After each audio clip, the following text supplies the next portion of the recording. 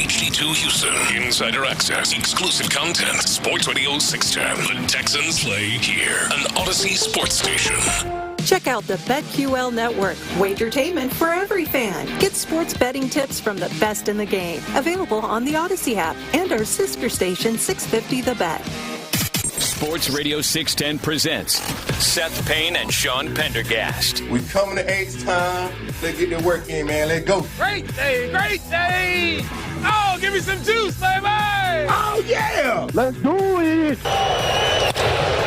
Into center field, coming on Jake Myers. Astros win 4-3, taking 2 out of 3 in this series from Kansas City.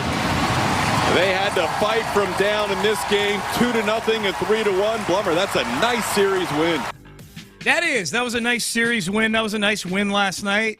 And that's 2 nights in a row where I'm like, this was worth staying up to watch. A walk-off home run from Isaac Paredes 2 nights ago, and then last night, nice little comeback against the Royals bullpen. Astros win 4-3. They take the series from the Royals, which is not insignificant. This is a team that's been a pain in their ass the last couple of years. As we welcome you in on a Thursday, we got NFL schedule stuff to get into. We'll get into that in the next segment. Glorious night at the Yard. The Astros, we celebrate because A, they're 2 games over 500 now, and B, they scored 4 runs last night. They scored 4 runs. Anything more than 3 is big. And it's been a regular occurrence over the last 7 games. It has, yep. They've been scoring 4 or more runs quite a few times. Yep.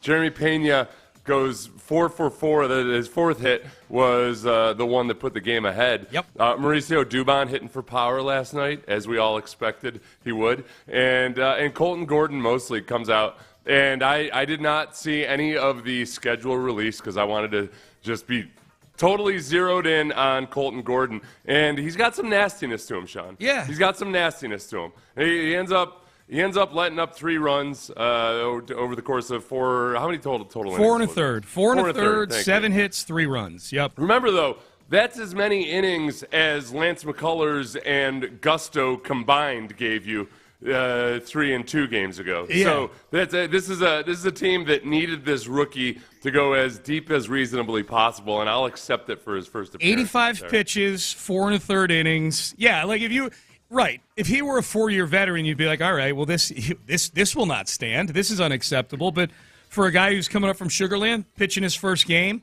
didn't get out of control. We saw some guys pitch games last year when they got called up, and it was out of control before the Astros even got up to the plate in some of these games. So yeah, like the first half inning was, oh boy, we're doomed. Yeah, kept you in it. There's something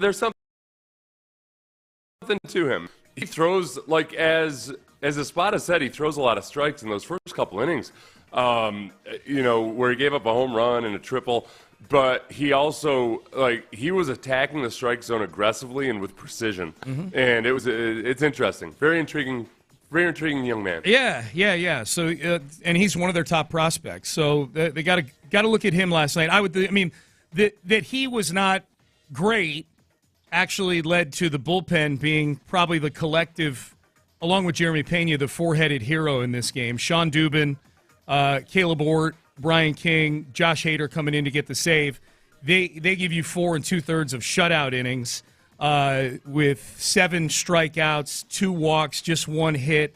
The bullpen was excellent, and even the 1 hit they gave up was Dubin giving up a hit that bounced off of second base. It would have been an out to end the inning. Thing bounces off second base, and the Royals score another run on that play. So other than that was the only hit they gave up. The bullpen was just that 1 hit that bounced off the bag. So good night for the bullpen. The bullpen's been excellent all year long, and Josh Hader is an all-star right now. He's 10 for 10. In save opportunities. I guess the question, Seth, without having looked around the league, when the game was over last night at 10 o'clock or whatever it was, and I was still just marking out over the schedule for the Texans, I didn't have time to look up and see how the rest of the shortstops in the American League are doing this year. Mm-hmm. But I just do know that looking at Jeremy Pena, and maybe it's because he stands out like a sore thumb on this team too offensively, with now an 840 OPS that he has. But Jeremy Pena, if he keeps this up, will definitely be making him this year. And yesterday we were having that conversation about, okay, like at what point are you waiting for the Astros to really click and do something? They've been playing 500 baseball largely. Their record is a little bit above 500. They're 5-5 in their last 10. Everything you think about a 500 baseball team, the Astros have looked like it. Including they don't have a really long winning streak or long losing streak yet this year. It's all just win one, lose one, win two, lose two. That kind of thing. That's a big one from the Astros last year, where they started their climb out of being 7 games behind a back of 500 on June 18th, June 19th. And the most glaring difference between this team and that team was, that team last year, that roster had Kyle Tucker and Alex Bregman on it, right?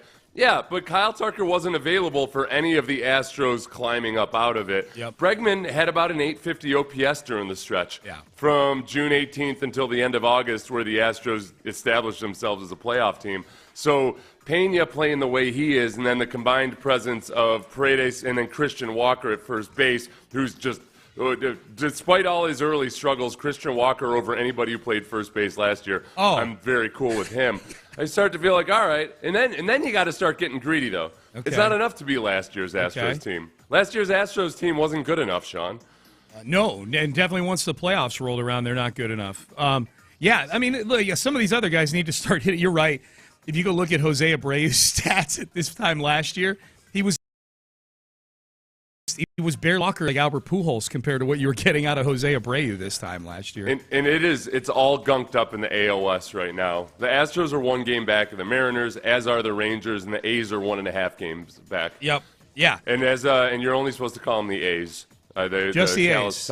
Callis talked about that on the broadcast last night. You're not supposed to call them the Sacramento A's. But you know what? MLB can go pound sand. They're the Sacramento A's until they're the Las Vegas A's. Yes. Over under a number of times Callis or Blum says the word Oakland, inadvertently says the word Oakland on the broadcast the first time the Astros play the A's. It's coming up pretty soon. They play the Rangers this weekend.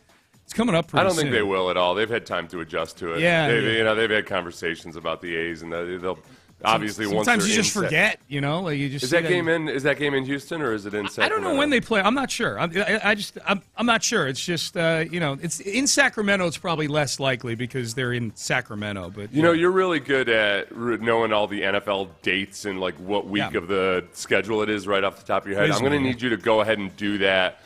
In the first series versus the Mariners is at home in a Mariners or A. We're just talking about the A's. Yeah. That's of course. Yeah. I just wanted you to know about the Mariners as well. Yeah. The green got me. Yeah. I need you to learn all 162 games, the exact. Oh, for the Astros? And which name, which number game it is. So the first game versus the Athletics is June 16th in Sacramento. Okay, there you go. Yeah, that's surprising. Yeah, you're right, man. It's gunked up in the AL teams. The Tigers have the best record in the AL. I don't know. Does anybody think the Tigers are a team that's going to go run away and hide from anybody this year? I don't. They're a good team, but they're not a team where I look at them as like what the Astros were back when they were winning 105 games a year or anything like that. Like that's the thing that like you look at this Astro team, you're like, all right, this doesn't feel like a dominant team. This just they. Offensively, they are challenged, even though as you pointed out, they've played better of late. They've got good pitching. They're very good defensively, and yet, like all these teams are one tear away from creating a little bit of daylight heading into the month of June. They're all these teams are one good week away from creating some space in this thing. So, Astros have the Rangers this weekend. So one of those other 3 teams you just mentioned, they're going to play in Arlington this weekend. Hunter Brown's going tonight, I believe. And then they've got Seattle at the end of this whole thing coming up here. So this is an important, about 8 to 10 days of baseball coming up for the Stros.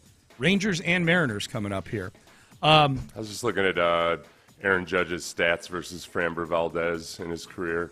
He hits 143 versus Framber. Yeah. Do you get frustrated when people hail Aaron Judge as just this hitting machine? That is he the greatest right-handed hitter that we've seen since Albert Pujols kind of thing? He can't until he does it in the playoffs. I would say no. I think it's going to matter. It matters in the long term. Obviously, he's a great hitter. Yeah. But doing it versus good pitchers in the playoffs, he's been atrocious. Just a guy in the playoffs. So no, I don't think without playoff success, I don't think that you can put him up in that same category as some of the all-time greats. I like when people do it because it's very easy just to go weaponize his playoff stats and just poke a hole in their balloon. You know what I mean? Yeah, Like when they're posting even these if they tweets. win the argument, they're still emotionally deflated. Yeah, well, Yeah. And I would submit that until he does it in the postseason, as you just said, I don't even know that you're winning the argument if you're saying greatest this, greatest that. You gotta do something in the playoffs, man. And I've told you before, I think in the playoffs is when it's most evident that the question of, wait, why is this guy not playing football instead of baseball? Why is this guy not a defensive end or a tight end? People will say, well, there's more money in baseball, longer career. He was scared to play football. He's scared. Obviously, That's just what the it way was. he pees down his leg in the playoffs. The money is happenstance. He was scared to play football. It's 6'7" or whatever he is. I need to go out and find the guy who the first day of Pop Warner practice, he was eyewitness to Aaron Judge crying when somebody hit him. Why'd you hit me? Yeah. Why'd you hit me? Ow! So Yes. it's something that happens with young players sometimes in football is they get they take it personal. Like, oh, you hit me. And you got to explain to them, like, no. This is where you learn how to be a man, where you don't care about other people's emotions. When Okay, you just want to injure that person across from you. Right, All right. right. This is where listen, young man. I can tell by looking at you, you got too much empathy. Stop it with all the empathy. That's not going to work. That's not going to work. Someone's saying the A's will be in town at the end of May. As an A's fan, I would be the A's. So, yeah, so they either way. They play Oh, them so a bunch I of times. totally screwed that You up. may have All right. you may have missed it. Yeah, You know what? I've already broken our golden rule of me not looking up stats or anything on the You've computer gotten in the better, middle though, of the segment. because you break that golden rule at times lately. But that's the first episode you've had in a while where you've missed something. I screwed up twice. I missed the first A's series, and I called the Mariners when I was looking for the A's. I gotta be careful. Today might need to be an off day for you. You know what I mean? You can do it during the show, but like in baseball, you need an off day every now and then. You know what it is? It's because I spent 2 hours this morning kind of going over all the different scenarios and aspects of the NFL schedule. Yeah. I was trying to lay off last night so I could pay attention to baseball. Yep. And what happens in my brain in these situations is it's kind of like in A Beautiful Mind, where Russell Crowe sees all those figures and everything are all coming together. They never come together in my scenario. They just they're all colliding against each other. There's a baby in a stroller rolling down a hill at some point. There's a car skidding off the cliffs. Right. Everything. I'm thinking about tacos over in this corner. Mm-hmm. Yeah. A Beautiful Mind in its own way. And mine becomes like a modern art. It's an impressionist painting, beautiful. that kind of just thing. paint splatterings all over the place. That's right. I think it's beautiful. All right, Payne and Pendergast with you. You can weigh in on the text page, 713-572-46. All right, schedule's out.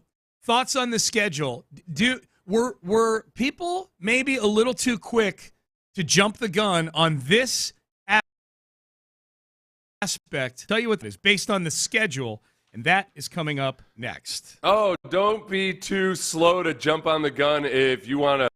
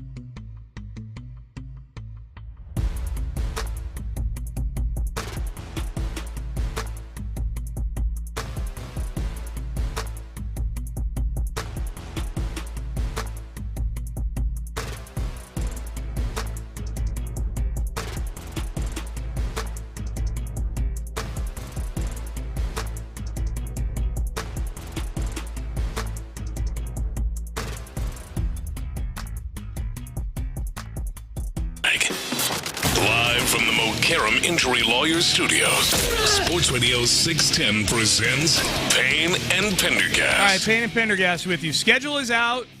Dropped last night in full, so now we know. We know the when. We knew the who and the where. We now know the when of the Texans' schedule, and this is a fun schedule, man. And I think my early biggest takeaway, Seth, when I saw this schedule was that the Texans' demise, as far as was maybe a little exaggerated. I think I had heard people saying, man, maybe 2 primetime games just based on how they had played in primetime games last year. You know, they certainly ended last season with a different vibe around them league-wide than they had coming off of CJ's rookie year when they were thought to be one of the real rising hottest teams. And they were still good last year. They were 10-7, but it was not as watchable a 10-7 as CJ's rookie year was when he was throwing 23 touchdowns and just 5 interceptions. They're going to be on primetime 4 times this year, and that goes over, I think, the total. You and I had talked about 2.5, 3.5 being the total. They get 4 primetime games, and the 4 primetime games, they're spread out, unlike last year when 3 of them were literally 3 weeks in a row. I thought that was a rough stretch. They're spread out. There's 1 in each month of the schedule. They open at home on Monday Night Football in Week 2. The home opener is against Tampa Bay. And then 5 weeks later, they're on Monday Night Football in Seattle, which is that's the side eye of all the primetime games. That's the side eye one to me. I'm like, Texans in Seattle. 9 p.m. start time locally. That's not Eastern time. That's locally. So for the Seattle game? Yes. Are you kidding me? Yes. 9 p.m. here. The game's in Seattle. 9 p.m. Central. So 9 p.m. Central. Sorry, Okay, not in the home location. I meant for anybody, because a lot of times people are looking at schedules online where they're all in Eastern time. Sorry. 9 p.m. No, but still, that's a late game next to the primetime games, because we are careening towards a world where you're going to have to download a different streaming app every single time you want to watch any different game. Yeah. Two of them, in Houston you can watch these primetime games on local television. Right. But nationally, if you're not either in Seattle or in Houston, for instance, you got to watch that one on ESPN Plus. Yeah. And likewise with the Thursday night game, you got to watch it on Amazon Prime. Yep. So it's more like, yes, they're prime time, but they don't have necessarily the same center stage appeal that the broadcast ABC, the Monday Night Football, or just an old school ESPN. Right. Yeah. Right. So Tampa Bay Week 2 at home, Monday Night Football. Monday Night Football in Seattle. I had not seen that start time yet. That postgame show is going to go till 3 in the morning. And then you have to do a radio show in the morning with me. Yeah, and it's not a 2-hour show on a Monday either. It's a 4-hour Thursday or Tuesday show. Yeah, that's almost going to be. You might be doing the postgame show until like 3:30 a.m. That's what I just said. Yeah, 3 in the morning. I know you said that. I'm just thinking 3:30. You might have 2.5 hours. You're just not going to be able to sleep. I'll just stay up. Yeah, I'll just stay up, and then we're going to rely on me being the guy that can keep track of stuff administratively. He's the ABCs of me, baby. Yes, that's going to be everybody. That is appointment listening. Tune it's in. Going to be a train wreck. Absolutely, tune in. Texans better win. I'll tell you that much. Sleep deprived Sean, and probably somewhat sleep deprived. I just won't watch the game. You can explain it to me. You can explain the game to me. Yep. That'll be entertaining for the listeners. That'll go well. The other 2 primetime games, Thursday Night Football in Week 12 at home against Buffalo. That will be fun. And then Sunday Night Football at Kansas City. The league just gave me a big middle finger on that one. I'm like, can we get Kansas City at noon in October? They're like, no, Sean. It'll be in December at night on Sunday Night Football. You. Listen, I ain't scared of the Chiefs. I don't give a damn about the only team that intimidates me personally, the one that really makes my gut start to get a little bit bubbly, is the Baltimore Ravens. Yeah. They face the Baltimore Ravens with 1 week before the bye week. Yep. And that's the big test for me. Because the Chiefs, at the very least, the Texans have recently slugged it out with them for 3 quarters at least. The Ravens, the last 3 games, the last 3 times they've played them have been non-competition. Yeah. You gotta get over this Ravens hump. Yep, you do. That's in Week 5 in Baltimore. All right, so how are we feeling about the opener, Seth? The opener is the Nick Caley Bowl in Los Angeles. Caley going back to where he his old stomping grounds from the last couple of years. Texans' new offensive coordinator, for those who aren't up to speed on that.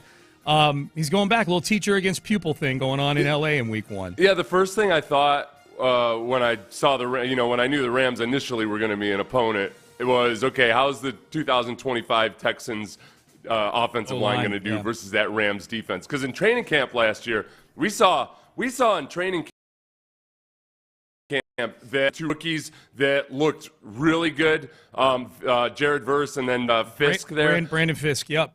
They went off versus the Texans' offensive line. Yeah. I mean, that was one of the instances where CJ couldn't get a playoff because those rookies were going off against the Texans, whichever starters they had in that day.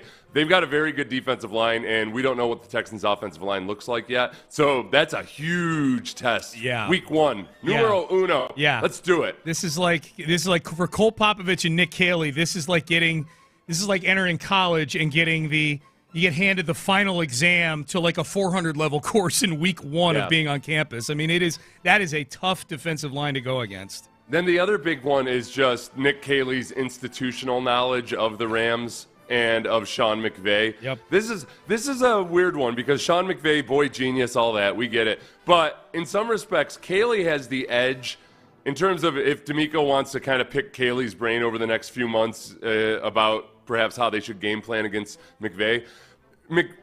Caley knows more about how McVay calls a game than McVay knows about how Caley's going to call a game. That's right, yeah. So we've got a little bit of an ambush factor there from the Texans' perspective. Yep. That if, without the Rams having any clue exactly what the Texans' offense is going to look like, hopefully they can gain some kind of an advantage in game planning with Caley's knowledge. Yeah, that's an late afternoon window game in Week 1. It's one of the best games of Week 1. I'm looking at the Week 1 schedule right now. The other really good game, not primetime game, is they're going right up against. They're on CBS also. They'll probably get the Nance Romo treatment. I'm guessing that's. I think I'm guessing that game though is Ian Eagle is the one who's with J.J. Watt this year, right, on CBS. Yeah. We might get a J.J. Watt sighting on that game. Which game is that then? The Rams and the Texans. It's a CBS game. Yeah, it's a CBS All right, yeah, game. they might get J.J. Watt right off the bat. J.J. Watt right out of the chute. Yeah, that'd be fun. So and people will be the J.J. will get the awesome experience of both Rams fans claiming he's a homer and Texans fans angry that J.J. says anything nice at all about the Rams. He's not biased enough, yes. He'll get it right off the bat. He'll realize, I just can't win. I got it. Got it. Yep. I would say, Seth, just looking at the schedule, I always like to look at patches of the schedule when it comes out. Like, okay, what's the toughest stretch of schedule? Like, what's the easiest stretch of schedule? And as I look at this schedule for the Texans, I think a little like last year, it really starts to spice up midway through the season. The stretch that I think is the hardest stretch is weeks 11 through 14, where they go at Tennessee and then a short week to play Buffalo at home.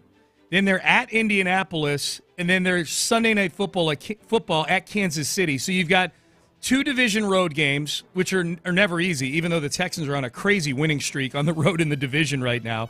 But you get 2 division games, both on the road, and then interspersed in there are 2 primetime games against the teams that played in the AFC title game last year. I guess the first thing that jumped out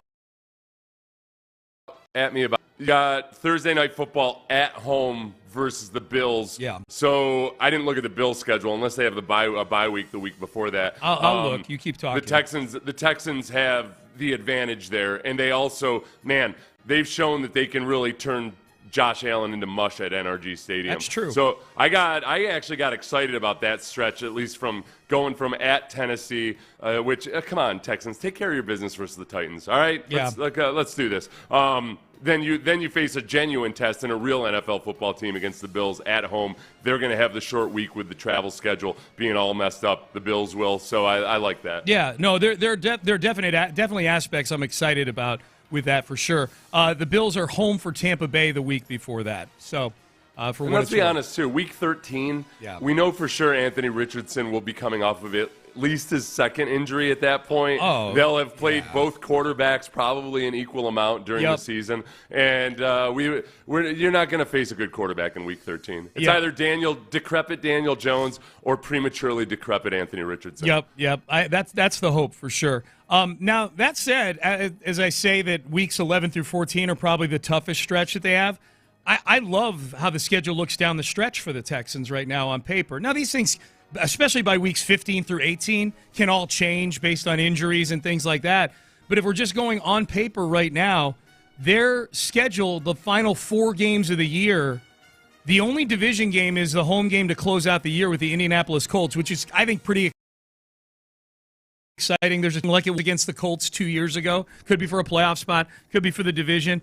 But they play 3 out of 4 at home to close out the season, and 3 of the 3 home games are against teams that didn't make the playoffs last year. Arizona, Week 15, Las Vegas, Week 16. Now, those teams are frisky, but they're not great teams. Then you're at L.A. for the Chargers in Week 17, that's fine. Not a really tough road environment you're going to. You smoked that team in the playoffs last year, and then you come back home for Indianapolis. I think that is on a schedule that's I think overall fairly difficult. There's not a ton of patsies on this schedule. A lot of average teams to above average teams. That I think is a pretty fortuitous final month of the season right there. I like that the Chargers game is in Week 17 because if they had put it in Week 18, it could have made sense. Hey, this might end up being a play-in type of game or whatever, and there's symmetry there because the Chargers got just humiliated by the Texans in the first round of the playoffs last year. But there would also be a good chance if they played in Week 18 that the game was meaningless for one of the teams. Well, they would never play in Week 18 because it's always a division game in Week 18. It's always a division game? Always a division game in Week 18, yeah. So then that's the best possible scenario. Yeah. So Week 17 is like that. It'll probably be meaningful for both teams. Yeah. So it could be a meaningful team in a rematch of the playoffs from last year, and one of these teams might really need a win to even get into the playoffs. Yeah, definite juice on that game for sure. So overall, I mean, look, they're never going to put out a fun schedule for sure. I didn't feel. Am I missing anything? I never felt overly screwed by any of these scheduling items. I feel like 4 primetime games is just fine for me. I'm not greedy for more. All right, one of those primetime games is actually an early slot game, so and that's at home, so it doesn't really screw up our listeners' sleep schedules or the players' sleep schedules as much. No, and especially coming off of the schedule from last year, where I'm not going to sit here and say they screwed the Texans last year. It was fun to be back in the conversation of relevance, like doing things that relevant teams do. Yeah. But there's no holiday games this year, which I like. There's only one stretch of 3 games in 11 days, whereas last year there were 2. Because of the Christmas game and whatnot. So no, this is about as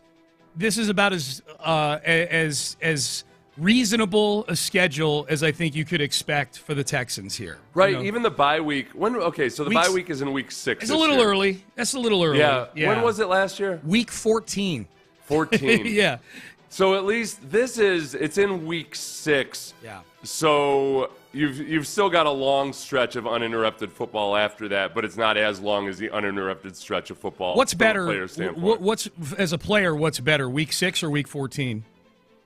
I think just Week 14, it felt like those last few weeks there, you're really running on fumes. Yeah. And I think that the bye week didn't even matter. When the bye week was that late, and when the guys are trying to play through injuries, it feels like that was more of a punishment. Week 6, the NFL preseason is so easy now, and teams barely play their starters that in an ideal world, I would just smack down in the middle, but I'm not going to complain. I'd rather it be a little early than too late like it was last year. Plus, you get that Buffalo game on Thursday night at home in Week 12, and you get a long stretch. You get that quasi-bye week in Week 12 there on the Thursday game. You've got a new offensive coordinator. Yeah. So after 6 games, you can sit back, assess, regroup, maybe self-scout some and figure out exactly what you need to tweak. So, actually, with a brand new offensive coordinator, I'm actually happy that it's Week 6. Yeah. Of the physical fatigue and everything aside, I think it might help out Nick Caley most of all. Odds on the Texans-Chargers being flexed to Sunday Night Football. That's a great point. Now, here's the thing people need to know. Last thing, and then we'll get to headlines. We'll circle back to the schedule. There's a lot to dig in. I just like that we're looking at the schedule now, and we're looking at some of these games, and we're talking about the games with some context. Like, all your thoughts on Kaylee and the Rams. Like, this is fun. We know when the games are now. We should point out that the date and times for Week 17 and 18, the Chargers game in L.A. and the season finale against the Colts, or TBD. Like they could be Saturday games, they could be Sunday games, they could get flexed to prime time. So there's no date nor time. And obviously, a lot of these games could get flexed, even the ones that have dates and times right now. But odds on the Texans-Chargers getting flexed to Sunday Night Football, as good as any other team, as good as any other game between two playoff teams last year, I would say. I think there's a decent chance. Yeah, the only check against them is neither of those teams have the national the other potential matchups too. Good quarterback matchup though. Stroud and Herbert, they got that going for it. All right, we'll circle back to the schedule for sure. Still a lot more thoughts to get into on that, but the schedule dropped yesterday. If you missed it, you can find it on all of our social media. We have thoughts on it. We've got the schedule itself. Just go to SportsRadio 610 on Twitter or our website. We've got it all for you there. All right, headlines coming up next. Good night for the Astros last night. We'll hit the high points of not just the Texans with the schedule, but the league as well. A contract extension in the NFL that has everybody scared, I would imagine, around the AFC. And then NBA playoffs last night. Some good stories coming out of there as well. We'll get to that in headlines coming up next. Hey, you watch a rookie out there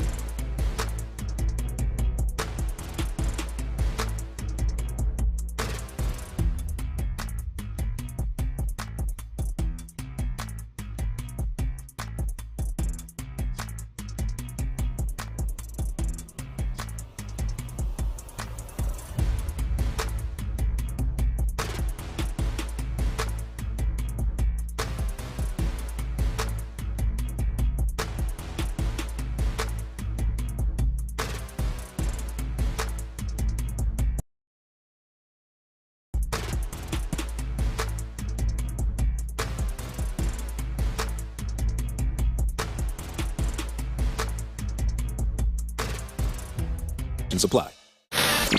Payne and Pendergast with today's headlines, presented by Men's Tea Clinic.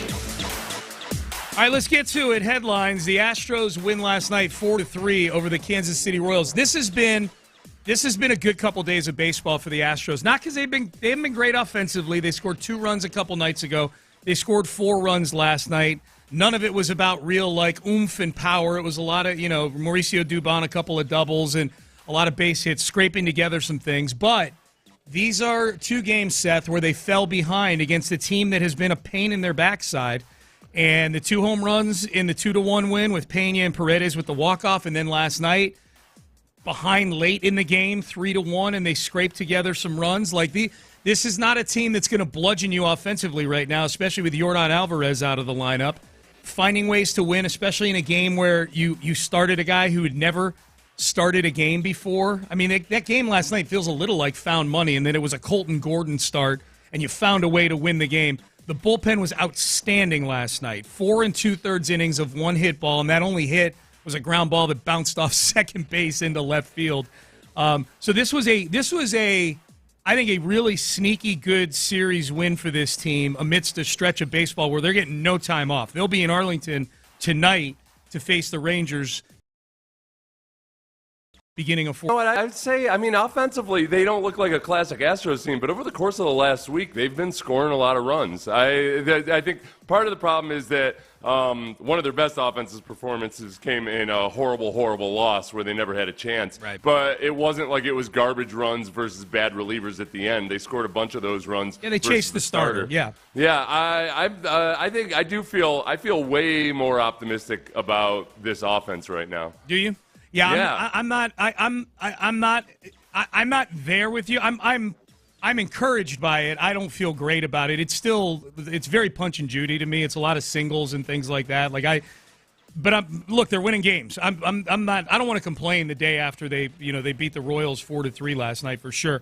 And Jeremy Pena's been outstanding. I think that's the other thing we need to highlight too. Pena, the move to the leadoff hole, which I don't know if are we crediting Altuve with that being his idea of hey, let me step aside and move down in the order and let's move Jeremy Pena up. I mean, it was framed a little bit that way, that at least Altuve was agreeable to it. That he was cool with it. Oh, yeah, 100%. And it's been very, very good for Pena. Pena awesome leadoff's been just a completely different player. Yeah, 315 on the season. Which part wouldn't you be good about it for? Which you said, are we cool with what? Are we? I don't remember what I said. Are we cool? Oh, okay. Are we cool? Yeah, I don't know. I'm good with everything having to do with Pena. Yeah, I was just giving Altuve a little bit of credit for stepping down to number 2 in the order because Pena at leadoff is an all-star caliber player right now. Altuve's been the exact opposite of a veteran who might refuse to move to first base, as the situation they have in the Red Sox right now. He's been all year long. Hey, in the offseason, I'll go play left field. No big deal. Yeah. You know what? Maybe I should move down in the batting order. He is very much about the team and not worried about his own ego or anything, as you would expect. Did you happen to read that whole article about? I know you saw the article because you're the one who sent me the excerpt of it yesterday. Did you read that article by Passan about Bregman up in Boston? How good he's, how amazing he is. The pitching coaches or the batting coaches, showed him exactly where all his little flaws were, and he changed his approach, and then boom, there you go. Well, I saw a lot of responses to people. There was one excerpt that was on Twitter. Yeah. And I understand, Astros fans that want to say screw you guys. You don't know baseball. These guys all have their own pitching coaches. It's not the Astros or hitting coaches. It's not the Astros hitting coaches that are to blame. No, specifically, the Red Sox hitting coaches sat down with Bregman and pointed out where a lot of his little flaws were. Bregman worked on it, and now he's looking like the best third baseman who ever lived. They put a sizzle reel together for him. They sit down. They had a highlight reel together of all the things he was doing wrong. The rest of the article, though, we'll get to it. 7 o'clock hour, we'll get to it. It was a very frustrating article to read because he is transforming that clubhouse. Alex Bregman is. So we'll get to that. Texans schedule is out. They open the season in L.A. against the Rams in a late afternoon window game in Week 1. The home opener is a Monday Night Football game against Tampa Bay. That's 2 years in a row now where the home opener for the Texans. Week 2 was Caleb Williams coming here, and Week 2 on a Sunday Night Football game where they ran him all over the yard. They sacked him 7 times. Hopefully they can do the same thing to Baker Mayfield. This is a rematch of one of the best games of 2023. That game where the Texans came back down by a score with 46 seconds left in the game, and C.J. Stroud led them down the field and hit Tank Dell for a touchdown with 6 seconds to go. And Baker Mayfield had some really nice clutch drives in that game as well. Yeah. It was really a quarterback battle. First Monday night game at NRG since 2018. I didn't realize it had been that long. The Tennessee game right after Bob McNair passed away with the Lamar Miller 90-yard touchdown run or whatever it was. And Vandy had that great call on that one. So yeah, wow. I hadn't realized that. I mean, I remember the game. I hadn't realized that there had been no Monday night games at NRG since then. That's crazy. Were there Monday night games during COVID? I can't even remember. Yeah. I guess there were. Yeah. There was everything. It was Texans didn't play in any of them. They didn't. No, of course not. But still, I've blocked out so many parts of my memory from that season. Yeah, they have Monday night games. 4 primetime games for the Texans, which that's a number where I think is over the line of where the networks and the league see you as being a watchable team. They have more. The Texans have 4 primetime games. The rest of the AFC South has 2 total. Indy's got 1, Jacksonville's got 1, and Tennessee has 0 primetime games. Total. Get your act together. We can't be listen. There's a lot of pressure and stress. Yeah, we've been at the point position here for a long time now. Can somebody at least pick up a little bit of the slack? Right. Do something. Yes. Do something interesting, AFC Thank South. you. My God. Don't do it against the Texans, but still, do something interesting. Tennessee, Cleveland, New Orleans. Those are the 3 teams that don't have any primetime games. It used to be where every team had at least 1. You had to play on a Thursday. They don't do that anymore. You can have 0 primetime games. Cleveland, New Orleans, and Tennessee. How about that? Cleveland makes a Deshaun Watson trade in 2022, and yada, yada, yada. 3 years later, they're picking second in the draft and have no primetime games. Which is exactly how the league office would prefer it to be, I Yes. think. That's after that trade. They're not even in a position where if the Browns were really good and there was a lot and they didn't have any primetime games, then you'd be like, all right, boy, they really don't want people talking about Deshaun Watson. Yeah. But now they don't even have to make a decision on it. It's a bad football team. It's perfect. Derrick Henry signs a 2-year, $30 million extension with the Baltimore Ravens. So he was going to be in a contract year this year. He taxed 2 more years on, $30 million, $25 million guaranteed. So he's going to be a Raven for a good long time now, the next 3 years. I'll tell you what. You know what's interesting is that there have been multiple running backs who have continued to produce and be good into their 30s. There's not that many, but very few of them have been dominant. Payton is still the gold standard. Walter Payton had his age 31, 32, and 33-year-old season. He had over 1,300 yards in each of those seasons. Dude. Derrick Henry last year, so he was 30 last year. This is his 31-year-old season. He had the highest yards per carry of his career at age 30. Yeah. So he might be one of the guys that breaks the mold and not just plays into his 30s as a running back, but plays really, really well into his 30s. Boy, and they ran Walter Payton into the ground his early years in Chicago. They used to joke like their offense, Payton, pass, punt. That was the offense in Chicago. I saw some people yesterday, because I tweeted about Derrick Henry's contract, say, yeah, Seth, we know who you wanted. You wanted Derrick Henry. Look, there's no way in hell Derrick Henry would have had the same season in Houston last year that he did in Baltimore. It was night and day between especially just having Lamar Jackson next to him and having a well-coached offensive line. It wasn't dominant, but they were well-coached, unlike the Texans. Yeah, he would not have averaged 5.9 yards per carry with the Texans. No, I think that's safe to say. NBA last night, Celtics force a Game 6. How about that? Jason Tatum shreds his Achilles.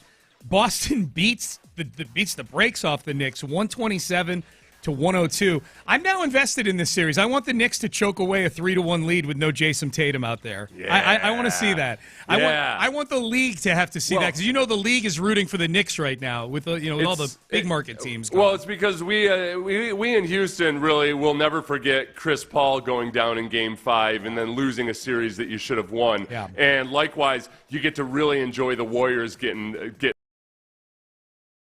eliminated. Have the point guard that you really like on your team? Oh, Warriors. That's too bad. What a shame. Yeah, Warriors lose. They get blown out last night by the Timberwolves. So the Warriors season is over. The Celtics season lives to fight another day.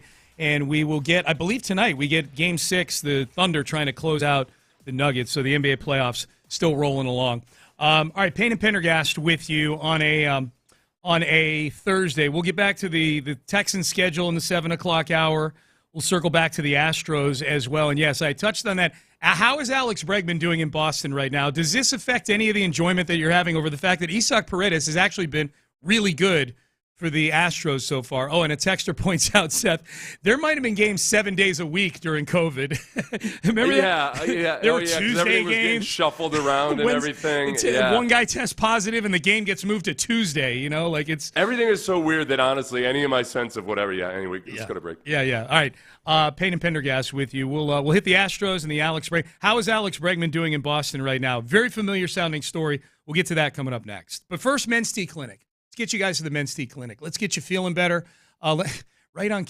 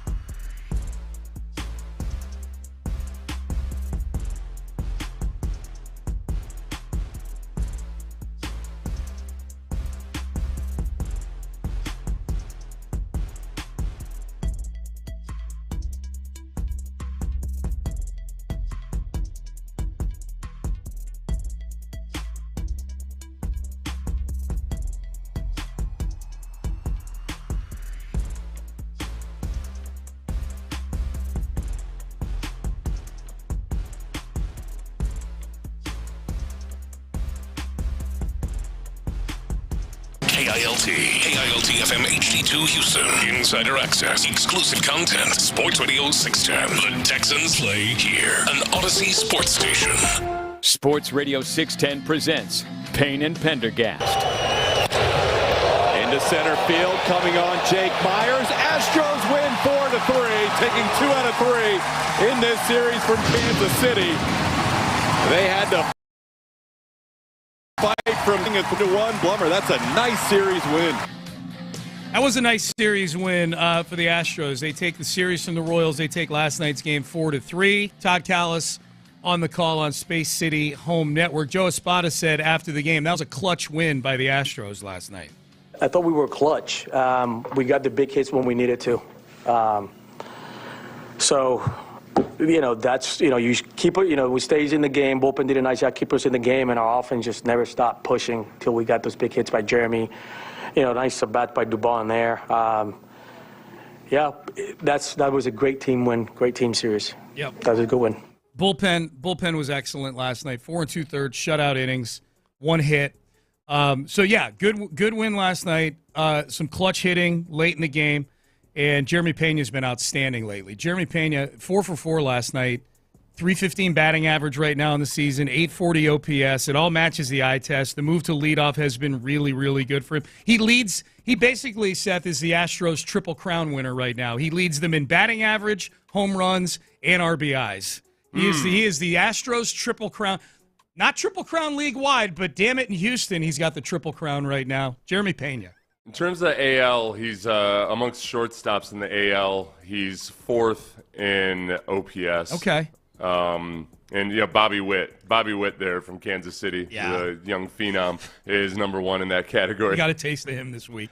But now with Pena, it's been with a very, very good surge. A whole of it. He's playing really good baseball. He's playing that same caliber of baseball as Bobby Witt. He's just hasn't been doing it for the entire year. A lot of categories. Pena is 4th in amongst shortstops in MLB right now. RBIs, he's 4th. RBIs, he's 4th. But he's playing very good baseball. He's been excellent, man. He's second in batting average. There you go. Yeah, he's been really good. What did you think of Colton Gordon last night? I like him. You like him? He battled and he fought and he is aggressive. He was throwing almost too many strikes early on, and that's his MO. He throws a lot of strikes, but I like a guy that just goes in there and pitches his game. Yeah. And Bobby Witt Jr. was the first one that tagged him for a triple there early on. Then he let up that home run in the second.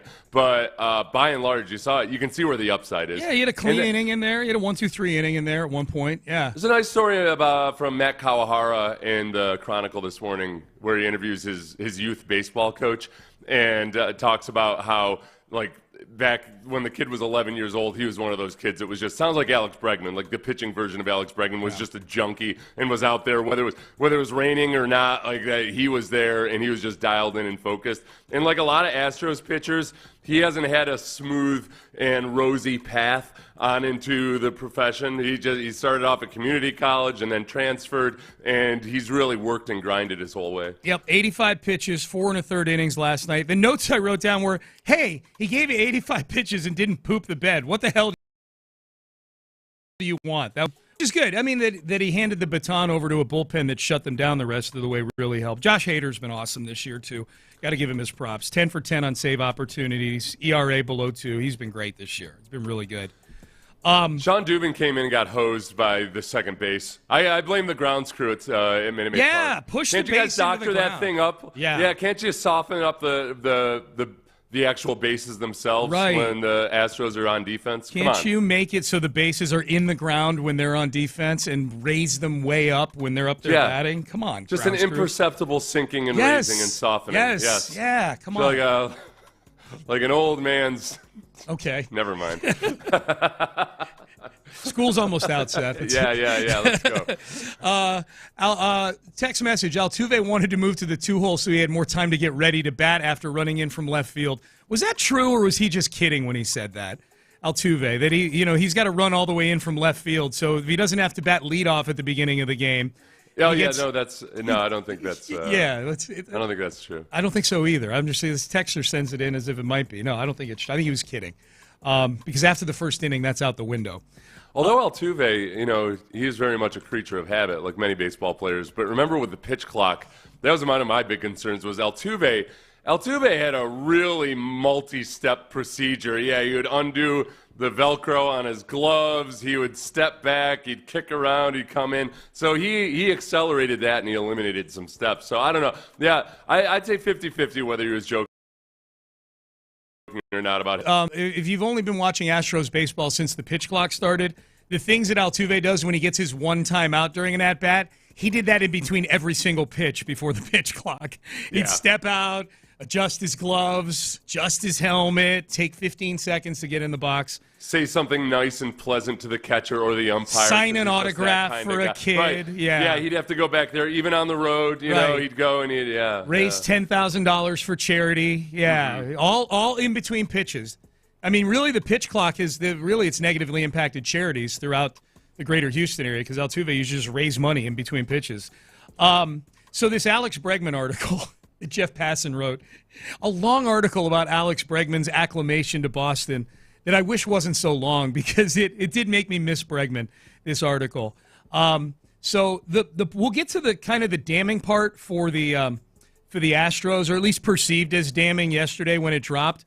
But the overall tone of the article, Seth, outside of the part where it talks about Bregman becoming basically 2019 Bregman all over again as a hitter, they interviewed a bunch of the young guys on the Astros, and I think it was Marcelo Meyer who said he went up to Bregman and said, "Hey, bro, can we marinate and talk baseball with you?"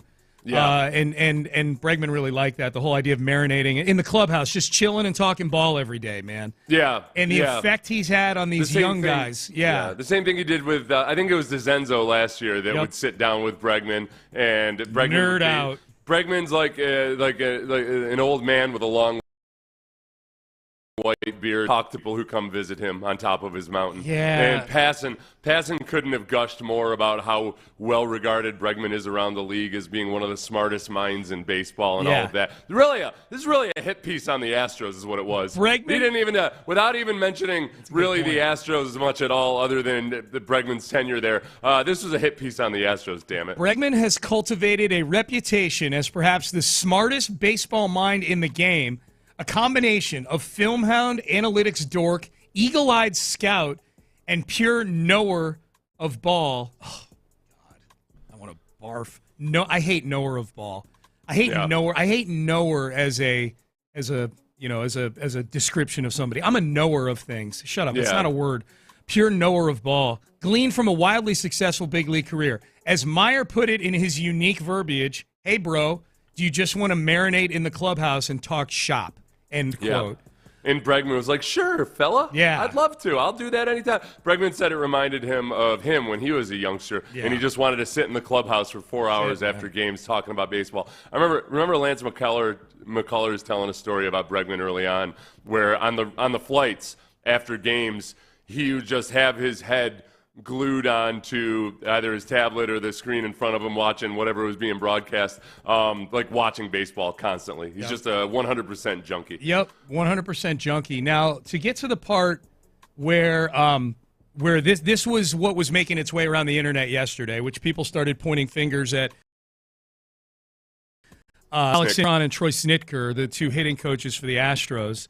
The deal that Bregman got, $40 million a year, was a big deal. Probably bigger than somebody whose numbers Bregman has put up the last few years should have gotten, right? Like people were, that opened a lot of eyes. Wow, even though just a short-term deal where Bregman's got some outs and things like that, $40 million a year pops. But Bregman and the Red Sox both believe that he could, this is Passan talking now, could get himself back to the version of himself from 2018 and 2019. And I think we need to remind people, like 2019 Bregman was like an otherworldly hitter. He's a 40 home run guy. OPS of over 1,000. If you don't remember that, I get it, because we've been through a lot since then as Astros fans. That's been a long time. That's 6 years ago. Bregman, but so the Red Sox believe they could get Bregman back to that point. That's when Boston's hitting machine went to work. Red Sox coaches already had put together a presentation to explain how and why he needed to fix his swing. Over time, Bregman had developed almost imperceptible bad habits. Timing of loading his hands was too late and too fast. Moving his hands as the ball left the pitcher's hand left him vulnerable. Bregman didn't possess the sort of bat velocity to make up for that. Bregman said, quote, after all those successful years, I was like, I want to be better. I want to be better. I want to be better. So I started trying to change things and improve instead of doing what made me who I am and just refining what I was already doing at the time, end quote. They go on to talk about how the Red Sox hitting coaches got Bregman into the cage, which is his favorite dude. Just win in the cage every day. Don't worry about the results in the game. Just win in the cage. And just get back to basics. And focus on the process. And lo and behold, he's a top 3 MVP candidate in the American League right now. If I'm going to give the Astros hitting coaches a break here, the only thing I might say is that, look, sometimes when you hear the same message from a coach, especially kids whose father is their coach time after time after time, that it starts to lose its import and its impact. And likewise, as a coach, when you're working with the same player all the time, you kind of develop blind spots for that player. So sometimes just by virtue of having a new set of eyeballs on a guy, that can make the difference. I'm not here to litigate whether Cintron and Snicker need to be replaced or fired. I think for me, the biggest takeaway after reading this article is, man, of all the guys that you could have bent on and gone outside of your in terms of being a GM or an owner, of all the potential free agents, this is the guy. This is the guy. And frankly, Carlos Beltran, if it were not for the trash can scandal, Carlos Beltran was that guy that helped the Astros get to World Series caliber, because he was the guy in the clubhouse that was like a coach that could work with guys, teach them how to do things differently and more professionally. That's the part of it that really stings, is that, man, if you really wanted to retain some of that soul of the championship era Astros, Bregman might have been the most vital guy of guys that were, Bregman was a young guy when all that was going on, but now he's become that Carlos Beltran. He's actually an all-star. Beltran got here at the end, and that's all he was there for pretty much, was to do what you're talking about. Bregman's still only 30, 31 years old, and he's got an OPS of 1,100. Guy just hit his 11th home run last night. He's got 11 home runs. We're a quarter of the way through the season. He's on pace to have a 2019 season again. He's back to being an OPS over 1,000 guy. And this is in the time of the calendar year where normally he was having to play catch-up from. He wasn't doing stuff like this remotely close until June the last few years, and now he's doing it. I'm telling you, this article hurt to read. As an Astros really was. fan. It was because it was a really great indication of everything that people value in Bregman above and beyond the box score, and now also because of the actual. It wasn't the personal batting coach or anything. I keep seeing a lot of people on social media say, "Hey, you guys are overblowing this because these guys all have their own personal batting coach." He is specifically crediting the Red Sox batting coaches with identifying flaws in his process and helping him fix them, and now he's playing like a perennial all-star. To me, reading this article, the hitting part to me was less frustrating than the clubhouse part, because this team is just missing juice right now. And I'm not talking because their OPS is 15th in baseball. I'm talking they miss some kind of sizzle on this team. We talked about it yesterday. It was the personality and the energy and just the entire vibe, even before the Astros were a world, was just different than what you have now. In 2015 and 2016, there was a spunk to that team that's just different than what it is now. It's a boring baseball team. Yep. It's annoying me. Yep.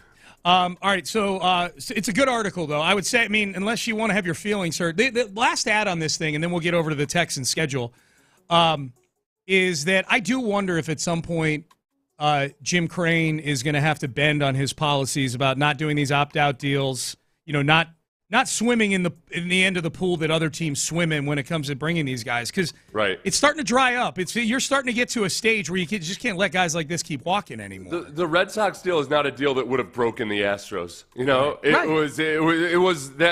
wasn't a 10-year, the $300 million guaranteed contract or anything like that. They could have done the Astros deal or the Red Sox deal. Yep. By the time Bregman made his decision, then it wasn't feasible. But if they had offered it up front, I don't know I don't know if Bregman would have accepted it up front because it was just it got down to an auction variety. He wanted to wait and see what all his options were. Yeah, and I guess I'm giving Crane a little bit of latitude right now in that they've got a lot of dead money there with Abreu and Montero, but that dead money is there because you and Jeff Bagwell and the non-GM, triumvirate there, Reggie Jackson, are the ones who gave Abreu and Montero those contracts, So you put yourself in that spot. I know that now. This is interesting from Jim Crane's perspective. When he sits down and he's thinking, well, I didn't want to pay for last year's version of Bregman, but I would totally have paid for this year's version of Bregman. Yeah.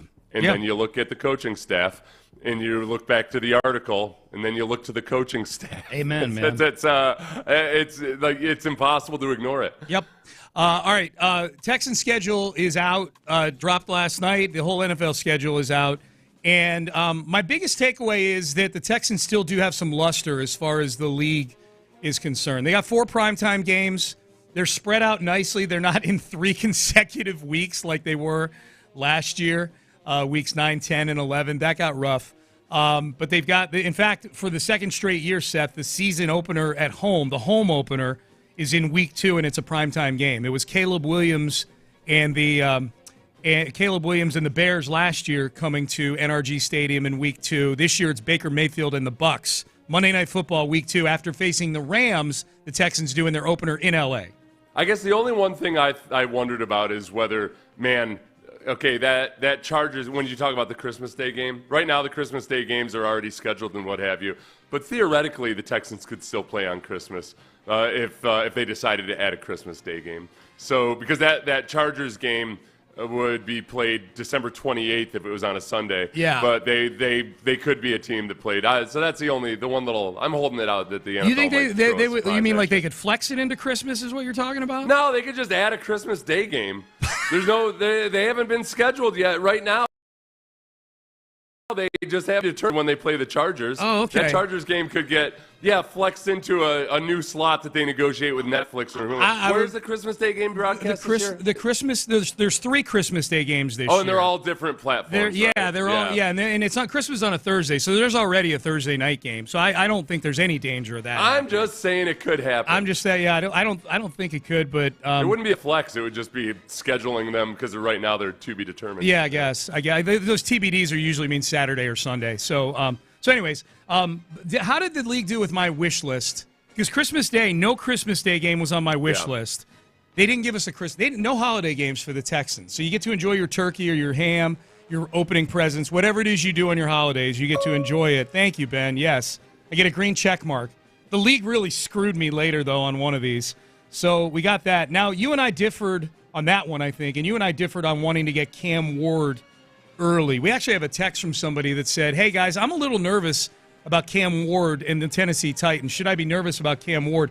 You should be nervous about any rookie quarterback, always and forever. Going back to Vince Young, when the teams don't have a real good feel for what they can and can't do yet, and you don't know how the quarterback's team is going to use him, and then if they can scramble like Cam Ward can and make some spectacular throws, just like Anthony Richardson last year, even though he wasn't a rookie, or Anthony Richardson in his first year when he was a rookie, it's just a huge wild card that you don't have the advantages that you might have later in the season when you start to realize seeing Cam Ward this early, but at the very least they'll have 3 games of game film on him if he starts week 1 versus game 1, obviously. Yeah. Weeks 4 and 11 they face the Titans. So they get the Titans at home in week 4 and then in Tennessee week 11. Yeah, rookie quarterbacks in general. Think about the various quarterbacks who have won Rookie of the Year and then gone on to underperform later in their career. Mm-hmm. It's a huge wrench in the gears. You could get the best version of him, you could get the worst version. Well, of if Cam Ward is a thing right out of the chute, like by week 4 of CJ Stroud's rookie year, he was dicing up the Pittsburgh Steelers. It took CJ a couple of games to get his legs under him, and then he was off to the races after that, his rookie year. If that's who Cam Ward is for the Titans, that first 5-game stretch of the season might be the hardest stretch for the Texans because they face Matthew Stafford on the road, Baker Mayfield in week 2, and we know, Baker was really good last year. who knows if Liam Cohen is able to get Trevor Lawrence back to where where his pay grade says he should be. And then week 5 is Lamar Jackson. Like, Cam Ward is supposed to be your break in that. Cam Ward at home is supposed to be your break in that first 5 weeks. If Cam Ward is a rookie of the year caliber quarterback, that's a tough stretch right there to start off the season of quarterbacks for the Texans defense. That's some good tests right there. So that's number 2. So I'll take a ding on that one. They satisfied both me and Seth on that one, I think. I wished that they would set the 2 LA games, or maybe an LA game and a Seattle game. Maybe get them on a single road trip so the team can just go out there one time, spend a week out there. So the fans could make a week of it, too. For sure. The fans that wanted to go out there and have themselves a nice vacation, just go out and spend a week in Southern California. Yeah, man. They didn't do anything of the sort. They put the Rams in week 1, the Seahawks at a 9 o'clock Central Time start on Monday Night Football in week 7, and then the Chargers, as Seth mentioned, week 17. That's the weekend after Christmas. Yeah, they didn't do good on that one for me. I actually like it kind of being bookended like that, in terms of also it spreads out the long travel and the whatever challenges that presents. It is spread out nicely. You're right about that. Yeah. Right. Yeah. You know, when they face the Seahawks, so they'll have a long travel on a Monday night, but it's after the bye week. Yeah. You get the Rams, it's the first week of the season, and then you've got a home game the next week, so that's relatively easy. And then the Chargers is sandwiched by 2 home games also. So in terms of how the West Coast travel could really ding you, it's about as good as it could be. If it wasn't going to be my double dip, I would want it to be the way they laid it out. So that's a really good point, yes. Plus, CJ's got some time to recuperate, maybe save some money up for his catering bills, because I'm guessing he's going to have a bunch of team dinners at his home or whatever. I'm guessing he's bought a nice place for his mom out in Southern California. Mm-hmm. But, that costs a penny. So he'll have an entire season's worth of game checks to pay for that second go-round with the Chargers. This is not like having your basketball team over. There's 53 hungry dudes. Yeah. Right. So that's number 3. These are my wish list things that I put out there earlier this week. We're 2 for 3 so far. No late bye week. I'm going to give them a ding on that, the NFL, except it's a little early. Like, if I want to get picky, like week 9 would be perfect. Week 6, I'll take it. To me, it's better than what they had last year with the bye week in week 14 or whatever it was. I like it simply because it gives Nick Caley a chance in his first year as an offensive coordinator to have a week to sit back and self-scout, look at where things went right, look at where things went wrong. It's one of these things. It seems like NFL teams shouldn't have to contend with something like this. Like, don't they have all the best analytics at their disposal and everything? Psychologically, it's hard when you're immediately game planning for the next opponent to really sit back and digest what did go well, what didn't. So he gets a nice break after 5 games to see where, okay, we got to focus on this, we got to focus on that. Yep. I like the early bye week for this year's scenario. Yeah, I do too. That Caley regrouping and kind of assessing things 5 weeks in is really, and look who they play right before the bye week is Baltimore. Like, that might be where we're like, you know what, they could really use a bye week. the way they played against Baltimore the last 2 years, you know? It's the Ravens are by far the team that's got the most emotional space in my head right now. Yeah. And I look at the Ravens because you haven't competed against them at all the last 3 times you've played them. Just that you've got to get over that hump somehow. And they're a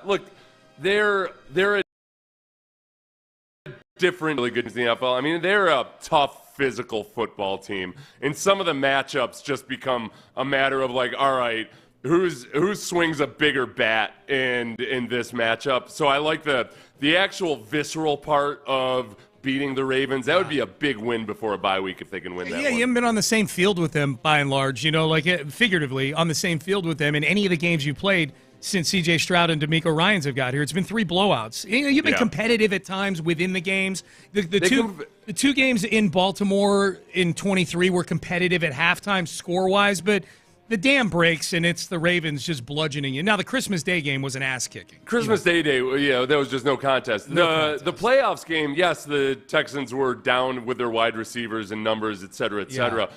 The first half was competitive, but part of that was that the defense was playing a game plan that was very much boom or bust. Yeah. They were blitzing way more than they had before, and it was Yeah, I was really nervous at the half because I thought I don't know if they can keep this up. They just can't keep putting themselves at risk like this. Well, and the only touchdown they scored was on a 70-yard punt return by Steven Sims. The offense was doing nothing to take pressure off the defense at all in that game.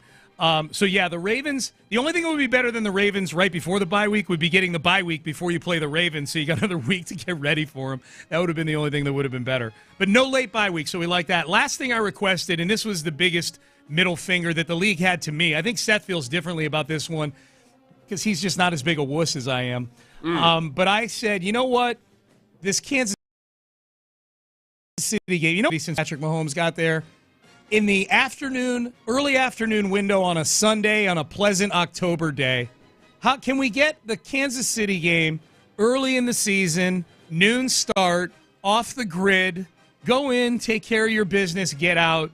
None of this cold weather, none of this prime time, and certainly not both. And the league was like, yeah, okay, yeah. And give it 2 buzzes, Ben. That's a week 14, December 7th, I think it is. It's week 14. It's early December, Sunday Night Football at Arrowhead Stadium. They're like, Sean, you need to grow up and be a man.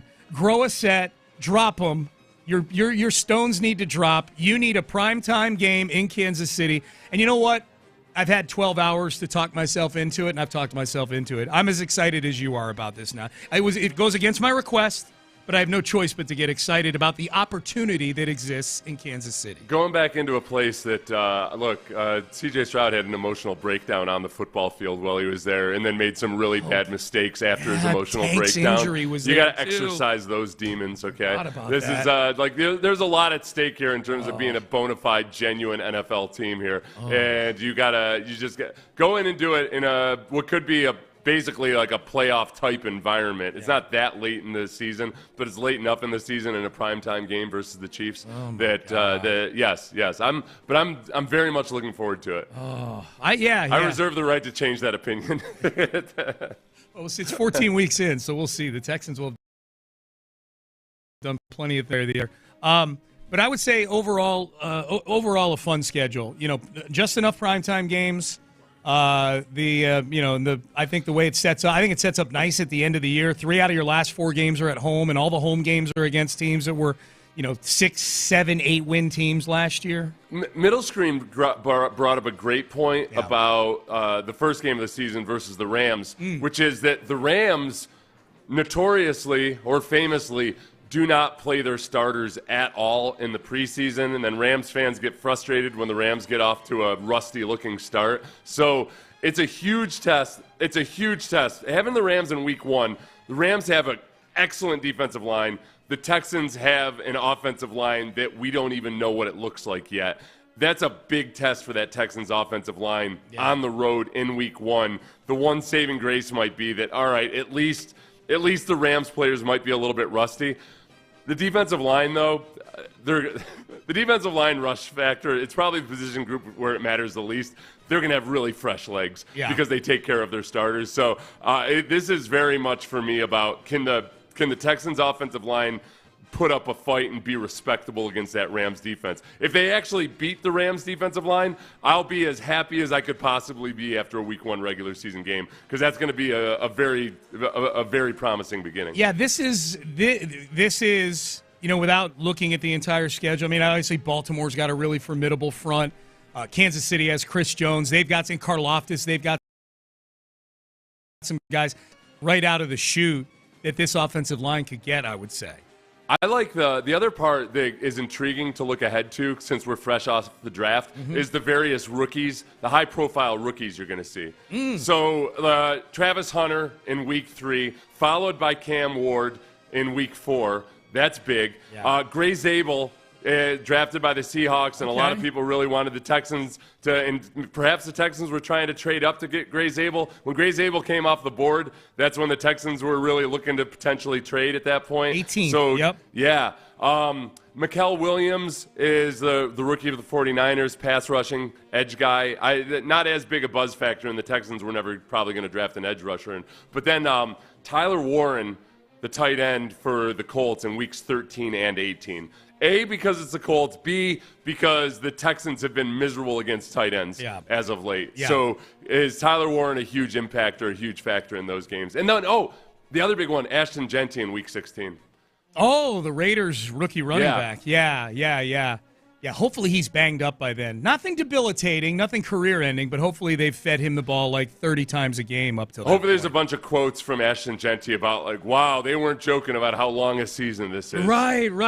Hopefully, if we Google in week 16, if we Google Ashton Genty rookie wall, there's 15 articles that pop up, you know? Well, remember, too, like Dameon Pierce in his rookie year, how outstanding it was. And yet, those last few games before he got injured, he wasn't the same. It was a combination, I think, of the league figuring out what they were doing with him, but then also just whatever physiological wall you had. It's interesting because Dameon Pierce was not the featured back in Florida. He was really good, but he wasn't the Ashton Genty ran for 2,000 yards last year. He might be more callous to it. He might be more – and Boise State was a playoff team last year, so he's already played a 15- game season, he's damn near played an NFL season in his career, The last 4 games of Damien's rookie year in 2022, after he came off a really nice stretch of like close to 100 yards or over 100 yards, 8 yards, 73 yards, 78 yards. That 78-yard performance, he averaged 3.5 yards per carry. Yeah. And then he missed the last few games, right? Didn't he twist an ankle? Yeah, those were the 4 games before his injury. Before his injury, yeah. He was done for the season. We'll talk more about the schedule. I need you guys are going to have to help me in the 8 o'clock hour because Amy and I have to pick our bye-week road trip. No Buffalo, Seth. No Buffalo game for me and Amy in week 6 this for year. You to go during the bye week. Yeah, that was my wish. If you were listening yesterday.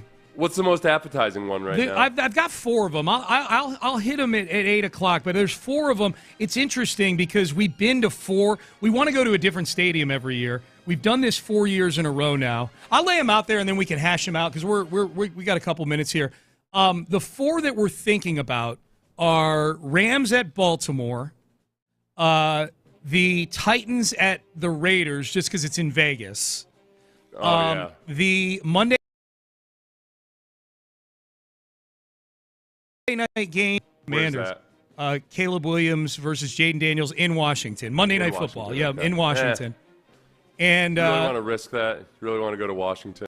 I don't know. Okay. We got connections that might be able to help us at that Commanders game. That's so far, Las Vegas is the leader in the clubhouse. The other one is, and you would never go on this trip, but it's specific. Arizona at Indianapolis. Notre Dame plays NC State the day before, so we could do a Notre Dame game Saturday and a Colts game on Sunday. Yeah, that would be good. Yeah. That could be a whole lot of fun. Plus, I think you need to do that because then you can really you can drum up some social media hatred. Yeah, that's true. You can tweet stuff about how stupid and ugly Indianans are from the game. Yes.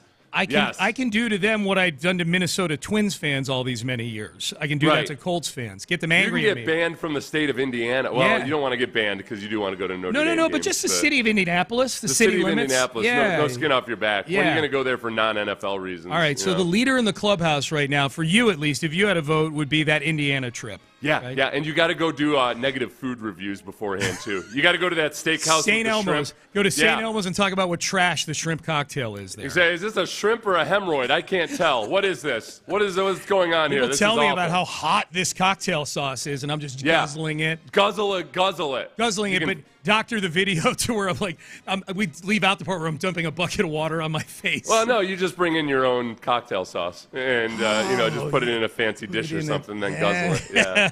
Yeah. If I had the time and energy, I was going to do a fake Indianapolis Colts schedule release where I had just gap-toothed idiots, the mayor of Indianapolis, played by Cletus, the guy down the block. I didn't know that you were thinking of doing that because now I want it really, really badly.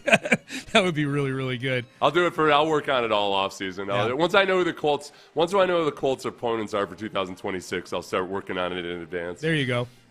Who do you think the people would pick of those games that I just laid out for me and Amy? Rams at Baltimore. Arizona at Colts with a Notre Dame game the day before. Trip to Vegas, it's Tennessee, but Tennessee at Vegas, and then Monday night, Chicago at Washington. Okay, so the Rams at Baltimore would be cool just because that is a great environment. Yeah. I loved playing in Baltimore. It's a great environment. It's a good for an game NFL too. Those game. are two good teams. Yeah. I think if you went to the pure vacation aspect of it, Vegas 100%. Yeah. And I'm still curious. I want to go see a game in that stadium. I hear it's awesome. Yeah. And I think, but if you ask our listeners where they want you to go, it'd be 97% the Colts. You think? Because okay. Yes, because you can be an agitator. I can. You can potentially get beat up at a Colts game. Okay. Which would be great radio for me that week while you recover from your injuries. Yeah. I would be able to I would pick up the mantle for, booting Indiana out of the Union. I'm hearing that I need to take one for the team. That's what I'm hearing you say right now. This is the thing too. When you boot a team that's got is on as big a deal because they still have seaports and everything. Yep. You boot Indiana out of the Union, and they will all die the slow and agonizing death that they deserve. Yes. Landlocked. Because we'll blockade everything. All right, Payne and Pendergast with you. All right, so we'll circle back to the schedule at the top of the hour, in the 8 o'clock hour, I should say. But speaking of the Texans, non-scheduled topic, Dan Graziano of ESPN has his list of the 10 biggest questions lingering around the league in the offseason, and it's about the Texans. Do we have the same question about the Texans? To some of you, I think a lot of you do, actually, about the Texans as Dan Graziano does. We will hit that coming up next.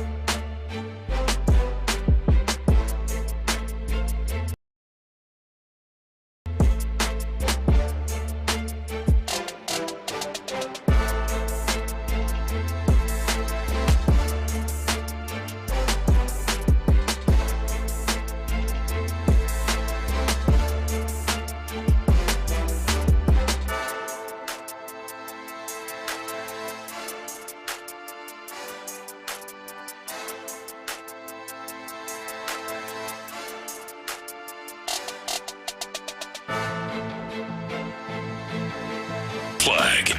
Live from the Mokaram Injury Lawyers Studios, Sports Radio 610 presents Payne and Pendergast. We'll get to Dan Graziano's big question about the Houston Texans. Seth, it is split four ways on the text page right now. There's all kinds of people weighing in on why Amy and I should go to Baltimore. Hey, Monday Night Football. You got to go to Monday Night Football in Washington. Vegas is always going to get a lot of love. And then the other one, people are bringing up interesting reasons to go to the Indianapolis Colts game. We go to the Texans-Colts game, Sean. We spend 3 days on the Bourbon Trail in Kentucky and then drive up to Indy. Indiana blows is what this text says. Yeah.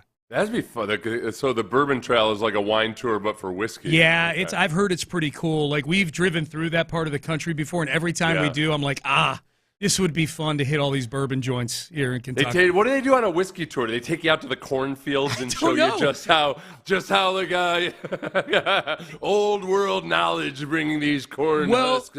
I've been to the Jack Daniel's distillery multiple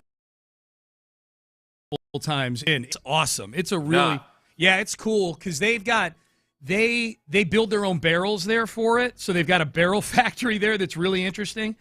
And which is a big reason why the whiskey tastes the way it does. And they've got their own like natural springs that are in like caves that provide the water for the whiskey. So they take you're down in these caves where there's these natural springs. It's really, really cool. It's a cool tour.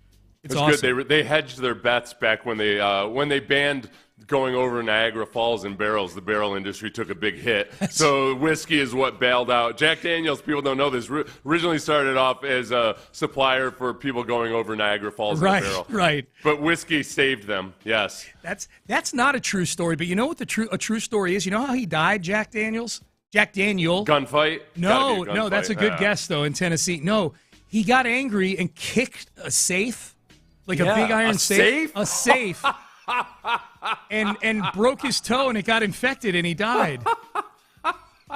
You know how angry you have to be to kick story like that's got to be true. Oh my God, no. What the hell? That sounds... Who kicks a safe?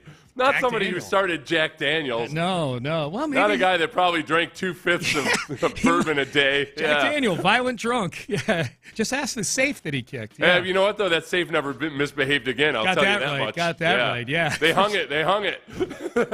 That safe was... Oh, man. I got to go check that place out again. That was fun. Dan Graziano's list of 10 big questions lingering there about these 10 big questions for purposes of this segment.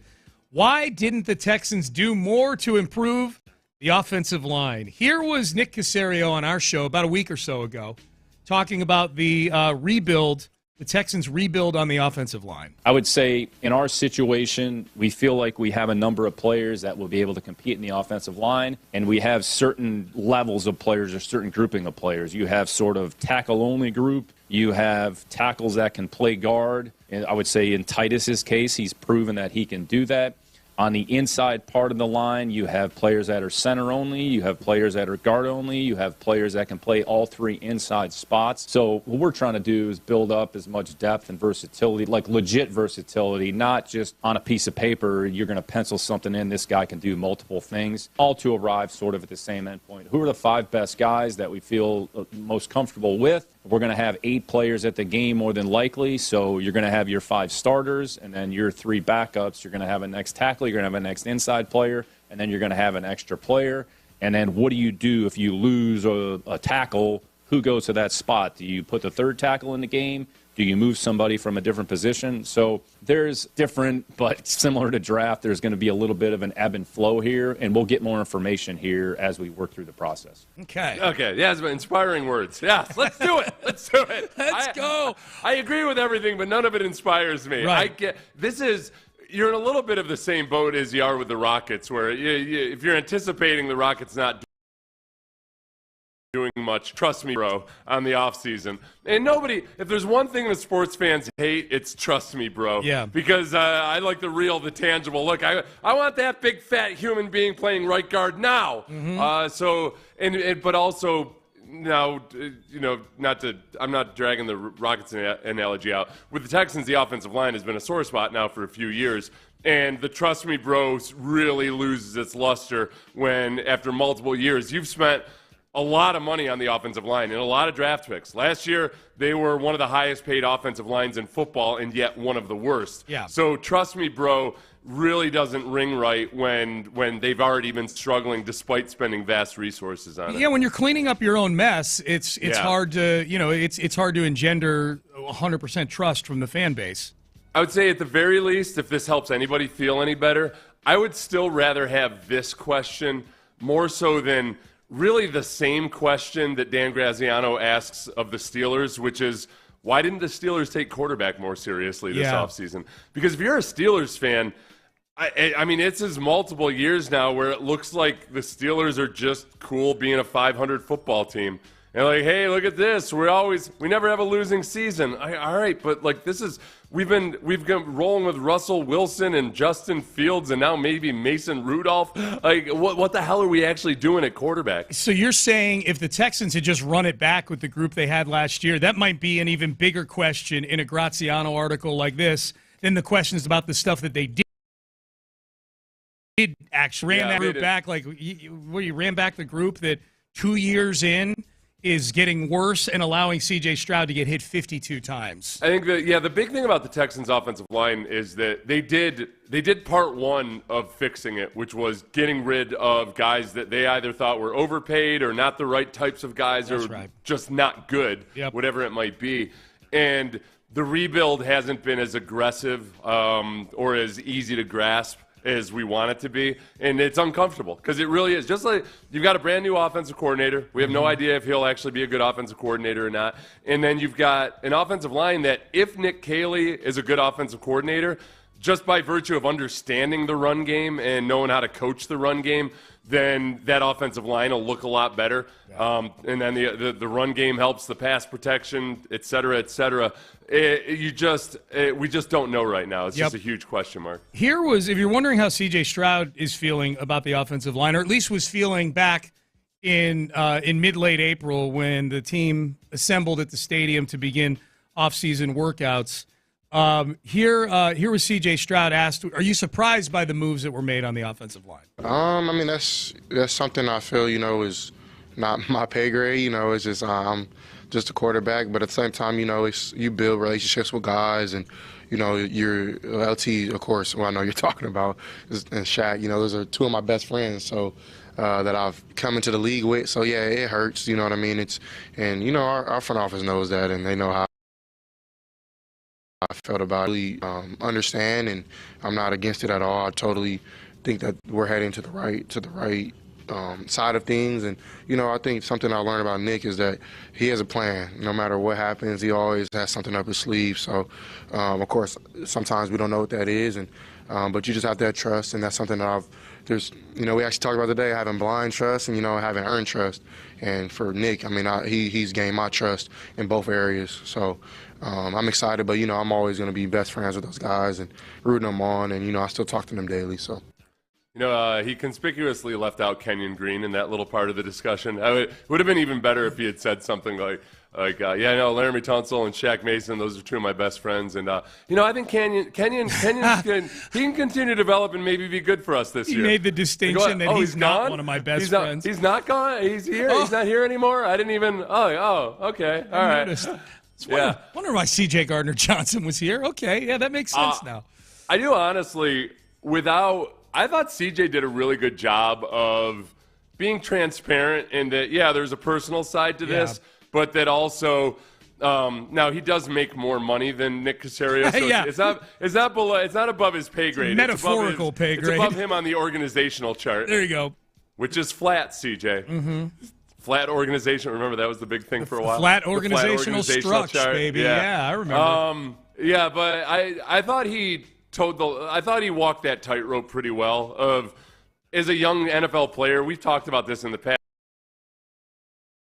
Yeah, there's going to learn that, okay, sometimes your best buds and maybe guys that you think are really good football players they're going to be gone, and you just got to keep moving on. That's life in the NFL. It's going to be, here's the thing, and CJ, you're going to be a big reason for that because you're about to get paid in the next year or so. There's going to be guys you have to watch go that you're friends with that are leaving for non-performance reasons. They're leaving because the team doesn't have enough money. They're actually good players, but you can't keep everybody. And CJ knows that. CJ says that his end-of-year press conference, hey, man, I know it's going to be a different team next year. But that is the first cut that I've heard him, that I can remember him talking about just how close, like watching friends leave, that kind of thing. Yeah. So, all right, Payne and Pendergast with you as we head into the 8 o'clock hour. All right, Texans schedule is out. If you could pick one road trip to go to on the Texans road schedule, good road schedule. You could pick one, just one. Now knowing when the games are going to be played, which one would it be? I'm curious. It's a good text question. Text in 713-572-4610. We'll hit that coming up next. I promise you, if you do hit one of these road games, go get some.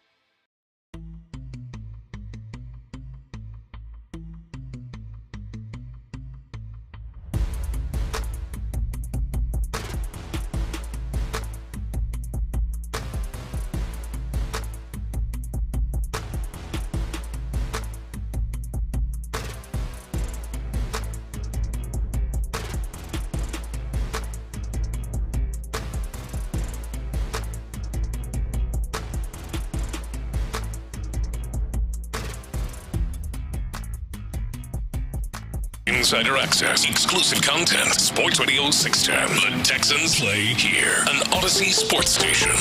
Sports Radio 610 presents Payne and Pendergast. All right, Payne and Pendergast, into the 8 o'clock hour we go. We'll circle back to the Astros in the 8 o'clock hour. Mike Greenberg, too, has he might be on Take-A-Mania tomorrow with one of his takes about something we talked about yesterday.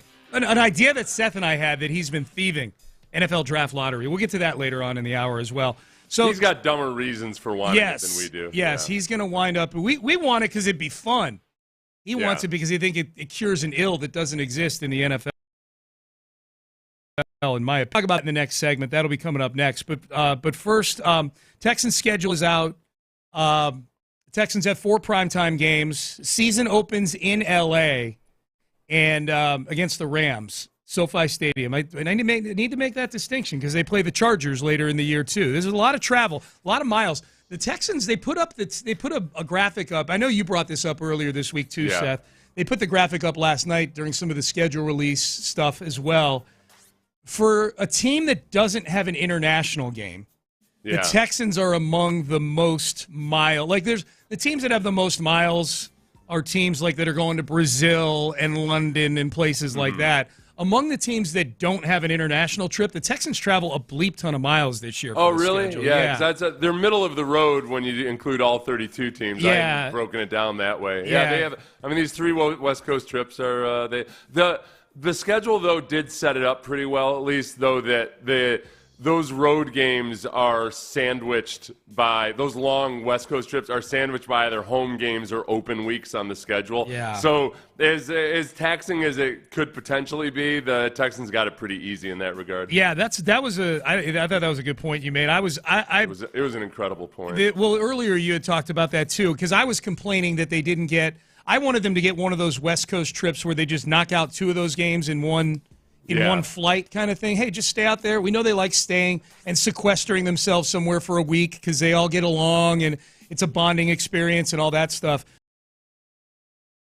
But you're absolutely go week 1, week 7, and week 17 is, and yes, that the first 2 are coming off of open-ended. You know, the first one's a season opener. You got 2 weeks before that. And the other one's coming off a bye week. Very fortuitous. And the Chargers, you've got a home game before and a home game after. Yeah, that's nice. So that actually works out pretty well. If you had to pick one of these games, if you were a fan, and I'm curious what the fans, the actual Texan fans on the text page think, because I know a lot of you do travel to games. I know that's a big reason why everybody gets psyched for the schedule release is you can start making travel plans. People are already weighing in. Which one would you pick? Which one would you, if you had to pick a road game for us to go to? I would say, honestly, man, I've got PTSD from the last time I played in Seattle on a primetime game because we just got absolutely destroyed. It was one of the most miserable games I've ever played in my entire life. And yet at the same time, I was impressed by how loud it was, including in the fourth quarter. As we were just getting destroyed, they were still bastards, those Seahawks fans. Yeah, and I respect them for it. Even as they were hijacking, at that point, I don't think they had yet actually officially paid for the right to use the 13th man. So they were renegade at that. 12th man, not the they were stealing. 13th. No, the 13th man. Then they had to buck it down. It was too greedy. The 12th. How did I come up with 13th man? I don't know. Wait, how many guys play in a game of football? How many guys play in the sport that I played for 10 years? You're going to tell me there's only 11 guys on the field? You guys aren't going to believe this. You're an idiot. I'm going to tell people when I go to the bar today, you're not going to believe this. Seth went through his entire career thing. So the 12th man. Well, I didn't want to get hit by. I didn't want A&M coming after me. I don't blame you. For royalties for even saying the phrase. You're 100% right. I'm off base on that. You're absolutely right. God, I have a co-host. I would have said it 8 more times. The 13th man is one of the greatest traditions and gimmicks in sport. I'll tell you what. When I was 12 years old, I thought, what's this 13th man thing they got down there at Texas A&M? Right there in University Station. Oh, my God. University Station. Remember old Tiger Bryant back when he coached for them? Oh, easy, yeah. Yeah, with the Scantron boys. Yeah. Scantron.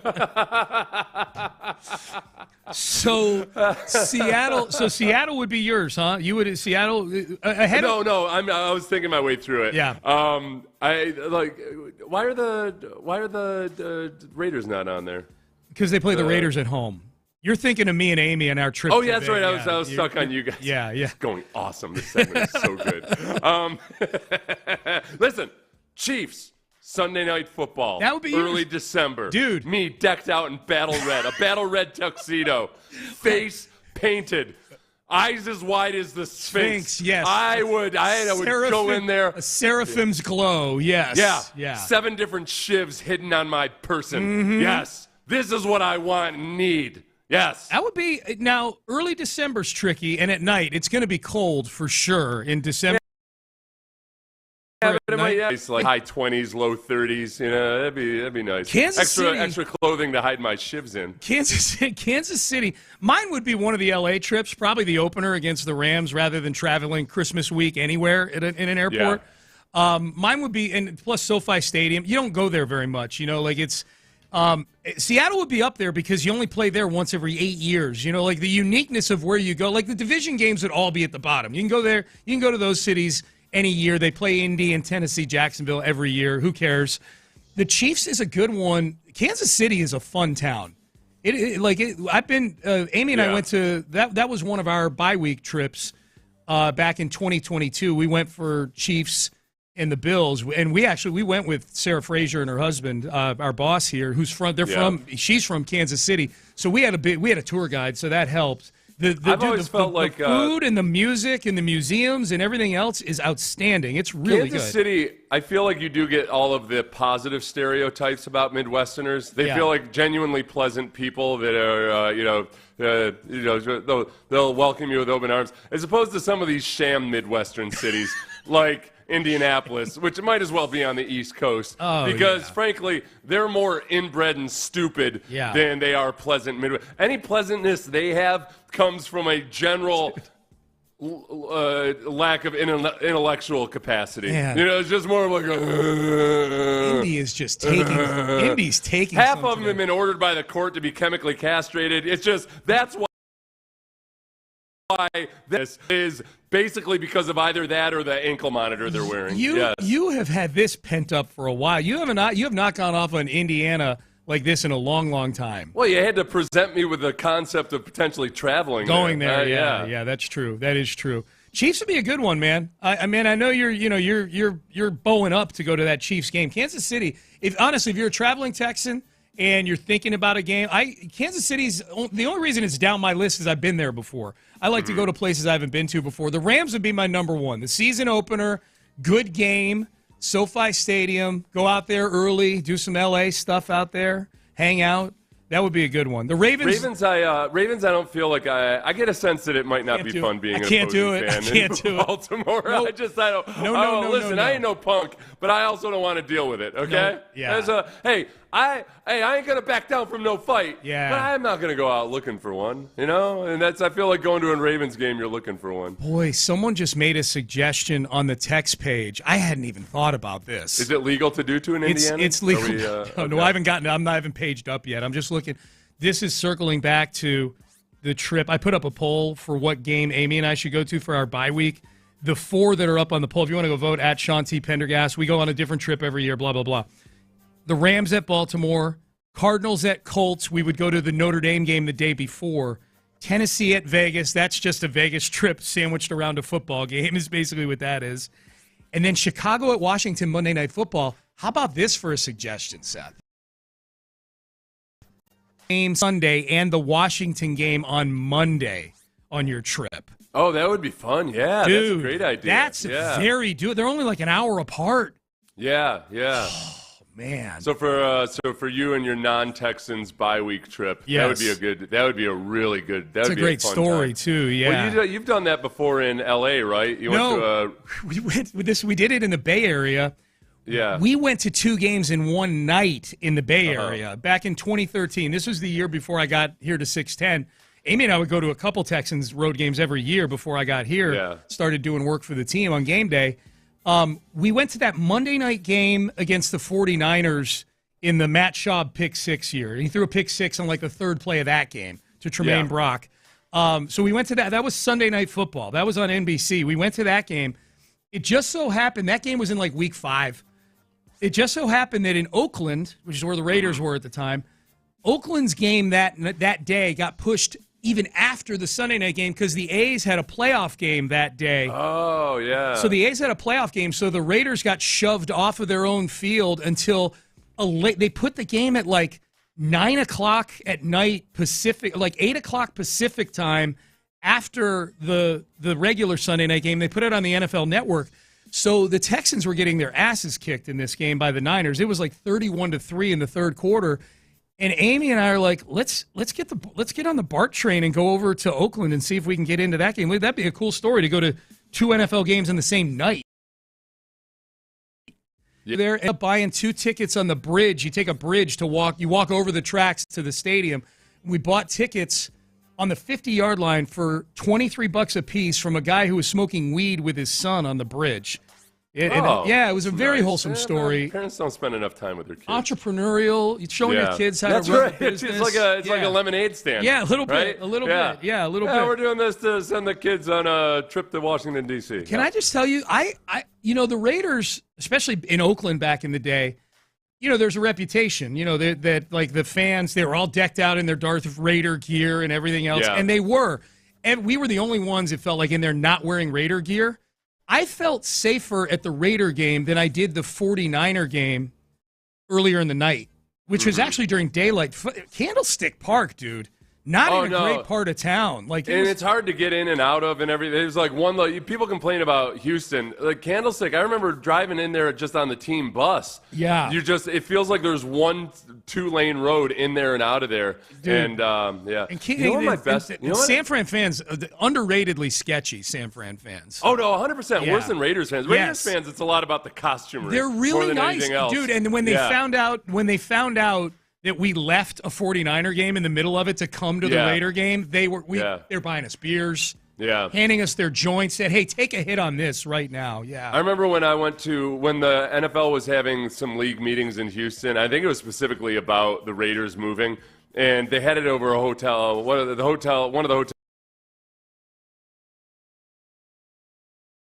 hotels over there, and out there like basically in costume lobbying for Al Davis, like stalking Al Davis to tell him not to move the team out of Oakland. Yeah. And I was like, all right, I got to interview these guys. And they couldn't have been more delightful. They're awesome. Like, it was almost like the more spikes there were on their helmets and everything, the more delightful they were.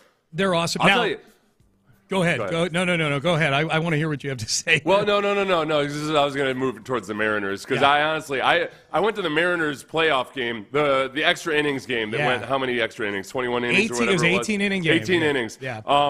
That was one of the best experiences I've ever had at a professional sporting event because I got club level tickets. And Sean, you pull up in the parking garage. Yeah. You park. Yeah. And then go over a sky bridge. Like I was like 50 yards from the time I parked till I got in my seat. It was like 50 yards. It was awesome. It's easy, and then I right? had to, because I was supposed to pick up my child in Spokane somewhere around about what would have been the 10th or 11th inning. It was also very nice that by the time I finally left, and it was way late for picking up my child. Can you imagine? I just ran right out to my car. Sorry, we had to stay for all 18 innings. Yeah. Oh yeah, you got right out of there because everybody's still at the game. Yeah, it was a pretty cool setup. That's it was one of the awesome. best parking experiences I've ever had at a game. Yeah. At a football game at least. Yeah. Or a baseball or football. Obviously basketball's a different game. That game, that Seattle game, we're way off on tangents now, but it's all about road trips anyways. That Astros game you're talking about, that 18 inning game was on. And that was the same day that we were in Kansas City for that Kansas City Buffalo game. It was during the Texans bye week. So we went out, the four of us went out. We hit a bar in the middle of the afternoon to watch the first few innings. And then we had tickets to a jazz show. We had dinner reservations. We had 2 other bars to go to. Yeah. That game went on while we were at 5 different places and went back to the hotel to shower in between. That game was going on as a backstory our whole day. Finally, I'm in the bathroom at the 4th bar or restaurant we're at, and Pena hits the home run. I'm like, well, finally. You know the weirdest thing about that day, and I was surprised that, I don't know, I should have asked some people in Seattle if this was a thing. It was during they have their forest fire season. Yeah. It's not like, oh, every now and then we get forest. No, it's forest fire season. That's right. And the roof was open, obviously.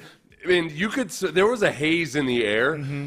And it just looked like from the beginning, from being there in person, it was from the club level, it was actually, it looked like you were watching in standard definition. Yeah. And I still to this day feel like it had to have had something to do with the fact that nobody could hit a baseball that day. Yeah, yeah, exactly. How's the logistics of that stadium are good? Is the stadium itself good out there in Seattle?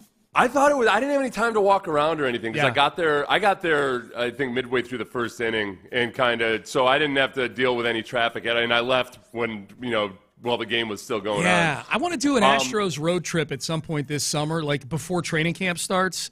Yeah, and I really want to play in Sacramento. That would be a unique experience, Yeah, like when the Blue Jays were playing in Buffalo. In Buffalo, yeah, just something different to say. say. That minor league stadium. Yeah. Kansas City's getting a lot of love on the text page as a trip to go on. KC is a city on the rise. Being here for we got a Kansas City listener. Being here the last 4 years, I agree. I live 2 hours from Kansas City. It's a fun town. Kansas City's good. That would be a good trip, other than the weather. Like going in December and sitting outside on Sunday Night Football may not be your thing, but as far as cities go, very underrated, I think. I don't ever worry about December. January is when things get nasty. Yeah. I'd rather go in December than in November because in November you have more of a prospect for freezing rain. Yeah. Which is the worst of all weather conditions to watch a game. So I would power rank it as December, then January, then November. I would say in a northern city. The difference in playing in freezing rain versus snow has got to be just a gigantic chasm as well. That's the one. I'm sure there's a boatload of. I feel like wintry mix seems like the one that screws quarterbacks up the most. Yeah. Because that means it's usually windy with a wintry mix. Yeah. So you get the wind, plus you get a ball that might change from quarter to quarter, how grippable it is, and everything else that goes into it. Yep. All right, Mike Greenberg of ESPN kind of stole our idea the other day. Seth and I had a great idea to revive the NFL, a league that clearly needs reviving. Yes. But his reasons for it, this is why it's better to come from us. His reasons for it are going to wind up in Take a Mania at 9 o'clock for a bad take tomorrow. We'll preview. We'll let you hear it and sample it coming up next.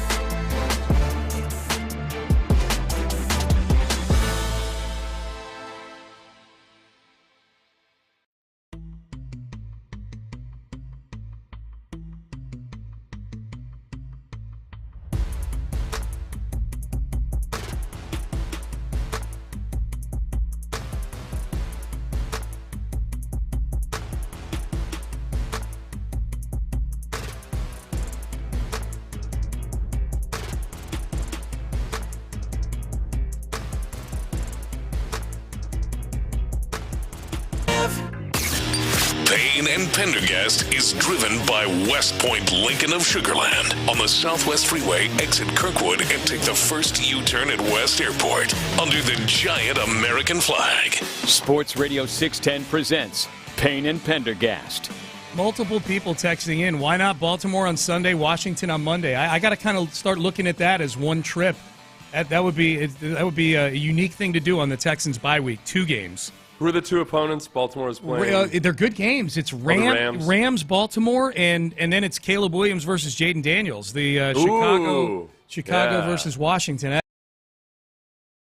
That is schedule that just dropped yesterday, and just go to any sports website now, and they've got the 10 best games on the schedule. Now that we know when they are, that one is in the top 10 on all of them. The Caleb Williams versus Jaden Daniels. Number one, especially because that was the game last year, Seth, that ended with the Hail Mary. Remember? Yeah. The Hail Mary where Tyreek Stevenson of the Bears was taunting Commanders fans? Yes. On the final play? That's a rematch of that game. Yeah. I wonder, okay, I need for Caleb Williams to have an awful game and then Jaden Daniels to big bro Caleb Williams with advice at the end. Hey, don't worry about all those mistakes you made, man. Just keep on trucking on.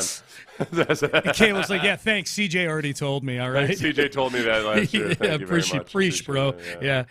All right, Mike Greenberg. Seth and I had a great idea on the show the other day. We started workshopping an NFL lottery. The day after everybody came in angry that the NBA fixed its lottery the night before, we said, why not an NFL draft lottery? That would be amazing. That would be such a spectacle. It would be great. And lo and behold, I get on the interwebs after the show, and who's sitting there dropping breadcrumbs about that? Old Mike Greenberg on ESPN. He's sitting there. To be clear, we only wanted it just simply because it would be so much fun because of the trade frenzy, everything. If you didn't have the lottery until a few weeks before the draft, it would be awesome. It would be incredible. 3 intense weeks. Can you imagine the unveiling of the draft order? It would be amazing. So here's Greeny has he thinks the NFL needs a lottery for other reasons. Right. So here was his sales pitch at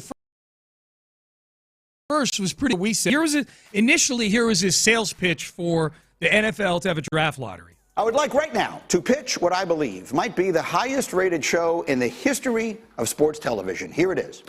A TV special where the NFL announces its draft order live. Imagine that. Or even better, you don't have to imagine it. The NBA just did it this week, and they've done it every year since 1985. Football needs a draft lottery. It would be great for the league. It would be great for the fans. Literally everyone would watch it. Imagine the 18 teams that missed the playoffs and all of the fans gathered around televisions, waiting for the ping pong balls to do their thing and the envelopes to be opened, and Arch Manning is playing the role of Cooper Flagg. The ratings would be ridiculous, but that's not the reason to do it. Oh, okay. Oh, well, that all sounded like good reason to do it. It's fun. Yeah, I was into it. It's exciting. I'm a sports radio host. The content would be incredible. It would be amazing. It would be amazing. And then leave it to Mike Greenberg to take the starch out of what is a very exciting idea. The thing about the lottery is it's a good idea. Tanking is a scourge. It is the worst thing in sports. Losing should never be incentivized. The NFL has always strived for parity. It's a great idea. It has served them well. But the trouble is, as their season has gotten longer, the bottom is starting to fall out of that a little. Last year, 10 teams won less than 30% of their games. That was the most ever. 6 of those teams won less than 25%. That's the most since 1926. Teams are throwing in the towel. That's exacerbated by the 17th game. Soon there's going to be an 18th, and I'm all for that. But this problem will only get worse. Browns fielded a roster so non-competitive in Week 18. They were 20.5-point underdogs to Baltimore, and the Ravens covered. The ping pong balls are the answer. Yeah, okay, this is the problem. Okay, yeah, the mini tanking that goes on at the end of the season, yes, that happens. And it doesn't... somebody always jumps in with this. So like, no, the players are trying hard on the field. Yes, of course the players are trying hard on the field. Yeah. It's the decisions that management makes to not play the players who, if they were playing hard, could win the game. Yeah. So yes, it does happen, but it's so minuscule compared to actual bona fide season-long tanking. Right. And largely, it's been an afterthought. Nobody's really been complaining. Teams will complain about it like Texans fans did when your team doesn't tank in the final game of the season. Yeah. I feel like he might as well have gotten up and told us how to get rid of all those witches in Salem. like, no, nobody's, what are you talking about, Greenberg? We don't need to have witch trials, and we don't need to have a draft lottery to stop tanking, because there is no tanking problem in the NFL. No, and I think a big reason. I think there are a few reasons why there aren't. I just think the culture of the NFL is not conducive to it. Look, if anything, what he's bringing up Cleveland as his example. I would point out that people were mad in New England that New England won a game at the end of the year that had them picking fourth instead of picking first. Giant fans were mad at the Giants for beating the Cowboys at the end of the year. Like, teams are trying. It just so happens there are bad teams. Like, just because there's a team is bad doesn't mean that they're tanking. There are bad. It was if there were a draft lottery, those 10 bad teams wouldn't have been bad teams anymore. Like, what the hell are you talking about, Greenberg? Right. So we took our good idea, which was mostly just strictly for selfish reasons, and bastardized it and made it something dirty. Right. And made it turned it into something that like when somebody agrees with you and they start arguing on your behalf, and they're making all the wrong arguments. You're like, will you shut the hell up? No. Or it's like, I mean, like the first part of that was fun. Like, it'd be fun, it'd be ratings. Imagine Arch Manning, blah blah blah. And it's like you went to a party, and for the first 2 hours, it was amazing. There were kegs. And there was whatever else is fun for you at a party. Maybe some of you want strippers at the party, whatever. And then all of a sudden, like, Greenberg, 2 hours into the party, brings out Parcheesi. Diddy. Diddy has Parcheesi. You're like, whoa. What the? No. That would get weird. What, Greenberg, what the hell are you doing? You're ruining my party. We were having fun just thinking about ping pong balls and Arch Manning, and now you're bringing Diddy out here. Diddy walks in the door like, where's my wife? We gotta get the hell out of here. Let's get the hell out of here. What are you doing, Greenberg man? and Diddy are here. What are you doing? I can't believe Greenberg is in alliance with Diddy on this. It's deplorable. It's one of the biggest problems in sports. And what we need is a lottery. We need a lottery to get rid of Greenberg and Diddy, damn it. Greenberg also used his diatribe as an opportunity to remind us the NBA lottery is not rigged. Oh, and one final note on that.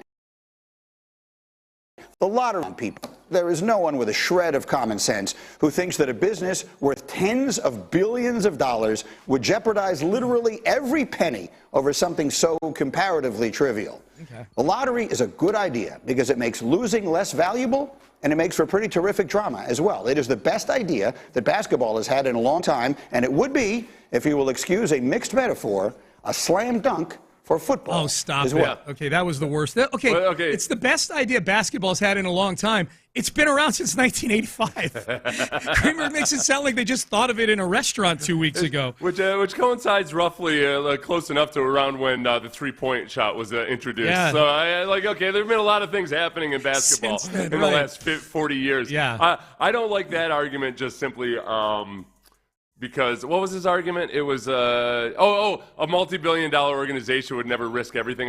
Yeah, surely. Like baseball would never cover up a steroid scandal or anything like that. I don't think the lottery is rigged, but I also don't put it past a multi-billion-dollar organization doing something sketchy or dodgy. So I disagree with him on all. The problem with Greenberg twice there. He has conclusions that I agree with, but I don't like the way he got to them. If I were a math teacher, I would say, okay, you got the right answer, but clearly you were guessing. So I can't give you an A on this test because you were clearly you showed your work and your work sucked. Yes. Now some people say this. I would lose my mind if the NFL introduces a draft lottery. Don't change anything. No, this is the thing. If you're like with the Rockets, if you're the worst team in the league and you don't get the number one overall pick, it sucks. For me personally, I don't believe there's actual evidence that the lottery is rigged, so I don't put much energy into it. Mm-hmm. I'm not saying it couldn't happen, but I don't see any actual evidence of it. But I cannot. If you think the conspiracies are overdone or annoying or whatever with the NBA draft lottery, I would be driven insane by the NFL conspiracies. Oh my God! It would be Sean. There would be actual entire websites devoted to it. It would be so heated, and there's nothing you could do about it. It would be because of the current way social media works and everything. It would be nonstop for like 3 months a year about how the NFL lottery is rigged. Who would be the team that if they got the first pick in the draft in an NFL lottery would elicit the biggest, oh, my God, it's rigged. Cowboys, right? Yeah, Cowboys for sure. Cowboys and then any of the Northeastern teams, just because it always feels like there's just it feels whether it's the Giants or like even the Jets, I would say to a certain degree. Well, definitely the Patriots, because Robert Kraft swings a pretty big stick around the league. Yeah. Well, so in that regard, I think the Texans probably wouldn't get a whole lot of that negative attention. So maybe I do want it again, just because it would be one more reason for people to pile on the Cowboys I think it'd over be so and over fun. again. I think it would be so fun. The NFL had a lottery. They would definitely find a way to gift Arch Manning to Dallas. Yeah, see, there you go. Like people like that Dallas thing. The one last thing on the NBA, and then we will not talk about the NBA lottery. The other thing that I was thinking about, because I was reading an article yesterday that talked about winners and losers from the lottery, and obviously one of the big winners was the Dallas Mavericks, but they pointed out in that article on Yahoo that if the Mavs were in the play-in, the Mavs won a play-in game. If they beat the Grizzlies in their second play-in game to make the playoffs as the 8th seed, they wouldn't have been in the lottery.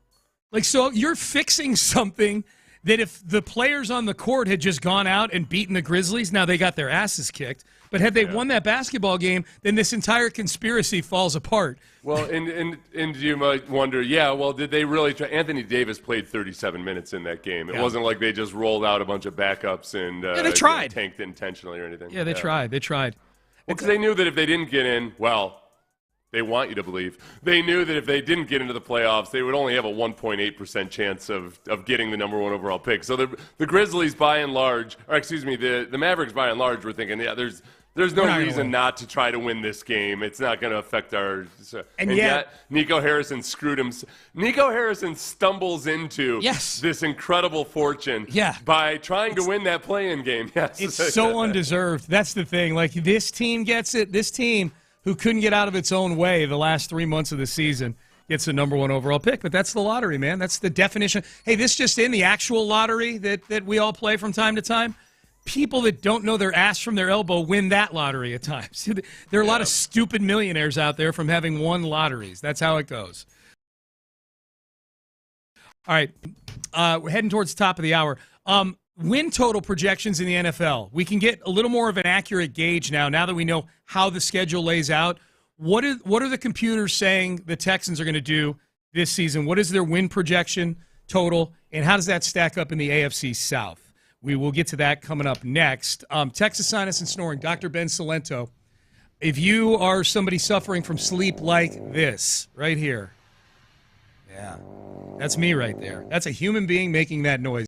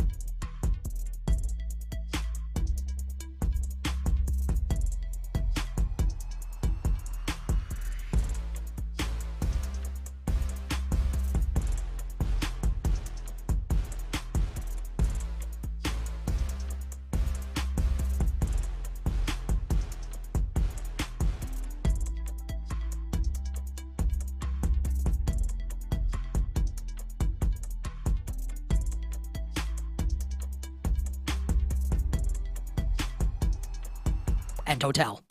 Live from the Mokaram Injury Lawyers Studios, Sports Radio 610 presents Payne and Pendergast.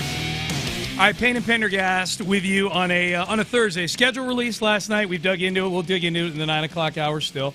You know, there's some of you coming in late. Want to hear our takes on the schedule. We will. The friend of the NFL Network she's sort of one of their analytics people. Does a lot of the computer projections and things like that for the NFL. And so she's run the numbers, Seth, on win projections. Now that we know the when, because the when does matter with this NFL schedule. When you play these games does affect the handicapping on these games. What is the win projection total, according to the computers, for the Texans, and where do they stack up in the AFC? So I'm going to start at the top here and see when we get to the Texans and see how many of these teams ahead of them are actually on their schedule, too. The team with the highest win projection total, according to the computers in the AFC, is the Baltimore Ravens at 11.6. And I know that they didn't play in the AFC title game last year, and that a lot of people may think Buffalo or Kansas City are better teams than Baltimore. I feel similar to you, and I felt this way last year, which is that Kansas City might be the team that's 15-2. Buffalo might be the team that has the 2 seed. Yeah. Baltimore is the team that whose A game, their A game is the best A game out there. Like, their A game kicks the ass of any other team's A game out there. And Baltimore's defense improved as the year went along last year, too. So that's an interesting dynamic is, all right, did they have a better defense throughout the entire season this year? And, if you did the old, like, hey, if you got to pick one of your teammates to be with you in a bar fight, who would it be? The Ravens have more guys like that on their team. Yes, the Ravens are quarterback is one of them. Correct. Yeah. The physicality of the Ravens is just a notch above a lot of the other elite teams. Yep. Buffalo is second at 11.4 wins projected. Texans play Buffalo as well. Kansas City third, 11.2. I wonder how many times in the last 6-7 years Kansas City's been third in this exercise in the AFC. So far, these are all in lockstep with the actual Vegas win totals, too. So no big surprises. She uses a lot of the GPS tracking data and everything, and a lot of stuff that maybe is kind of proprietary to the NFL. So for whatever it's worth, she's in lockstep with Vegas on what the Vegas win totals are for each of these teams? Okay. So far. Yeah, so far. So Kansas City, 11.2. Denver is fourth at 9.5 projected wins, which I think is their Vegas total exactly. That is their Vegas total, but if that's the fourth in the NFL, then yeah. Fourth in the AFC. Fourth in the AFC, though, then yeah, she's going to start to diverge a little bit, I'm guessing. Okay, so, and by the way, Denver also on the Texans schedule. Right. So these are all... Yeah, and Denver's going to be fascinating. I can't wait for the Texans to play Denver. There's so much actual grudgery from Texans fans in that, Sean Payton got money whipped by the Broncos and then acted like he was the guy the entire time and acted like he didn't know what they were talking about when supposedly the Broncos also wanted D'Amico Ryans. No, they never told me that. No, they wanted D'Amico. Week 9. So Denver is fourth. So far, all these teams are on the Texans schedule. Fifth, Chargers, 9.3. Seth, are they on the Texans schedule? Yes. Indeed they are. Yes, the Chargers are. Sixth, finally, Cincinnati Bengals, 9.1. They are not on the Texans schedule as of right now. Maybe in the playoffs, who knows. And then finally, seventh. Computer or human, because my God, he never messes anything up.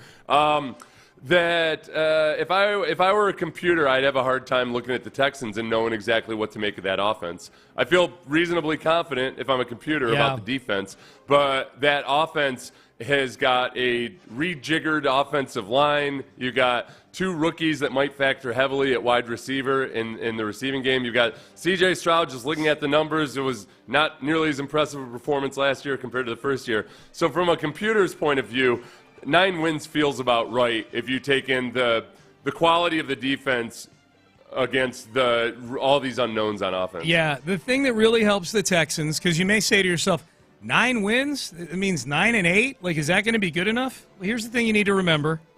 The other teams in the AFC South,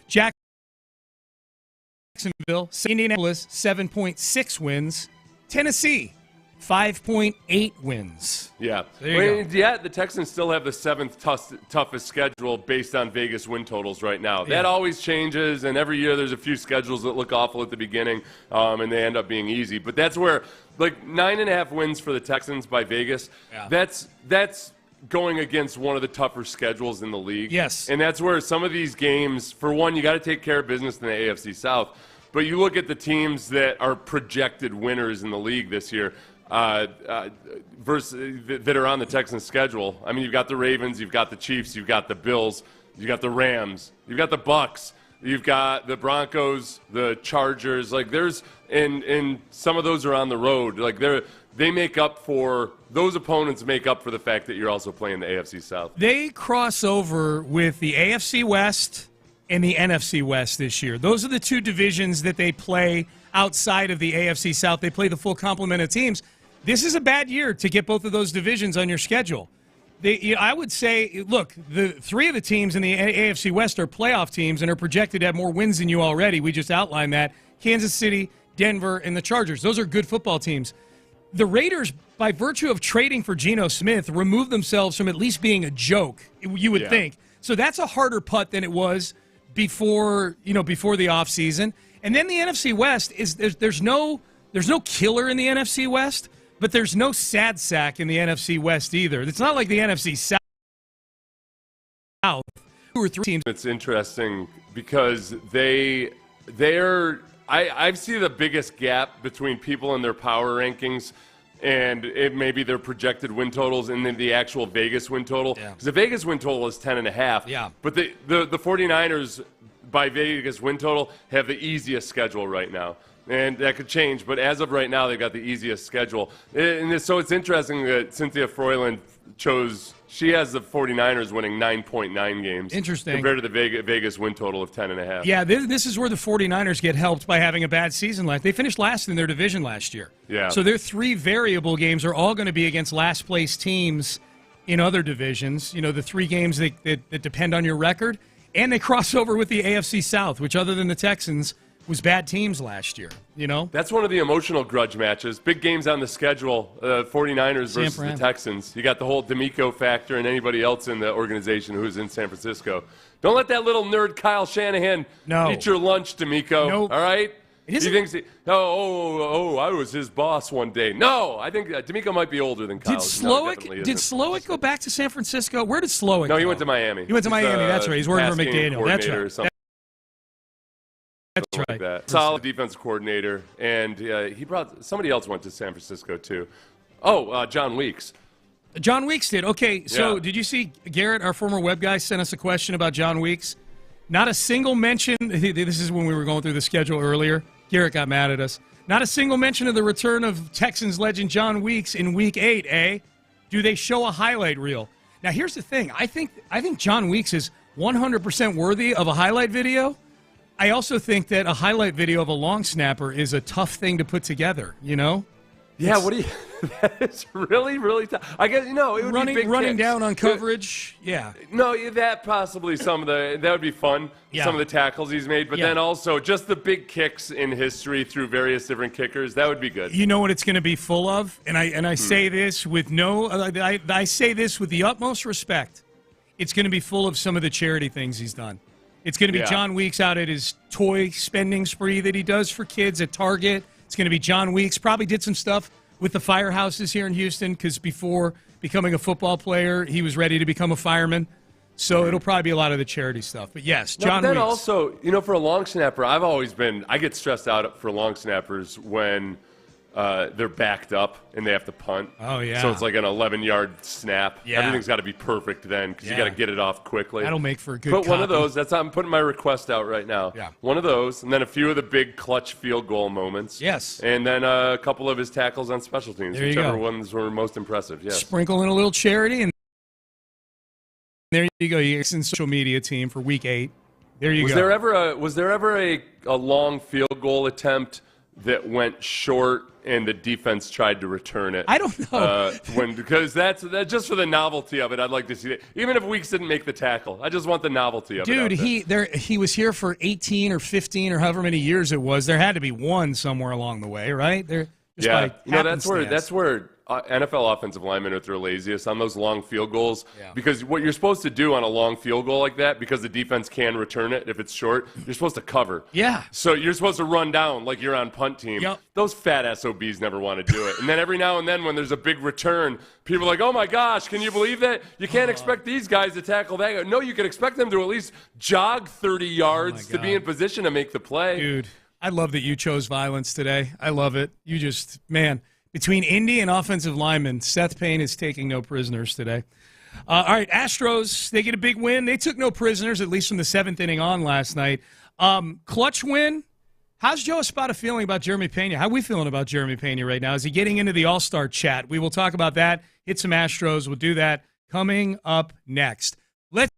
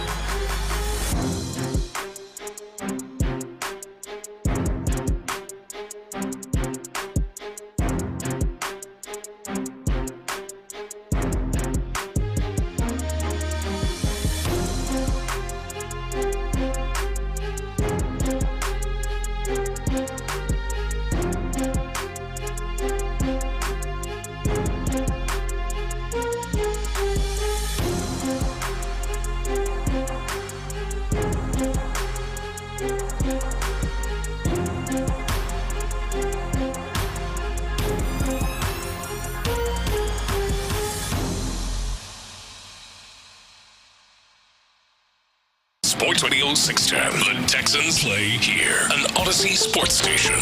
Sports Radio 610 presents Payne and Pendergast. Into center field, coming on Jake Myers. Astros win 4-3, taking 2 out of 3 in this series from Kansas City. They had to fight from down in this game, 2-0 and 3-1. Blummer, that's a nice series win. It is. You need that, man. Heading into a 4-game set with the Rangers this weekend. We probably have not gotten appropriately. Man, we probably should have done a 5 Reasons I Hate You for the Rangers today with the Rangers series. But this just overshadows a lot of things. But, man, we got a 4-game Rangers series coming up here. That's right. Starting tonight, man, with Hunter Brown on the hill. Some things are coming back into focus, even though the Astros are beleaguered on the pitching staff, both with injuries and performance right now. At the very least, Framber has looked way more like himself. Hunter Brown is still Hunter Brown. That's who you get. The injuries will play itself out. But last night, I thought you got a promising first performance out of Colton Gordon. There's some stuff to get excited about there. The kid's aggressive, man. You were cool with his performance last night. I was too. I mean, look, we've seen guys get called up from Sugarland before, and the game's over in the second inning. It wasn't great. It was very traffic-y. He did have a clean inning at one point. He put some guys on base, gave up a home run, whatever. There's something there with him, and fortunately he did it. He gave up the 3 runs in 4 innings and change last night on a night where he could hand the baton to the bullpen, and the bullpen was outstanding last night. All 4 guys, Sean Dubin, Caleb Ort, Brian King, and Josh Hader, all great last night. Well, yeah, and by the way, Taylor Scott designated for assignment. You should have mentioned that. Yesterday You're right. as well. Yeah. So, at R.I.P. the very least, as he's unemployed out there in America, he is an American citizzen. Yeah. Got naturalized right before the season. Yep. We can't take that away from him. Can we? I don't think we can. We probably can't. But yeah, Taylor Scott, look, they got some good stuff out of him, and the relievers have rock stars of this team from day one until now in a lot of ways. The starting pitching has been very, very good for them, except that we've seen the hiccups here. So once they get out of this stretch where they have to go with a 6-man rotation, then I don't know. Hopefully, everything settles down a little bit. If Spencer Arrighetti's rehab goes as planned, I'm still very optimistic about Spencer Arrighetti. The pitching matchups are kind of fun. It's Hunter Brown and Jacob deGrom tonight. That's a heavyweight fight. And then at least listed on ESPN for Friday is Lance McCullers against Nathan Uvalde. Boy, I managed to bring. I think that's why I didn't talk too much about the starting pitching and all the issues they face right now. Lance McCullers is the offensive line of the Houston Texans right now. I feel like everybody is dreading the worst, and they don't know exactly how it's necessarily going to get any better. But that's who's going to roll out there. So you just gotta hope that Lance somehow figures out a way to get it done. Damn it! You think about his last 3 appearances as a major leaguer. Last 3. He's only had 2 this year, but his last 3 appearances. Gave up 7 runs in a third of an inning in his last outing. Mm-hmm. Was 3 2/3 shutout innings, but was all over the place. It was 3 2/3 shut, but it was trafficky. The balls and strikes, the balls were wild. They weren't nibbling on the plate. They were Yainer Diaz having to jump out of the catcher's box. His outing before that as a major leaguer was Game 3 of the World Series, where he gave up 5 home runs.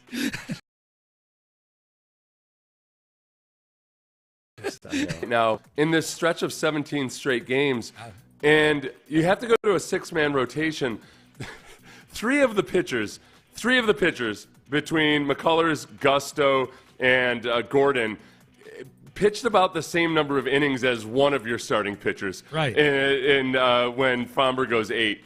So it's almost like, yes, it's a 6-man rotation, but in a lot of ways it's kind of like a 4-man rotation they have for this 17-game stretch. Well, at least they can spread it out over the days. The margin for, I think the overall takeaway from that is your margin for error is very thin.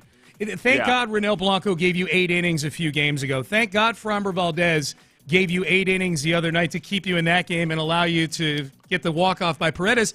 They need that from Hunter Brown tonight, especially going against Jacob deGrom. I'm guessing it's not going to look great. I know you've been taking up for the offense more than I have. I'm not anticipating a big game out of the Astros offense tonight. I have look. At the very least, I don't know. I feel like you're giving zero credit to the fact that over the course of the last week, at least, they've been a good offense. They've scored a lot of runs, but more than anything, they've showed more power. In the last in the AL, in the last 7 days, the Astros are third in OPS.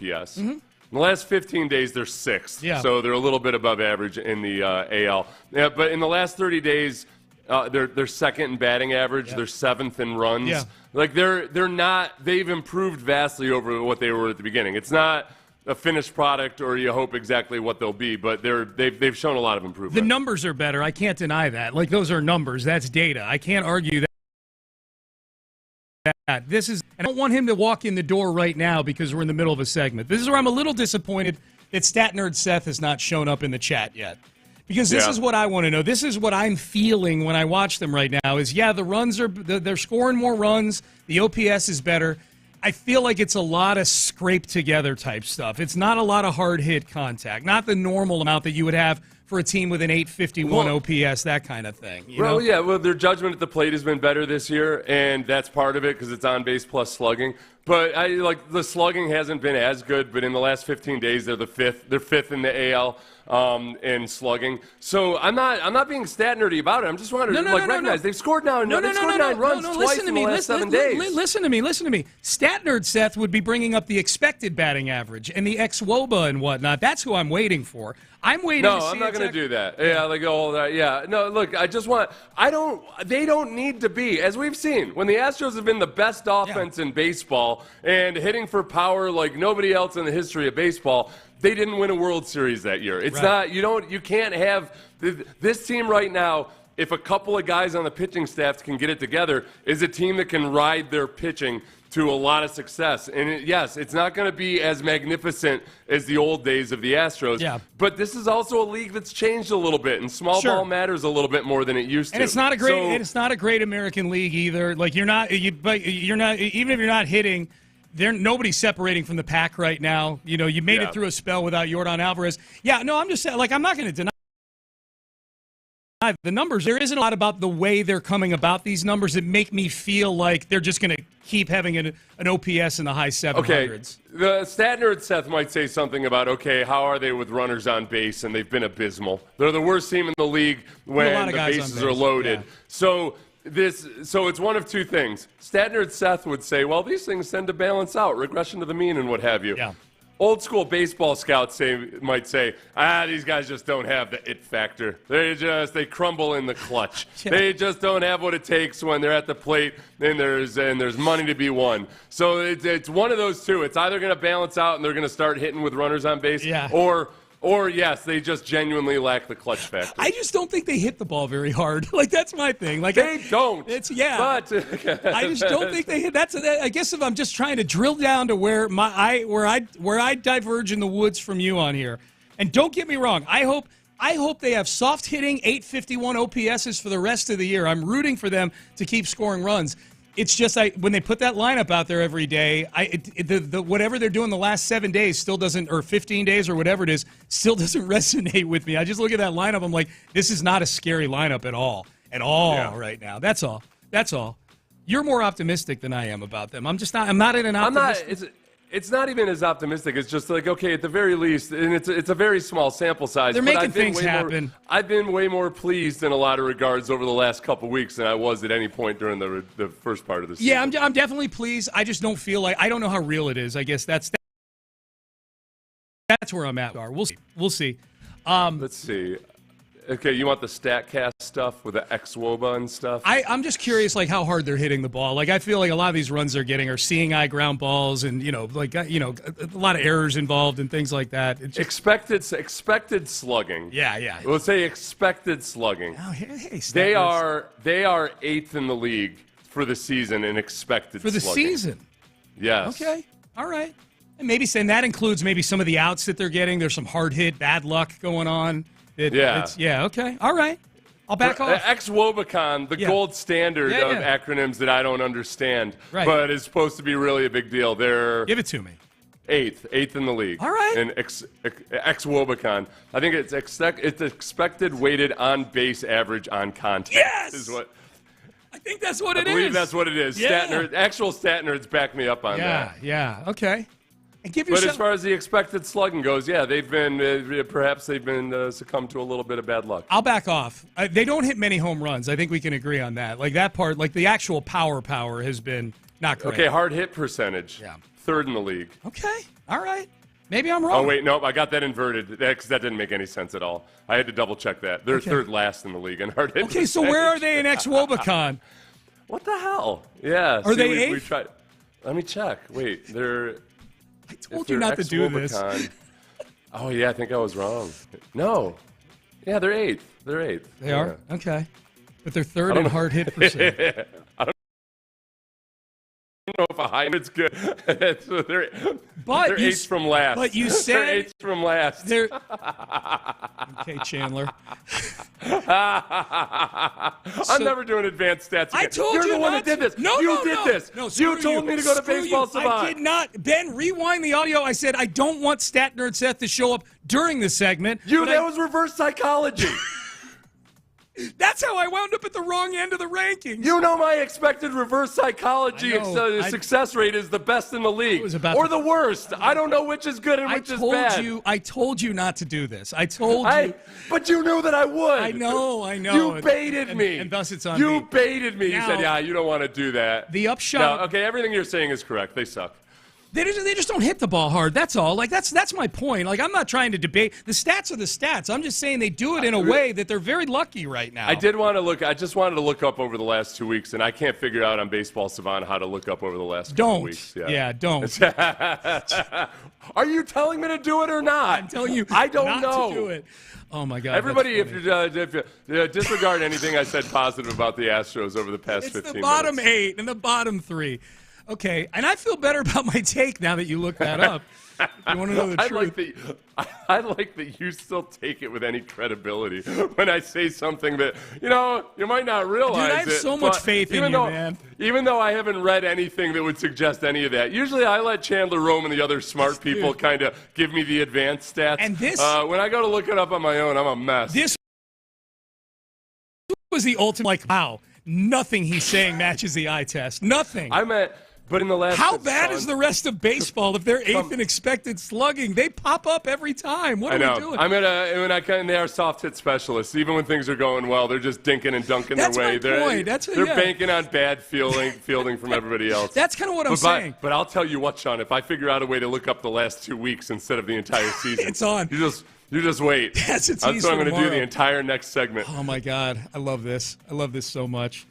Here is Joe Espada on Jeremy Payne. Jeremy Payne, I think the numbers that none of us can screw up. Jeremy Pena batting leadoff has been, don't look it up, has been amazing. Here's Joe Espada. Telling me to look it up or not? Go look it up. Jeremy Pena, awesome at leadoff, according to Joe Espada. He is really being something more than what I expected. I knew that he's got the potential to be a really exciting all-around player, but right now what he's doing, it's incredible.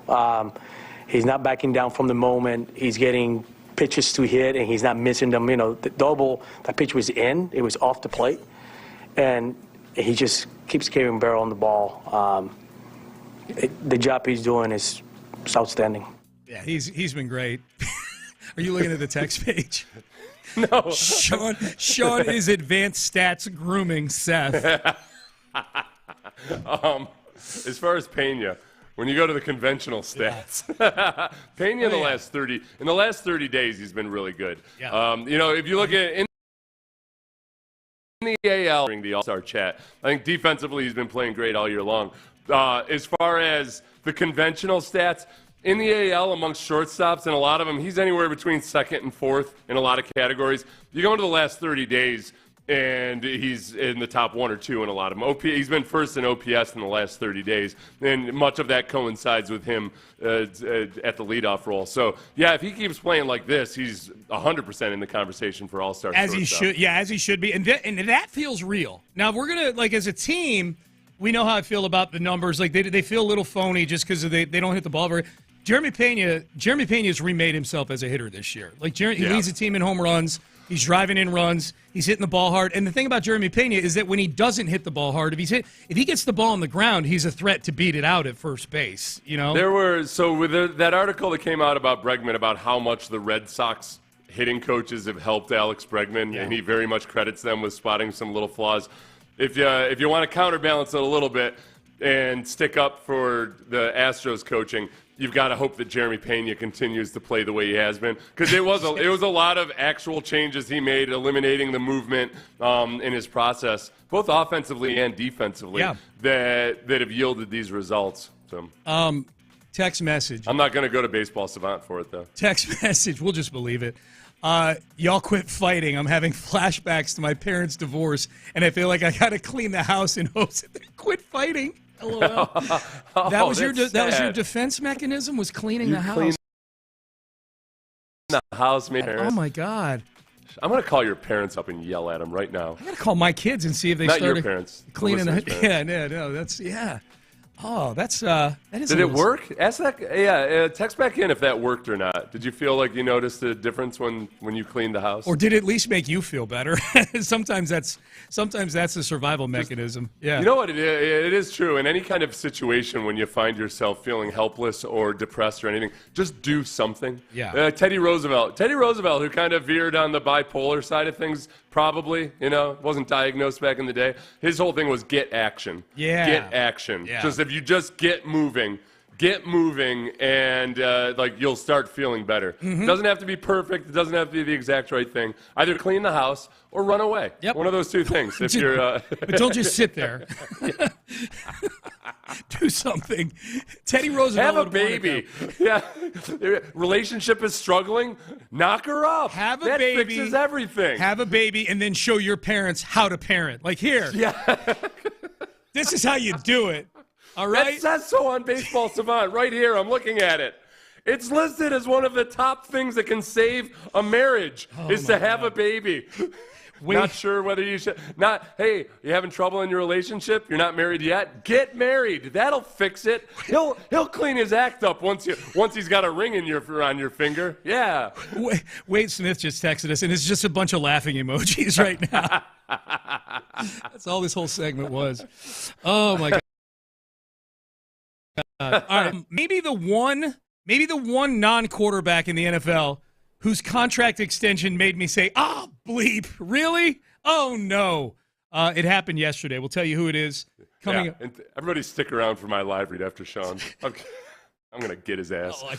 Oh yeah! Here we go. All right, Prize Picks. Let's get you guys. I'm gonna get some money in your pocket. All right, let's do that. Download the Prize Picks app.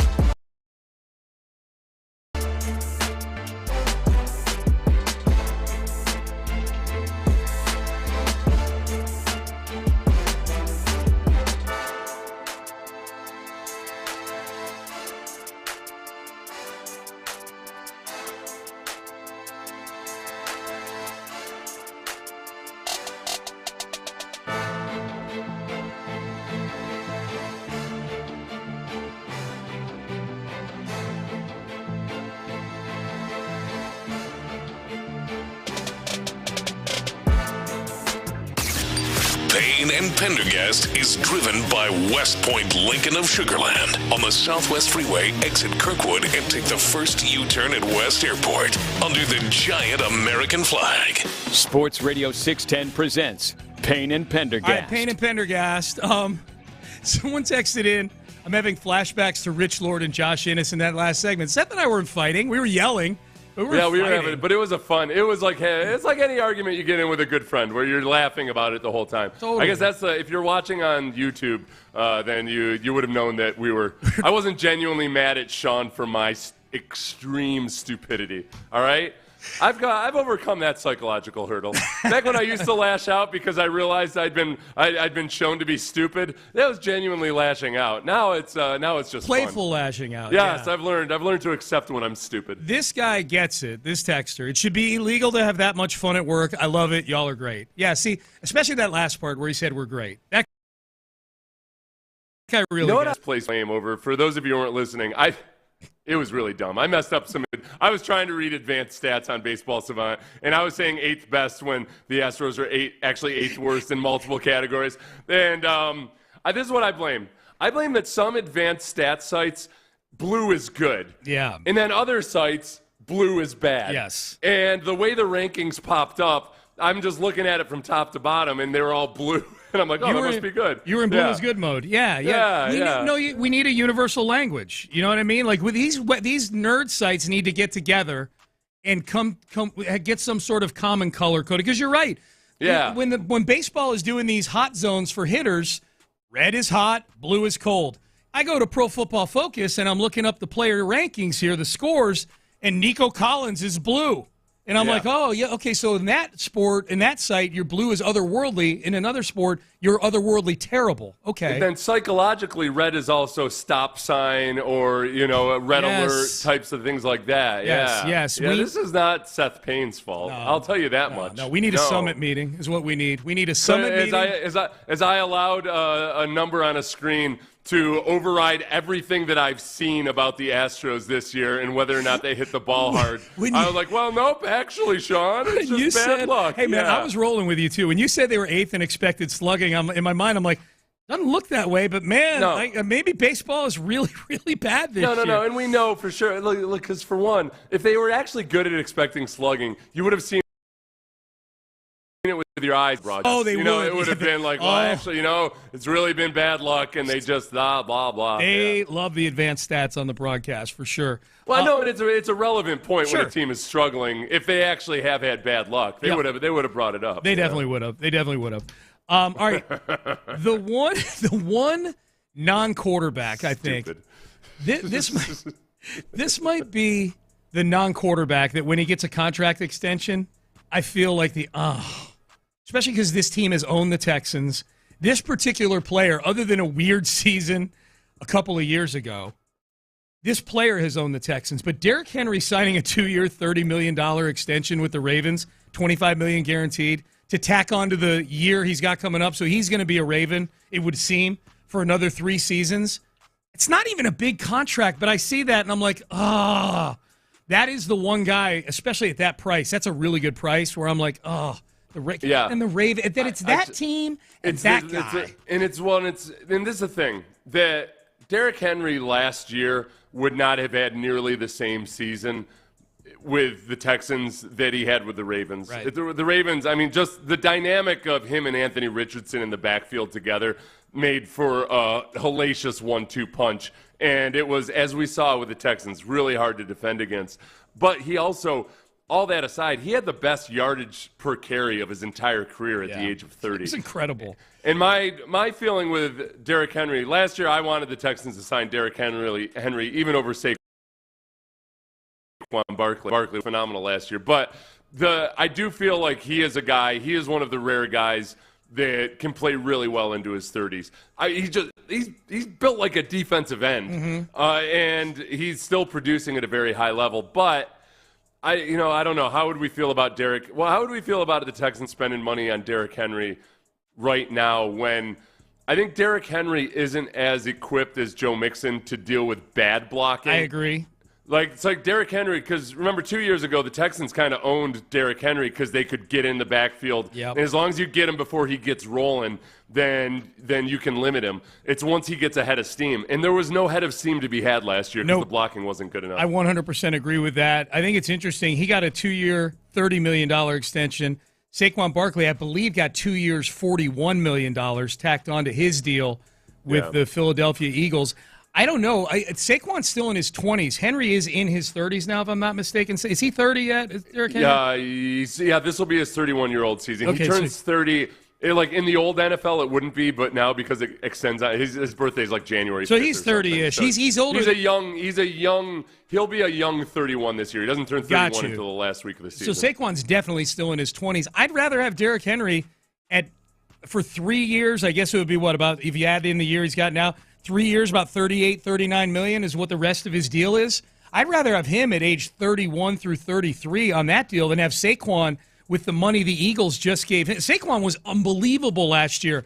I just don't know. I think Saquon tells is less sustainable than Derrick Henry from a health standpoint. The thing about, I guess this is the tricky thing, is that Saquon could still. There's a lot of examples of guys his age still playing really well up until they're 30 or so. Yeah. Past the age of 31, it really falls off a cliff because even the guys like Frank Gore and others that have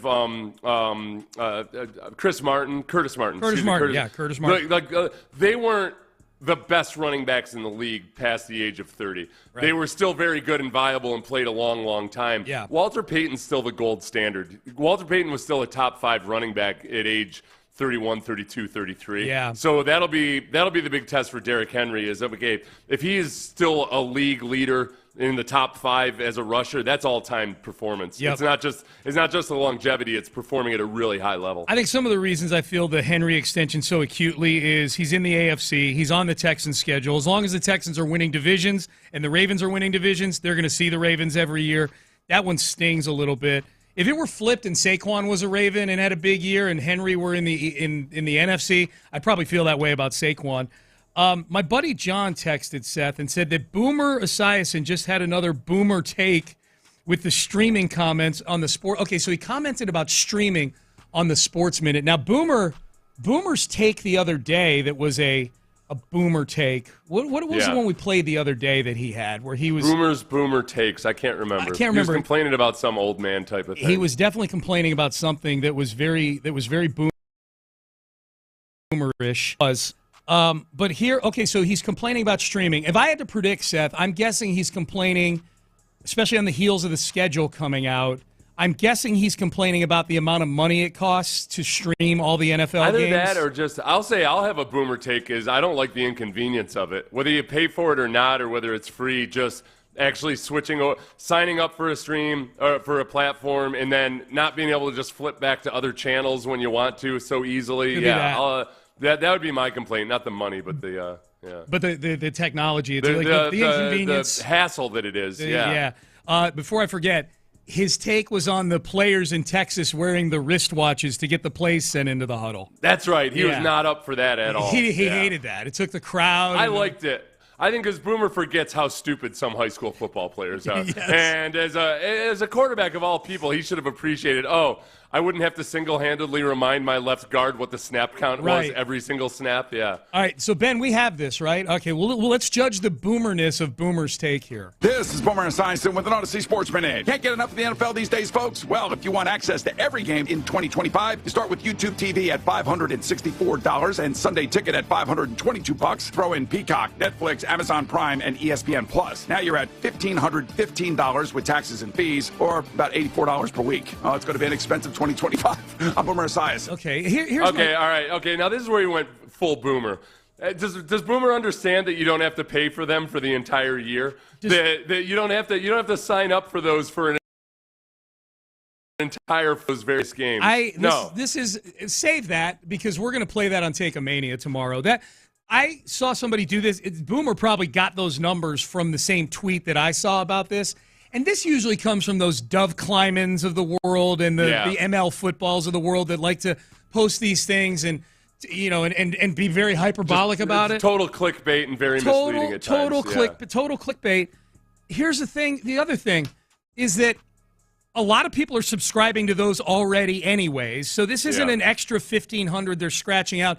Oh, and by the way, you get other programming with those things. You're allowed to watch other things on Peacock if you want to. Yeah. You know, like, I get it. Some people may just be getting it to watch one game. But, yes, to your point, you can cancel after that one game. You have to pay for it. And a lot of times it's a free trial the first time anyway, or for that game. Yeah. This is one of the worst alarmist hyperbolic takes going right now. It's misleading. He's inflating. Plus, not to mention, he threw an NFL Sunday ticket, which that's always been a premium item, that to be able to watch any of all the games, you're going to have to pay extra. It's the same way in the NBA. It's the same way in baseball. It was something that, you know what this bothers me? It's something that you could never do before. Right. So it's like, if your appeal is that, well, no, I like back in the old day when I could just turn on the TV and watch a game. Right. And whichever game the local affiliate decided to show you at 3 p.m., and a lot of times that sucked. Yeah, like that. But, yes, if you want to pay extra for that, you can get it. But it's not something that's the essentials for the old-time viewing experience. Right.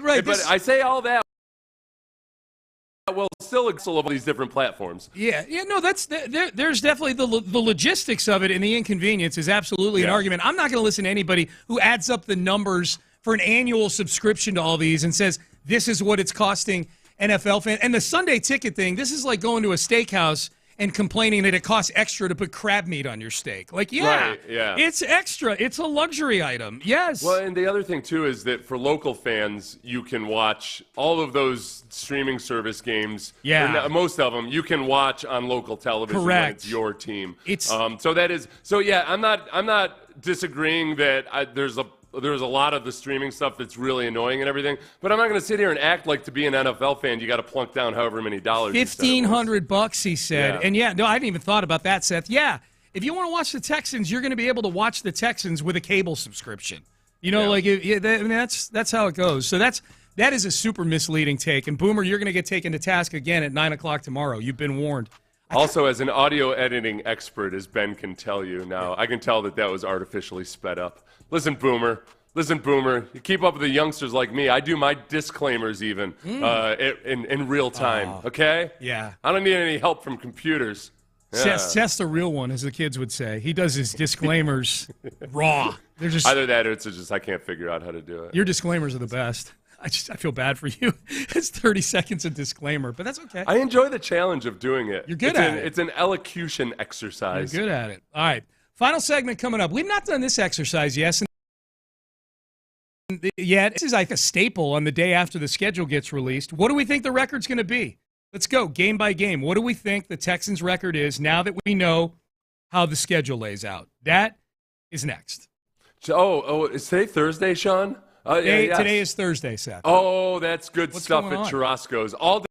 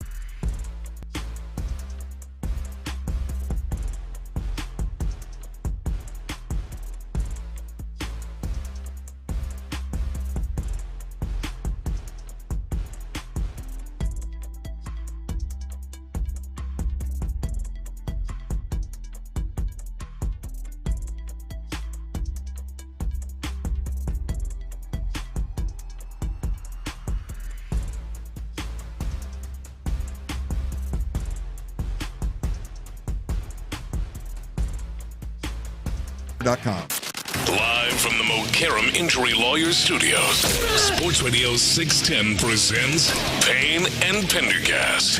All right, Payne and Pendergast. The final exercise in day after the schedule release is always, what do we think the record's going to be? Now that we know how the schedule lays out, where the games will be played, we can figure out, okay, are they going over 9.5 wins? That kind of thing. If I had to guess, I think ultimately I wind up at over 9.5 wins. But, Seth, let's go through these here and see what we think about these games now. All right? Let me I got it pulled up here. Sean. All right, here we go. Okay. I got it pulled up here. That's all right. I got to turn down the volume on something in the studio. There we go. All right. All right, week 1 at the Los Angeles Rams. Win or loss? The Texans are not favored in this game. They are 2.5-point doggy dogs. Yep. I'll just go ahead and realistically, the Texans' offensive line reshuffled and largely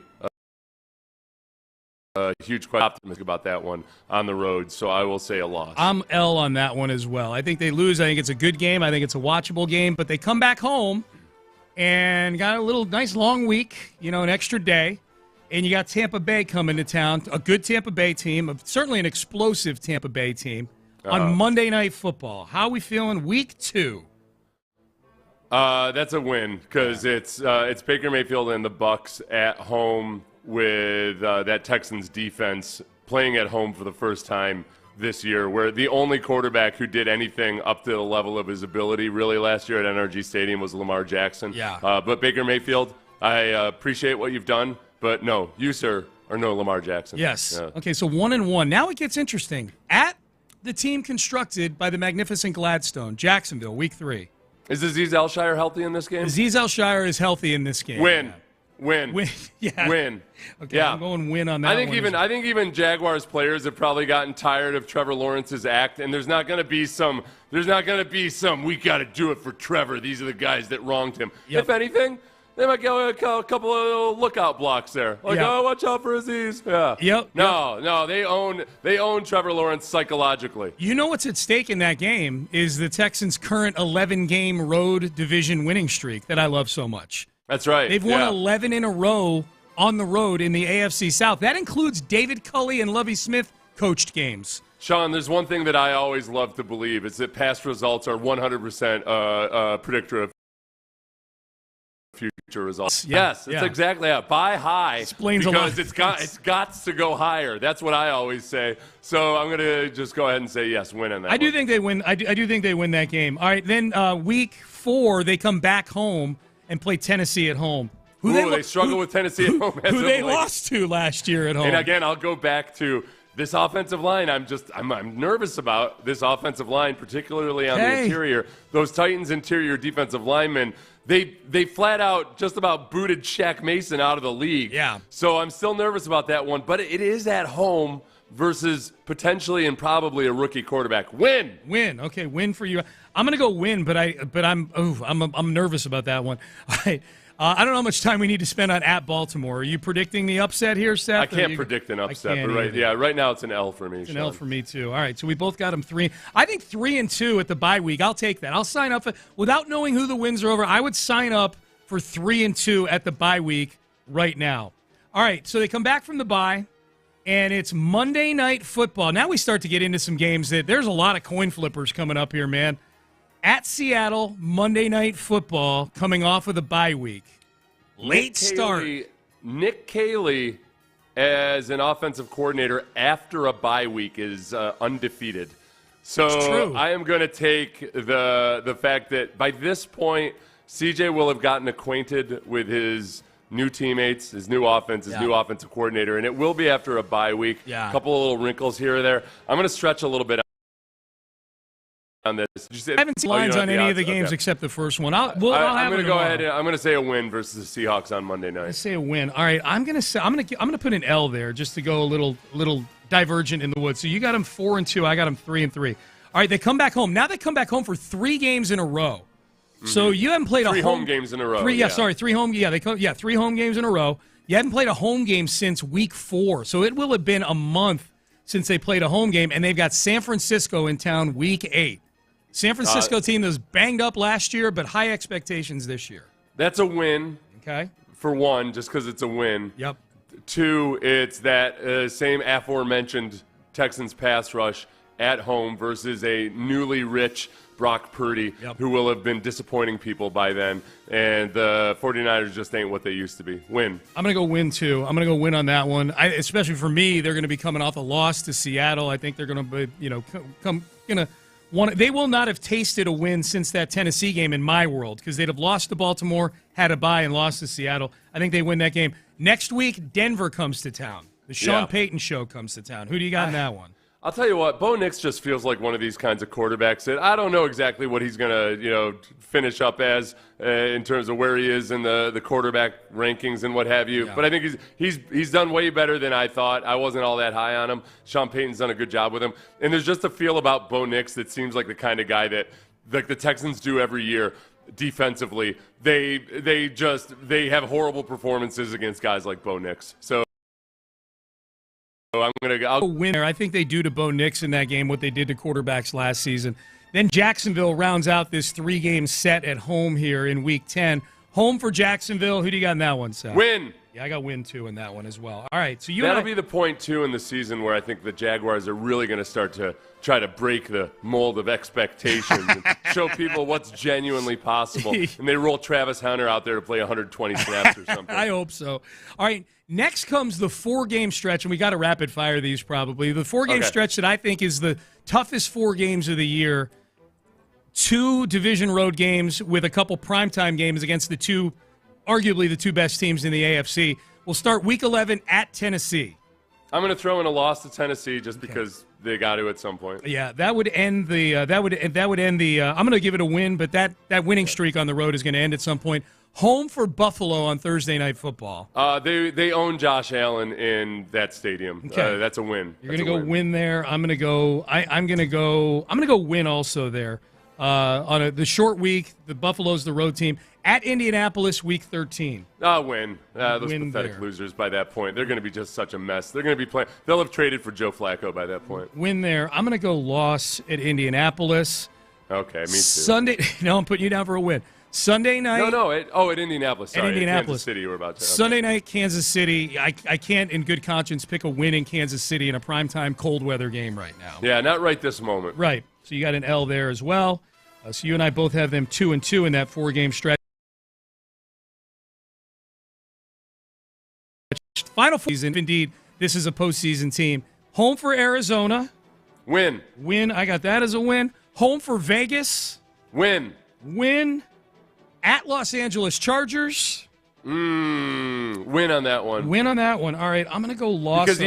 Because Justin Herbert, especially as it gets down to crunch time, has not shown himself to be one of those guys that has his best games. I'm gonna go loss on that one. So what's the record at that point? For you, it is 8-5. For you, it's 10. It is 11-5.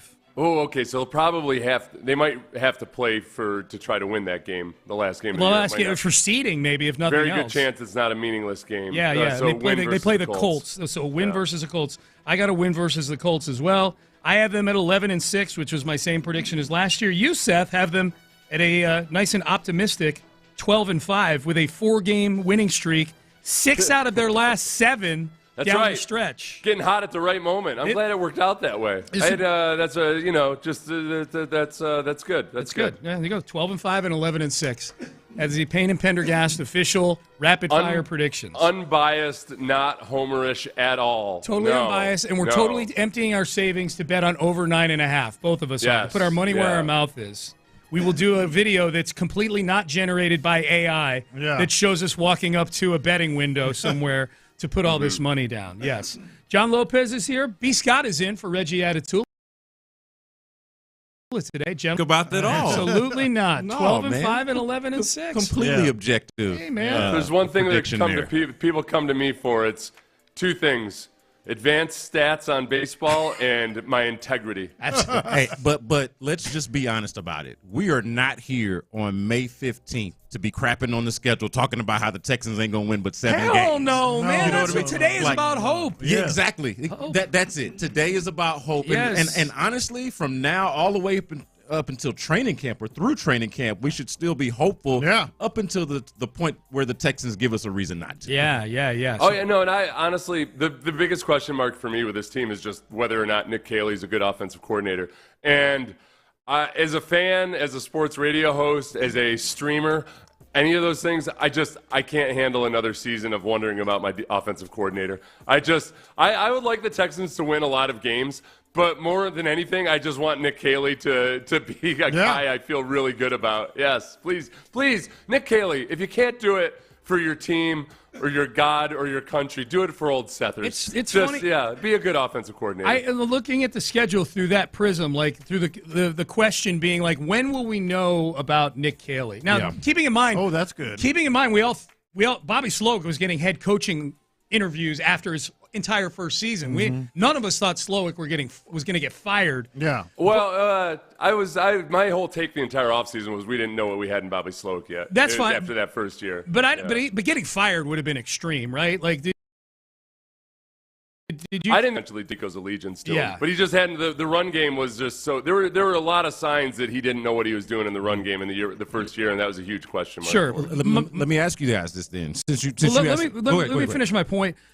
I think in looking at the schedule, that the part of the schedule where we'll kind of have a feel for what Nick Caley's about, coming out of the bye, because you got the bye to, as Seth has pointed out several times today, kind of recalibrate things. Coming out of the bye, you're at Seattle, you're home for San Francisco, and you're home for Denver. Those are three good defenses right there, all in a row. Yeah, and so for me, I was looking at it right before the bye, just like since the bye is so early, and this is going to be one of my gripes with the schedule. Yeah. Spoiler alert. But since the bye is so early, but the last team that you play before the bye is the Baltimore Ravens. That too. and before that, you will have at least played the Bucs and the Rams, who have formidable defenses. Will you, by the time you get to that early bye, week 6, will you have at least a decent feeling for what Nick Caley is? That's exactly where I am. Yeah. I had when you asked the question, I said the bye. That's where I'm looking at. Well, even throw Tennessee in there. So that's just pointed that out last season and again now. Like Tennessee's, that's a good point. Their strength is their defense. That's a good defense too. That they won a game here last year. And especially their front. What are the issues and the questions about the Texans' offense? They lie primarily with the interior offensive line and, of course, what the offense itself is going to look like. Yep.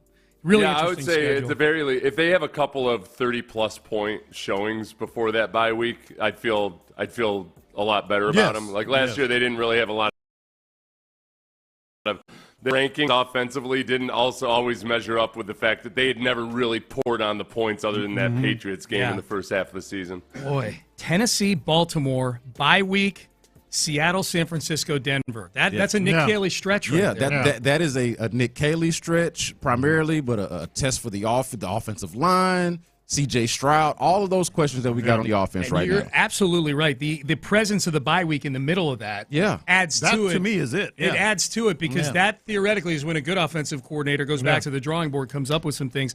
The Texans came out of the bye week last year and were just as bad in the second half of football games as they were going into the bye. So the answer might actually be both of our answers. Like, what does it look like before the bye week, and then how do you adjust after the fact? Because you've got real tests before and after. Question of the day. What are some things the Texans should have done with their schedule release video? I want to say that given the demographic age dynamic between me and Lopez, I love that he's the one that is most upset about how they failed here. Can you provide, for those who didn't get to see it, what is the genesis of the question? Like, why is there a should have been in your mind with this? I'll answer that with a question, which you're not supposed to do. How are they good at so many things except this? Man, Lopez is a tough crowd, Shots dude. fired. Year in, year out.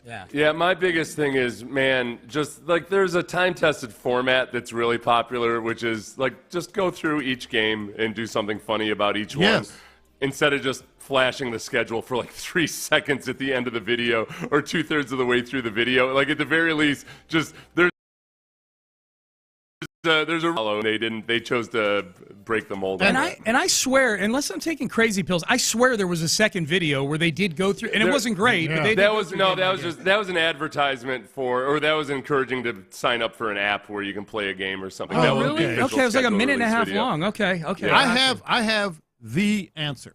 You I do? have the answer of what they should have done. Okay. I'm very kind. And I'll say it now because I don't like to leave the early crowd hanging. Yeah. You always have to do like what's new, what's hot, what's culture, pop culture, ish in the moment. The baby AI cloning. Like have J.J. Watt as a baby talking, and then have Cal and Hannah as babies. Did anybody do that? Did we know of? I can't believe no one did that. Yeah. It's the best. I was surprised nobody did. You're in the wrong business, John It's Lopez. the best. I was surprised nobody did any, like that I saw. I mean, I only watched and you can still Texans take shots like Seth was taking. and a couple other ones. Like I was like, yeah, do AI. Something AI. The baby I hadn't thought cloning. about the babies. The baby cloning would be like JJ as a baby. A little creepy. Think about the babies. DJ as a baby. Cal and Hannah as babies.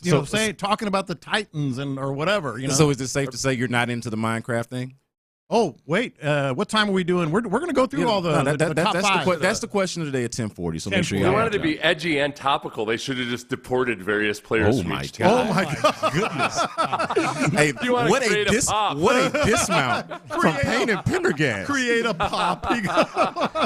New favorite team. You're fired. Cross D&M Auto Leasing. Have I mentioned that Crosstalk is brought to you by D&M Auto Leasing? All right, gentlemen, we'll have a great show. Thank you. I can't wait to hear the power rankings of the I've got a top videos. 5. Okay, good. I'm looking 1040. Yeah, and all due respect to the Texans, that was awful. I did. Okay. Shots Sean fired and I again. chose just not to talk about it the entire show. You guys know me by now. Yeah, doesn't hold back. Unvarnished. All right, we're done. We're out of time. Seth, antibodies to you. See you for a Friday show tomorrow. Antibodies and an AI version of love to you, Thank Sean. you very much. Appreciate that. We are done. We're out of time. You're listening to KLT AM, KLT FM HD2, Houston, an Odyssey sports station.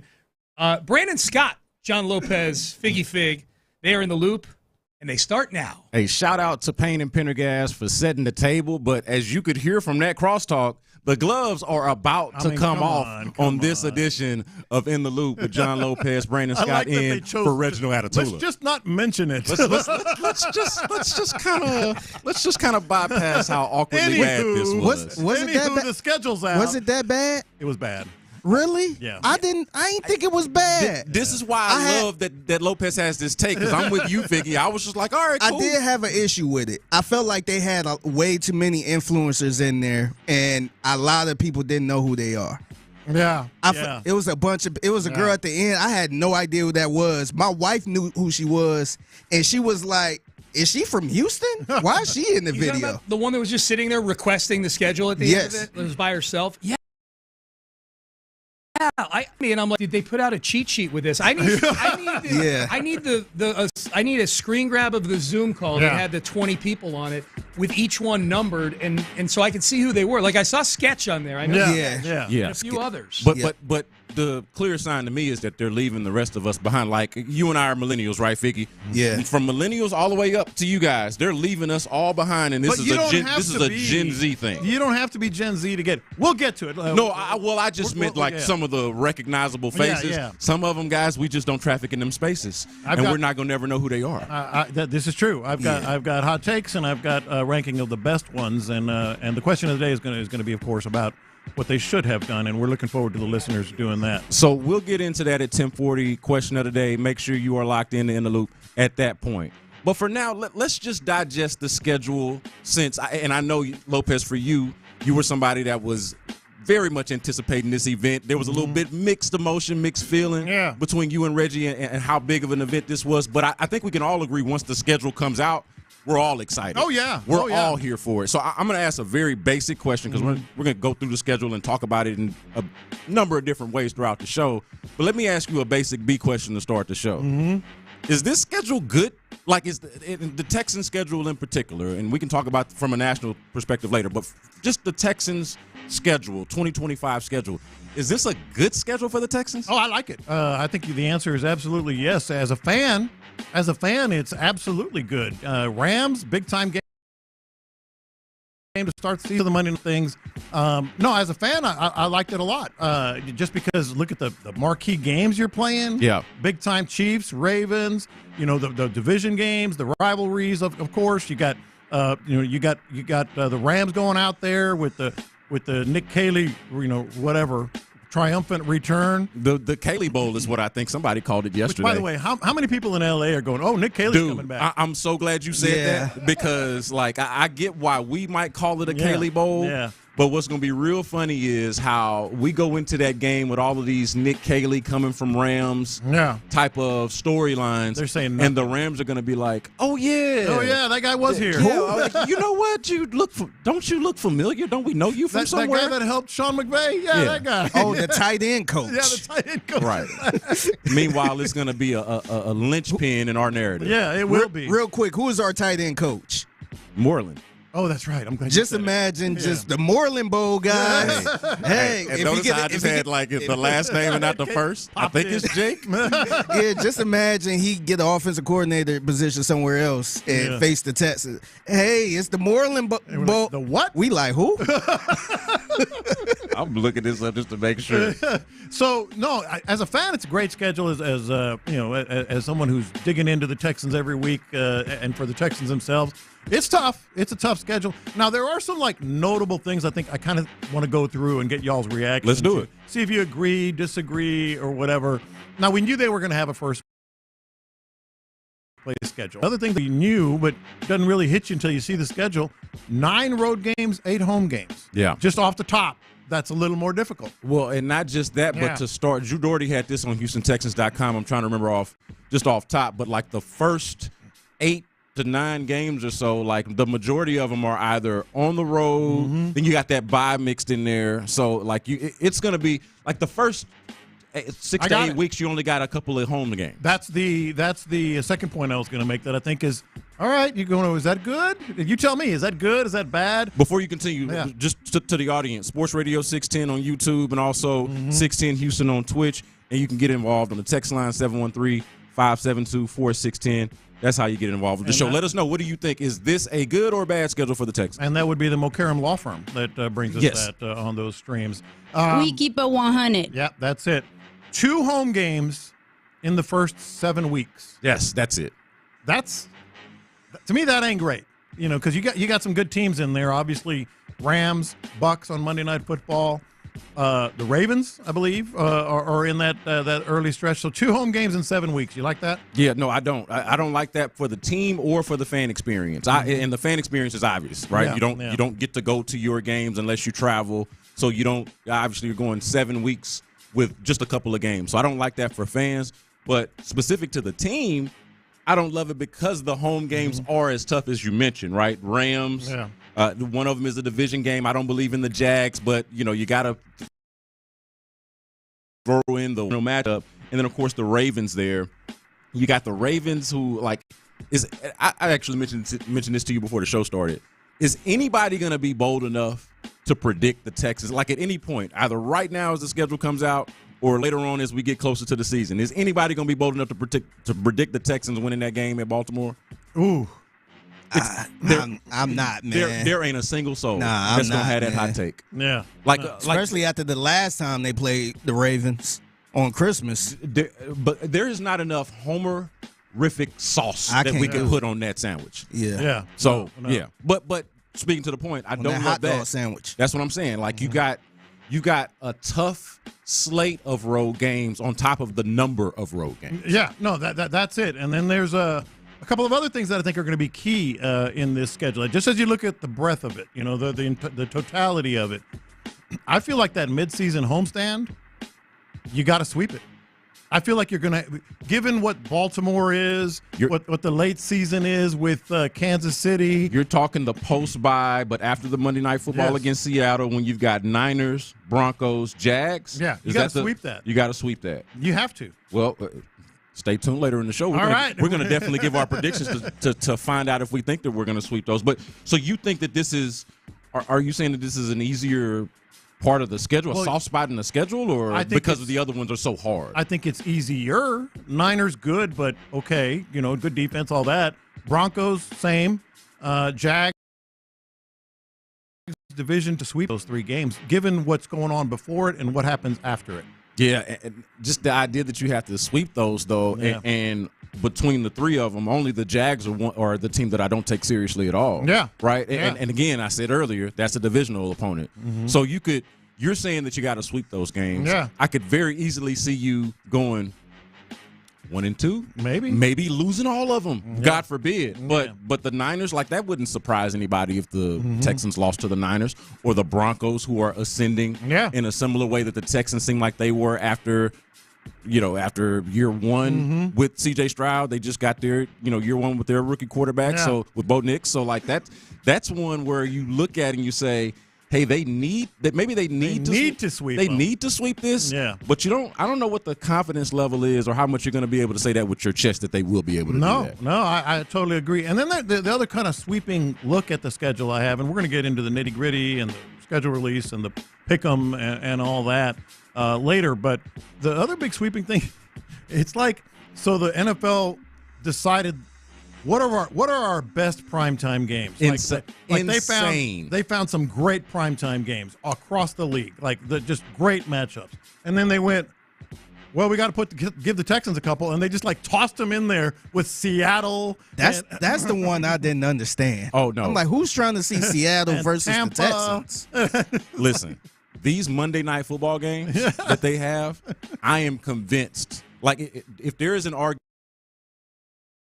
for schedule, and it's just AI or something computer generated, or maybe somebody that doesn't have any kind of context, I don't think that there are matchups that you could find across the league that lack more context or a reason for why are we here. Why am I watching this? Than these Monday night, and the fact that they're Monday night games instead of Thursday night games. Did Amazon or somebody say, hey, you know what? Yeah, y'all take some of those terrible games that we get on Thursdays and some of the meaningless and pointless nationally televised games that we get on Thursday. Let's do it on There's always a hook. What's the hook with Tampa and Seattle? Look, credit Sean Pendergast, because yesterday or last night, I should say, in his immediate reaction video, he was able to put something on that Tampa game this was one of the better games of the year 2 years ago, and it was kind of like the moment that I think the Texans arrived on a national stage because of the reason or the way that they won that game at the end, and then they go back the next week and go on the road and beat Cincinnati, and so it's like the Texans are here. But I'm like, damn, Sean, I don't know if you realize, and I know you're talking to Texans fans, but that's a hell of a deep cut. Yeah. That is the deepest of deep cuts to figure out. That's the first thing I thought about. I ain't gonna lie. I'm like, are they trying to channel that last matchup? That's a reach for a hook. And that's a hell of a reach. And then I even started thinking Mike Evans, maybe he coming back home, but that's a deep cut right there. That ain't a national audience narrative. Yeah. Exactly. You know who knows that? We do. And in Tampa they do. Yeah, that's right. I don't even know Tampa now. They might. Yeah, he's from Tampa at this point. Yeah. I'm just saying. He had a chance they'll to give a come to damn Houston. about Galveston. He had a chance to come to Houston and said, no, I'm staying in Tampa. Well, no, I'm talking about just even that game, though. How significant of a moment that was. Yeah. Maybe then, 2 years ago, you could point to it as a similar, but ain't nobody looking back and saying, man, you remember in the middle of the season 2 years ago when they wore them red helmets and they figured it out? Nah. And Tank Dell, nah. But every Monday night, as we're watching Monday Night Football, they start talking about the next week's game. And, that's going to be Derrick Henry returning to Tennessee. I'm just pulling stuff out of the air, but you get what I'm saying. Yeah. What are they going to say? Yeah. Hey, we got Tampa going to Houston next week. And they're going to say exactly what Sean said. Remember the last time these two teams played? Yeah. It was a matchup. Well, and at least with Tampa, you've got, you got this at least a somewhat of a marquee quarterback matchup. No, I'm not saying somewhat. No, you're right. But you got Baker Mayfield and C.J. Stroud. You can sell that. What are they going to say on the Monday night before the Seattle game? The Seattle, and the thing with Seattle that one lost me, and it's on ESPN Plus. Well, and the fact that Seattle, one of the big stories about them is how they punted them guys punted it felt like they punted on the season. Yeah, not that they punted on the season, but they made so many changes that makes their team so unrecognizable. You're gonna have to learn them. Yeah, I don't see what's compelling about putting them on national against anybody, much less the Texans. Sam Darnold, man, you got Sam Darnold. You ain't even got DK Metcalf no more. Sam Darnold and Cooper Kupp. Yeah. I don't get that one. Got to give them a couple. Who else do we need to give them Monday night? And they go, well, Seattle and Tampa are available. Okay, let's do that. I have not looked at it to see who else or if Seattle has any more nationally televised games or any more primetime games. Yeah. But you got to figure, and this is no disrespect to the Texans, but if you're going to have either the Texans or Seattle, like the other opponent has to reach a certain level. Yeah. And the Texans aren't at a high enough level to bring up the property value that, for Seattle's. Or even like a rookie phenom. Something like that. Yeah. Just some like Genty went to, or something like that. Or even one of these division games would have made more sense if you're going against Cam Ward. Or even the Trevor Lawrence thing. I know it's lost its shine, but that would have made more sense for a Monday night game. This one I don't get. And then the last thing that, again, kind of just taking the breath of the entire schedule before we get into more details later in the show, I don't think some people, I know Sean picked this Buffalo at home on Thursday night as a win, but I don't think the schedule makers did the Texans any favors with Buffalo and Kansas City. Like Buffalo on a short week, yes, they're traveling, but it's still a short week for you after a game at Tennessee where you beat the hell out of each other in a division game, and then you're coming back on a short week to face Buffalo and Josh Allen, and then Kansas City in December at night. Yeah, so the Buffalo thing, Kansas City in December at night that's just hell on earth. Yeah. You know what I mean? Just cold, it's a cold hell. Yeah. But the thing with the Bills, when I first saw it, I was like, Texans get the Bills on a national stage because I feel like Josh Allen won the MVP last year and played one of the worst games of his career against the Texans in a game that nobody watched unless you live in Houston or Buffalo. Yeah. The game that nobody talks about, very un-MVP-like. I'm like, okay, they'll get an opportunity to do that on a national stage. But then I thought about the exact factor that you just mentioned. Yeah, but on a short week. Still a short week. Don't know if I love that as much. And on a Thursday night game, those can be real clunky. And just a simple fact, if they're competitors the way I expect them to be, they probably remember that. Oh, Josh Allen does. Like maybe the nation didn't follow it, but Josh Allen remembers it. The returning Bills remember it. Obviously, we remember it. So yeah, I thought that was an interesting. A lot of stuff to get into with the Texans schedule, the NFL schedule release from last night. We'll talk about it. Brandon Scott in for Reginald out of Tula. We got John Lopez here. We got Figgy Fig. And coming up next, man, we got to talk about these Astros because they done won back-to-back games and got a little life. We'll do that next one. All right. Let's talk about the Franklin team brokered by EX.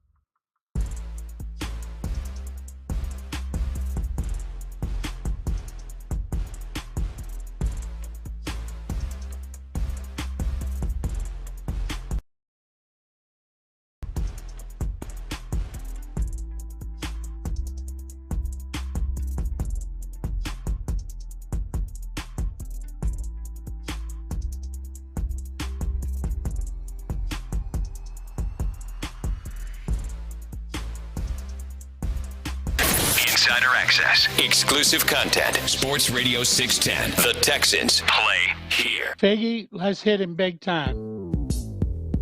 Houston, let's get in the loop. You better get ready because we're going to show up and show out. With John Lopez. It is what it is means nothing. And Reggie Atatula. And that, my friends, is a scoregami. Always live, always local. 713, what's the damn number? 572-4610. You're in the loop on Houston Sports Leader, Sports Radio 610. That's right. In the Loop is live. Reginald Atatula is out for the day. Brandon Scott in with John Lopez. Figgy Fig. Appreciate y'all for being with us and joining us. If you want to get involved with the show, as we said before, you can get involved with the text line, tried and true, 713-572-4610. Or if you're a little new school, you can go to the video stream on YouTube, Sports Radio 610, or on Twitch, 610 Houston. And it is the Mo Karam Law Firm that sponsors that brings that to you. Lopez. Yes, sir. Man, look, I want to share this with the audience, man. This is the longest it's taken me to get to the ballpark since I've been working. Far in the season. Yeah. We're in mid-May now. And since I've been working at Sports Radio 610 since 2019, this is the longest that it's taken me to get to the ballpark. I went to my first Astros game of the season last night. Mm-hmm. And, of course, they pull out a 4-3 win to get that correct. A 4-3 win against the Kansas City Royals. And look, man, it was another, dare I say, Jeremy Pena night. How are we feeling about Jeremy Pena carrying this team in a lot of ways on offense? It was another Jeremy Pena night. It was another Paredes night. Paredes night. Yep. And we were talking. We all chatted up with Sean and Seth during the breaks and stuff, and. Sean came in and said they had this sort of back and forth between Sean and Seth during their show about, Sean was talking about how it just didn't, which we've said 3 days ago, it didn't feel like the same Astros. They didn't feel like they're really hitting the ball. He was talking about the way they were hitting the ball. And they still don't. Et cetera, hitting the ball hard and all that. And I was sitting there agreeing with him, except I think the last two games I feel totally different. The last two games, they feel a lot more like the Astros we know. Yeah, obviously Paredes is hitting the ball hard, right? Mm-hmm. He's got the walk-off a couple of nights ago, and he had the home run to follow it up to the and that was in the Crawford boxes, but it was a no-doubter. If you go back and look, that was 30 out of 30 ballparks, that would have been a home run. So it was a legit home run, not just a cheap one to the Crawford boxes. Yeah. And again, this Jeremy Pena, like, this is where I'm at. Like, can they, just for long enough to get Jose Altuve right, Yordan Alvarez right, can you lean back and right? Yeah. Can you lean on guys like Isaac Paredes, like Jeremy Pena, like Jake Myers? Like, I don't know where this team would be without two guys outperforming the expectations and really only one of the two major offseason acquisitions between Paredes and Christian Walker actually living up to the billing. No, you are, at least in recent history, and that's all we have to go by in terms of where they are right now as a team. Paredes is doing it big time. Jeremy Pena has shown no signs of any sort of quote unquote water finding its level. This might be the level for him. This might be the level offensively and defensively. I mean, Jake Myers to me is still going to be like, how long is this thing going to last? Yeah. I mean, he going into but you know what? Yeah. Made a play out in center field last night that was very much on brand. Like the offense that you're getting out of him, maybe not quite on brand. And to your point, look, this is how long is this going to last? How long is this going to last? But at the very least, he's doing some of the things that you would expect him to do on top of that. No, absolutely. And so, given what Sean was talking about, I almost agree completely, except I think the last 2-3 days they've shown those signs, and it's been those clutch guys, those guys doing clutch things in late innings too, and that's been very Astros-like. The other thing, and this should not be downplayed all year long about, well, which Fromber are you going to get? Which Fromber are you going to get? Fromber's put a couple together now. Yeah. He's put a couple together. That gives you a good 1-2 punch because Hunter Brown isn't going anywhere. Yeah. And I feel like that's going to be good. Oh, by the way, we don't mention Josh Hader very often. Yeah. Because he's only been here and there, giving us a couple of heart palpitations. That's a good sign. Well, and you're also just not winning enough games to make him as useful as he's supposed to be. Like when they signed Josh Hader, it was 7, 8, 9, let's go. Right. Yeah. And with anticipation that, hey, we're going to be winning a lot of games, and so we need a guy like this. And like you said, 7, 8, 9, they had Presley and Abreu at the time. Like, we're going to be in position to win games, and so this will be used. That didn't turn out to be the case last year early on. Yeah. And this year, obviously, as they struggle to battle around 500, they just haven't been able to make as much use of Josh Hader as you would like for them to, because they're not as good as you would like. Yeah, so the question becomes, is it really sustainable like this? As encouraging as it's been, the right answer is no, unless you get Jordan and Altuve really, doing the things that we know them to do. But, I mean, you ride it as long as you can, and you've got a very soft part of the schedule. The Royals are not a great hitting team, and the Rangers are just not that good, and you have 4 against the Rangers. Yep. So, yeah, ride it as long as you can and then try to get it right. Yeah, so Jeremy Pena, who we should know, got the double that cut the lead to 1 in the 6th inning, and then had the go-ahead hit in the 8th. So then the 6th and the 8th is the difference-making at-bats for you. And overall, and I was just kind of looking at this, Jeremy Pena is among the top 5 performing shortstops in all of baseball right now. Yeah. I don't know necessarily how sustainable that part of it is, but certainly, to me, it's important to get the most out of it, or to make the most of it. Right? And I think he's more that. He's more that than a guy that maybe will revert to some of the struggles that he had last year.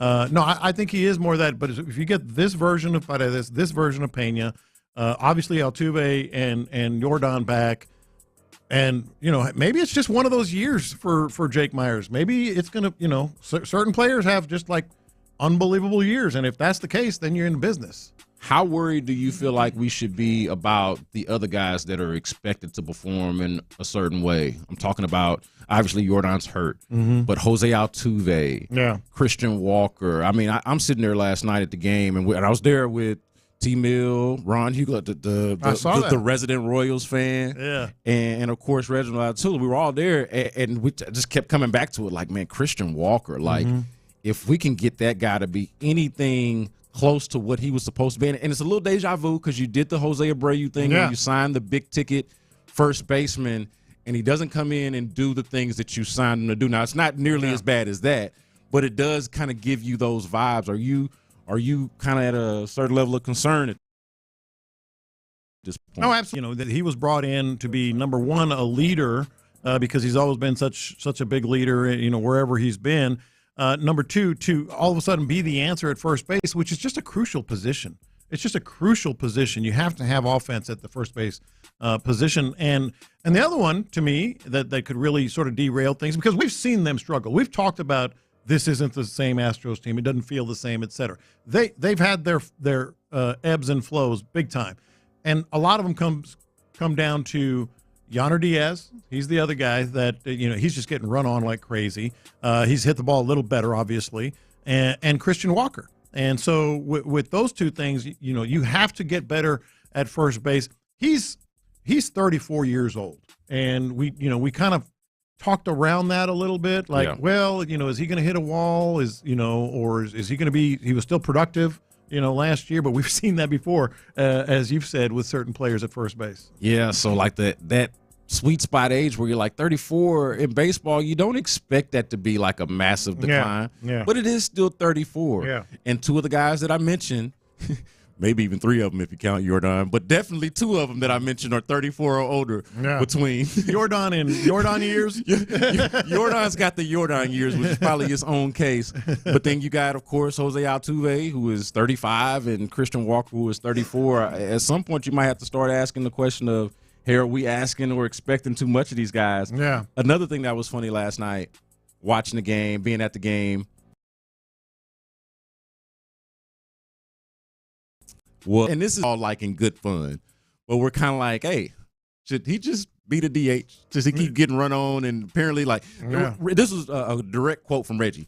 I keep trying to figure out what at catching is he good at? Like Reggie literally said that. I was like, man, you know what? Now that you mention it, I don't really have a thing to point to you that says, hey, this guy is a good catcher. He's just a dude that plays catcher whose bat that they want in the lineup. Yeah. Right? Yeah.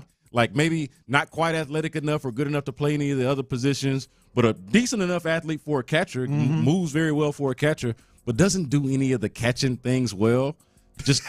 Which tends to be kind of important. So it's like, and so here's the larger problem.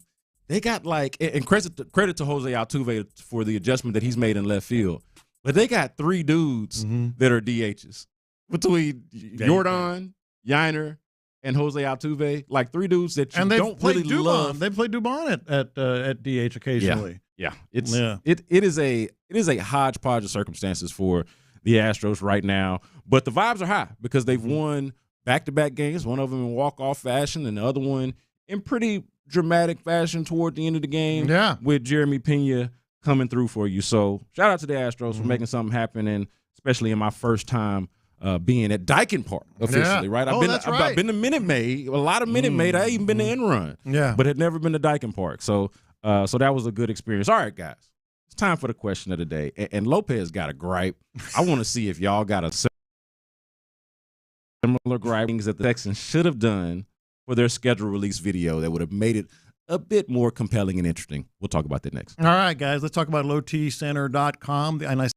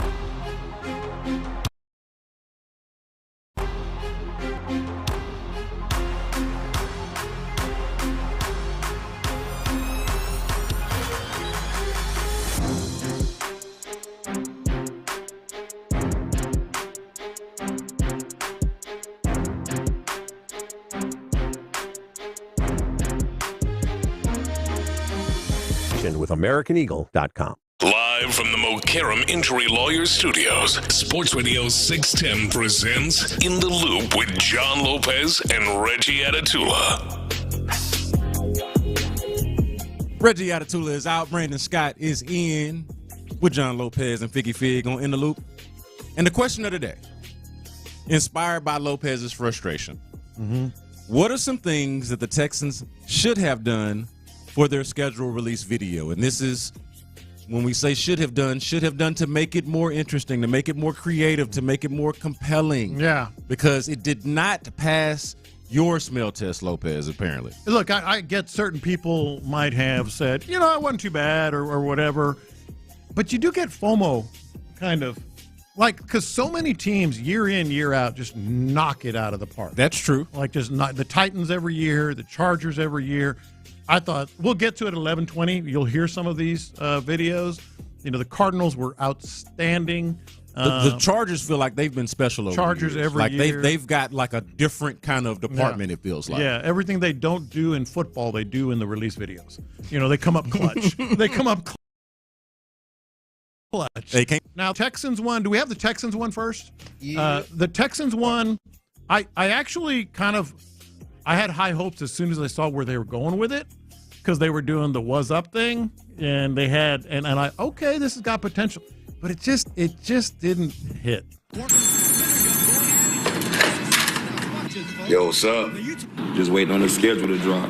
What's up with you? Nothing, man. Just waiting for the schedule to drop. True. Hey, hold up, other phone ring. For the pregame show.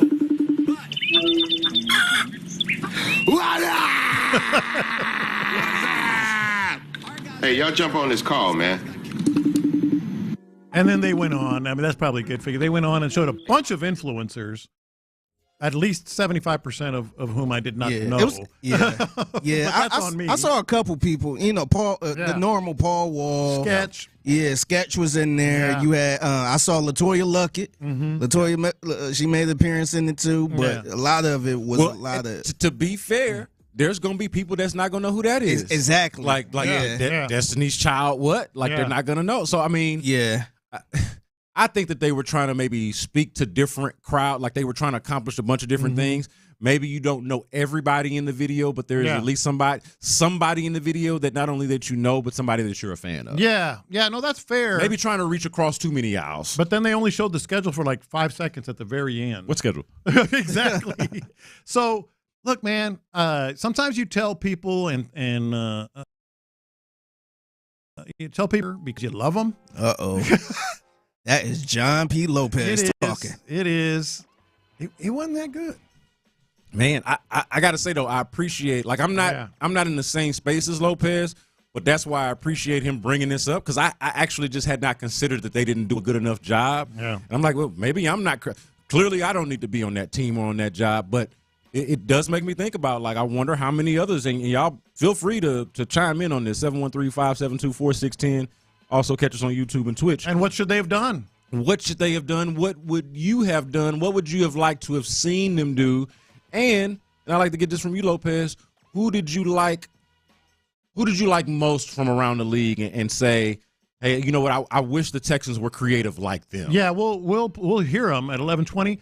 I thought Cardinals. The Colts had theirs removed. They removed their own, I should say. And now the Texans did a good job with that, right? They quote tweeted that and Error 404'd it. Yeah. So I thought that was actually pretty good. They're really good with that type of stuff. Yeah. Their social team is awesome. It's really good. Their social team is they're awesome. witty and good with clapbacks and punny and all of that kind of stuff. They might just not have the the storyboarding to do one creative, of these. Because I was even looking at the Baltimore Ravens. They did one off of the show Severance. Yeah. To me, it's like they created a whole story. It was like producing a movie. Yeah. But that's why I had FOMO, and that's why I'm asking the question of the day, what are some things Texans should have done? Because there is a formula. The formula is what's hot right now? What are people watching? And this is a little dated, but I think it's still all over the world, all over the place. The Chiefs did, instead of Cash Cab, they did Chiefs Cab with the guy from Cash Cab. Yeah. And it was badass. It was really good. And it didn't make my top 5. You'll hear that again later. No, but that's creative, though. But that's very creative. The thing that I immediately went to when we're asking this question, what should they have done? Like right now, in the here now, just piping hot across the internet is the baby cloning AI. Yeah. Like taking adult voices and redoing them as babies. We've seen, just a number of them all over. Imagine had they'd had like JJ as a baby. Andre Johnson. Jonathan Joseph, who was in the video as a baby. Andre Johnson, Callan Hanna. Brian talking crap about other squads and releasing the schedule like that. To me, that would have been an absolute hit. Yeah. Or even, I don't know, how if Janice would have been up for, but if they could even done that, like, your eldest member of your organization, we're gonna make him as a baby. I think that would have been on a podcast. Now, here's one that I thought of just since we started talking about it before the show, and like part of it is because this is a show that I'm watching and that I'm following it, and so this is selfish, but also I think that there is some personality brand crossover that could work with the Texans. I just don't think that they would embrace this. This is just from knowing them a little bit. I doubt that they like either this show or this concept that I'm about to come up with. But I would have loved to have seen them do like a Righteous Gemstones kind of spoof. I don't know if y'all watched that. Yes. But crass, real crass. But the Texans are pegged as being like real, preachy and over churchy and all that kind of stuff. To have seen like, I don't know, Cal playing the oldest brother in Jesse, and then that would have been awesome. And Hannah, I know they're married, but Hannah playing the sister. Because I just think that could have been really cool, like personality. Them sort of spoofing that show a little bit. I thought that would have been funny. Yeah, no, I agree with y'all. Like, I felt like maybe some type of popular shit. The first thing I thought about was the show, because they like to lean into the city a lot. And so the first show I thought about was the show Mo. That's good. If they could have did something like that, maybe like and brought him in. Yes. Yeah, they have a relationship with him already. Maybe like a 3-minute. It'd be like a 3-minute fake episode of Mo. Yes. And with something like that. That would have been brilliant. That's the best. That's I like that one. That would have been That's brilliant. Great, Vicky. Yeah. And the other thing is, and this is like we all know how we feel about the Texans doing so many good things, embracing H-Town and slabs and Bun B and all that. Are we traipsing into the territory of okay, we get it? Look, Bun? I see a lot of people saying, "All right, we get it." Yeah. I felt like a lot of people feel like we see enough of Bun B now. Yeah. Or we see enough of Slim Thug. I don't blame right him. now. Yeah. Yeah, no, he ain't doing nothing wrong. Well, and Bun I think there's something to be said for overexposure. Yeah. And not just overexposure, but overexposure for what? Like to what end? Like, and this is not to knock on, but it's not like he's dropping new music or it's just like, hey, here he is again. Yeah. And for same as the way he was the last time you seen him. You know what I mean? We got more Trill Burgers. Yeah. Oh, that's been around for a couple of years now. Yeah. So I do think that there is something to be said for overexposure, but if I'm Bun, I'm milking the hell out of that. Yeah. Now, as far as this video they released, though, I feel like a way they could have really made it better, because they had some people in the video, obviously, but I would have really dug deep into the city. I would have had like maybe like some legends that walk around in the city, like a Mattress Mac or somebody that could kind of, and where you'd be like, oh, damn, that's Akeem. Yeah. Oh, damn, that's J.J. Watt. Or kind of like, just kind of going into that. Well, because to me, like, the influencers is cool, but it just didn't really hit like that, man. Like, I thought Sketch was fine in it. Yeah. Because I think a lot of people and know he's a Sketch, Texans fan. and he's a sports fan. Yeah. Did they do anything with J.J. Watt? Was there anything with J.J. Watt? I didn't see I JJ. didn't see anything. Well, see, and here's the other thing. It kind of ties in with what we're talking about Bun B and the local and leaning in. You're saying leaning. It doesn't have to be a Houston person. Like I mentioned the Chiefs with the cash cab guy. Yeah. That was cool. The Bills were talking about they needed to do something with AI and had Allen Iverson, on there, AI, who's not a Bills fan, and they said, "Go Bills," kind of something. It could have been Ted Lasso. Yeah. I mean, because the thing about, and I love your idea of like the Mo thing, because I think that accomplishes the local and it's trendy, right? Because it's a Netflix show that's pretty popular. Yeah. But to Lopez's point, well, this is a point that I'm making, but kind of an offshoot of your point. Like, I think the focusing strictly on Houston ties or Houston puns or Houstonness is limiting. And limits you in what you can do creatively. Now, you can still be creative within those limitations, but if you expand it a little bit and think outside the box a little bit, I think you can come across some of these things like what you're talking about with what the Bills did with AI. Yeah, I was even thinking as far as like, hey, like sometimes you don't have to think too deep into this. Just find a comedian, just roast all of their opponents. Ooh, right. Yeah. Like, who's the coach? And just kind of roast the city. Yeah. Which Mo could have done that. Mo Amber, he's an actual stand-up comedian. Because that's something easy, and you don't. I don't think it's a big production for something like that, but just something simple and funny. Or get something simple and funny like you're talking about that everybody can relate to. The Titans they did a play off of all those drug commercials. And the the legal disclaimers and some of the side effects and stuff, and it was freaking hilarious. Knowing who and when your team is playing this season, life can lose its luster. For millions of fans suffering from football season withdrawal, or FSW, even relationships can lose their spark. Schedule Rizzy. Schedule Rizzy. A once-a-season schedule fix that cures FSW. Football is everything. Wait for the Texans one. Schedule Rizzy. With Schedule Rizzy, you can live your season to the fullest. 18 beautiful weeks, marked, circled, counted down. I was feeling down. Schedule Rizzy turned it all around. Consult Tennessee Titans tickets before taking Schedule Rizzy. Side effects include altitude sickness, gridlock, hand, foot, and mouth disease, imposter syndrome. That was the Texans. Now the last one, it was the Houston Texans. Imposter syndrome.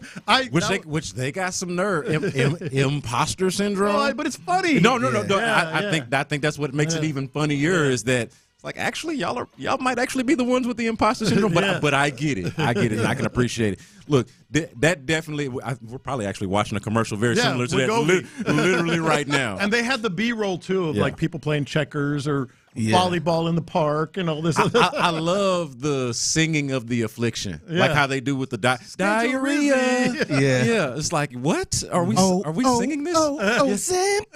Yes, exactly. That doesn't seem like that would have been hard to do. No, that's creative enough and simple enough. That's the thing. I think just thinking outside the box. Yeah, like you don't necessarily have to be. All right, let's make it H-Town or Like, just think something random outside the box because that had nothing to do with Tennessee. No. It wasn't Nashville about that. Yeah. Feel free to share your ideas with us throughout the show. 713-572-4610 is the text line. Also, check us out on YouTube and Twitch, Sports Radio 610. Coming up, we're going to go around the NFL right here on In the Loop. Yeah, we are. Let's go to DNN. Let's get you.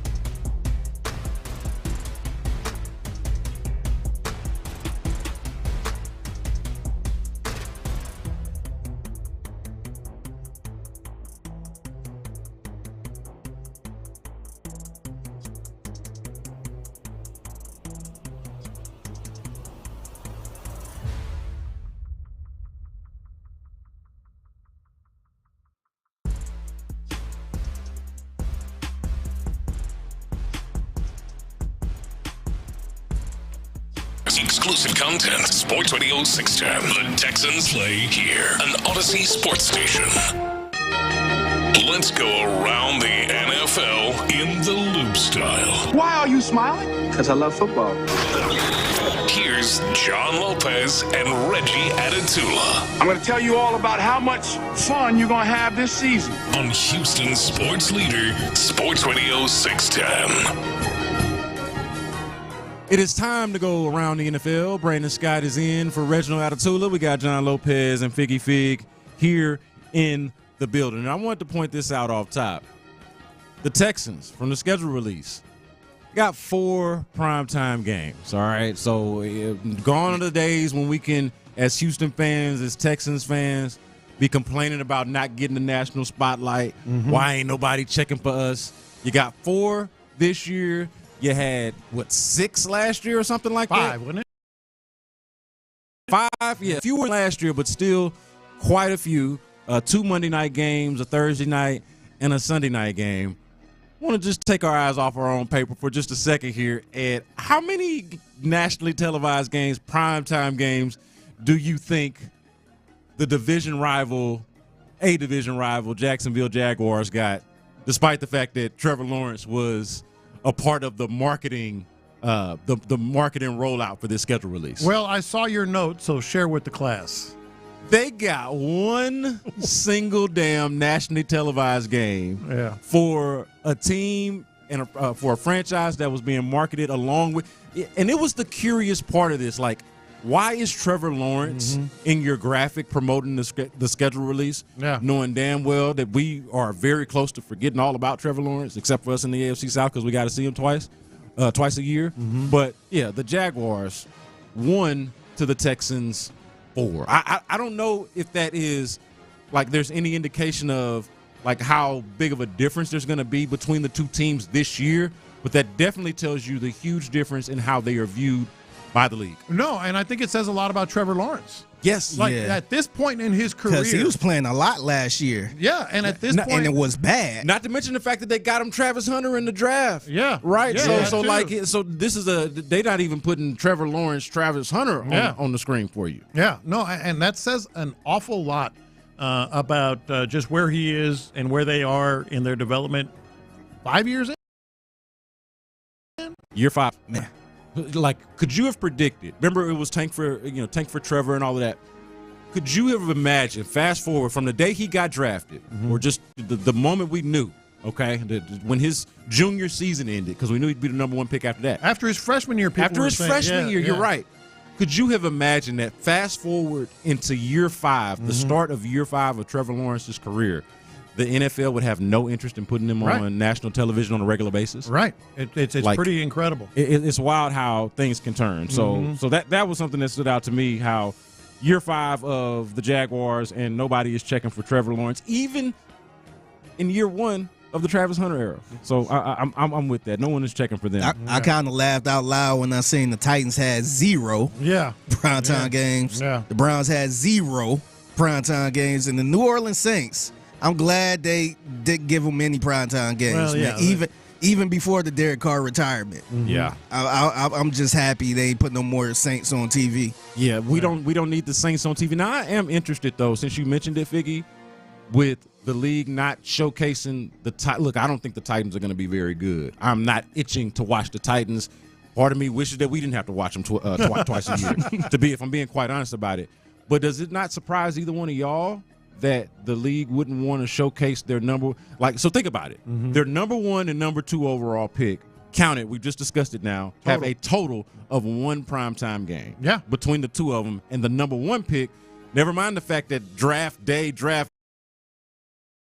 night, he didn't bother shine on the national stage either. I mean, if we're being honest, that is a surprise, because the number 1 pick is always. I'm shocked by it. At least 1. Yeah. Well, and certainly if it's recently now it's usually now a quarterback. Yeah. If you got a number 1 pick as the quarterback and a consensus that it's not like Cam Ward was like, oh, who's going to be the number 1 pick? Right. Like, everybody knew he was going to be the number 1 pick. He's a quarterback.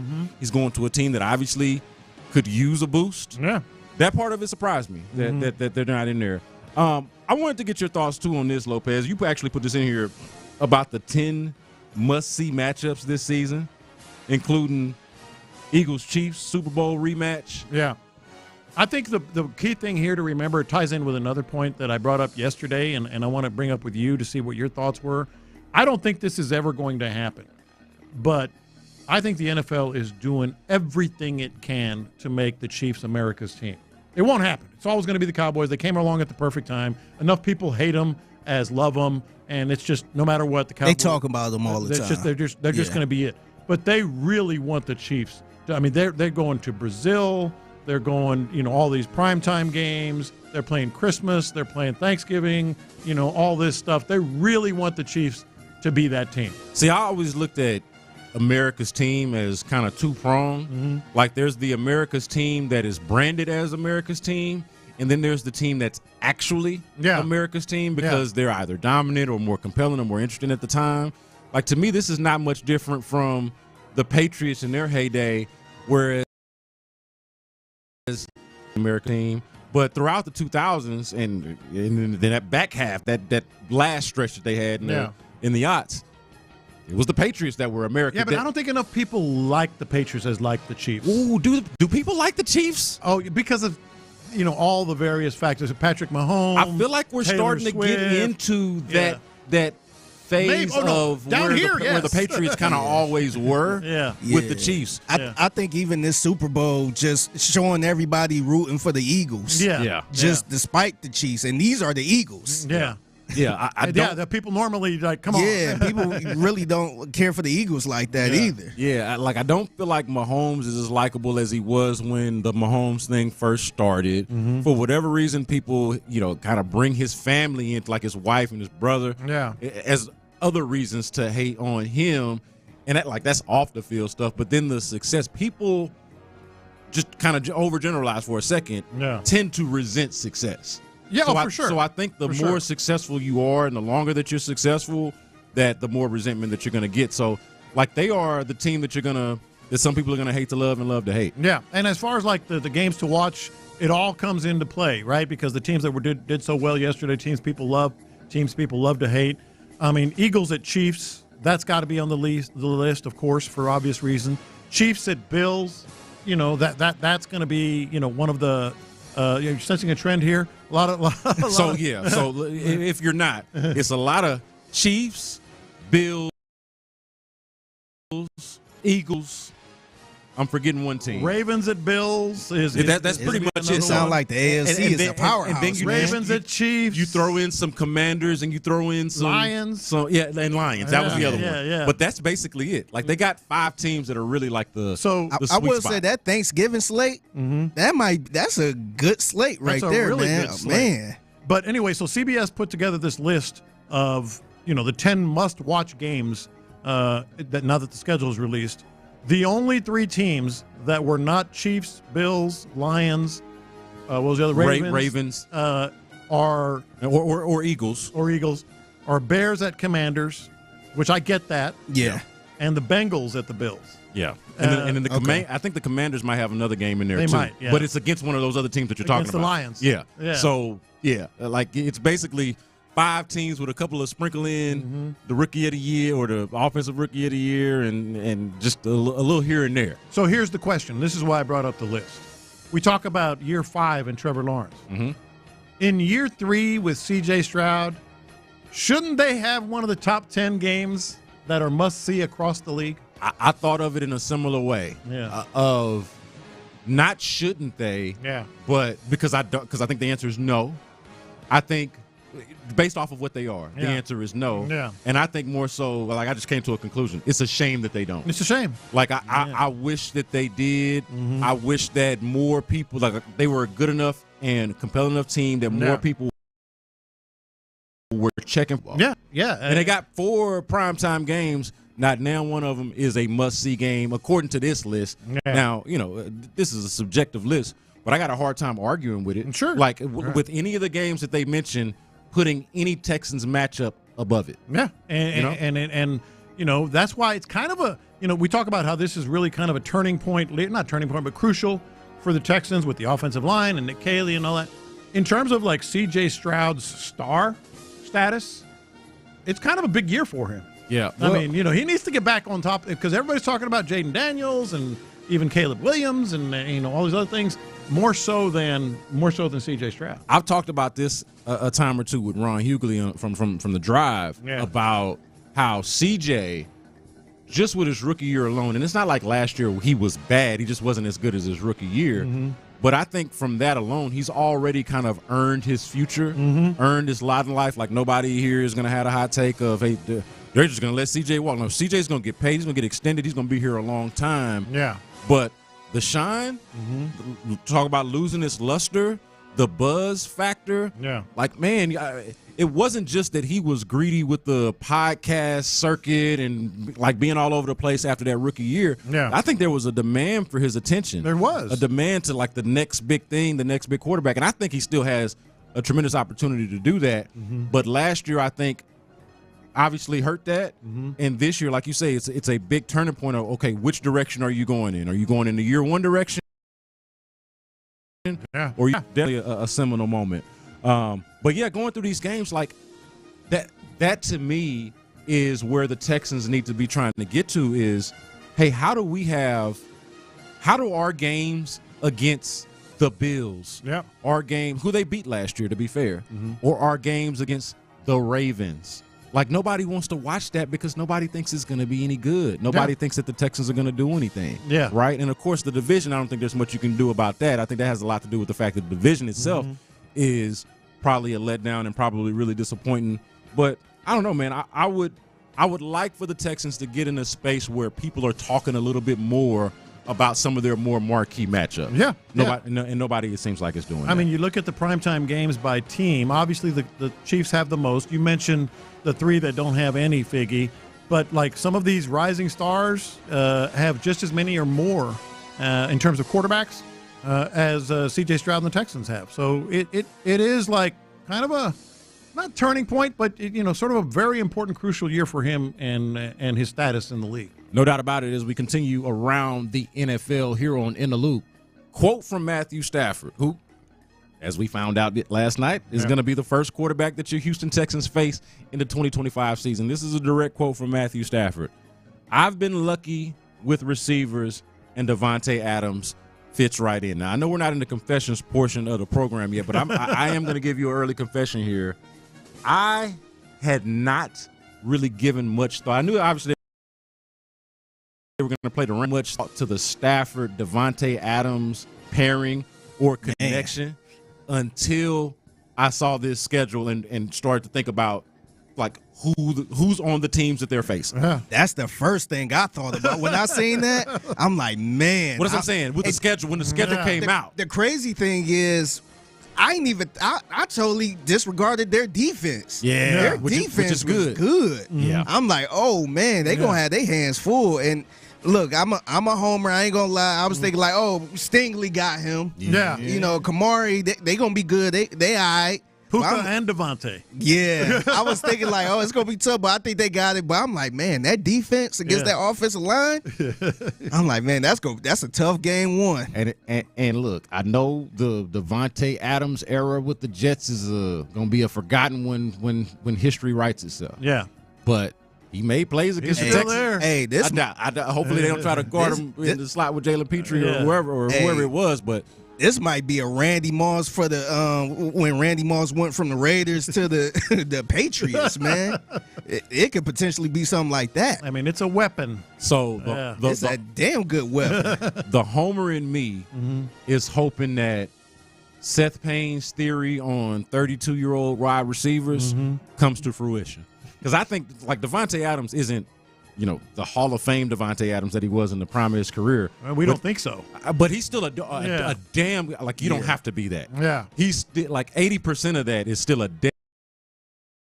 damn. I'm hoping he's closer to 60. Yeah. Like, like, is this the year, does it work out perfectly for the Texans that the year that Davante Adams truly falls off a cliff, and I'm talking about his performance, obviously. Yeah. His performance falls off a cliff will be the year where the Texans are facing his team in week one. But that, I mean, like you said, he ain't in his prime right now, but I don't think he's what DeAndre Hopkins was last year. Totally agree. Yeah, so that's still a threat. Yeah, I'm a little nervous about it. Yeah, be honest about that. I'm him and Puka.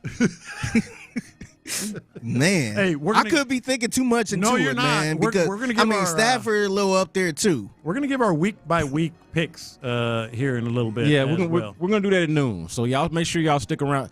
Do we think that the Texans will end up winning this game to start the season against the Los Angeles Rams, and then of course throughout the rest of the season, the entire schedule? What do we think is going to happen? That's coming up at noon. So make sure you stick around for that. But coming up next, that was around the NFL, by the way. Coming up next on In the Loop, the Texans are good at so many things. Why aren't they good at this one thing? We'll talk about that next on In the Loop. The Sports Radio 610 Crawford.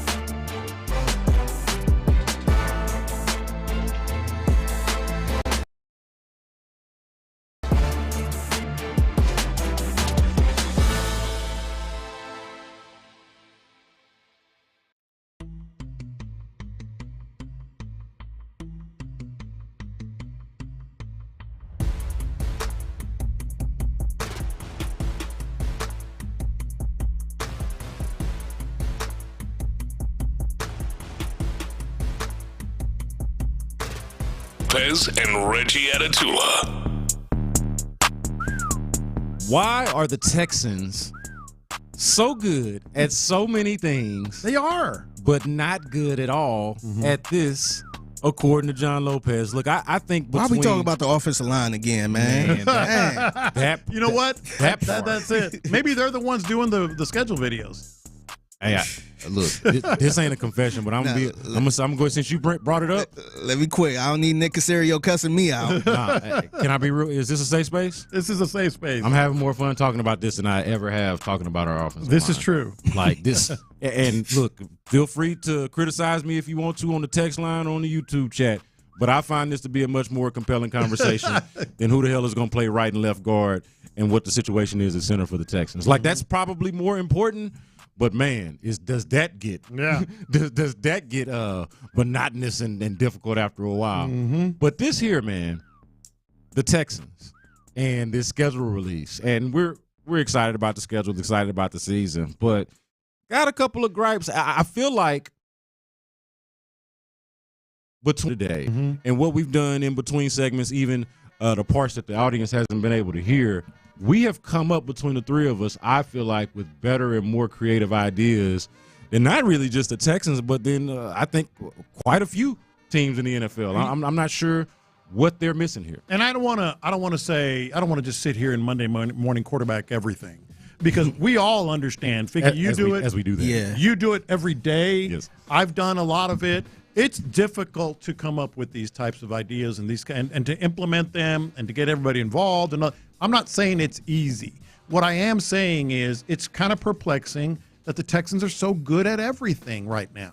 They are really good at branding themselves, really good at social media. A lot of stuff, even like the gear. The events, the gear, the uniforms. They're really good at a lot of things. So I'm not saying, oh, boy, you really, screwed up on that one. No.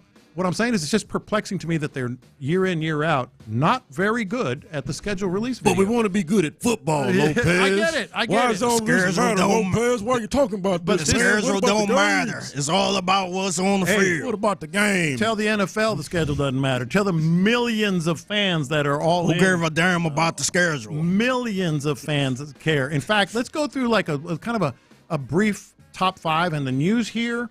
Today in terms of schedule release, the Colts had one, which I got to say I had it ranked number one before it went down. That's probably why it went down. It was too good. Yeah, kind of like it too. Tyreek Hill, what did he say?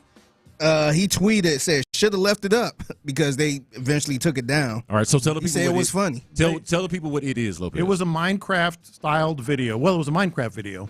And they had to delete it. They said because they didn't get permission from Microsoft. And they thought it was a little insensitive to Tyreek Hill. Tyreek Hill said he thought it was funny.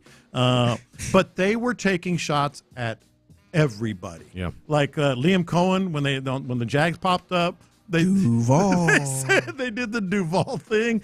They had when they had the Arizona game, they had a little bitty short Kyler Murray running around with all the big dudes. Yeah.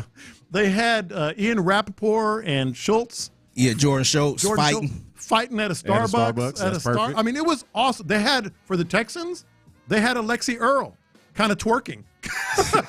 Alexi Earl, if you don't know. Yeah, Braxton Berrios' viral girlfriend. Yes. They had, for the Falcons, John Rocker fighting John Rocker. There was was it fighting John Rocker? Yeah, okay. It was fighting John Rocker. Because I seen another one with the Chiefs. It was Patrick Mahomes Sr. fighting John Rocker. So maybe that was it. I think that was that the I think that might have been the Braves. Or not the Braves, but the Falcons. The Falcons. It was somebody else did the Minecraft okay, that would have made sense. But it was awesome. The other one that I just absolutely loved and blew me away was the Cardinals. So apparently, now this is what I'm talking about. When you get creative, when you get, you put some effort into it, high level effort into it, you produce it. Their linebacker, Mac Wilson, wrote and rapped this. K1 told me what's the play. Let's fine-tune some things, then we off to Tampa Bay. Love the Superdome on the road against the Saints. Cheese in the safe at the crib, Green Bay. Uh-huh. Get in the field, you know the boys make it happen. Brought the heat with us cause it get cold in Cincinnati. The Bird Gang get home against the Atlanta Falcons. Another fight I came, cowboy hat cause we in Dallas. Yeah, we scrap it up, get ready to battle. Hit so hard like we had 12 men, we in Seattle. Hey, I'm telling you. Who spits in the Texans locker room? We don't know. I don't see, that's the only thing. I think this is cool. Yeah. I don't know who rap in the Texans locker room. But I think that's something for us to find out. Yeah. There is no way that they come up with a 53-man roster and ain't nobody on there that can rap. This is true. And certainly at this point where the roster is above that. Yeah. But see, I'm sure there's somebody in there that can rap, but can they rap good? Yeah, no. I was going to say. We don't need no trash-ass song, I'm man. sure there's somebody in there that think they can rap. So it wasn't just me. This was badass. That's pretty good. I was impressed. That was pretty good. I was impressed. Definitely pretty good. Then the Chargers, we don't even have to play it. They did a Minecraft. They actually got permission from Microsoft. Key little part there. Yeah, and it was really, really good. The graphics, the production, all that stuff. The other one that I liked, Figgy, and this could have been another Texans type of thing. The Broncos, where there's, one of the biggest rodeos in the world. They had kids. Ain't bigger than ours. It is not bigger than ours, but it is one of the biggest ones. They had kids mutton busting with the logo, and everyone came through to announce the schedule. Yeah. We got a little bit of that too. Ladies and gentlemen, today's the Uniquely Broncos main event is about to begin. We've got 14 challengers stepping into the arena to test their skills. Who is going to hang on to become this year's? And they're all falling off. They're all getting stomped on by the sheep. And then, of course, the Broncos kid stays on at the end. Titans we talked about was so good with the schedule Rizzy. Broncos could have, just to mention, they could have added a little extra sauce if they wanted to make fun of the Houston rodeo, like something like the lights going out on the Journey concert. Oh yeah, something to that effect. Like our rodeo's better than yours, just to talk smack. Not that it actually is, because of course it's not. Yeah, but that would have been cool. So it's something that it perplexes me. Now it's not just me. Because the video was posted of the Texans video, schedule release video. And then I started going through the comments, and they were getting torched. And this is the one, I mentioned this earlier off air. When you lose Debbie the Texan. She wasn't feeling it? I'm telling you, she commented on that video, meh. Really? When you lose Debbie the Texan on a schedule release I feel like video, something's wrong with me then. Because I ain't think it was that bad. I actually retweeted like, all right, I kind of like it. I did retweet and said, I wish I was in it. Yeah. It would be cool if I got a little WhatsApp or something in it. And see, I don't know if it was because I was just like locked into the game first time all year or what it was. But when I see that Lopez had as many objections to it, and then he brings out Debbie the Texan, who loves everything Texans and all things Texans. Yeah.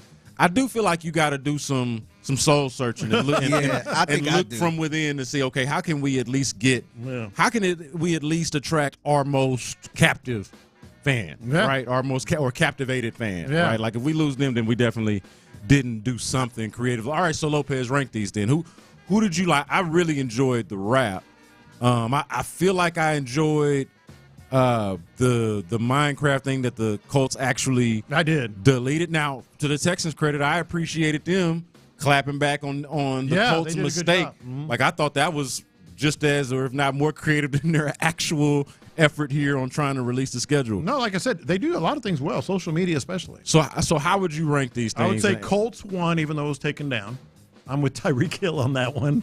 Cardinals 2, that rap was off the charts. Chargers 3, Broncos 4, and the Titans were 5. I'm surprised you got the Titans that low. Again, you could invert it and be right. The Titans was fantastic, just the way they did that schedule Rizzy, and they said the side effects for the Texans might be imposter syndrome. Yeah. Some other ones I kind of like. I like the Chiefs one. I like the Cash Cab. Yeah. I like the Carolina Panthers one. Mm-hmm. I felt like I felt like I was watching the movie. Which one was that?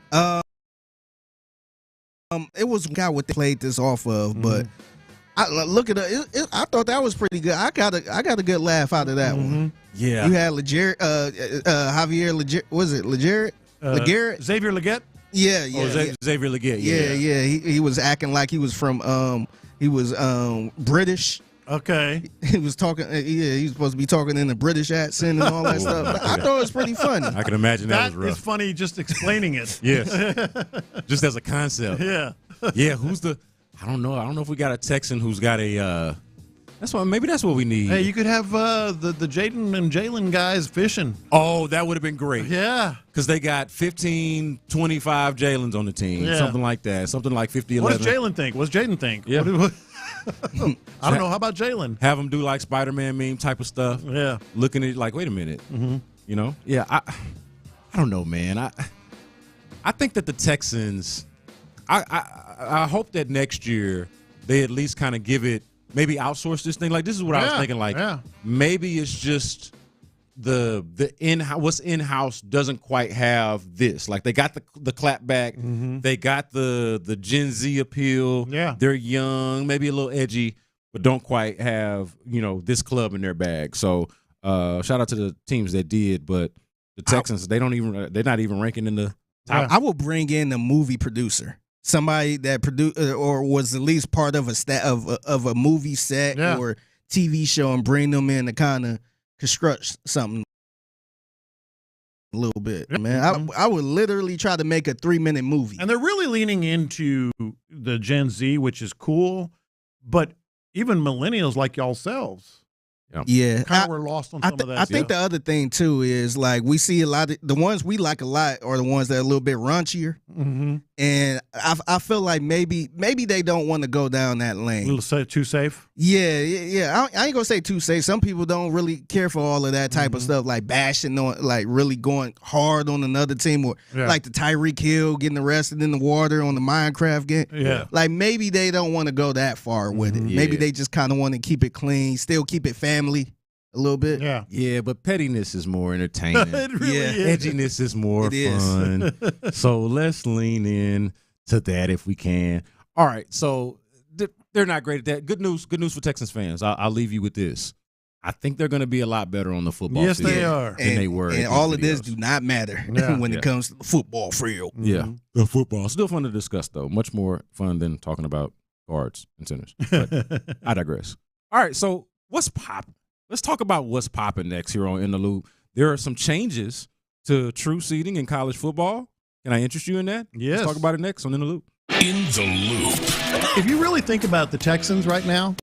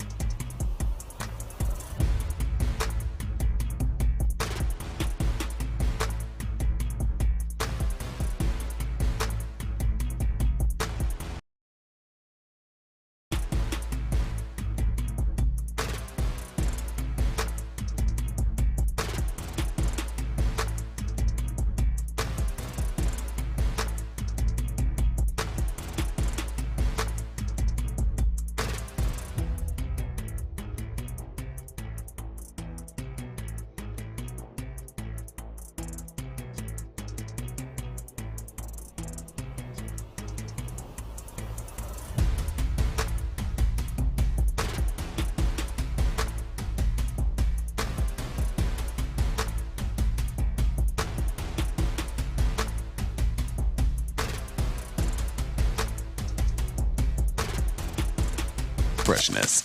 The biggest stories in sports and entertainment. Sports Radio 610 style. In the Loop presents What's Poppin'. What's poppin' is In the Loop. Brandon Scott in for Reginald Atatula, here with John Lopez and Figgy Fig. And look, we got some news in the college football world. It appears that there is consensus among the major conferences to, let's say, shift a little bit how they do seeding, or at least how the top seeds are seeded. The conference, before, it was the conference champions and the Power 5 conferences got bye weeks and got top seeds in the college football playoff.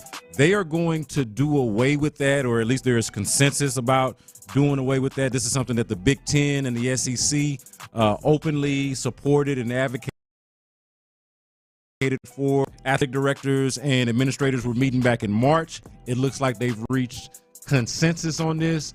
Lopez, what say you? Is this the right thing to do? This is the most sensible thing to do for college football? Absolutely. And thank you, Ohio State. Yeah, man.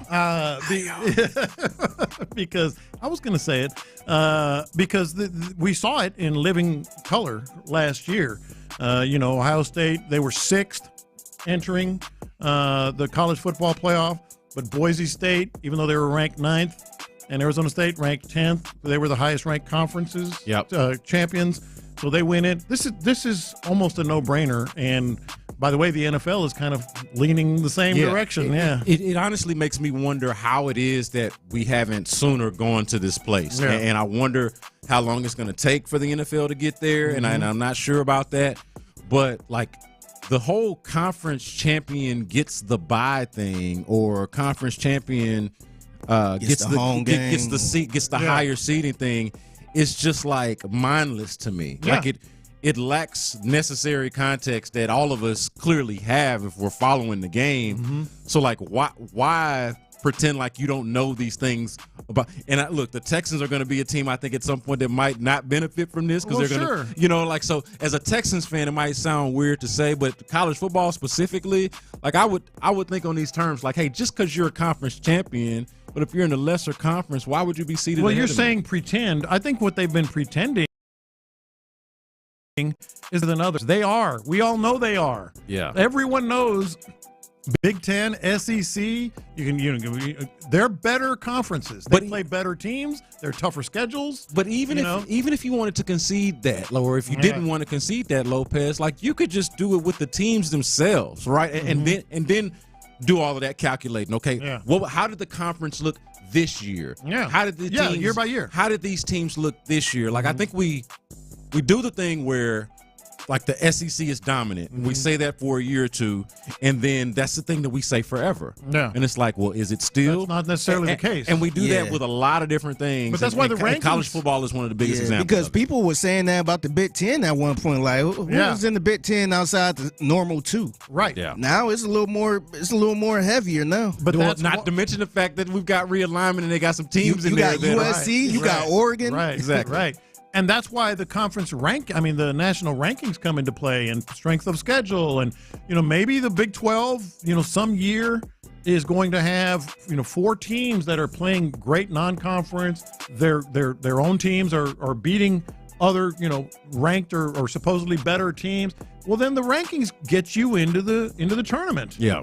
But just to say, okay, what are they winning a conference tournament? What do they get for winning the conference then? They get into it. They still get into it. Yeah. It's just a reseeding. Yeah. And they kind of suck too, especially for the higher teams, because like somebody like Oregon or Tennessee or somebody like that, now they got to face somebody like Ohio State. Right. You be like, man, these guys should not be this low.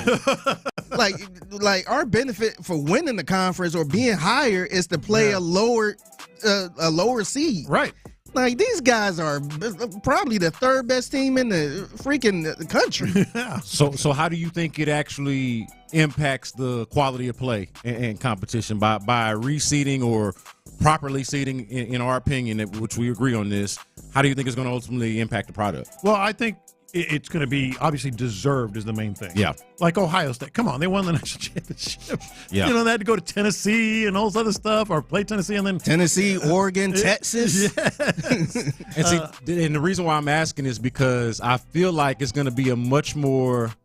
I don't know if it's going to have that big of an impact on what we actually like. I think everything's going to end up looking kind of closer to the same, but the way we talk about it going in, like this will make some conversations, I think, easier, or maybe we just flat out won't have, or maybe they'll look different because it's like, oh, do you think this should have been the top seed? Do you think that should have been the top seed? It won't be just automatic the conference champion guy. I also think it could help because what does the NCAA tournament have going for it? What has made it madness? Yeah, the Cinderella story, the unpredictability of it. Yeah, so now you're going to have Boise State going to the shoe or whatever it may be, and if they win, I mean, the fans are going to be all in, or if they're in it until late in the fourth quarter, I think it's going to help, you know, sort of the television product. Yeah, I guess I just ended up being the guy that didn't believe much in the little. Yeah, I mean, it's a cute story. It's cool, and I'd even root for it as somebody that went to a smaller school. Yeah, but I think it worked for so long, man. Like even like a TSU, like we seen it a couple years ago, where it's like, oh man, they really good. And then they get smacked around. Oh, TCU, yeah. TCU, I said TSU, TCU. Yeah. And they get smacked around in the national championship game like they shouldn't even been here. Yeah. I mean, it even happens with Notre Dame. Yeah. So, like, every time Notre Dame is good, we're like, oh, man, not again. Not again. We're going to have to watch this crap. We're going to have to watch them get skull drugged by Alabama or Georgia or somebody to that effect, like a real team. Yeah. So if that's what the lot in life is for Notre Dame, you could imagine, like, TCU flash in the pan. Yeah.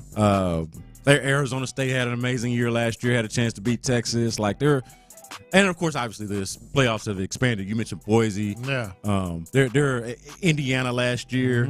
That Indiana was it Indiana Penn State game? Right. I was like, man, I think I'm talking myself into one of these, and it's like, nah, man, that's crazy. That's crazy. But yeah, no, that's a welcome sight. We'll see how everything plays out in the NBA playoffs. We had a couple of different outcomes here, and the same was possible for both of them. We had 2 3-1 matchups. 3-1 matchups, closeout games for the teams obviously up 3-1, and the Celtics survive against the Knicks, even without Jason Tatum, who is has a torn Achilles and just a horrible injury there. But the survive and are going to get to play another elimination game in Madison Square Garden. But the Warriors, Crimea River, the Warriors without Steph Curry could not be so lucky. Hey, he's going to be ready for Game 6. Oh, about that. Where are they, Lopez? Where are they playing it at? The golf course. At the golf course, or maybe Cancun on 3. Yeah. Steph Curry's backyard. I'm sure he's got a court or Do you think a place big enough for it? 6? Yeah, he might have tried. Yeah, I don't think so. I don't think so. Yeah. So one of my rougher takes, I did this on my podcast. One of my rougher takes was, and hopefully I'm good with this. Hopefully I jinxed them into it. I thought they could have beat Minnesota without Steph Curry, and this is because I saw the defense that they were playing against the Rockets. Yeah. And I had this belief in playoff Jimmy. Playoff Jimmy showed up for like real playoff Jimmy showed up for like exactly one game in this series, maybe 2. Yeah. He had the 33-point game a couple of games ago, but they even lost that one, of course. Yeah. And it just wasn't, to be fair to him, they didn't bring him in to be playoff Jimmy per se, to kind of supplement what they already had. But can't say that I cried for my prediction of being wrong and watching the Warriors not do what the Celtics were able to do, and that survive without their superstar last night. Yeah, but the Timberwolves were something, man. Yeah, I mean, they are something. They have something the Rockets don't, and that's the dude. Yeah. They've got the dude. And that would have been interesting to see, Yeah, like how does that things collide? The team that's got the dude, but also got some really good supporting cast versus the team that doesn't have the dude, but's got 6 to 7, 6 to 7 deep. Yeah. Really the Rockets, and I was going to mention this earlier in the week if I had been on, but I'll just say it now. The Rockets, it does seem like they're trying to imitate the Celtics sort of model, right? Yeah, maybe we don't have build one within, find the guy eventually, or even I think Tatum is a top 5 player, but maybe not everybody does. Maybe not this week. Right. Top 5 player with 2 Achilles. He had 42, man. Get well soon. Oh, he was incredible in that game before he got hurt. Yeah. But certainly you want a player to emerge like Tatum, but even if they don't, could we have 5 or 6 that are top 40 or top 50 players? Then you're on to something. The way that the Celtics do, which is really the charm of their success or the key to their success. Yeah. Not just that they got the superstar, but that they got the 5 guys that are all borderline really good to great. Yeah. I think that's what they're trying to do. But I think you're right, man. It would have been a great viewing experience to see them go up against Minnesota. And honestly, man, I think it would have been a much more, even with Steph hurt. No, I think so. I think it would have been a much more compelling series. I think so. 2 new faces as well, relatively. Obviously, the Timberwolves have been there, but relatively new on the landscape of the NBA at large. I think it would have been fun. Now, we mentioned these games. Draymond $50,000 for criticizing the refs. You asked a question that I think is interesting. Is he fined for saying it, or is he fined because the NBA is embarrassed? Yeah, that's what I think. Is it not clearly both? Oh, it could be easily. I think it's so clear because you can't criticize the ref. It's just against the rules whether you agree with it or not. Yeah, you just can't do it. So he's clearly being fined for breaking the rules. Yeah, but the rule is in place because the league does not like to be embarrassed or does not like to be shown up. They prefer to embarrass themselves and do a good job and release them last-minute reports or 2-minute reports or whatever the hell it is, and emasculate their own referees to have you do it out there in the public. Yeah, look, for those who don't remember, he went 5.5. Basically said it's 5.5. I see what you're doing, or something like that. Talking about the refs and making sure they cover the spread or whatever. Yeah, which is an absolute no. But it's totally Draymond. I don't even know if you're Dray. If I'm a player, I'm gonna just say that if I'm a player in the league, in any league, I'm not. You're never gonna know if I even know the spread. Well, most players, that's the case. Not Draymond. Man, get out of here with that. But here's the thing: the NBA is so sensitive. Hey, they fixed the lottery, right? A lot of people would say, and I have some fun with it. And I'm not saying it's altogether off the table that they did. No, they could do it. They could do it. I don't think they did, but they could do whatever they want. They can do whatever. They've had scandals with referees in the past. Yeah. Gambling scandals with referees in the past. They've had other scandals in first-class tickets and pocketing the money. Yeah. They've had some very interesting, let's say, point spreads happen at the ends of games. So I think it's as much.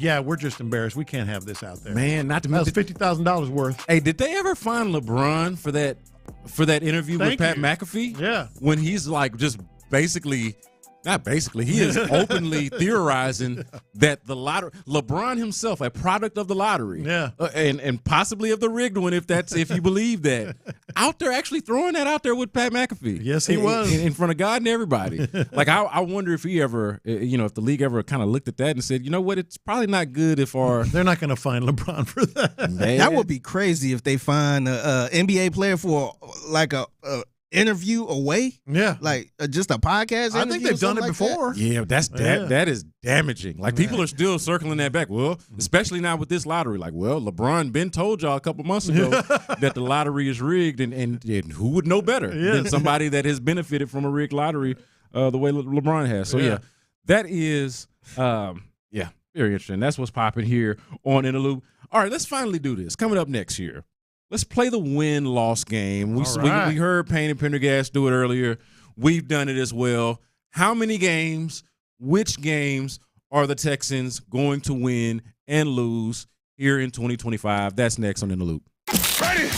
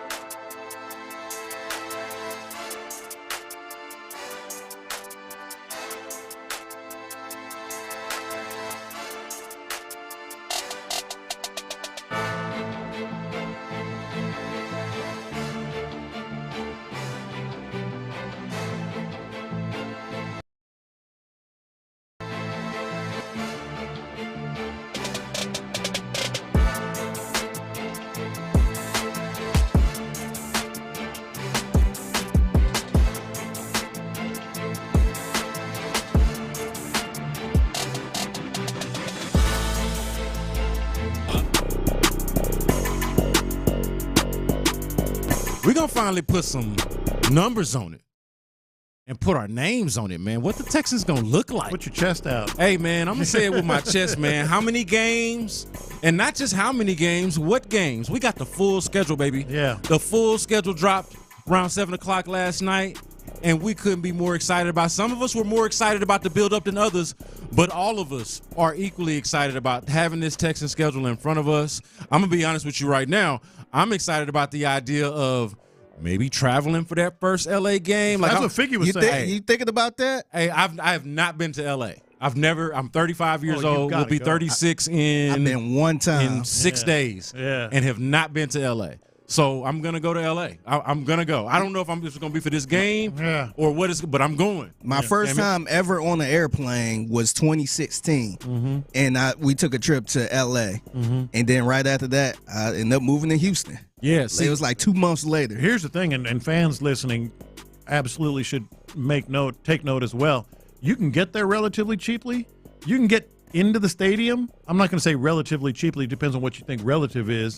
But it's an affordable trip. Expensive when you're there. But we all know that. Well, I mean, I'm gonna start on the front end with some press pass. You know. Exactly. With all of the free stuff, and then we'll figure out what we got to pay for after that. Now, just to be clear, I'll be working. If I get a press pass, I will go and work. I will not just use the press pass just as a. But hotels as you a can quasi find ticket. reasonable. Yeah, I'm here for all of that, man. Like, and it does surprise me. So I've been flying since I was a kid. I flew before 9/11. I can remember when you could walk somebody up to the gate.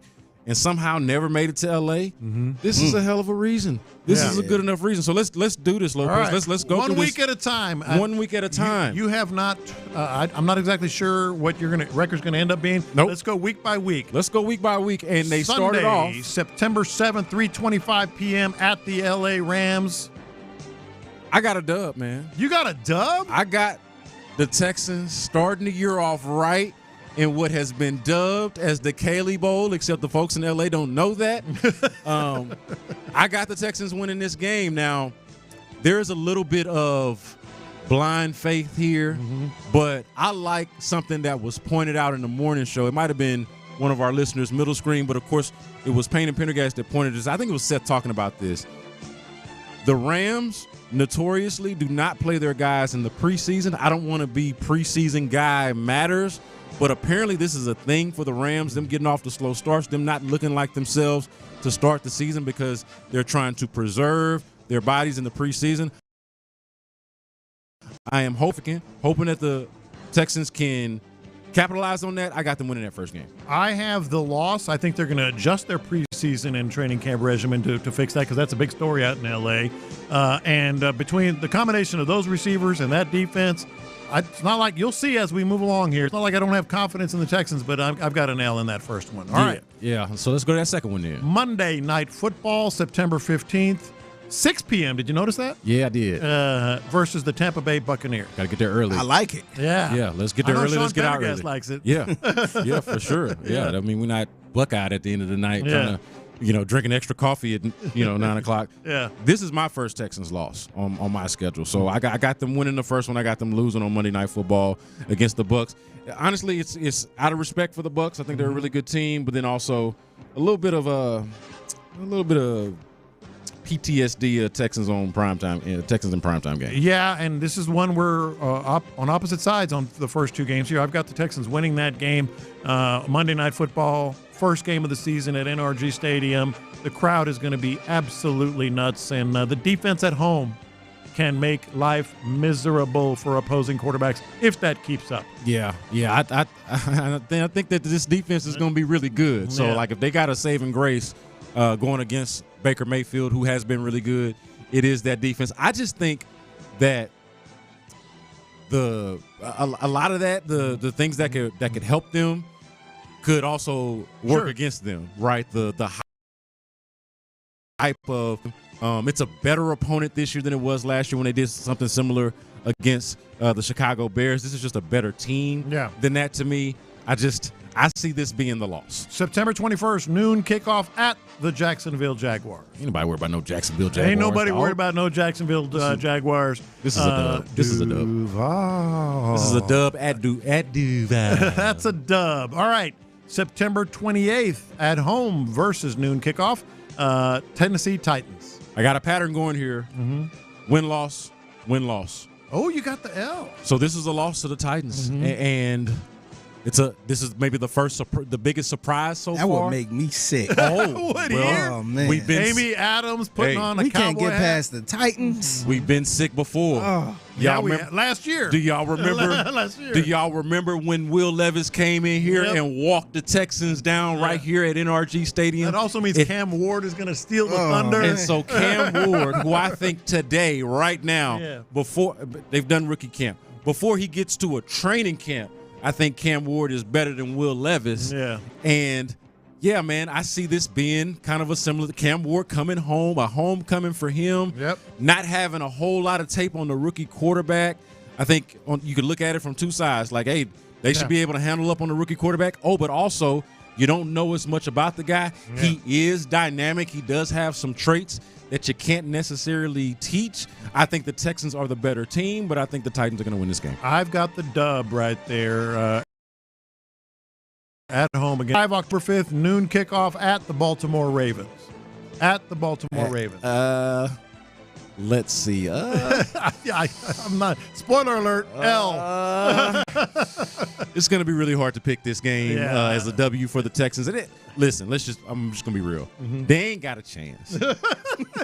How about that? Man. They ain't got a chance. Derrick Henry got that new contract? Look, you have the history that the Texans have against the Ravens, and then the most recent history being 31-2 at home on Christmas with Beyonce in the building. That was embarrassing. They ain't in front of the girls, man. in front of the women. Man, in front of the hoes. They ain't got a chance. That's a loss. I got a loss too. Bye week, week 6, week 7, Monday Night Football at the Seattle Seahawks. I just don't have the patience for. I could see them losing this game if I'm being honest about it, but I just don't have the patience for them losing to Sam Darnold's Seattle Seahawks the year after they lost to Sam Darnold's Minnesota Vikings. Like let's go ahead and end this before it gets carried away. I got this as a dub.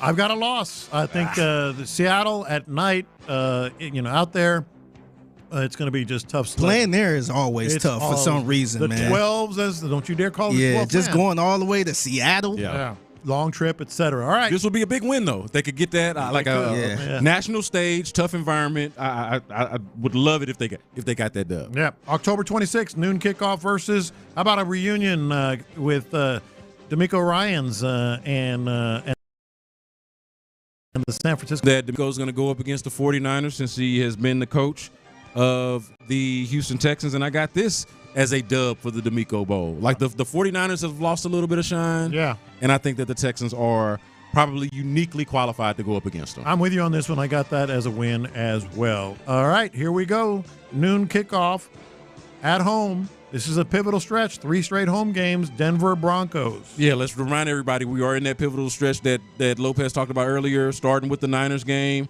I had that as a dub. I got this Broncos win as a loss, though. I respect Bo Nix, baby. All these quarterbacks are coming in here. I respect the Broncos. I respect Bo Nix. I respect their defense. I respect Sean Payton. I'm not going to like it, and this is me trying to lean into my rationale and not my homerism. Yeah. I got them losing this game, man. I got the dub there. I think this is going to be the most crucial stretch of the season. You have to, because of all the tough stuff before and after, you got to win all 3. I've got them winning the first 2. The next one. There ain't no way you got them losing to the Jags, because I know I damn sure don't. Versus the Jacksonville Jaguars, November 9th, noon. Dub. Eating W's like Jameis Winston. Yeah. How about this? Turn right around and go to Tennessee. Well, I do want to point out you got them going 3-0 in that stretch. I have them 3-0 going so in that critical stretch, and we can agree that's a critical stretch at home. Yeah. You got them going 3-0 against the Niners, Broncos, and Jags. I got them going 2-1, losing to the Broncos. What's the next one? Then they go to Tennessee, Nashville, November 16th, noon kickoff. This is where they avenge that loss. Okay, and they kind of did something similar where they split the home. Road against Tennessee. Yeah, I got them winning 2. That's 4 straight wins that I have for the Texans. Look at you drinking Kool-Aid. What is in that cup, Lopez? Put a pin in that. put a pin in that. All right. Then we go to short week. Actually, you're staying at home.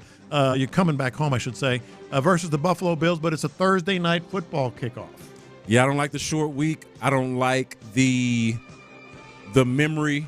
The memory that from last year of Josh Allen obviously losing to the Texans. Mm-hmm. I think that they've got that in the back of their mind. I think they're obviously a really, really good team. I don't like the short week. I got this as an L. Yep, I've got it as an L too. Short week, I don't like it. Josh Allen is going to remember what happened here last year. Yeah, no question about that. Then you go to the Indianapolis Colts, November 30th, noon. First game against the Colts. Mm-hmm. I'd be interested in this. Yeah. If Mark Vandermeer or Drew Doherty or somebody is listening, John Harris, anybody from over in the Texans, when was the last time the Texans didn't play the Colts until this late in the season?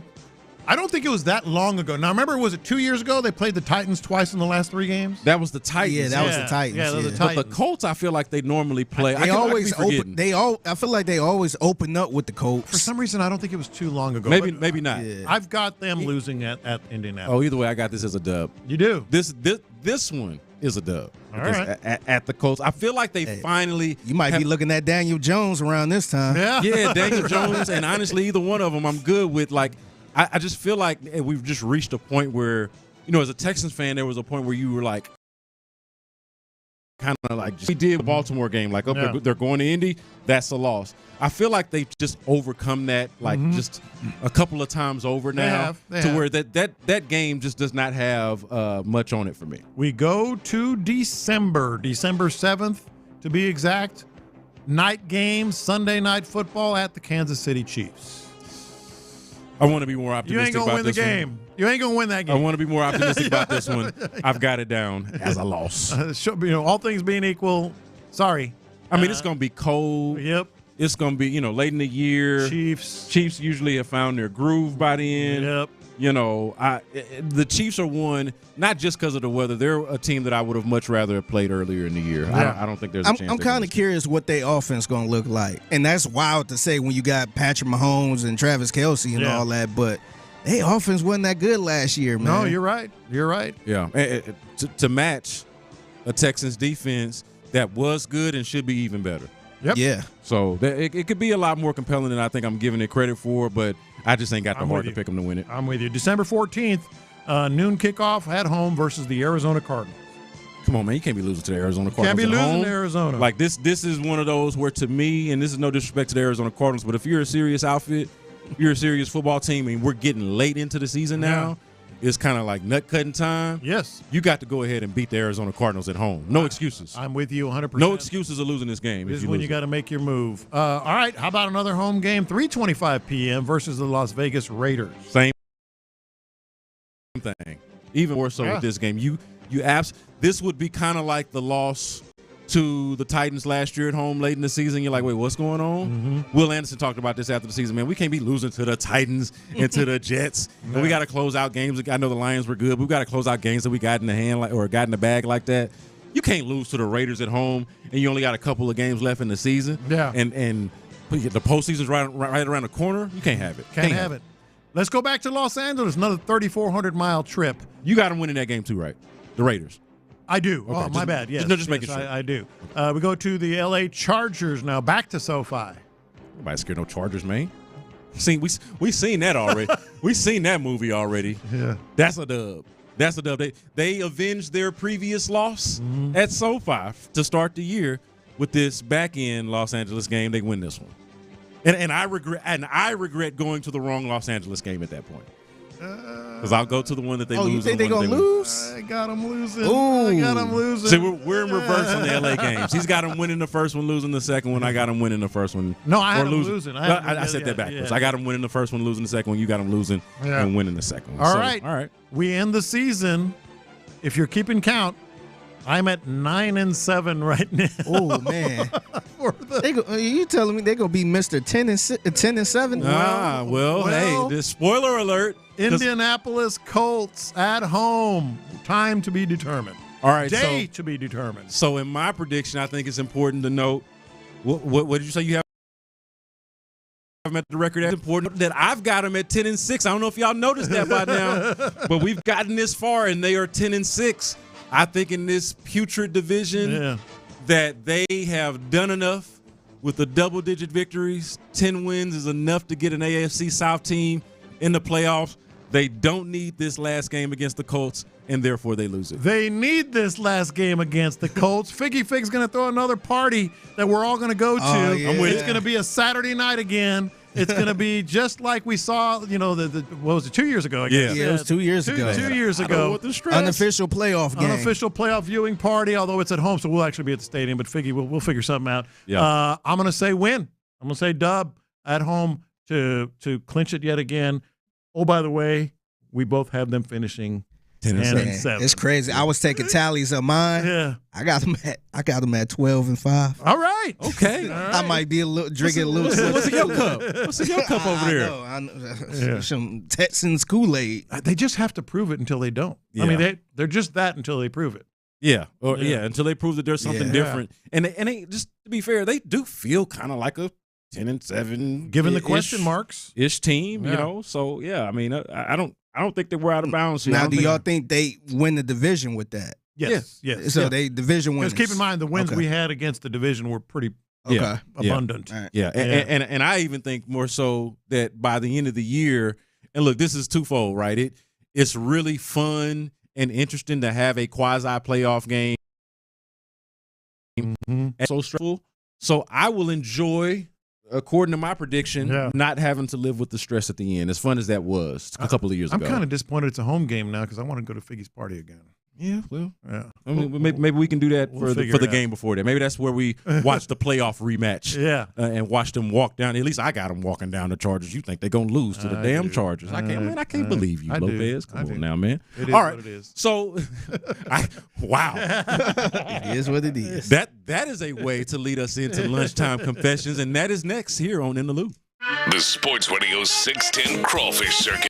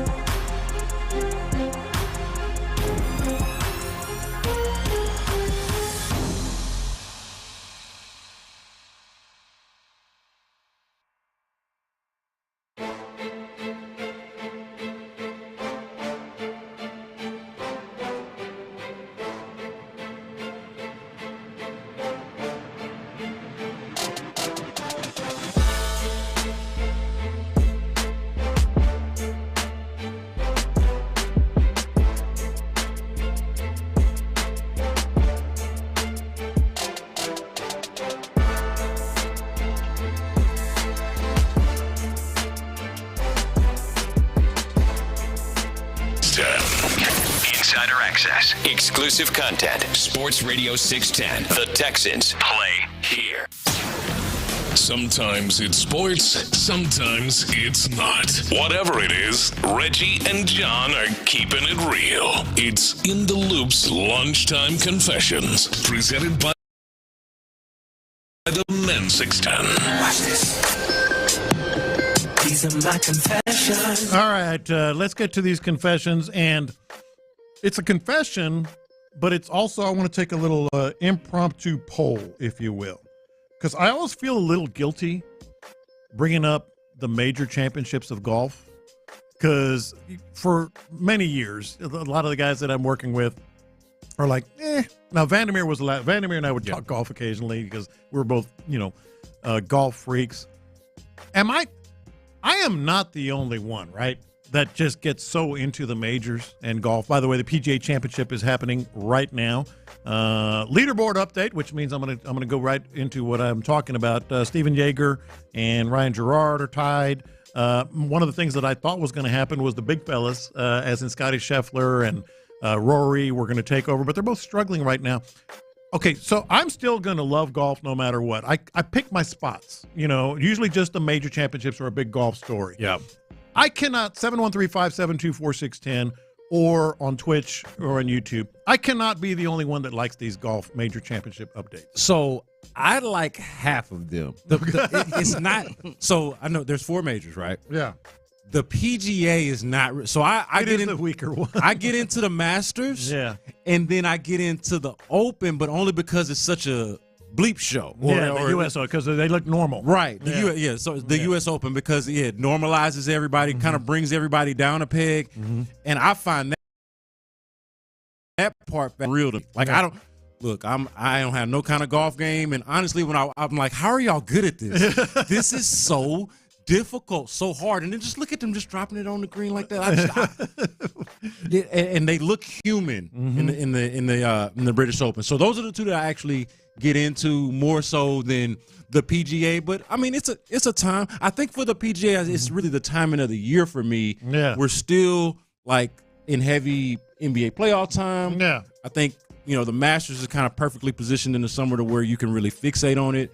So that's probably the reason. My thing is, and I figure I know you're not a golf guy. You're on the record. Yeah. Reggie kind of, sort of. Yeah, I sit this one out. But here's the thing. It's not generational. Like my sons who are in their 30s and your age, actually specifically your age, Figgy, my oldest son, like they put together this pool that I do for every major that I'm looking at right now. I mean, and so they're into it. It can't be just. No.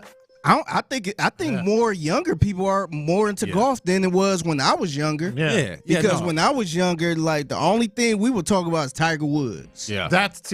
Now I feel like I see a lot of young kids even just going out there to play. But I think that has a lot to do with the Tiger Woods influence. Sure. Right? Like obviously his imprint on the game cannot be overstated and certainly should not be understated. So like that's I think a big part of it. But I think speaking to your sons though, Lopez, I think a part of it is they're your sons. And so that's true, but they're also generated. I mean, they do their own thing. But they've grown up. So like I think it's got a lot to do with the environment. They also, also play. But see, I grew up with somebody that never played golf. Right. So you know why I not into golf? Because my pops wasn't into golf like that. We didn't play. We didn't have courses. I ain't know anybody that played. Yeah, I ain't grow up around somebody that played, so I just wasn't into it. Yeah. Now, I did get into it over time, right? Even though I didn't play, and I think this is kind of going a little bit on a tangent, but I covered high school golf in my early journalism days, right? So I kind of started to understand the game better a little bit more so. But yeah, no, I mean, I think that's perfectly fine. You are not the only one, Lopez. Maybe the only one out of the three of us. Hit us up. Yeah, let us know. These are my confessions. All right, so last night was the first time I've hung out with everybody here at the station, away from the station, right? Like, I've been here long enough. Everybody else has been here long enough. We've all hung out. We've done trips together, all that kind of stuff. I didn't realize until last night that I'd never really hung out, at least, and if I have, I just don't remember it. Yeah. But I hadn't been, like, on an outing with both Reggie and Tyler. Hung out with both of them plenty separately, right? And with crowds, but just not the two of them together. Like them two and you. Them two, me, and then, of course, Ron was there, too. Yeah. But, so, it's just the four of us. Had never done that before. I'm going to say that this is the confession. It was a little awkward. Really? It was a little awkward. How so? And neither one of these guys are awkward. Both of these guys are really fun to be around, but they are different. Like, you are both fun guys, both fun-loving guys, and like to be around crowds or within crowds, right? But, like, Tyler is kind of like a misfit. Like, he is. Tyler, that's a good way to put it. Tyler will misbehave, and Ron will too a little bit. Yeah. But Tyler will misbehave, and Reggie couldn't be more well-behaved and more polite and decent of a person that you'll ever find. And he's still a fun guy. Yeah. But he's buttoned up. Yeah. He's polite. Yeah. He's nice. He's even sensitive, but not like a little bitch or anything. He's like sensitive in a polite way, right? Yeah. Like, and so these things kind of collided a little bit. I could see where that would be awkward. So could. There were a couple of things. Yeah. First off, the first thing I mentioned was the wave. All right. And Tyler and I are on the same side of history on, like, not liking the wave per se. Yeah. But I wasn't going to do, like, nothing demonstrative when they started doing the wave. But after, I'm trying to think, it was after Pena's double to give them the lead, okay? Yeah. So we're late in the game here, but they got the lead now. Yeah. They start doing the wave. Almost cussed here. Tyler loses his bleep, okay? At the crowd. I'm talking about against, like, what are you doing? Against people right in front of us. Like, stop it. Like, kind of scolding them, right? Oh, man. And I did like a hand gesture. Like, when they waved up, I waved them down, right? And that was my protest. But Tyler actually yelled at these people. Oh, man. And, boy, you should have seen the look on Reggie's face. Like, Reggie was like, I ain't with these people. I don't know what's going on. And I don't know if he really felt that way. But Tyler, what did you do? I think Reggie just kind of looked away. You can kind of see it in his face. But Tyler goes, I think I just embarrassed Reggie. Like, yeah, you might have, man. You just yelled. And he didn't just yell once. He yelled, stop it. There's a game going on. Reggie, like covering his face. He did a couple of loud outbursts against these strangers who were just really just waving. I could totally see that. Totally see There was also something that we all agreed on, and Tyler was trying to give Reggie a fist bump, but Reggie had already kind of turned his head and never came back around for the fist bump. So I'm in between them. I give Tyler the fist bump instead, and we're over there talking about how Reggie left him hanging. He never noticed. He never noticed it. If he's listening now, I don't know if he is because he's going out of town.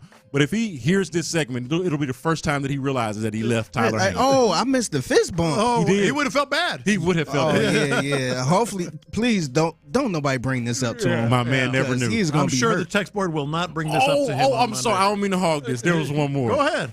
Tyler, of course, has got to take a photo, right? Y'all know. Right. So he takes the photo and asks, shows it to us, get our opinion on it or whatever. And I always do, yeah, cool, whatever. Yeah. I'm never that guy. But Reggie. Oh, Lord. And this is him just being a retake? No, he didn't ask for a retake. Okay. But he's an honest person, right? And so he gives his honest opinion. He's like, yeah, sometimes I do wonder about, us and lighting. That's exactly how he would say it, too. It was 3 black people and 1 white person in the photo, and we all look like damn silhouettes. And Reggie kind of pointed it out, And so Credit was very distraught about this. He's like, oh, my God, we'll take another one. You know what I mean? Like, he felt really, really, really bad about it. But shout out to Reggie for being the one of us three black people to actually say something about is funny. the lighting being poor. These are my confessions. All right, so yesterday, me and my wife and my brother-in-law who's in town, her brother. Oh, yeah, you mentioned that. He came to town yesterday, and we went to the Nike outlet in Pasadena. So that Nike, I didn't know there was one. It's a in Nike Pasadena. clearance outlet out there, and this is my confession. I need to stay away from that place because I had a bag full of stuff, man. Yeah. That stuff will grab you so quick. I don't know what type of store y'all go into where y'all kind of lose y'all bleep, where y'all just be like, ooh, I want this. Yeah. That I realized the Nike clearance outlet in Pasadena is that for me, man. Yeah. I was in there. I had about 4 pair of shoes in my hand. Oh, my God. I'm like, and all of these shoes are very low price, man. I had a pair of Devin Bookers. I didn't even know he had shoes. Yeah. I had a pair of Devin Bookers for like, I think it was about $50-$60. Yeah. And I'm like, ooh, I think I'm going to get these. Man, I was at the line. I was like right before you walk around that line. Yeah. I had so many stuff. I'm like, man, I can't get all of this stuff. I actually spent a nice little price for it. I got some nice cool stuff in there. Yeah, but you got that's like gambling. It's like gambling. Yes, man. I was in there. I'm just like everything. It seemed like everything in there was cheap. Yeah. I'm like, what? Because I've been in there before. And I'm just like, yeah, I don't see nothing. Yeah. But this time, I'm like, man, these jogging pants. It's calling your name. I seen some jogging shorts on a mannequin. I'm like, ooh, I wonder if they had one of these. And the employee was sitting right there. I'm like, that's the last pair right there. I'm like, oh, is it? And so I start walking in line. I'm like, you know what? Like, if they under $20, you're in. Then, yeah, I get it. Or I say if it's over $20, then I ain't getting it. Yeah. And my wife checked the price. She's like, they $19.99. Oh, I'm like, oh man. I end up getting the shorts. But nah, that man, and you live out that way now, though, right? Yeah, like I live you're in close. Galena Park, so Pasadena not far. Yeah, it's not that far. Yeah. But I'm like, man, maybe I could come out here. Maybe every time I get paid to just stock up a little bit. That's like me at the Columbia outlet up in 290. Got to go. Yeah, I was a in year there at the most. I was in there, man, to the point the people walking around like, you need a bag? Here's another bag. I'm like, yeah, you know what? Let me go on and get the bag. I'm tired of holding all this stuff, man. So I ended up getting like 2 pairs of shoes, all right, jogging pants, jogging shorts, a couple things, man. This hat. I was in here wilding out, man. This was me at so Conroe's got a Nike outlet. They don't have nothing in there no more. But back in this is like 10 years ago, I was a similar way. But fortunately, I ain't have a whole bunch of money to really spend like that. Like the prices were cheap, but I was that broke. I couldn't even afford the discounted stuff. But I could imagine, man, if I was around that now, oh my God, man, you burning a hole. I got a hole in my wallet. I got a nice pair of shoes for like $35, man. Dude, some Nikes. I might have to drop by there. Dog, you should, man. Yeah. We could take a field trip out. The one he's talking about, Nike clearance outlet. They always got something. From what I hear. Yeah, no, it's legit. They had some Giannis shoes for a good price. I'm like, those damn. might come in handy in Houston. Hey, yeah. Speaking of the Nike outlet, yeah. On the other end of this, we got buy or sell. Buy or sell, baby. Uh-oh. We got Astros, Rockets, NFL, all of that. That's next one in the loop. Payne and Pendergast. Like, if you had to pick which of the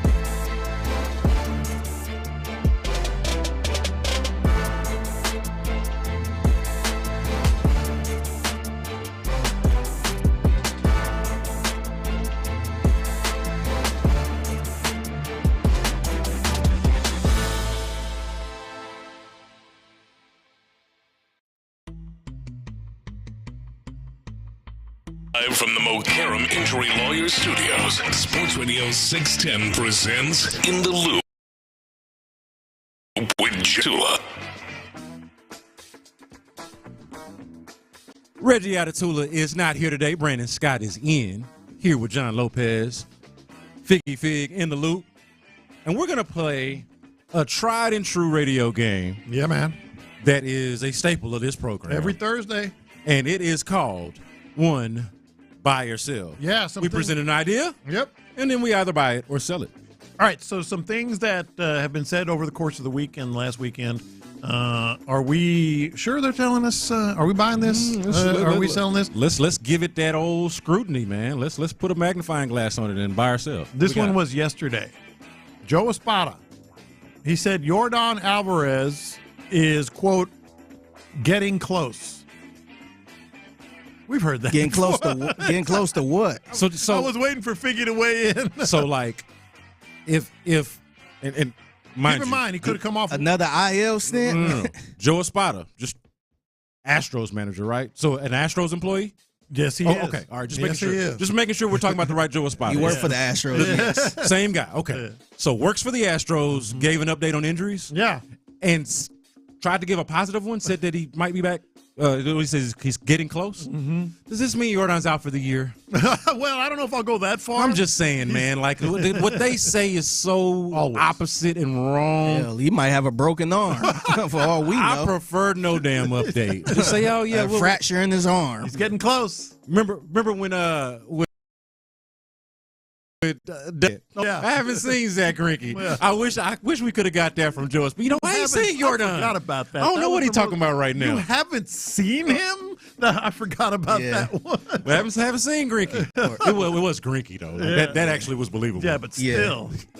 Or he got to do it. D'Amico Ryans whenever you talk about Christian Harris. Yeah. I'll give you an update when I'm ready. Yeah. I'll give you an update when he's ready. I'd prefer that. Yeah, me too. So? I am selling the hell out of this. I'm selling it too. I'm selling it too. I'm sure all three of us, speaking for everyone here, which you probably shouldn't do, wish it weren't true. We've heard it a million times before. Yeah, I mean, I hope it's true, but there's no reason to really trust what they say. You know? Yeah, I'm not holding my breath on this one. Yeah, I mean, he can come back tomorrow. It'd be great, but nah. Let's go. Yeah, nah. All right, Rob Manfred. We are familiar with his work as MLB commissioner. Yes. He was explaining Pete Rose being reinstated. Quote, obviously a person no longer with us cannot represent a threat to the integrity of the game. So the fact that this was he did. This made me laugh. He gone, so we good now. You know what? He's dead, so now we can do it. That's basically what he's saying. That since he's not a threat to the game anymore, are you buying or selling that? Just a little more backdrop for those who aren't who weren't familiar with. Sound like story. it's all about like a mob boss or something. Just another person that was reinstated was Shoeless Joe Jackson, who's been dead since 1951. Before you was born. Before 10 years, 11 years before I was born. He double D. His bones is gone. And he was reinstated too. So I guess they had to wait, what is that, 60 whatever years, 65, 66 years, 4 years. Oh, you know what? I just figured this out. Mm-hmm. Maybe Shoeless Joe Jackson is the evidence that a dead person cannot harm the integrity of the game. Because I was they used that as the example. Because I was actually going to push back just on the notion, like, obviously he can't do anything else to harm the integrity of the game. But it's not like you know everything about a man's life once he dies.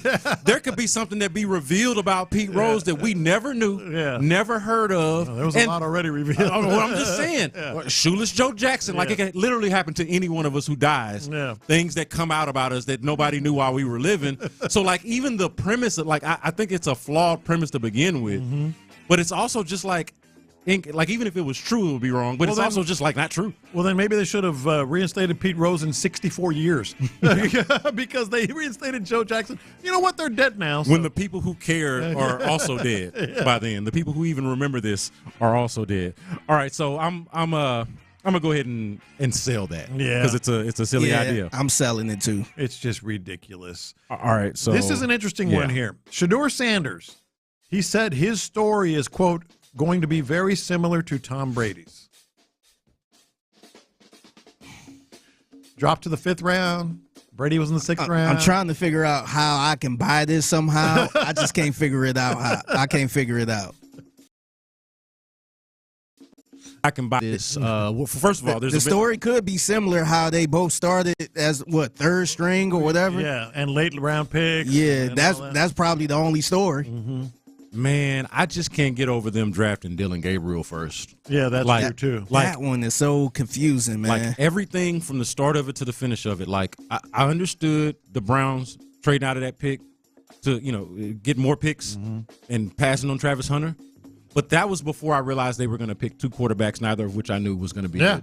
So so that's the organization. I respect Kevin Stefanski, but being drafted by the Browns, in the 5th round, they drafted 2 quarterbacks who drafted with 2 3 quarterbacks? and 5, and 2 running backs. I'm like, what are y'all doing? And traded out of a dual wide receiver quarterback generational type of prospect to do so.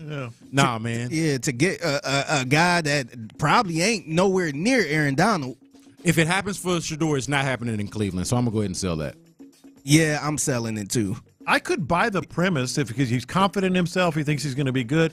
I just can't buy. You got to win 7 Super Bowls, bro. No, you got to win 7. But see, I was going to let him make it on that. I just meant like great quarterback who was drafted low. But see, the other thing is he got way more hype behind himself right now than Tom Brady. Wasn't nobody talking about Tom Brady during that time, so he just got way too much hype to even be considered. That's a good point. Yeah, he is infinitely more famous now than All Tom Brady eyes was. are on him right now. Eyes wasn't on Tom Brady during that time. And he's probably more famous today than Tom Brady was after his first Super Bowl. Close to it. I think so. I think it's arguable. Man, you got a lot of celebrities with eyes on Cleveland because Tom because Brady of him. was kind of like, hey, look what this guy did. Man, you know what I mean? Yeah. I remember when Shedeur was a little boy. They had a reality show with Dion and his ex-wife, Shedeur's mom. Yeah. I mean, he was on a reality show as a child. Yeah. I mean, I've been knowing this, remembering this kid since he was a kid, a literal kid. So, all right, it's a little different. Are you buying this or selling this? Raphael Stone, quote, there is confidence in this roster even if they don't go star chasing. Yeah, I think this is the first one I'm going to actually buy. Now, I don't buy it myself. Yeah. I buy that they believe it. Does that make sense? It's not my belief. Spoiler alert, that I'm buying it too for the same reason. Yeah, it is not my own held belief. Yeah. But I think that they believe it. And I can actually, even though I don't agree, I can justify it and see the argument. I'm actually fine with the argument, even if I wouldn't make it myself. Yeah, I'm kind of buying it too because, like, as much as we feel like they need a superstar, they want a big star like that. I can see them looking at how OKC built their team and other teams like that just built within. The Celtics. The Celtics, yeah. I think that's the perfect example too. Yeah. Just, staying the course and not just doing what Phoenix did and try to get a big 3 or a big superstar, and then all go crashing down. Nah, I'm with you. I'm buying it as well. All right, Bill Belichick, you buying this? You selling this? He said Jordan Hudson, quote, doesn't have anything to do with football. Does he have anything to do with football? I think he does. Does she still have something to do with him? Yes, she does. All right. Well, yeah. So roundabout way, I think she does. I'm buying, or I'm selling that. Yeah. What he said. Well, I'm buying. She got a lot to do with football as long as she with him. Mm-hmm. I mean, she got something to do with whatever she wants to have something to do with, as long as that's still a thing, right? Yeah. Like he's clearly under the spell. I ain't got to spell that out for y'all. Y'all know what the spell is. That spell and I feel like many men, if not all of us, have been under some kind of spell like this before. Yeah. I am selling that because he's going to listen to her. Well, this is my point on it. You're selling then. I'm selling. Unless she doesn't want to, but she clearly does. Nah. Well, I'm glad you said that because I'm selling as well because just to come as far as she's come this far in being involved in everything that just to have done as much as she has already in the 60 minutes and the spring game, she was out on the field, running things and all this.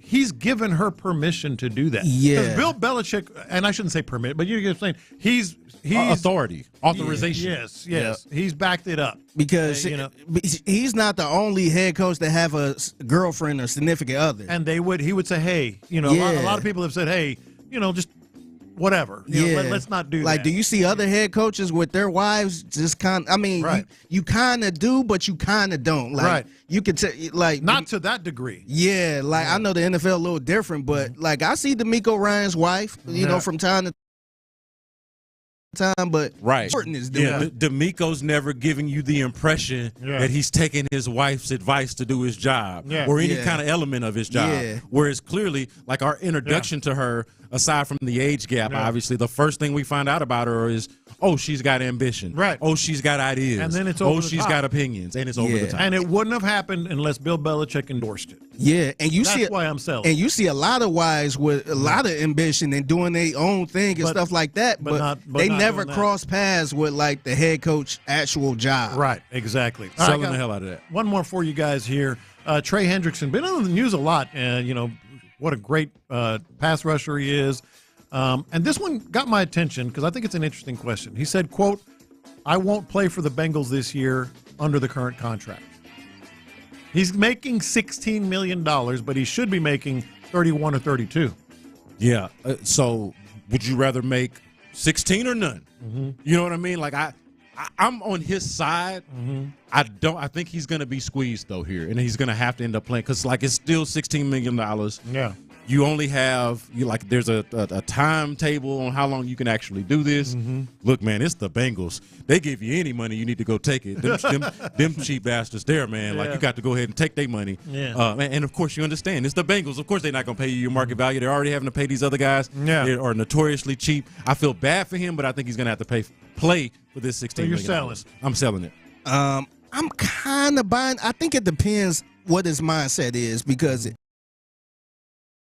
if he thinking with this organization, like I seen how they treat people, I can see him wanting out, just go to another team and get that little $16 million and then renegotiate. Yeah. But like to me, if I'm done with that organization and I know they ain't trying to pay me, like I can see him just sitting out trying to get a trade or something, man. Like just move on. Yeah, the only way it works is if he agitates his way out of there. Yeah, right. He's gonna play somewhere. Yeah, he's not gonna just leave $16 million on. I don't know how much money he's made, but I don't think anybody in the NFL is that rich. Where you just say, oh, $16 million, well, cool. I don't think any defensive player is that rich. Yeah, the thing is, I think he really want to get paid. Yeah, I don't think he gonna get paid this year now. Yeah, but if he could get to another organization, bingo, and then just play that year out, and then have a conversation, maybe have some type of handshake agreement. To after the season, then we could try to get you some money or something like that. Yeah, just being in a better organization period that's willing to want to pay you. He's gonna have to be a jerk, right, Lopez? Like, right. Like how else does this happen? Well, that in order to buy that ties in with where I am. 9 times out of 10, I would sell this because the guys ultimately they want their money, even if it's just this year. $16 million is a lot of money. 9 times out of 10, I would sell it. I'm buying it. And the reason I'm buying it is because I think he realizes at this point in his career, he sounded so sincere in his words, too. We played some of the audio. I mean, that sounded like a dude that was conviction. You know, there was conviction behind what he was saying and belief. And he's going to say, screw it, I ain't going to play. Yeah. And then ultimately get traded and get the new contract. I'm on his side. He is outstanding. Yeah. So, like, to me, he is on the right side of history here. I don't know if this is going to actually work out for him, which is why I sold it. Yeah. But I'd like to buy it, and I hope he is. I hope he does get what's coming to him. What he needs to do is try to get to another team, man. I don't know if that's going to happen or not, but he got to get to another team that's willing to treat him better.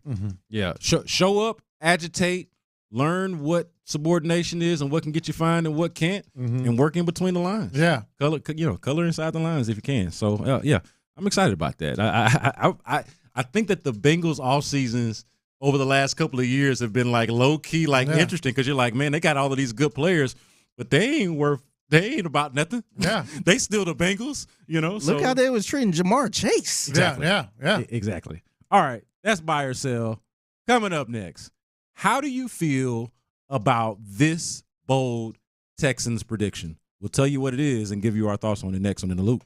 Ready? The Texans.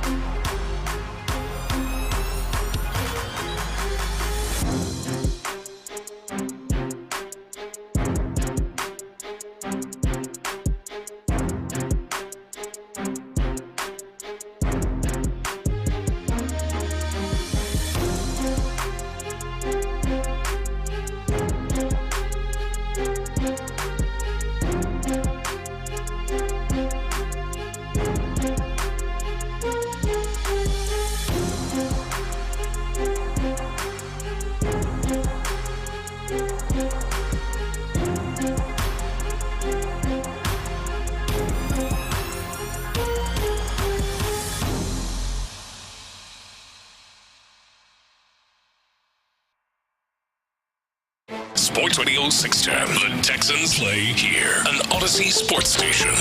Sports Radio 610 presents In the Loop with John Lopez and Reggie Atatula. Brandon Scott in with John Lopez, Figgy Fig here on In the Loop. And we got some bold predictions, or at least one, a bold prediction regarding the Texans schedule. And we've been breaking down the schedule throughout the day, gave our initial reactions to it, even went through the schedule and gave our wins and losses. But my guy, DJ Bijani, over at ESPN, imagine this was an assignment for all of the ESPN beat writers, NFL beat writers, to kind of give your overall analysis and add in a bold prediction about the team that you cover as it relates to their schedule. And I want to get y'all's thoughts about this because when I read this, look, last year he had the Colts winning the division.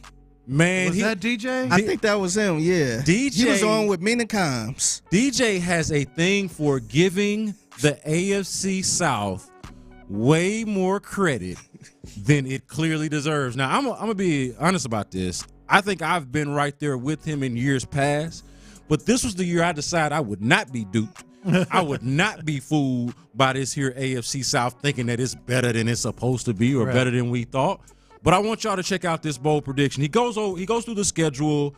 He's got like key stretches and dates to circle, and we can get into those a little bit later. But I want to get to this bold prediction and see what y'all think of it. Do you agree, disagree? Would you poke any holes in this? The Texans, bold prediction from DJ Bijani at ESPN. Quote, the Texans will be fighting in Week 18. Each team in the AFC South has added talent, while the Texans have a first-place schedule. So it's not guaranteed the Texans will run away with the division like they did in 2024. The field has closed the gap on Houston. I want to focus on that last sentence here. Yeah. Do y'all, or maybe even the first two, the first sentence and the last sentence. He says the Texans will be fighting to clinch the division at the end of the season, and that the field has closed the gap on Houston. Do you agree? Yeah, I as I saw that, I'm kind of in two different lanes at the same time. Okay. The one lane is, as you saw when we made the predictions, week by week, I only had the Texans going 10-7, but I think sweeping the division. I might have had them losing one game at Indianapolis. I don't remember, but dominating the division. You got them dominating the division. So on the one hand, I don't agree because I think they're going to win the division. They're going to dominate the division. And if there's any ties, they're going to have all the tiebreakers. However, I'm not going to say that the division has closed the gap on Houston, but I think there are places where they're closing the gap. And that's a big difference between closed and closing, because Travis Hunter is a scary proposition in Jacksonville. But as much as that's scary, he's not a quarterback. He can affect games. He can maybe win games if he's as good as I think he's going to be. They have a new coach and a new general manager in Jacksonville, but they're completely unproven, and I have no confidence in either one of those cats. Yeah, I closing the gap. Yeah. I just don't think it really matters. Yeah. Like I don't think the closing of the gap or whatever gains they've made on said gap, metaphorical gap here that we're talking about, I don't think that those gains are significant enough to where the Texans are going to be sweating it by the end of the year. Right. Nor is it significant enough to make them as good as the Texans. Exactly. I just don't think that that's the case. Now, I could obviously be wrong about that. But, you just think about it. The Colts and their quarterback situation is so bad that they done went out and got Daniel Jones, and none of us know who their quarterback is. They got two quarterbacks that we know of, whose names we know, guys we've heard of, and we don't know who their quarterback is. Is it Anthony Richardson? Is it Daniel Jones? Is either option a good one? So there's that. Then you go over to the Jacksonville Jaguars, which are like the epitome of disappointment and underachieving. Now, they have leveled up. They add Travis Hunter. They're doing some things along the margins. They've got, a new GM they got new leadership. So they're doing some different things, right? But you can't tell me that you really believe that they've closed the gap in a significant enough way to make them like. Are you picking them to beat the Texans in this division or to win this division? Yeah, I just said no. Absolutely not. The league itself doesn't even respect Jacksonville enough to give them more than one nationally televised game. Mm-hmm. And then the Titans are the one that are kind of interesting to me because they're the one. The Titans are the only ones that believe in themselves, or the only ones that believe in the Titans. Yeah. Because they operate going into the season like they were going to be somebody. Yeah. And now, obviously, they were splurging, too. They were splurging, dog. And then they go out there. They had me a little nervous. I'm like, maybe they could be a thorn in the you know what. Hey, they're splurging again. No, I want to look, I'm going to take a victory lap on this. Yeah. I took note of the splurge, but I was like, look, good for them. But I don't think that's going to make them that much better. I don't think they're going to be good. Yeah. You know, like if I was a Titans fan, I'd be happy about them investing in the team the way that they were and being aggressive the way that they were.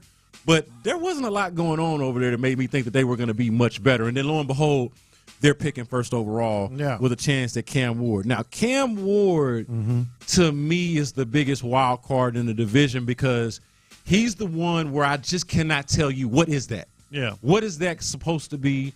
What is that supposed to look like?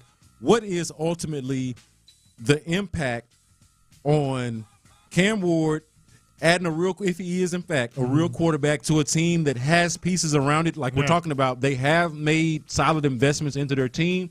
What Cam Ward is ultimately will determine how much of the gap the division has actually closed, because I don't believe in those other two teams. Yeah, no, I agree, but I think you can argue all three are at least making moves that could be closing the gap, even if you don't believe they actually are closing the gap. You know, Jaguars, they did get a new coach and a general manager. I just don't think they're very good. Yeah. Some people might. They did get Travis Hunter, who I think is the best all-around player. I mean, you know, independent of position, in the draft, best player in the draft. Yes. You know, they are doing something. The Titans, I mean, it's just defensive front. They do. And so that's and beat you last year at home with Will Levis. Yeah, and that's not going anywhere. And then kind of a wild card in Cam Ward, as you just illustrated. The Colts are the one to me that are just like, I mean, they've got.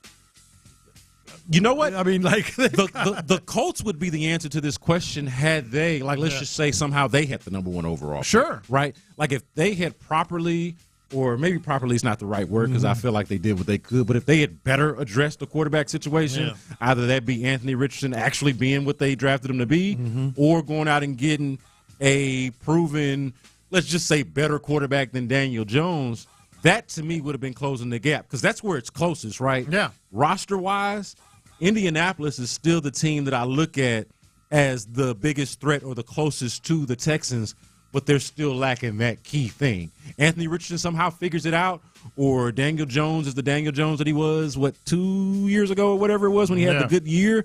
Okay, now we're talking about something different. But both of those guys got more evidence of being not that than actually being that.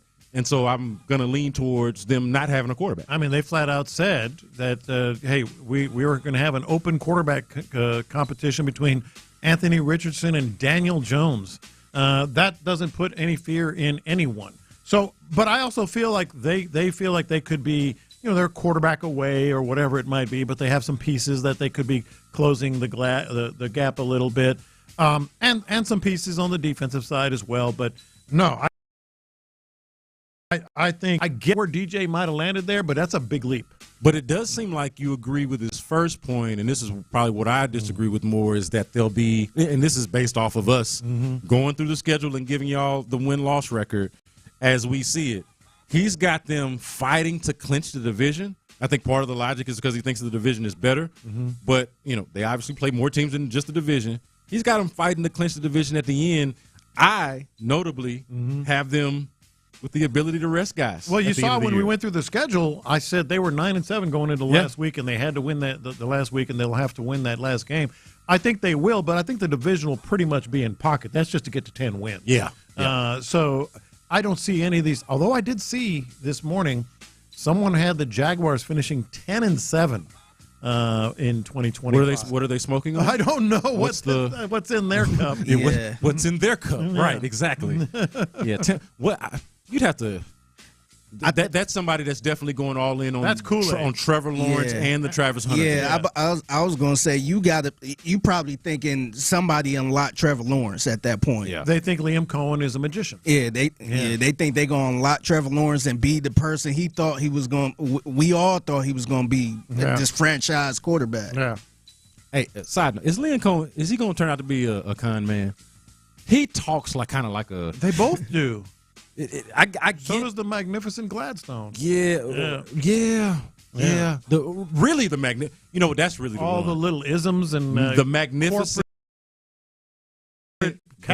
That's the dude I can see from 10 years from now. You look up like, man, this dude lied on his resume. No, I'm just kidding.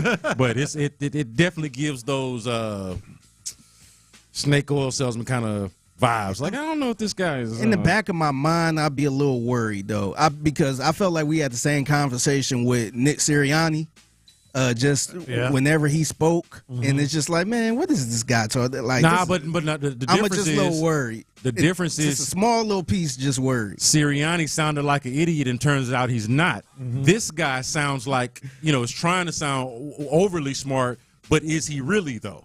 You just turned on Siri by saying Sirianni on my phone.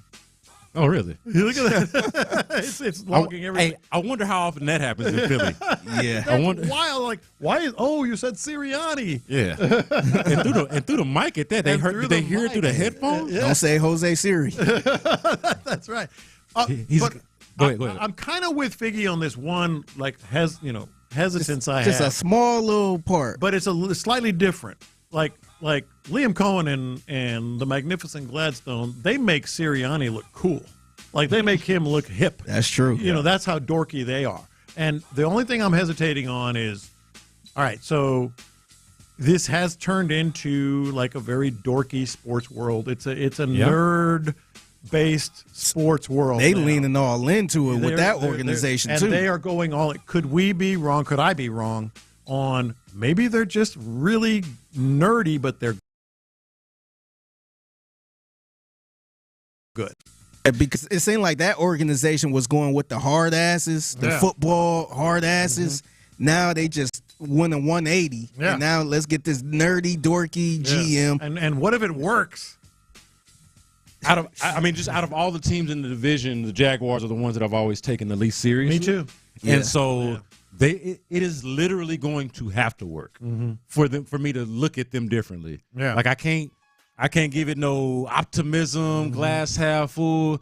The Jags stay the Jags. Yeah. The Jags be the Jags. Yeah. So, like, until they do something different, until they give me a reason. I mean, if going out and drafting Trevor Lawrence, supposedly the most surest of things that you can possibly find out there, haven't fixed it, I don't know. I don't know if some nerdy Gladstones and Cohens is gonna fix it. Yeah, I agree with that. I agree with that. But it's just a small part of my brain is like, me too. But the nerd. When factor, did they unlock it? Like, I'm not all in. I use data and stats and advanced metrics. We all do now, but not like that. We're not like in the lab, Yeah. And just completely taking the human element out of things. They have, and it works for some people. What if it works? That's the only hesitance I have. Yeah, it might be a slim chance though. Yeah. Careful what you wish for and what you may predict, because it's very possible that the Jaguars could have egg on my face by the end of the season.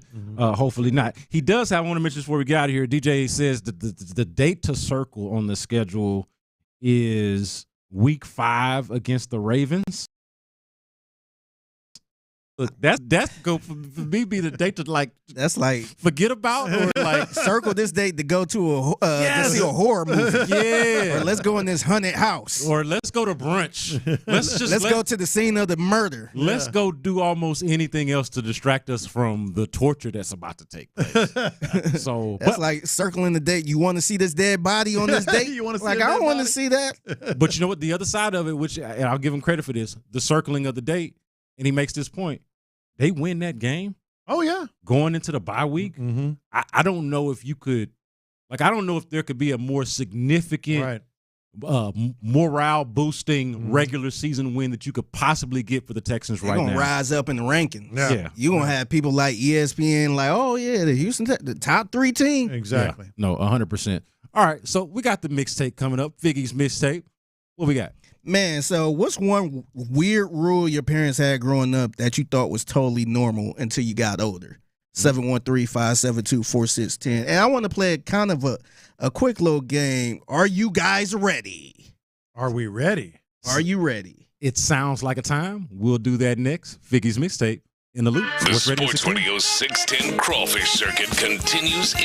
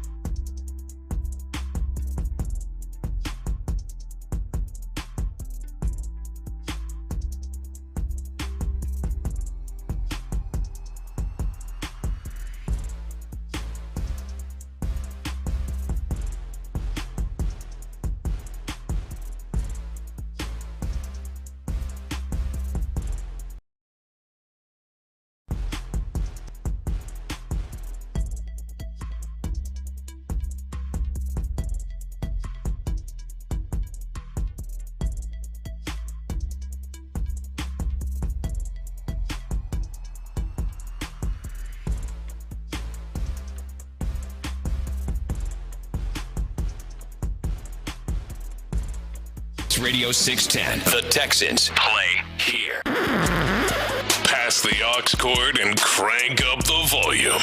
Figgy Figs in the driver's seat. Sit back, relax, and enjoy the ride. It's time for Figgy's Mixtape on Sports Radio 610. Yes, it is Figgy's Mixtape in the loop, Sports Radio 610. It's your man Figgy Fig holding it down on a Thursday. Happy Thursday to everyone out there. What is one rule or one weird rule your parents had growing up that you thought was totally normal until you got over it? 713-572-4610. I got a whole bunch of like just random ones people brought up and all that stuff. The one personally for me was a rule that I couldn't I had to follow, or just some type of random thing was I couldn't use the word lie. That's so funny. Lie was considered a cuss word. I couldn't say lie. I had to say telling stories. For some reason, just saying the word lie or saying somebody lying, that was you better off using the cuss word, using the F word. Yeah, and that's a weird one because I feel like that one is kind of particular, if you will. Yeah, and I don't know what that's about. Like I wish that I could talk to our elders, reach our ancestors somewhere, and find out where did the term lie or lying become taboo to the point to where you wouldn't allow your children to say it. I remember specifically saying, "Hey, so and so lying," and my mother like, "Don't you say telling stories." Okay, Mom. I didn't get it. It's like, guess what? It mean the same thing. Yeah, I didn't get it, man. Yeah, exactly. So send them in 713-572-4610. That was unique to you. Now you have to realize, I grew up in a very Hispanic household. Oh, word. Spanish was the never would have guessed. It was the first language I actually learned way back in the day. Although I have struggle occasionally now speaking it because I don't practice it very often. So it was very, very Hispanic, and it was very traditional that way. I wore a collared shirt, like a dress shirt, and it wasn't a uniform, to school. Like you had to have slacks, like they call them slacks, pants. Yeah. I can hear my mom's voice and my dad's voice in my head. You wear slacks and a dress shirt is what they would call it every day to school until I got to like middle school. Dang. Like I had a shirt, collar. And this was not mandated by the school. This was just straight up from the parents. You had to dress. My dad would always say, you have to look presentable. You have to look presentable. You have to wear a shirt, collared shirt and pants to school every day. Say, man, that's back when we used to raise them right. Because, like, I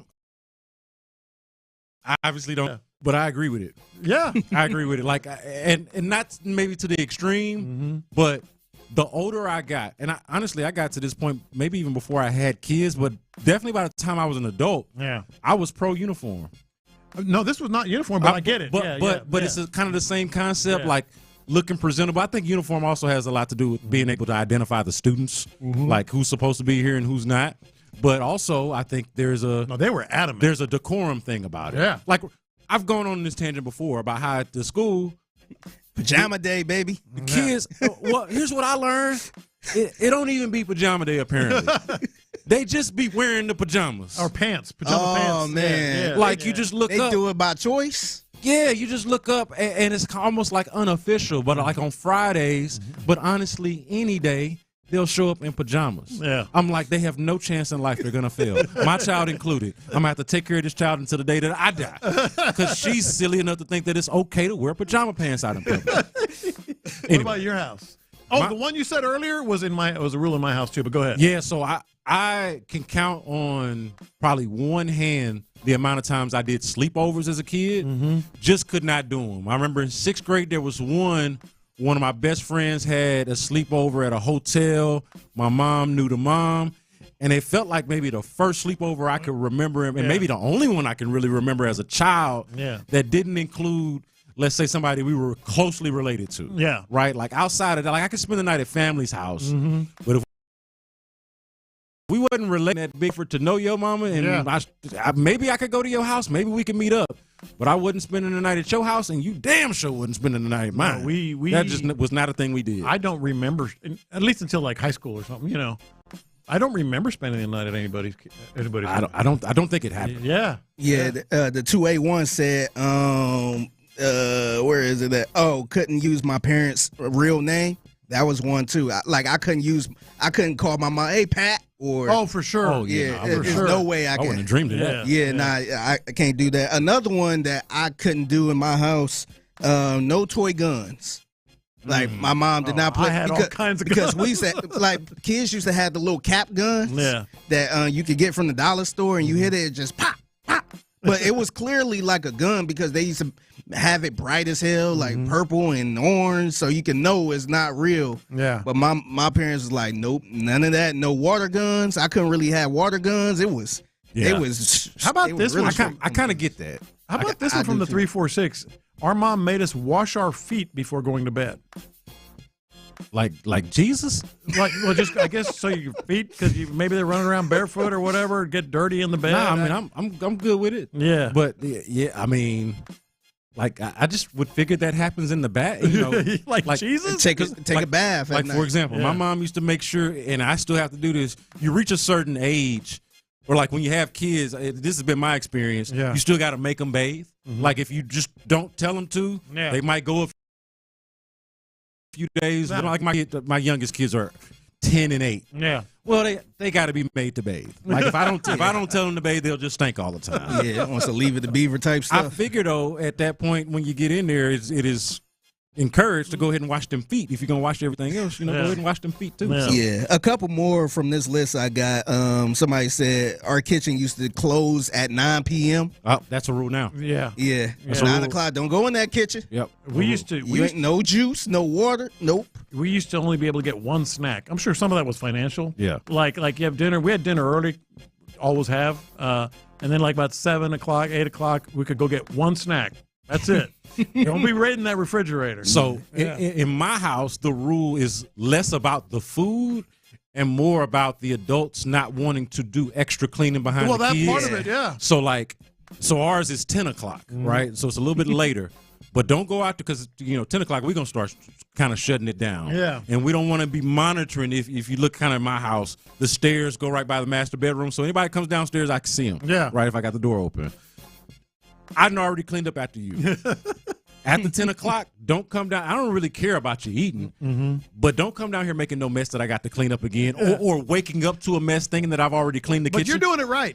You're doing it right. Well, I got the messiest eating kids that have ever existed on the planet of Earth. So, that's part of it. It's like every time y'all touch something, now something is sticky. Now my refrigerator door got something on it. Yeah. Come on, we.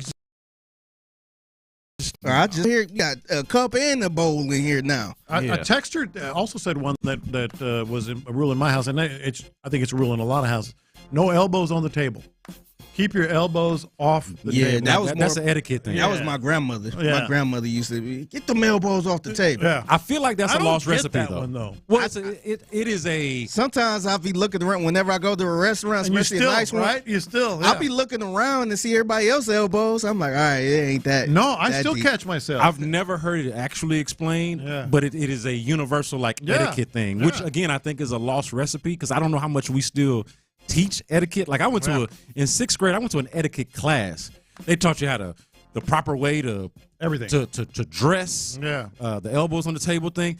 Walk down the stairs in front of a woman and not behind. So if she falls on you, and the opposite if you're going up.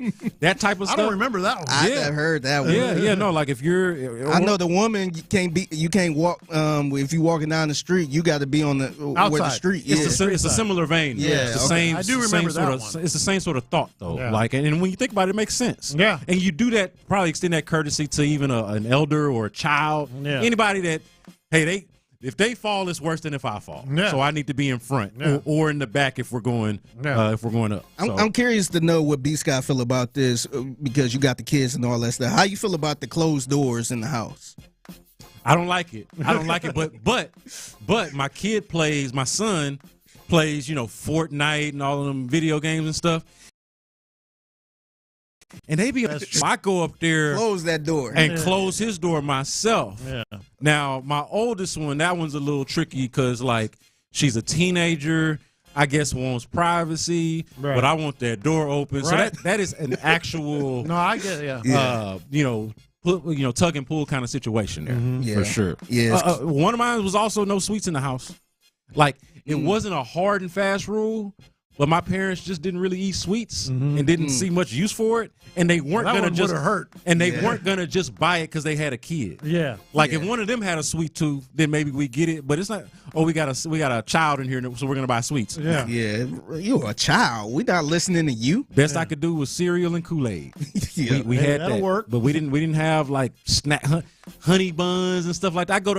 I go to somebody else's house, not to spend the night, by the way. Yeah. But if I went to somebody else, I'm like, man, y'all got all these snacks. Yes. Yeah. We have none of this at home. Are you guys ready? The game that's kind of sweeping the nation. Ain't really sweeping the nation, though. Sweeping H time. Yeah. In the Loop Sports Radio sit stands Figgy Smith's tape. Are you guys ready for Nicolas Cage and Christian Bale as John Madden and Al Davis? Are you watching this? Yes. You watching it? I'm not predicting that it's going to be good or that I'll like it. No. But they are good enough and famous enough and playing good enough and famous enough people to where it'll be hard for me to not at least give it some attention. I'm with you. I'm going to watch it, but I think it can go in one. It's not going to be. Yes. It's not going to be okay. Yes, it's either good or that's a great way. That is the proper way to frame it. Good gosh, could not agree more. I'm with Lopez. My first thought, where the hell they get Nicolas Cage from, man? Hey, he's still got to cash those checks, man. He's got a lot of bills. Yeah, and it looked like he really leaning into the whole John Madden thing, like even his body shape and all that stuff. Yeah. I'm like, damn, this is really interesting. It's feast or famine. It's going to be one or the other. It also kind of it could make us all feel that we just reached a point to where like Nicolas Cage, John Madden, you don't really see, but hey, we're at a point now. They can pull it off. They can pull it off. Yeah. And he's an actor, but I would have never envisioned this. Now I'm intrigued. Yeah. I keep you all updated when I don't know when the release date is or whatever, but we keep you locked on that. Are you guys ready to hear something ironic or irony? All right. Sure. So Chris Brown posted free Tory Lanez on his Instagram story, and then in less than 24 hours, he got arrested. Is that irony? That is irony. Yes, that would qualify. So apparently he got arrested in Manchester for allegedly smashing a tequila bottle over a music producer's head at a nightclub in London in 2023. Oh wow, they're just bringing the charges now? They just grabbed him up. I guess he haven't been over there. Man, he was over. That'd be smart if he committed a crime to not go back. Well, he did ultimately. He probably forgot about that whole situation a couple years ago. Dang. So he smashed a tequila allegedly a tequila bottle over a dude's head. Yep. That'll get you arrested. I don't know if I'm just living obviously I'm living a completely different life from Chris Brown, but I don't know, like smashing a tequila bottle over somebody's head. Like I haven't been in the space. Well, you know what the result's going to be. It's not like that might be a bad thing. But It's a very bad thing. I'm surprised it took this long. Yeah. I'm surprised like the person whoever it was didn't sue or file a civil suit or something like that. But yeah, I guess I'll keep y'all updated on that. I don't know what's going to happen with that. But are you guys ready to hear a Saints fan reacting to Derek Carr's retiring? Yes. Oh, yeah, I can always hear a Saints fan. I kind of want to know, what would y'all confidence level be after hearing all of this? Here's a Saints fan pretty much excited about the retirement of Derek Carr. Yes, Lord. Yes, Lord. I had to get off the line because everybody's phone went off at the same time. I thought it was like a weather advisory or something, but no, it was a message from God himself. The only thing we need next is Mickey Loomis gone. That's pretty much it. Yes, Lord. Hey, you know they mean it when they get the Lord. When you get that really concise second one with passion. Lord. Yeah, with passion, a little breathy passion. From God. It was from God. This is from God. Should y'all be feeling confident if over this if you a Saints fan? No, because like I mean, you're glad he's gone, but what do you got? I think that's the thing. I feel a little worried. Like I wasn't high on Derek Carr to begin with, but I'm like, look who you got now. Yeah, and look who you could have got. Right. It's a reason they went and got his tired ass to begin with, because they didn't have no answers. They have since not found any answers, and by the way, thought he was the answer, was not, and has now decided that he can't even play them. Yeah. And the timing, too, would send away my confidence. Yeah, like doing it after the draft? Yeah. I mean, like they could have did a lot of stuff during that draft. Like if he would have retired way early, maybe they could have traded back into the first round to get a Jackson Dart or something like that. Sure. Maybe they would have had a different mindset. I ain't saying they should have drafted Shador or nothing, but maybe they would have moved a little differently in this draft or in free agency. Like, do you think they drafted Kelvin Banks to just protect any old body? Exactly. Or was it to protect Derek Carr? You drafting that to protect your quarterback right now. Right. Because absent of the quarterback, then what might be a better decision to do there? Yeah. Let's go get a quarterback. Yeah. then. Yeah. How about an actual quarterback rather than protection quarterback? Yeah. Kind of, you want to call cart before the horse, that would be it. Yeah. That would definitely be it. But the Saints are They're tanking, though. They might have known it in advance. They're going to tank for Arch and come full circle with the Mannings. Yeah. Pray for New Orleans folks, man. It is paper bag time out there. Yeah, man. it is. The New Orleans Aints. Yep. All right, I'll get y'all out of here on this. It's the mixtape in the Loop, Sports Radio 610. What would y'all do if a customer saw help written on their receipt? Oh, I saw this. Yeah, so apparently, it was a couple that went to a fast food place in Florida that instead of the name being on the receipt, usually when you look at the receipt, you might see the cashier or your name. Yep. Yeah, it won't be your name, but it'd be the person that took your order. Yeah, say John, Brandon, Figgy. Yeah, it'd be on there. And on the receipt, it just said help in bold letters. Because they the help. And it was like obvious. So also it was written on their to-go container. So somebody actually wrote in marker help. Yeah. So the couple didn't know what to do, so they posted a picture on social media pretty much saying, what should we do? Should we call the cops? I don't know what's going on. And a lot of people was like, yeah, I think you should say something. Maybe something going on. And so they did, and the police sent somebody out there, and they just found out that it was pretty much an employee playing a prank. Okay, so the key part of this story to me is, what do you mean you don't know what to do? It's on two different things. It says help on the cup and then help on the bag. That is not, you don't put that on social media. You call the cops. Yeah. You call the cops. I'm glad you said that. Yeah. Because, like, I honestly don't know what I would have done. Yeah. But at least get them to go look. Well, here's what I know what I wouldn't have done, and I don't understand. I guess I do because we're living chronically online these days. But what is the, like, just knee-jerk reaction to when you don't know what to do to just go to social media and ask for help? Yeah. Like how did we lose our critical thinking and problem-solving skills to the point to where we can't just actually figure things out on our own? If it was just the one thing, and I get it, but two separate places it said help. Well, because like why are you like crowdsourcing this? But what if they really needed help? That's what I'm saying. What Just they needed do it. help, what they needed help from was somehow on social media, and now you've like thrown off their cover. Like, to me, that's like the last thing I would have done. Yeah. Let's take social media. Tell me what to do about this. No. Yeah, and see, I'm a little old school too, because whenever some drama popping off, let's say somebody arguing or something like that, I never even think about pulling out my phone to record it or let me see what social media thinking. I always think about it last minute or probably way down the line, like, oh, I should have recorded it or something like that. But I'm just kind of curious, man. Like, I don't know what I would have did in that situation. I would have looked at my wife like, hey, am I thinking too much in this? Yeah. And sometimes, like, I'm really bad with this because I might be like, I don't want to get nothing. I don't want to start no drama, or maybe it's nothing. I kind of think too much into it. But I probably would have tried to find that waitress or whoever it was, like, yo, you good, dog? Yeah. Like, everything cool? Let me know. Well, posting on social media is dumb. Calling maybe the place would have also maybe been dangerous if somebody really needed help. Call the cops, have them go look. And so check it out. Yeah. All you gotta do. I probably would have left a note with my number or something like, hey, hit me up if something wrong.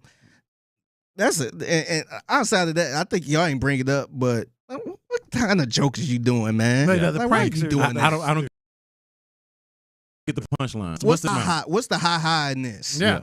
I ain't got it. Wasting my damn time. Tell you what I do. I'm gonna call Lopez and say, "Hey, somebody need help. Help. What do I do? Because I don't know which direction to go from here." Exactly. Yeah. All right. That's Figgy's mixtape. Very entertaining. Yes, sir. Good little discussion there. Coming up next to finish this thing out before we hand things over to the fellas on the drive. Let's go back to this Texans schedule.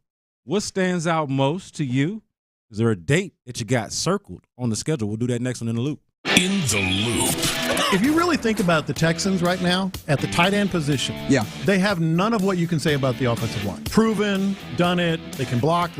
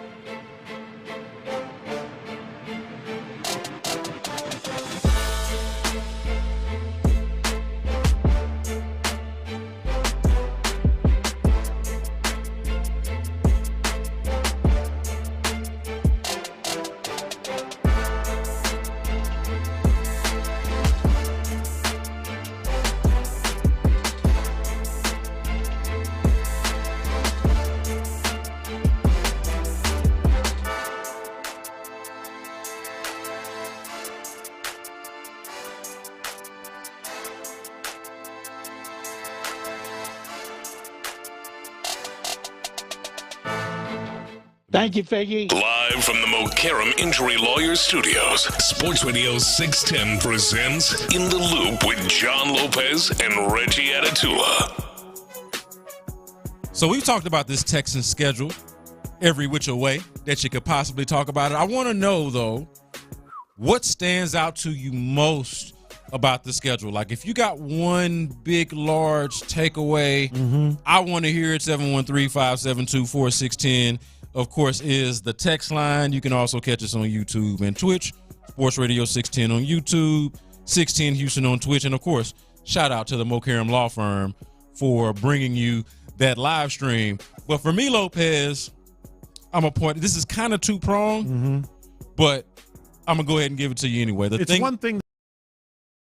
It's actually two things, and one of them is kind of more so related to last year. Yeah. But specific to this schedule, the early bye week, okay? Yeah, you hadn't mentioned that very much, but I know that's bothering you. I don't love it. Yeah. I don't love the early bye week. I guess I've just reached a place where I either want I just want my bye week somewhere in the middle. I don't want it super late.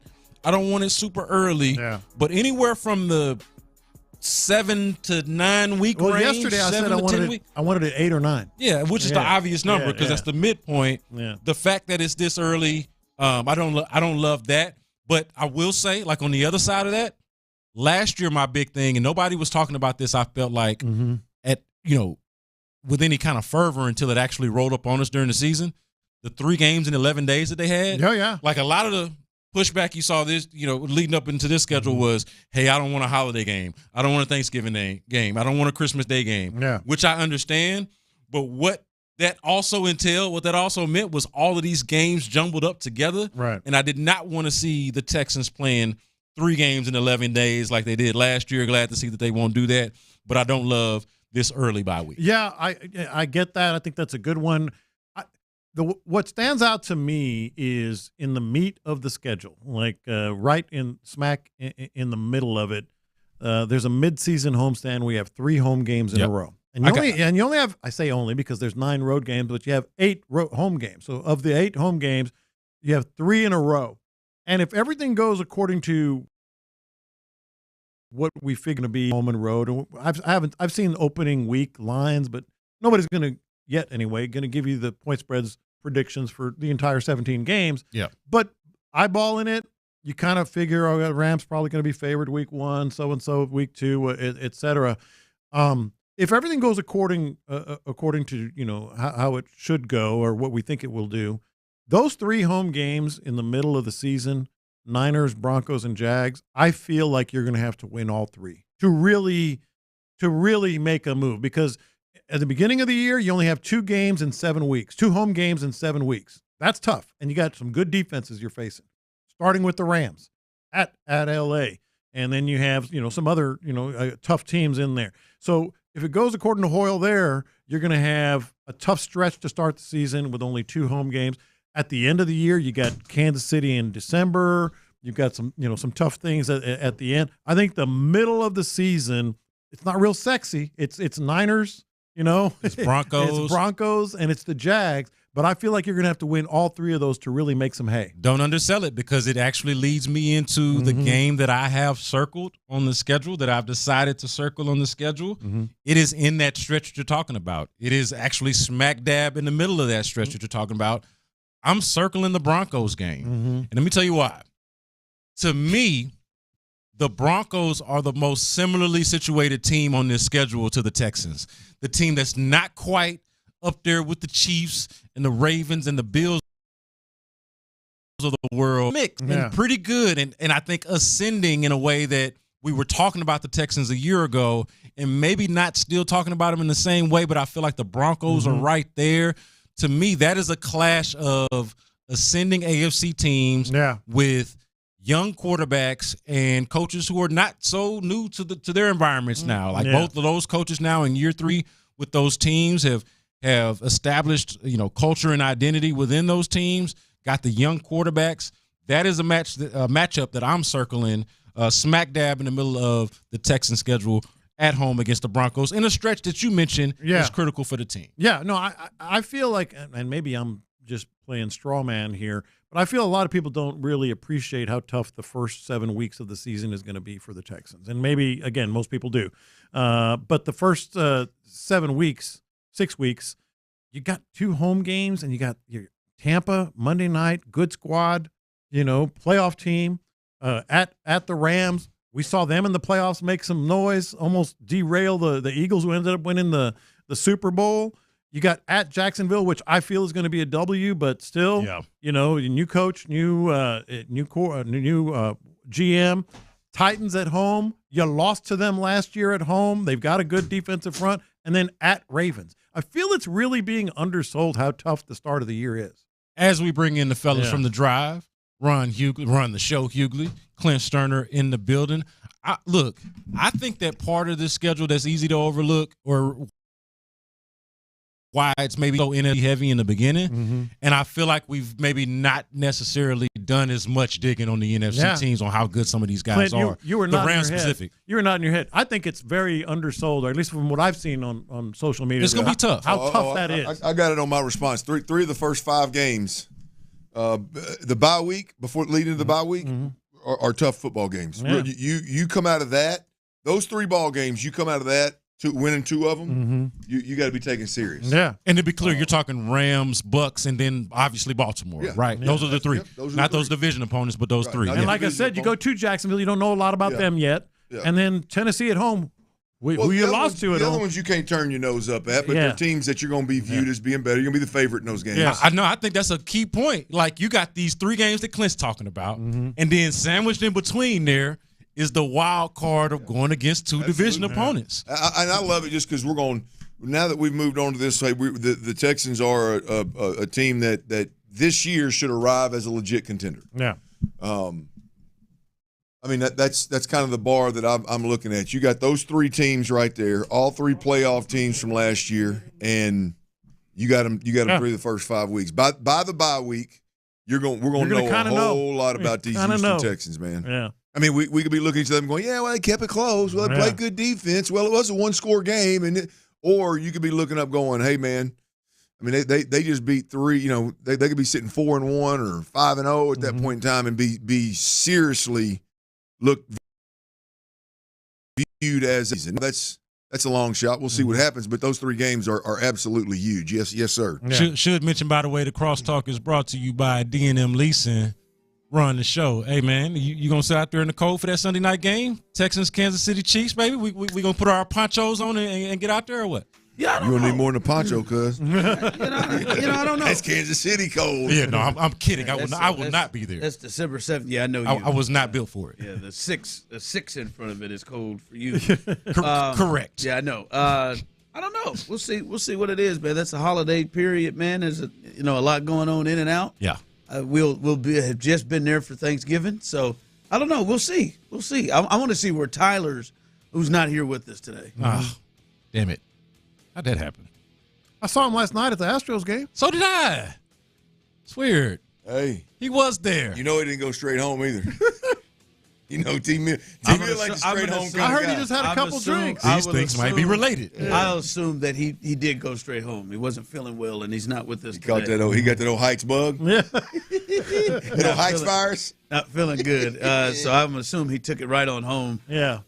Maybe hopefully not any food poisoning or anything. But I am intrigued to see where Tyler picks his road game and breaks this curse. Oh, yeah. That he has 3 years running. And if he does go to Kansas City, I may join him. Oh, okay. You know what? I think y'all should pick for him. He's going to the Baltimore game, the one that they're going to lose anyway. Right? Does that if they win, he can really soak it in. I mean, you just sold it. Does that not make sense? Well, I mean, I don't want to put it out there on the radio. I'm just saying. Tyler, but Tyler's ass should have been here then, so he could chime in. LA's looking pretty good right now. I'm just saying. I think that's what he was leaning. You got 2 choices. You got 2 It's out of the gate. The excitement's going to be through the roof. But the Chargers is there too. Yeah, later. Yeah, but that's late though, isn't it? That's late into like 16, isn't it? 15, 16. Yeah. I want to go see Devontae before Devontae potentially gets old. I want to go see the Rams and the Texans before either one of them disappoint the NFL the NFL landscape. So I think you're on to something. I like that. That would turn me on more. Trip to LA, that new stadium. Yeah. I mean, you could really come back and talk about what Cal and Hannah ought to be doing. Wow. Okay. I thought with the stadium. I thought Seattle. I thought Seattle might be a good thought too. Not mad at it for him to see the other 12th man. It's a great place to watch a game. Shout out to place to watch. Is it Seattle? Yeah. That's what I threw out to him. But shout out to DNM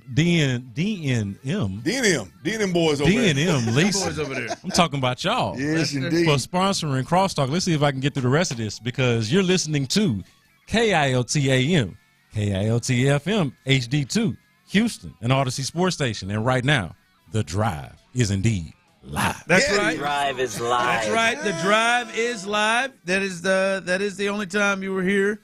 Tyler's voice right there as he is out today. Hopefully he'll be back tomorrow. And our guy Chris Santiago, who you normally hear at night on Area 45, he joins the show. And so we are obviously in good hands with Chris in the building. Sexy. How y'all doing? Pretty Sexy good. How you feel about your Giants schedule? Feel good? It's all right, man. I think they've got the toughest schedule in football, Yep. I think. Believe they do. We do. Got the toughest schedule in football, yeah. But no, it'll be a fun day. We got a lot to get into. I sat through that second straight night of blowing a late game for the Royals, and the Astros came through and got a W. We'll look and revisit that. But a lot going on here, especially with the schedule release. We had, 7-8 games that were reported early that leaked yesterday that we talked about. But now we have the full schedule, the full go of it. We're seeing the full of it all. You've seen it. You've heard about it. If you have not, real quick, and one thing I was taught a lot early in this is don't just assume everybody knows what you're talking about. The schedule, if you missed it, they kick things off in L.A. to face the Rams, then come home on Monday night to get the Buccaneers. They face the Jags on the road in Week 3. Then they face Tennessee at home. Then they take on the Ravens, the Bugaboo on the road. Then they have a early Week 6 bye. We'll get into that later. And then they go to Monday Night Football again at Seattle. And then they start that run of 3 in a row right here at NRG against the Niners, the Broncos, and the Jags. And then they go to Tennessee, the Titans, and then come back home on Thursday Night Football to face the Buffalo Bills. They go to Indianapolis after that. Sunday Night Football on the road in Kansas City. And then they play 2 in a row here against the Cardinals and the Raiders. And then they finish up in L.A. against the Chargers. That could be a big game with two teams that may be competing for things. And then at home against the Indianapolis Colts. So that is the 17-game schedule for those who have not heard it. 713-572-4610. You can jump in as well as you on YouTube and Twitch. You can respond and communicate that way as well. Clint, just overall, now that you see the whole thing and how it shapes up, what are you seeing about this schedule? What jumps out? Well, look, I think the schedule gods were nice to us down here in Houston. I mean, this thing could have played out, even though we knew the opponents.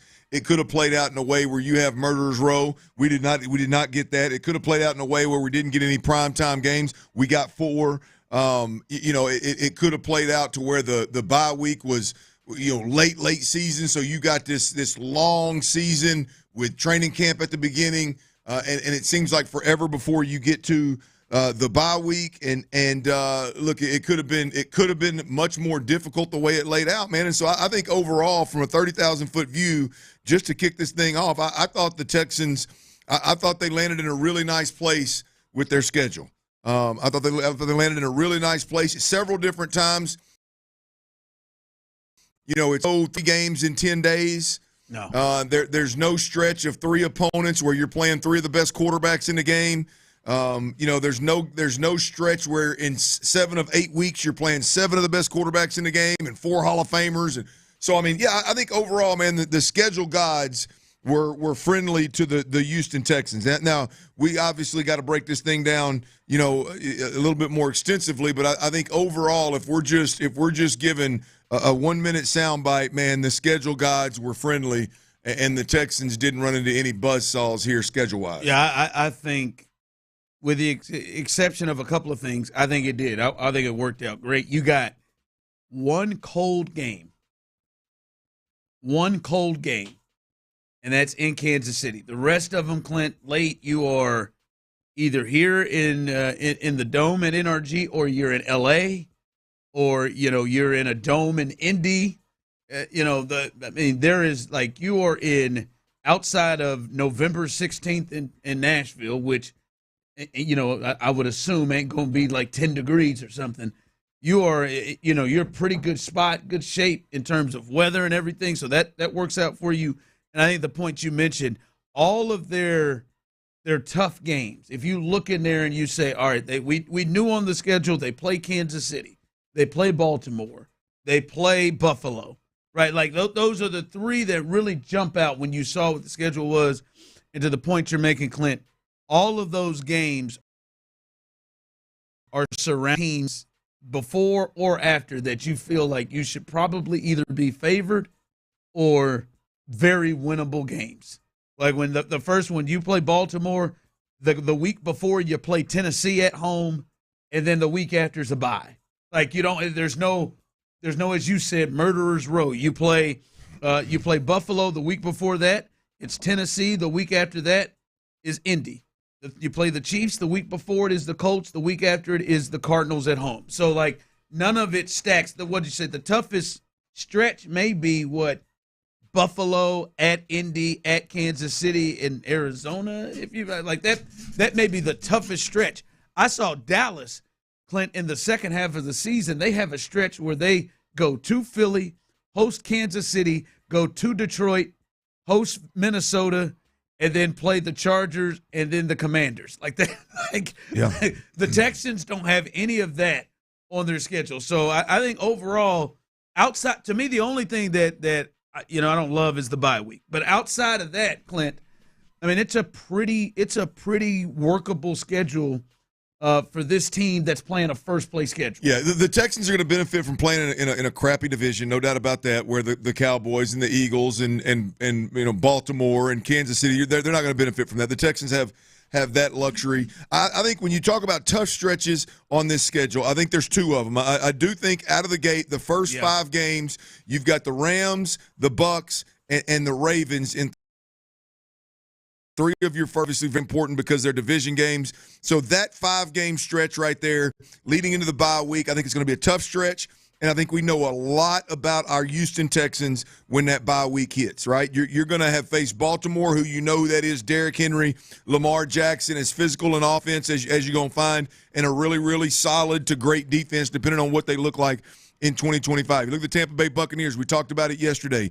When you look at that receiving core, they're potentially, depending on how the first-round draft pick at Ohio State, depending on how he plays, they potentially could be one of the top 3 to 5 receiving cores in the league. And Baker Mayfield will sling that thing down the field. So, that's going to be a challenge. And then we talked about the Rams with Devontae Adams and Puka and McVay calling plays and Stafford throwing it down the field. Those are going to be 3 big-time challenges. They're all going to be different challenges, I think, for DeMeco Ryans' defense and really for the team as a whole. So we're going to know a lot about these guys when that bye week hits. That first 5 games is going to be a tough stretch. And then I think, as you said, the Buffalo on Thursday night, Indy away, and then Kansas City Monday night. Those 3 games right there, I think, because Indy, to me, is going to be the best team opposite the Texans in the division. They're a wild card, depending on what kind of team they're going to be. So I think that 3-game stretch in terms of just back-to-back-to-back opponents or back-to-back primetime and away games, that stretch right there could be could be a little bit rough. But again, I mean, you got to really dig to find those tougher stretches. And the way the schedule, to me, when you talk about the schedule ends this year, with 3 of 4 games being at home. It's Arizona, Vegas, L.A. Chargers, and Indianapolis Colts. 3 of the 4 at home. Teams that you should be either neck and neck with or favored. I think it sets up nicely if the Texans need to win, 3 of their last 4, or God forbid, whatever, however many 3 games they have left, they got to win all 3 of them to get in, kind of deal. If it's tight, it's tight. Yeah. So I think those stretch runs, whether you're talking about the difficult ones or the easy ones, I think again it worked out in the Texans' favor. Yeah. Text line coming through. Those of you on YouTube and Twitch, your thoughts here on the schedule. Someone texted in, we'll be 3-2 after the first 5 games. You could be. I think they're better than 3-2 in those first round games. Those first 3. I think they potentially beat the 2 division teams. You got to feel good about that. And then I think they probably at least get one of the. I don't think they're going to go 0-3 against the Rams, Bucks, and Ravens. I think they at least get one of those games, if not maybe a couple of them. So I think they could do better. They could be 4-1. And if they're 4-1, like you said, that really sets up for them moving forward throughout. Well, that's the thing is we're going to know, right? If you're 4-1, if you're 3-2, we're good. If you're 4-1, we are absolutely stoked in Houston, right? Run away now, if you're sitting at 2-3, we're concerned about whether it's the O-line or injuries have plagued, or CJ's not playing as well. Nick Caley's not being the weapon on the sideline that you hope your offensive coordinator is. There's something wrong. The key there is, and I'll be honest with you, I don't have a feeling one way or the other, Ron, to be honest with you. I don't know if we're going to be 4-1. I don't know if we're going to be 2-3. I have no idea. I honestly don't. I'm straddling the fence here big time, so get ready. I don't know what to think about this team. I mean, you've got some major issues on the offensive side of the football that could potentially be good, but could also potentially be bad enough to where it won't matter how good D'Amico Ryans in the defense is, right? I mean, you could really have those level of issues. So, we'll see. But the good thing is we'll find out early. All right, coming up, I do want to bring some of the people in here a little bit in the next segment, but where are you at now as you look at the schedule? Let's just get it out the way. Where are you at now record-wise, right? You asked me yesterday during Dirty's Daily. I said, well, let me look at the full schedule. Let me pull it up. Let me look at the full schedule before we get to Wednesday. You can participate, and as I said, we will open up the phone lines next segment, and we will hear from you. But if you want to text in or send it in on YouTube and Twitch, you can. As you look at that schedule, and we went through it and we talked about it, yes, this appears to be favorable, especially when you compare it to other teams, especially other teams that had first-place schedules like the Texans. This is a schedule that feels workable. Now that you see how it's laid out, in terms of record with this team, now that you have the schedule. I got 9 wins. That's what you said. I got 9 wins. And you still at 9. Yeah, I got 9. And like I said, I honestly, man, I like this is – I want to feel really good about my Texans, but there's too many pieces offensively that I just check up and go, I'm just not really – that make me nervous. Let's put it that way. And we can go game by game at some point in time if you'd like, but I do think they're going to be the best team in the division. I don't think they sweep the division. I mean, I got over my skis yesterday talking about I think they dominate the entire division and win. I don't think they're 6-0 in the division. I think they end up 4-2 in the division. Oh, you got 2 losses. Yeah, I got 5-1 last year. I got 2 losses in the division, and I think the rest of the way you got a first place schedule, man. So you got some absolute monsters there. I'm going 9-8 on the season, and it's a dogfight down the stretch to see who wins the division. So you think this is a tight race? Yep. And I'm guessing, as you said earlier, kind of put it together. The Colts. You think the Colts are going? It's going to be a tight race with the Colts down the stretch. Yep, absolutely. And I think both teams in this division. Again, while I still have the Texans as the best team in the division, I don't think the gap is as wide as it once was. I think the gap has closed a bit, and I do think Jacksonville's better, and I do believe that Indy is. that Tennessee's better as well. I think Cam Ward. And year 2 with Callahan and some of the pieces that they've added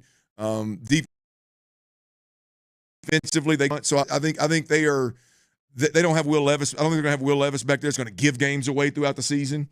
That's the one game they lost in the division. Yeah. I mean that's where I'm going with this is like that. The Titans year 1 Callahan with Will Levis trying to lose the game, they won. So I just don't think that gap is as wide as we think that it is. And so maybe C.J. Stroud year 3, maybe Nick Caley is a bigger game changer as we think. But I mean from a a talent standpoint, this is a lesser football team on the offensive side of the ball. So we'll see what Nick Caley can do. I got 10-7. You got 10, okay. I got 10-7, and I've looked at it multiple. I've gone through these, as you said, game to game. I've looked at it multiple times. I do think one of the division teams gets them in this thing. One of the road games, I do think gets them. But they're 10-7. It feels like a 10-win team, and I think they will win the division with double-digit wins. So I got them at 10-7. It's weird, man. They've got some weird things with this schedule. There's some unpredictable teams that I can't tell, like, what are they gonna be? Like I get, you get the feeling when you look at Buffalo, Kansas City, Baltimore. I feel like I know what they're gonna be. Tennessee, I feel like they maybe improved some, Clint, but I feel like I got a feel of what Tennessee's gonna be. I don't know what San Francisco team where I look at it right now today, I would say the Texans should be a better football team than the Niners. But the Niners have been one of the best teams in football the last several years, and they've had a ton of injuries.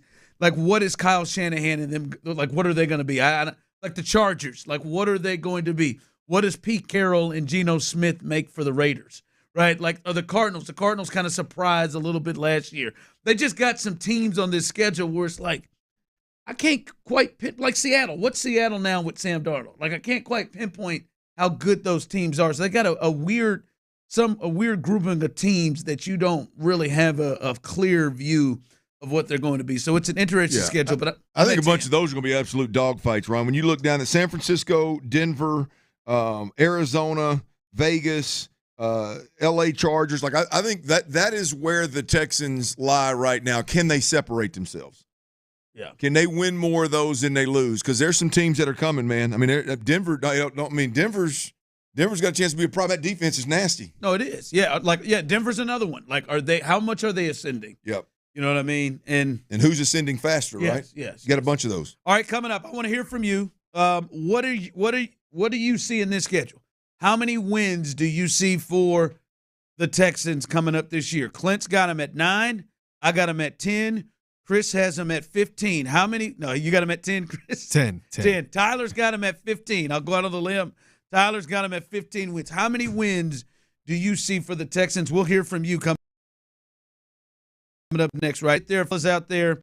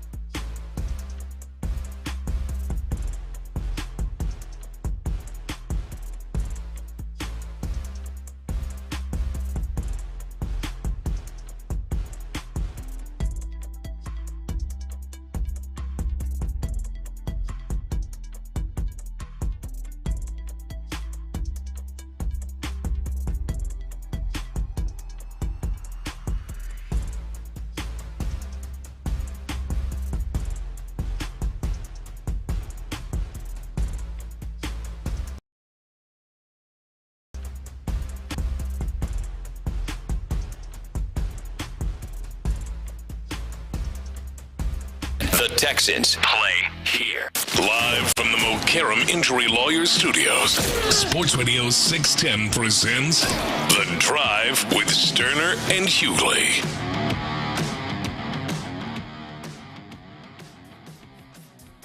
All right, the schedule is out. We just told you our thoughts, and you can call in and you can be a part of the show and add yours as well. 713-572-4610. We will head out to the phone lines here in a second. Let us know your win total. Clint, you were at 9 wins, right? You got them at 9 and 8, winning the division. That's right. Yep. Winning the division, dogfight at the end. Chris, you said Chris Santiago's in as Tyler is out today. You had 10 wins, 10 and 7. That's correct. That's where I am as well, 10 and 7. I see some people rolling in here on the text line. Mike Craig said he's got him at 12 and 5. Another text in, 11 wins. Somebody said you said 9 last year, Clint. I did. Yep. You were one off. Appreciate that. Clint, you said 9 last year. We won't make the playoffs. Go Texans. I got them at 11 and 6. Y'all are tripping. Texans will run away with the division. The defense will be better than last year. So those are some folks there jumping in. 713-572-4610. Where are you at? How many wins are you seeing on this schedule? Where are you on this schedule? Hey, what's up, guys? Hey, great show. Say, I'm 11 plus Ron, and this is why. And Clint, let's get the elephant out the room. Barring injuries, Ron, and my guys got hurt, Nico and Stephon. A lot of them games, we would have went 10 plus. Barring my superstars with injuries. Another thing, when you get Trent Brown and Big Cam Robinson on that O-line, you're going to help other guys. With them guys as veterans, and they're going to coach them guys up, see what they don't see, help the coaches solidify that offensive line. And C.J. Stroud, Ron, if they just allow half of the sacks he had last year, them points on the board. And my last take is this. Larry Thompson, them 3rd and 2s we had, that let you know we was moving the ball. He get an offside call, it turn possessions in a 3rd and 7, 3rd and 8. Everybody know we got to pass. See, them little nuances thing, Clint, when you solidify this team with those mishaps and them penalties, man, it's only up from there. You just keep it honest with that offensive line. Them guys going to do good, man. They not going to repeat that old line because you don't have these same players. You got veteran roles and player coaching with Trent Brown and them other guys, man. And them penalties on O-line, we ain't going to have them no more. It's 11 plus, man. Great show, man. Al Southside in the building. All right, Southside Al had him at 10 plus, double-digit wins. I'm seeing that a lot on the text line. I'm calling 12 and 5. Texting in 11 and 6. 11 and 6. I usually rock with that. This is the year CJ put the offense on his back and beat the Ravens and Chiefs to be true Super Bowl contenders. Well, sir, if you got them beating the Ravens and Chiefs, I think that your 11 wins is a little short. Then if they're capable of winning both of those games, listen, yeah, I mean that like the way that Al looked at it, there are some things there for me. I would say there's probably a little bit more question or concern, especially in particular with the offensive line penalties and how they'll play. And yeah, I need to see more. And right now, not sold on that part of it. I'll tell you, last year I was really comfortable with 9. Probably should have went 10. Obviously, given that they won 10, but probably I felt like I knew I was outside of most folks and lower than most folks. I'll be honest with you. At 9 right now, as I said in the first segment, Ron, I'm really comfortable at 9 right now. Not because I feel like it's a solid number, but because I feel like I could see the Texans taking that next step and being absolutely tremendous. But I could also see them backsliding a bit and really struggling, not to win the division, but really struggling to better what they did the last 2 years. I literally could see both. And that's what gives me a little bit of a pause here with the Texans. Well, I think what you're saying is where you could see both. And as we said, 713-572-4610, as I see more texts coming in, and you can call in and let us know who wrote in. Someone just called and said, "Is that Ron who called in?" No, I don't think me and Al sound anything alike. No, but what you're saying is, I think kind of the space where I look at it too is, as you said, you can see them taking steps forward. You can see them kind of backsliding. I can see some inconsistencies. I can see some up and down play in certain things, right? And so I think that kind of lends to some games you'll be on point, and then some games you may not. And I think this team right now, especially O-line and some other spaces offensively, there could be some real show of inconsistencies where other teams, you look at it, you're like, teams like Buffalo, they may have some bad or good weeks, but they're probably going to be more steady. Like, you probably know exactly what you're going to get more times than not week after week. The Ravens, even though they're up and down, they know what they're going to do more times than not. You know what you're going to get. I think the Texans have a potential to be a little bit up and down with some of the. Well, I don't think anybody knows what the Texans' offense is going to look like. Well, we've talked a lot about the Texans' offense being good or bad, Nick Caley being good or bad. We don't. I mean, really, if we're looking at the teams you just named, we know when it matters. I don't know what they're going to look like in the regular season, but when it matters, you know exactly what Buffalo's identity is going to be. When it matters, you know exactly what Baltimore's identity is going to be. Offensively, you know what a lot of these teams are going to be from an identity perspective. And more times than not, they're going to be really good within that identity when the games matter the most. We have no way of telling exactly what the Texans are. We're talking C.J. Stroud, or we're talking about the supporting cast in the wide receiver room, or the new offensive lineman. Like, all of this stuff is there's no for sure in any of those. There's no, hey, we've seen these guys lock, stock, and barrel. They've been great at this position for an extended period of time. They're one of the best in the league. Let's go eat, right? Yeah. They're like Nico and Joe Mixon are the two most convincing pieces of this offense, right? We talk about CJ. I'm high on CJ. I think CJ is going to be. You don't fine. think CJ's convincing? I don't think we know who CJ is yet. I don't think we've seen CJ take the bull by the horns and have to lead this team. I don't think we know what CJ, stylistically, what is CJ? Is he a hold the ball, drive it down the field Joe Burrow type, or is he a Tom Brady type? I know which one I saw him win more with and stay clean and stay upright and give his team a better chance to win with, but I don't know who he is. And a lot of that has to do with we don't know who Nick Caley is. So, I believe CJ is going to be a really, really good NFL quarterback. But is he going to be a guy that we're going to talk about over the next 5 years in the same sentence with them top dogs that we were talking about him last year after that last rookie year? I don't know. I don't know where he lands. Yeah. YouTube and Twitch, Brandon, we had 10 wins. We had 3 close losses, fix a few things, and 10 plus 3, 13 and 4. Now do the same with the 3 close losses. Or wins, I'm sorry. Yeah, there were some close wins, some tight wins in there. That's the problem with that's a problem with just when you start mathing. But we also lost 3 by a field goal. Well, okay, now do the same thing with the games that you barely won. Like the Buffalo game. One possession. Whatever. I don't have any in mind, but yeah, there's one of them if you Buffalo want. Game. I don't have any in mind. I'm just saying, like, when there's 17 games, there's usually that kind of math usually works. It kind of averages out there.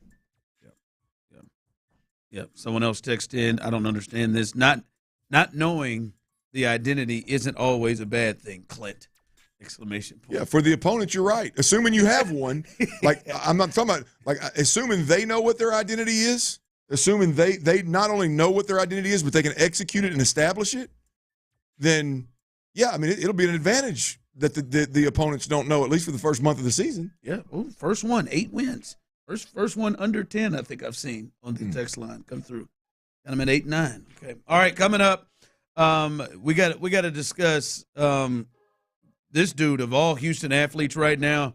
Nobody may not be in a better space than this guy. We got to discuss that coming up next. Hey, look, I know for a lot of y'all out there, man, this is happening. Your hair is thinning, your crown.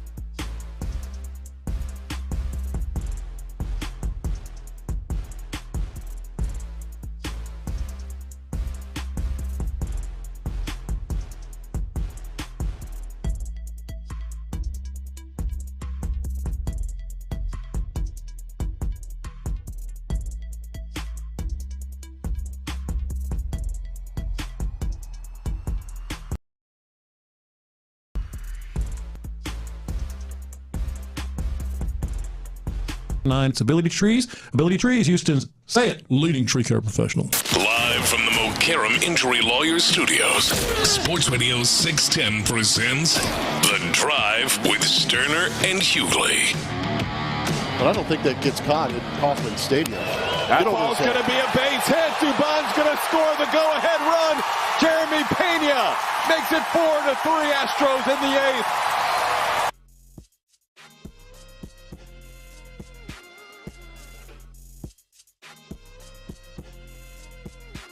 All right, we will get back to the schedule. Loving the back and forth on the text line on YouTube and Twitch and the interaction. It's good, but man, we got to get into to your man's Jeremy Pena. Man, I had to sit through that one, and he has been amazing. The last two games, I have sat in Dyken Park and watched him just destroy the Royals myself. And last night, 4 for 4. And he gets the go-ahead RBI, came up with huge hits throughout the series, but last night especially. And this ain't just throughout the series. He's been rolling throughout the year thus far. Here is the captain, Joe Espada, who obviously has been has really benefited from his shortstop playing to the level he is. This is him talking about what he is seeing from him, and if this is what he's to the top of the order. He is really being something more than what I expected. You know, I knew that he's got the potential to be a really exciting all-around player, but right now what he's doing, it's incredible. He's not backing down from the moment. He's getting pitches to hit, and he's not missing them. You know, that pitch was in. It was off the plate. And he just keeps carrying barrel on the ball. The job he's doing is outstanding. No, he's played at an all-star level. This is like that month, that magical month he had when he was the AL MVP, ALCS MVP, and the World Series MVP. Like, he is seeming to have that run right now. Clint, he would be a straight-up all-star. Hell, maybe even be considered a starting all-star at shortstop the way he has played. I mean, he was playing head-to-head up against maybe the best shortstop in baseball with Bobby Witt Jr., and he was the better player in the series. Jeremy Pena, 4 for 4 last night, 315 on the season.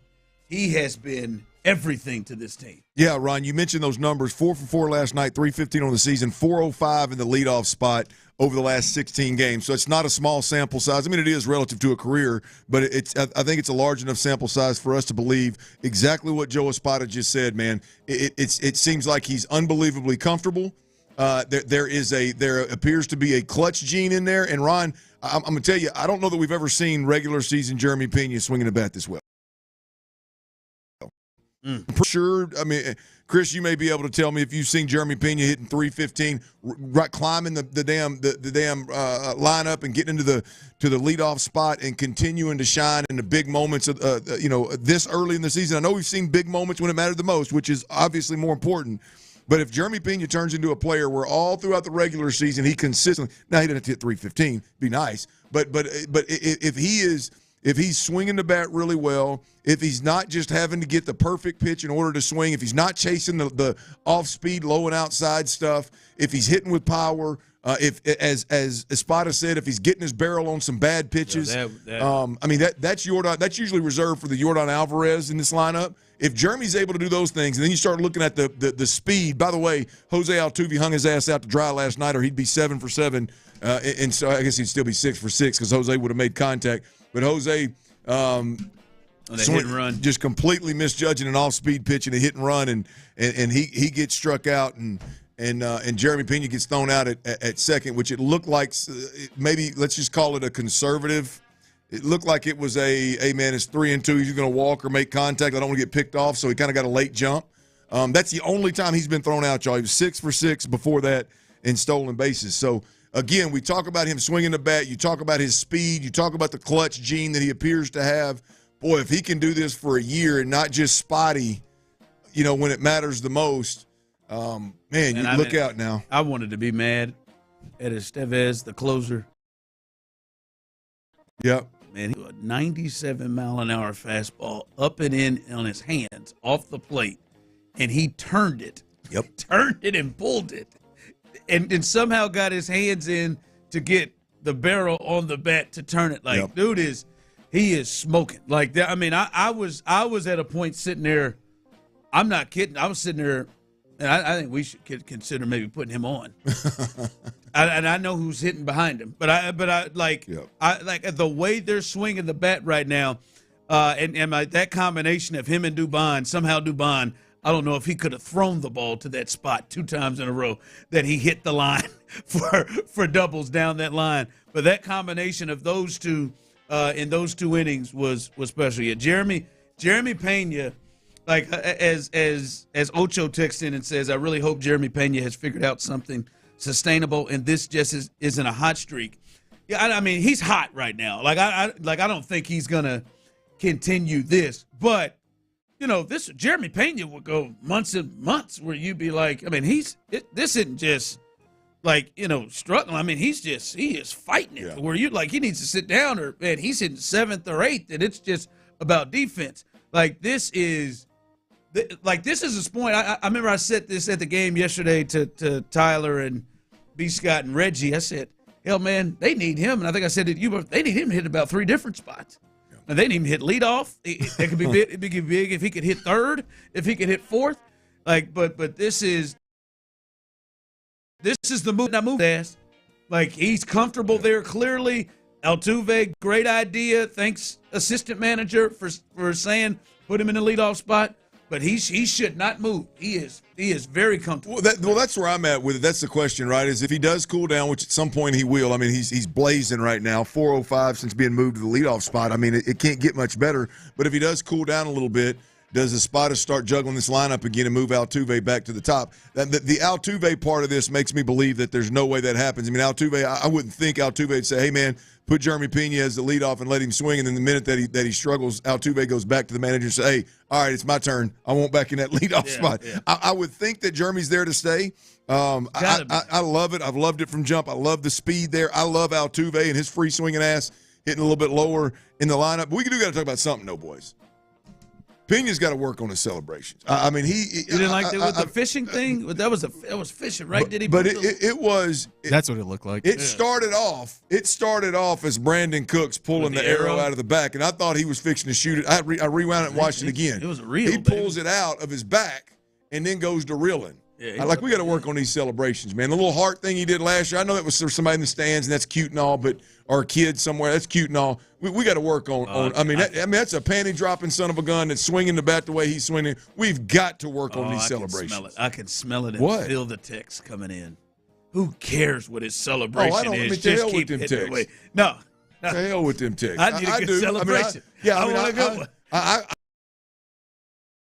for one, want to be in the stands, and every time he gets on and gets a double, you don't want to reel it in with him. I mean, if it's reel it in. I've never carried a fishing rod on my back. I don't know what he was pulling off his back. The tackle box isn't really back there. He's really showing it. He's was he casting? Yeah, he's casting it. Yeah. Mm-hmm. Oh, he's really showing. Now, I don't like it then. I do think he needs to be more demonstrative in the cast. I do think. Yeah, I don't. It was confusing. It looked like he was pulling the arrow out of and reel it in. Yeah, he's got to be better. Then the execution sucked. And maybe John Lopez is somewhere that can maybe help him out on maybe how to make that look. Yes. I mean, does HEB sell fishing rods?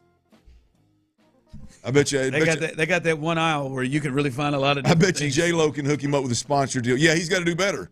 I mean, he's got to do better. I had no idea that was him casting. I mean, what's he doing? I mean, shark fishing from Crystal Beach or what? Coming from the hip. I mean, damn, Jeremy. The only way you doing that is if you ain't got a boat. If you got to fish in Crystal Beach down there, you got to get a running start and throw that thing out there. Yeah. He called me. Yeah, he kind of caught me off guard. Hey, real quick, by the way, did you feel any different about the Astros potentially going to a 6-man rotation, seeing old Colton Gordon for the first time? No, he didn't move me one bit.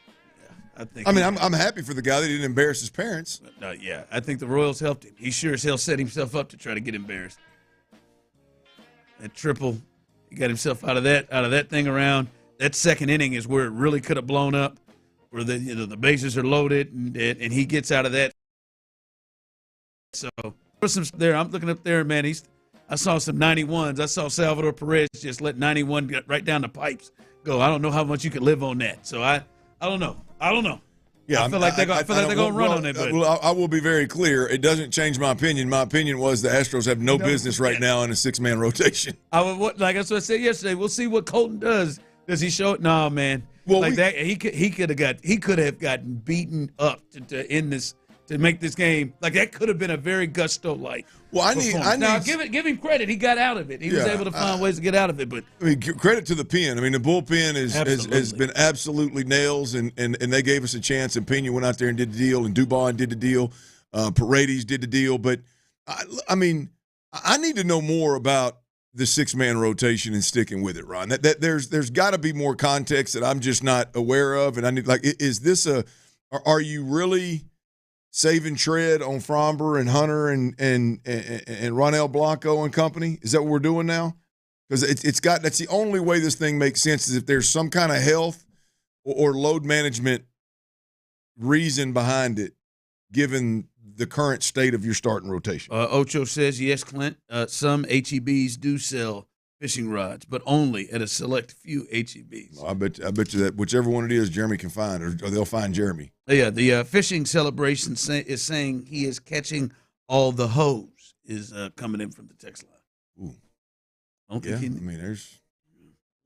I guess. I guess we did see some young lady. I told my wife about our panty dropping Pena, and she wasn't necessarily, she didn't agree. I said, have you seen him topless? I don't think she was. Okay. I don't think she was. Okay. All right. She's not afraid to tell me. Yeah. Okay. Typically. All right. Coming up, let's take a look at this. Do you, if you can remember how you were last year, do you feel better about this year's 272? Huh? About 272. Oh, okay. Do you feel better about? Let me go there. Do you feel better about the Texans' schedule this year as opposed to how you felt last year? Remember the excitement going into the season last year. Do you feel better about what they have in the schedule this year? We'll discuss that coming up next. All right, y'all. Power outages can happen at any time living around.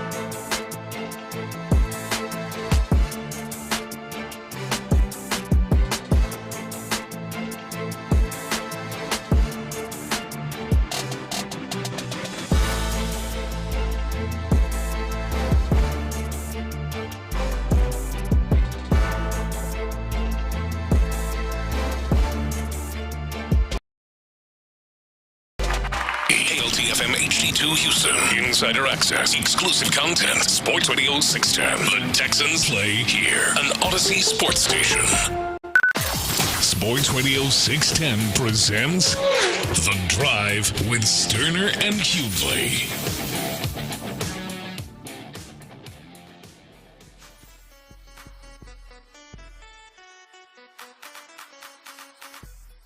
All right, as we've talked about at the schedule, we've got the full schedule released, and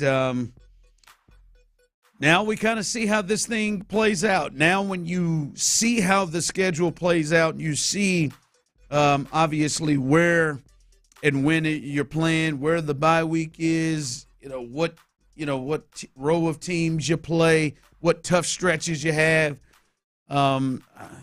You got 3 home games in a row there in the middle. You get a chance to kind of see how this thing fits together, and it gives you a better picture of what you're going to see. And, Clint, I'm curious from you, the people, obviously you can get involved as well. 713-572-4610. Can text in, those of you on YouTube and Twitch as well. If you can remember, are you feeling better about this schedule than last year's schedule? Because both of them were first-place schedules. Listen, last year you played the Chiefs and the Ravens and the Bills. You played the Chiefs and the Ravens and the Bills again this year. First place schedule. You play the NFC West this year as opposed to the NFC East. The NFC North and Detroit and Minnesota and the Bears. Does this schedule feel better to you do you feel better about it than you did last year? Yeah, I do. I think it lays out significantly better. I think there's 2 things that stick out big time, and we talked about it. It seems like there's no 3 games of any sort in a 10-game stretch this year. There's no, murderer's row of, 3 or 4 straight opponents or 3 or 4 straight quarterbacks that it's like, what the hell are we going to do against these guys? Everything seems to be spaced out really well. If you remember last year, the Texans went to training camp a week earlier than everybody else and played in the Hall of Fame game, so they had 4 weeks of preseason. And then I believe the bye week was later, right? Oh, yeah. It was right before that 3 games in 10 days stretch. Yeah, so that is an absolute drag to get through, man. So I think the bye week, if you really look how it lays out, it's definitely in the first half of the season, but if you include preseason and the week of training camp leading up to that first game, it's not quite, but it's damn near midway. And if you I exclude the last 3 games of the season and say, okay, it is definitely midway. When you get to week 14, 15, and you're playing for the important games, for all the marbles, hey, man, if you can't get up for them damn games, then I don't know what the hell to tell you. And so I like the bye week early. I like the fact that there's no murderer's row. I like the fact that you've got the 4 primetime games, which 3 of them will actually give you an additional weekend to put toes up a little bit versus playing on Sunday. I think I'm in a better spot schedule-wise right now for the Texans, and I'll be honest with you, it's in a pretty significant way. Yeah, well, if we can get to that, because I will from last year, but the bye week is my concern. You'd want it. Yeah, I think they've gotten kind of hosed the last 2 years, to be honest. They got it super late last year into I think week 13 or something like that. 12 or 13 was their. I think it was week 12, and then they played 3 games in 10 days after that. But then also really early, which means they're going to finish with 12 straight. To go and play 5 games and have it week 6 and finish with 12 straight into the tough, potentially not tough, but need to win games towards the end. So, hey, man, that bye week somewhere between 8 and 10, that feels like the real good space of a bye week for me. So that would be my only concern for me is, damn, 5 weeks in, then you gotta take your bye and then play 12 straight. And then I will say, if this makes sense, I feel better about the schedule when I look at it, but I'm still around the same win total because I don't know if I feel as great about the team as I felt going into last year. Now, obviously, things can change. I felt a lot better about the offensive line going into the season than what it actually showed to be, right? And I looked at last year's team, and I thought last year's team that's a tough at the team, and I'm like, I think it falls better for him, but the team to me makes me, not as confident going into the year as I was last year. Yeah, I think it's a good point. I think for me, the early bye week, I want to go back to that bye week conversation because to me, the early bye week thing, another reason I really like it is Nick Caley needs to come up for a breath sooner rather than later. C.J. Stroud needs to come up for a breath sooner rather than later, right? I mean, the self-evaluation, self-scouting, hey, what are we doing? Hopefully it's all good and they don't really need it. But boy, if there's been some struggles in there, whether it's pass protection or getting the run game going or whatever you got to do with these young wide receivers, whatever you got to do, I like that bye week falling early to help them kind of figure that thing out to self-scout than waiting 12 regular season games into the year before you get that bye too. So yeah, man, I think overall just it's in a much better place with the schedule. To your point, maybe not the team, but the schedule. Yes, schedule. But now you bring the team together. Now I think that's why. Because I think people are wondering, well, hold on, Clint and Ron, you feel better about the schedule and you love the schedule for the Texans. But how are you at the same win total you were last year? Yeah, well, the team matching up. I think I think to the point where I won't put because someone just text in the Texans rank strength of schedule 8th hardest in the league. I can see it that way. But the way that it's configured really helps them, right? There's no there's no run of just all of those teams together. Yeah, right. It's like almost a college schedule. Hey, you play Georgia, but then you're gonna play College of Charleston, and then you play there's some stuff in between. So it's set up perfectly for them, I think. But I just think they've got a lot more questions going into the season. Clearly, we found out they had questions once we got into the season, but at this point going into it, they've got a lot more questions right now, and I think that's why we feel like we're still sitting at the same win totals we were last year. Think about where you were last year. Bobby Slowick was the deal. You had found your offensive coordinator. C.J. Stroud was Rookie of the Year and played what I still think is one of the most impressive. It's the most impressive rookie year I've ever seen. But it's one of the more impressive, feats that I've ever seen, generally speaking. You look at, boy, they made win now moves, went and got Joe Mixon, went and got Steph. You still had Laramie Tunsil. So from a talent perspective, boy, you were just Hunter, collecting dudes. Yeah, don't even think about the defense side of the football. Yeah, the changes that were made over there. So yeah, man, and there was, clearly last year was a different story. I know you love the schedule. Any concerns? Any concerned parts of that schedule? I think that we were sitting around here talking about. We had this conversation, I think, in the first hour of the show. The concern for me is it may be better than strength of schedule 8 to 10 in the league, right? There's a chance Denver's going to be really good. There is a real chance that San Francisco, with everybody healthy, is going to be really, really good, right? There's a chance that because that bring those like San Francisco brings the strength of schedule down because they won 6 games last year. Yeah. So I don't know what that's going to look like. But yeah, I think there's a handful of teams. The Rams, I know a lot of people are high on them, but they could end up being wow, what the hell here? Arizona could end up being significantly better than we thought. In our own division, if Daniel Jones is the guy, or if Anthony Richardson, the light bulb comes on in his mind, and all of a sudden they turn the corner. They're just a quarterback, they're efficient quarterback play away from being a problem. So, there's 4 or 5 teams on this schedule that I think right now the Texans are the favorite if they play them. Yeah. But those teams could also, and one or more of those teams could be, 10, 11, 12 win football teams, and could be a much bigger problem than I think we're probably giving them credit for right now. As I said, man, they've got some weird teams on that schedule. Mm-hmm. You brought up several of them. Weird teams on that schedule. You're like, going to be. Like someone just texted in, like Sam Darnold's going to wilt without O'Connell. Yeah, maybe. Or like, what are they going to like? What is that team? Yeah. Because defensively, if you remember, Seattle was playing really good football last year, and they kind of faltered a little bit late. But McDonald's a good defensive coach and had that defense going. It's a team that you don't like, a wild card team in there, and then you're playing them on Monday Night Football at night. You know, it's a weird situation there. Like they just have a bunch of teams over there where you're like, what are they?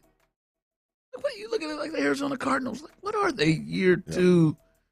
You know, with Harrison who struggled a bit, then they go out and make a move for pass rushers. Like, what are they going to be? So, yeah, they have an interesting schedule. Again, as I say, that my concerns, there are likes and concerns, as you said.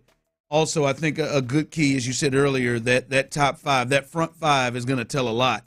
Those first 5 games are going to tell a lot in this schedule and what this team does. But for me, a couple of things. I love they got 4 primetime games. That was something that we wondered what they would do with that, how the league would look at them. They got 4 primetime games. The only part that does kind of suck is both those Monday night games and that doubleheader thing. They got a doubleheader. The one against Tampa, there's a doubleheader there. There's the Chargers and the Raiders playing behind them, and so they'll play at 6. And I'm sorry for you. The next one they play the Seahawks. That's a late start. It's a late start. One more 9 o'clock kicks. Oh boy, yeah, it's a 9 kick. Right. That's got. Hey man, look. Once you keep me up till midnight, we might as well go 2, 3, 4 a.m. in the morning. It's all the same. It's gonna be a long night for us, Clint. Well, it is, baby. 2-8. That's got 2:30 a.m. right there sitting all on it. And we'll be here the next day. Sean gonna spend the night, ain't he? Oh yeah, Sean will sleep on that couch down there. Sleep on that couch. And Sarah, he'll be sleeping down there in Sarah's bar. Absolutely. Cut down there. Yeah, man. You know it's a long night. Sean lives around the corner. You know it's a long night. He didn't want to make that walk. No, yeah, you don't want to do that, man. Just get on and lay it on down here. Yeah, but no, some people said no. I think you guys are. Wow, I feel a lot better about this schedule. I see 11, 12 wins. Yeah, you can see it. No, they definitely, there is a path there. If they're, like, put it like this. If their offensive line can play to a level that many hope that they can, if they are right on this, then you can see, you could see this team in a fight for the number 1 seed. I mean, like, yeah. I know that sounds maybe aggressive. I'm just saying that if their offensive line is put together the way that they hope with their defense, like if that offensive line is put together, Clint, they should not right there. And then those other games that you're looking at, like they should compete like hell with all of the top teams that they have on their schedule. So. I mean, yeah, you could see that the way the schedule is constructed, but that big question right there of the offensive line is the big one. Offensive line, maybe some of the receiver stuff, but I feel like that thing will take care of itself. But they've got to put that thing together, and I think fairly that causes some people. Well, it's to hold up. Here's the thing, Ron. Right? Rightfully so. It should. If it doesn't, if all the offensive issues if you don't check up just a bit when you're talking about win totals and schedules and who they're going to beat and matchups and all that, then I don't know what the hell you're looking at. But as I've said before, the beautiful thing with the Texans is that there's so many issues. First of all, the beautiful thing is you had a ton of issues, and you still won 10 games. The other beautiful thing is you had a ton of issues, and if you just fix half of them, you're going to be significantly better. Yep. And now the schedule works out for you. Yep. So it's yeah, man. I mean, it's right there. Yeah, it is there. Most people hear you talking about, boy, you had you can list 6 different things that were a major problem, and really, to be honest with you, we don't have the answers to those 6 things yet. It's not like they went out there and did what the Bears did and signed the best guard and center available in free agency. Right, it's not like they went out there and moved up in the draft in the first round to draft the best guard in the draft or the top center available. Like, they didn't answer those questions, but they very well could have answered them without us knowing. We'll see when rubber meets the road and the season starts. Yep. All right, as we continue, coming up a little bit. Hey, Tyler's not here, but doesn't mean we ain't going to have Turds list. That's coming up a little bit later on in the hour. And let's get a little real coming up here, right here live on The Drive. All right, y'all, look, if you've got big, beautiful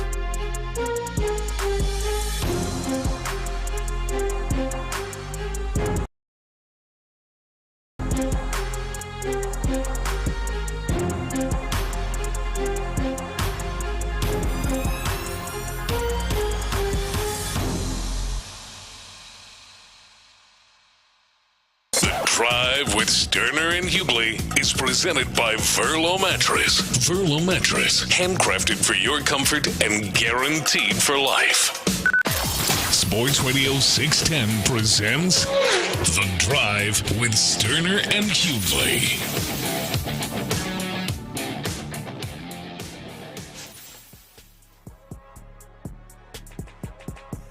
All right, welcome back in as we continue rolling right here on The Drive. We appreciate you jumping in with us. Tyler is out today. Hopefully he is back tomorrow hanging out with us, but we are in good hands. You've heard that voice a little bit behind us. That is our guy, Chris Santiago. You hear him each and every night on Area 45 with the fellas Patrick Creighton and Sean Bijani. Fellas, good to be here. Thank you. We appreciate you joining us and hanging out with us as always. Now, let me let you also know where you need to be doing. You can hang out with us tomorrow as we will be out live for Stop 7. Clint, Stop 7 on our crawfish circuit, and we will be at Stars Sports Bar and Grill in Katy. You know it, boy. People get at us. People get at us on the text line. People get at us on YouTube and Twitch. People get at us when they come out to see us. How come y'all never come over to this side? How come y'all never come? Well, we are out at Katy this time. So if you're in that area, come hang out with us. And if you're not, come on out. It should be a good time. I've heard our regulars who are 6 for 6. Now, they come a little later. But 6 for 6, old Shannon and Steve, they said it's going to be a good time. They said we're out in their neck of the woods, and it's going to be a good crowd. So come hang out with us tomorrow at, again, Stars Sports Bar and Grill in Katy. Our good friends with Academy Sports and Outdoors and Bud Light are helping us put this together. And you can win prizes each and every hour from Academy Sports and Outdoors. The Bud Light folks will be out there hooking folks up with things as well. And you got a chance to win our grand prize of a $500 gift card to Academy Sports and Outdoors and Budweiser Bud Light free for a year. So just come on out and have a good time. Absolutely. I don't know why you wouldn't. This one's supposed to be built up pretty big by the folks over on the east side now. It has now. Being built up pretty big. This may be one you want to make a little special trip over to hang. I was told that they will definitely beat us there, whatever time. Didn't even ask what time we get there to kind of set up and prep. They said, no, we'll be here when y'all get here. So, yeah, I'm looking forward to big things, man. And, of course, some of them old bugs and some of them old cold beers. You know what? I want to get real here a little bit. A little relay message to him. I got to tell you, man. I got to get serious. I got to get serious about this thing, Clint. I'm feeling it. I see the look in your eyes. I'm feeling it. I'm waiting. Look here, man. And I am a guy that is really built on motivation. And I get motivation. And I feel like I got to bring it here and do this with the folks. It's no secret. Many of you love to let me know about it. I put back on a little bit of this weight. Oh, hell. I put back on. And listen, I've talked about, sodas work. Something happened last night at the game? No. I mean, I've just been here. Sodas works. This ain't a soda thing. This is a Ron thing, which some people have some experience out there who have struggled with weight like I have that can go fluctuate up and down. And I've put back on a bit. Not a bit, probably a lot. And I think for me, I work with motivation and accountability, and I'm accountable at home. Me and the wife, she's helpful. She is awesome and great. Was really, really helpful when I did the soda stuff and be really, really helpful and ready with the groceries and the food and everything. I got to get right. And it's getting bad, man. Knees is hurting me. Feel like part of it is this weight that I'm putting on. Get in there and get in that dressing room, man. Had that moment was going out on the birthday. Like, damn. This stuff is on the fit. You gotta go out and go buy clothes. And you're pissed. I gotta get down, man. I gotta get right. And the thing is, I've got plenty of plans. I know this ain't a deal of, you know the deal. This ain't a deal of you don't know what to do. Yeah. It's just you got to have motivation. So I want to do Show's little weight loss journey right here. Okay. I want to weigh in every Monday, right here on the show. Why you want to do Monday? Every Monday. Why don't you do every Wednesday or Friday? Got to have accountability right here. Monday works. Monday's it. You got to think about it. Fridays it's the weekend.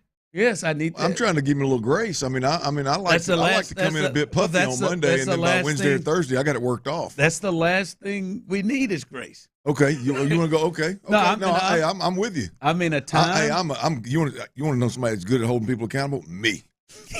I'll have that scale. I'll put a damn monitor on that scale. I have that thing beeping every time you walk in this damn We have a scale in here. All right. We can start it on Monday. Okay. I'm in. I'll work with you. Start it on Monday to see how bad it is. And then each week, I don't know if we need to set a goal each week. Maybe we do. I don't know. But I think this is a thing that will help me be accountable. I definitely think it will, and I'll do it with you. Because there ain't nothing worse than going there and say, "Yo, here we go." Every Monday, knowing that Monday's coming. Yeah, the decisions you make on Saturday and Sunday. Put that 5 back on, and then have that on there. No, I do. I got to get right, man. In a rough spot. That's the only thing I worry about with you is like when you start talking about, and I don't know because I haven't experienced it, but like the pressure on your knee, your lower body. That's the scary part of being heavier and we're like, man, at some point, man, them jokers are going to start hurting you. Yeah. No, like I said, man, and people are sending in ideas and plans. Like, listen, I have I still work with Red, talk with Red. I know exactly, right, what to do. It is just being accountable and keep doing it. And obviously, this ain't the end all be all, but I do think this is something that potentially would help. They're coming in, and I know every single week, like. I gotta trust me. Listen, I know it. All of y'all, trust me. Some of y'all let me know. Let me know a lot on every way that you can send it to me. Damn, you need to get back on that soda. Some of them friendly and ease into it. Some of them just punching the nose. No, I get it. I can't remember what pick it was, but I saw a picture that is. Oh, I've gone through and looked at them. Well, I just randomly, I don't know if it was social media or what, but I saw one. I was like, golly. I forgot how low you got. I mean, it wasn't one of those like, boys gained it back, but it was one of those like, damn, Ron had lost some serious weight. So I'm here for you, man. Whatever I can do to help, man. I know we spend a lot of time together, bro. I'll a little meal prep. We need to eat. We need to eat when we get here at prep, and then eat again before we leave, so we're not eating late. Yeah.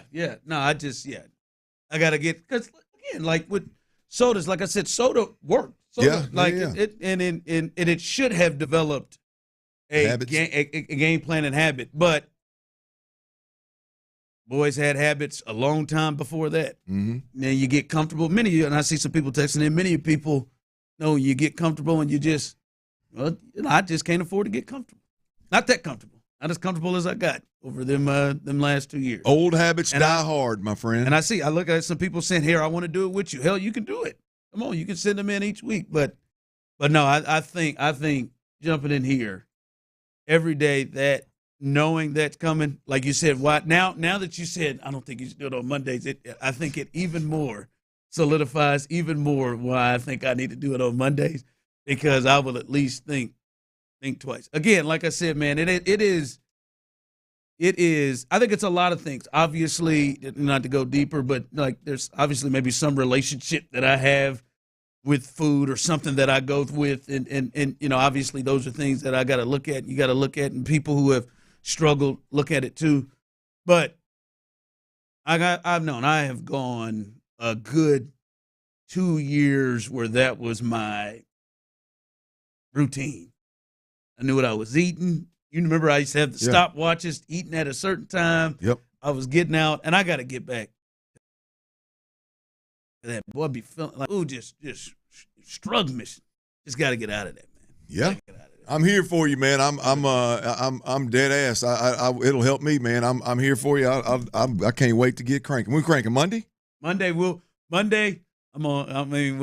I ain't gonna just ride to the wheels fall off. You gonna give yourself a Friday, Saturday, get good and bloated? Well, I'm just saying, I ain't gonna just go eat up everything over at the spot in Katy tomorrow. But Monday we'll see the damage. We'll see what the damage is and what we got to do.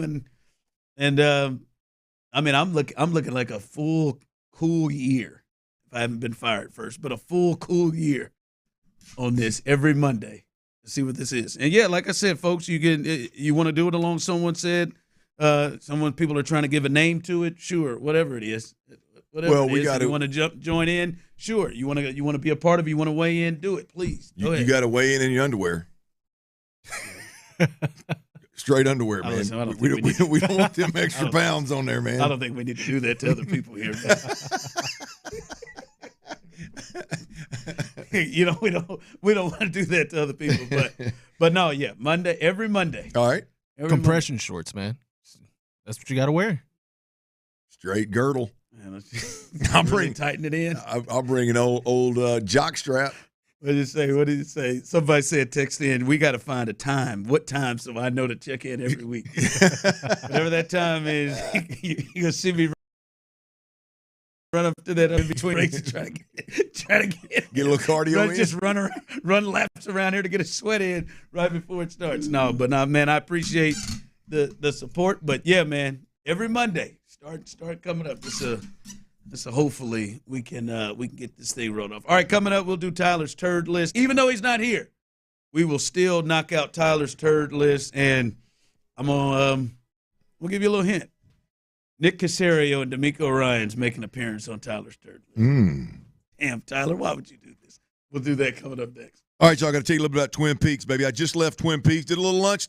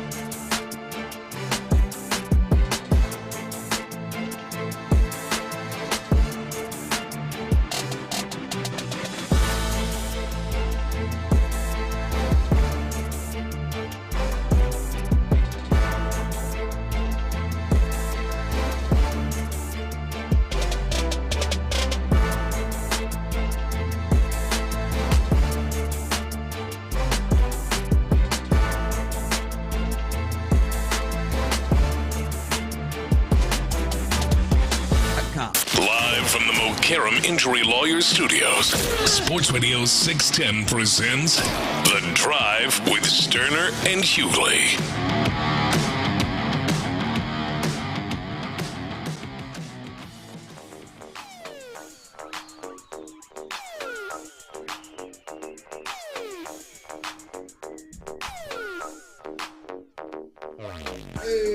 Welcome back into the drive. Thank you for the support. No, we will not just wear a sock on weigh-ins. God, dog, man, that's so nasty. It's really my favorite thing of the show to take something like that and then hey, let's just wear it in raw. I do too. I raw dog that scale, baby. It's either that or take off. 4 or 5, maybe 6 pounds, depending on what you got on. Ocho checking in, Ron. I guess now isn't a good time to tell you that I'm eating a bourbon-glazed double-bone pork chop meal with a loaded baked potato, salad, and cheesecake. Take the cheesecake, take the baked potato out of the mix, and you got him. Hell, I'm not. I mean, till Monday. Yeah, he may have that. You may have just encouraged him to get on that smoker and add a little honey glazed pork chop to the repertoire. To that bad boy. That's it. All right, yes. You know what? Tyler is out today. Hopefully he'll be back tomorrow. Chris Santiago is in, and usually you hear Tyler's turd list, but you will hear it from me today. And no, these are not Tyler's turds. The name obviously will stay the same, but these are my turds. Tyler's turds may be a little runny today. Yeah, a little runny today. Little runny. Well, at least maybe he ate or drank something bad for him. A little Probably runny. drank. Yeah, he's not a big eater. All right, so let's get this done. Tyler's turd list. And by the way, you all can send yours in anytime you want as well on YouTube and Twitch and on the text line. But this is what we do every single Thursday. Tyler's turd list. Pro athletes are sometimes a lot to handle. We're just not good enough. Maybe even a bit dramatic. Altuve stole an MVP from Judge. Turdish behavior will not be ignored. No one is safe. I'm not going to let it take my joy. Louis on The Drive with Stoerner and Hughley. Damn it, it is Tyler's turd list, but it is Rod the show giving the turds. And let's go with the bronze medal first. All right, let's start a little light here with the bronze medal. My first turd and the bronze medal winner goes to the National Football League Scheduling Committee for giving the Atlanta Falcons 5 primetime games. How in the hell did we get here? What is the reasoning? Listen, I I enjoy Michael Penix and his do-rag that he wears before games, and underneath it, especially that real loud purple one he used to wear when he was in Washington. I think he switched to the red one in Atlanta. I enjoy him. I do. I think he's a good young quarterback. I enjoyed him Sunday Night Football last year against Washington. It is. It's cool. And Raheem Morris seems like a solid coach. What the hell do we need the Atlanta Falcons on 5 times in prime time? Now, I understand that they've got a lot more primetime games. They've got some doubleheaders on Monday Night Football, but Atlanta getting 5? Like, listen, I don't normally do this. You know I don't have a dog in the fight, but the Houston Texans are better and more interesting than the Atlanta Falcons to me. I'm sorry. I don't get that one. Right? I told you yesterday I thought it was weird that the Vikings got that many, but I can understand Justin Jefferson is one of the absolute best players in the game. They've got an interesting quarterback situation. But the Atlanta Falcons to say, yeah, man, Sunday Night Football, Monday Night Football, let's get the Falcons on. They just don't feel like, I mean, they're third. Dallas has 6. Yeah. The Chiefs have 7, and they're third with 5. It is that really caught me off guard, seeing how many times Atlanta and how well thought of Atlanta is to be on primetime like that. Yeah, that doesn't make a whole lot of sense. They got a 2 to 3 primetime game feel to me. Well, it doesn't make a whole lot of sense given the fact that they don't have primetime teams in their division either. So it's not like you just play the Eagles and the Chiefs and the Ravens, you play them all twice. You know, there's none of that. So it makes it even more interesting to think that it's not the sexiest of matchups, or it's a non-division game. So, yeah, I mean, I guess somebody's got to benefit from time to time. I guess they're hoping and praying that Bijan Robinson and Michael Penix Jr. and Drake London and Kyle Pitts and all those guys that were so promising when they were drafted. I guess they're hoping that they all. I mean, I guess the young quarterback and Bijan, but you start rolling after that, boy, the intrigue slows down for me. And I don't know. I mean, I get. Are they favored? I think the Bucs are favored to win that division. I would think so. It's odd. 5 primetime games. It's weird to see. All right, they get the bronze medal today. All right, the silver medal for our turds of the week. This is Tyler's turd list. He is out, but I am still in to help facilitate this sucker. The silver medal goes to Nick Caserio and D'Amico Ryan. Thanks, guys. Appreciate it. This ought to get interesting. Caserio and D'Amico Ryans get the silver medal on the turds list because they didn't find a way to get a deal done with Stephon Diggs. And now that means we have Cardi B taken away from us. The potential of having the ratchet version of Taylor Swift and Travis Kelce right here in Houston would have been glorious. When we saw them unveil it and make it a thing. Did you see it, Chris? Did you see him at MSG? Oh, yeah, I sure my did. gosh. She had a little skirt number on. He came out there in Timbs and shorts because, of course, and now that could have been here. That could have been. Now, maybe they wouldn't have just run to Cardi B in the booth like they're doing Taylor Swift, but they might have done it a little bit. I'll tell you, man, this could have been big. This could have been big in Houston if we'd had it. Cardi B. Hey, Cardi B would have been. She'd have been knee deep in every single broadcast. Now listen. I don't think. Me and Chris discussed this a little bit. I don't think it would have the Taylor Swift dynamic because I do think the interest overall. Like she's not. I don't think she does. She have a version of Swifties.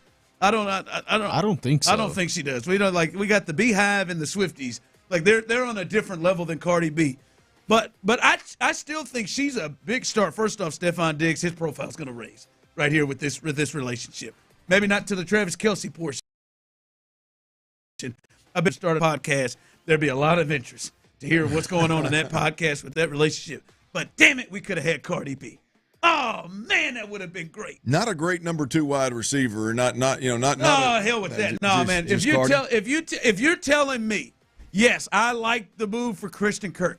But if you're telling me that Nick Caserio and D'Amico could have to make the decision between Christian Kirk or Steph Diggs and Cardi B, I think that's another primetime game right there. I'm with you. I would have 5. Maybe could have taken one of Atlanta's. That might have been a flex. Damn it, we could have had Cardi B. I'd have been here Offset lurking. Maybe she performs at halftime. Here we could. Or maybe Offset performs at halftime. Yes. Oh, that would be good. And has a bunch of the chicks that he posted pictures with and on the stage with him. God, dog, that with Cardi B in a suite with Hannah and Cal. Yeah, man. Listen, Nick and D'Amico, you have done a lot of great things in acquiring talent really screwed this and one up, drafting. boys. But I just think you dropped the ball here. And maybe they didn't know where the relationship was at the time. But now those New England fans are going to benefit for this. You know she'd rather been in Houston. No question. Oh, both God. of them would have been. Right? Damn it. All right. That's the silver. The gold medal is, and this was clear. Hold it up. If you're looking on YouTube and Twitch, Chris Santiago is holding up the gold medal trophy. Holding up a turd. And it goes to Rob Manfred and all of Major League Baseball decision makers, because I don't think Rob don't. But it goes to all of them, and that is for their decision to now reinstate Pete Rose back into baseball only after he's dead. That is that to me, we talked about it earlier this week, Clint, as it didn't feel right and it didn't feel good because it wasn't. That's just BS to me, right? Either ban him and keep him banned and just say we're not playing around with betting on baseball, betting on the sport, whatever, or then do it when he was alive. Don't sit on this and just secretly sit down here. All right, well, we're going to wait till he's dead. We're going to wait till he's dead. So he just wanted to sign Hall of Famer one time on one of them baseballs in Vegas, and you took that from him. That's just that to me, that whole decision. You're either in or you're out. Let him in or leave him out. Yeah, I'm with you, Ron. On a human level, take baseball. On a human level, this is a Bush League move in a major, major way. It should, like, of all the ways to handle Pete Rose, the Hall of Fame, gambling, and any player getting in or not getting in, the way to handle it would have been 3 or 4 other ways than waiting till Pete Rose, the most famous one that's being held out or not allowed over gambling, dies, and then before his family even gets a chance to finish grieving, you come out and say, all right, it's almost like one final shot. All right, Pete, you're in, man. We can get you in now. You're eligible. Yeah. I don't know. It just seems like a Bush League. I can't think of a better phrase. It just feels dead ass. They should get a double gold. Yeah, that was ridiculous. That was absolutely ridiculous. All right, what you got coming up in the 4? Well, that schedule dropped. The Texans' schedule dropped, and I've got thoughts. I got several of them. I will get you caught up. All the Texans fans out there, I'm going to get you caught up on everything you need to know about the Texans' schedule moving forward this year. Everything you need to know, Texans' schedule, that's next right here on Sports Radio 610. Before we do that, though, I got to tell you about Underdog Fantasy, y'all. Underdog Fantasy.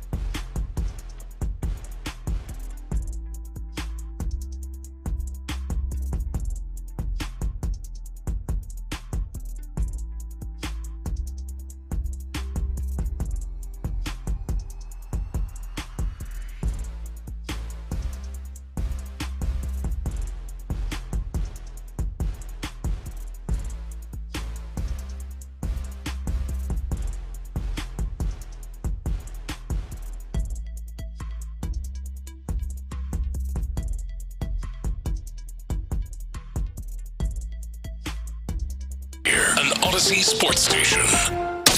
Sports Radio 610 presents The Drive with Stoerner and Hughley.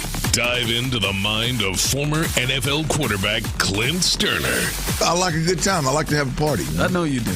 It's Dirty's Daily, presented by Mokaram Injury Lawyers. Mokaram Injury Lawyers, y'all. Hard as hell to say, easy to dial. 281-222-2222. Make sure you download that Odyssey app and listen to us, man. Take us everywhere you go. Hell, we may give away $20,000 and an all-expense-paid trip to Vegas for you and 3 of your friends. You never know. Odyssey app, AUDACY. I just told my boy at Twin Peaks, Asian Steve, I just told him about the Odyssey app. Told him he could listen and catch up with us, and had a good time with Asian Steve at Twin Peaks right here on Kirby, y'all. We had us a hell of a lunch. Unexpected meeting with Asian Steve. I don't know that I've laughed 45 minutes straight, Ron, laughing. You didn't know you were walking into that? I sat down at the bar by myself to grab a quick lunch because I couldn't get you to meet me and eat lunch and hang out. I should have let you know, Santiago. I should have hit you up, man. I didn't even think about it, bub. Sorry about that. Yeah, man, had me a good little old time, man. The Odyssey app, AUDACY. Download that sucker, baby. Download it. And let's ride, man. The Texans' schedule has dropped, y'all. 4 primetime games. Tough stretch out of the gate.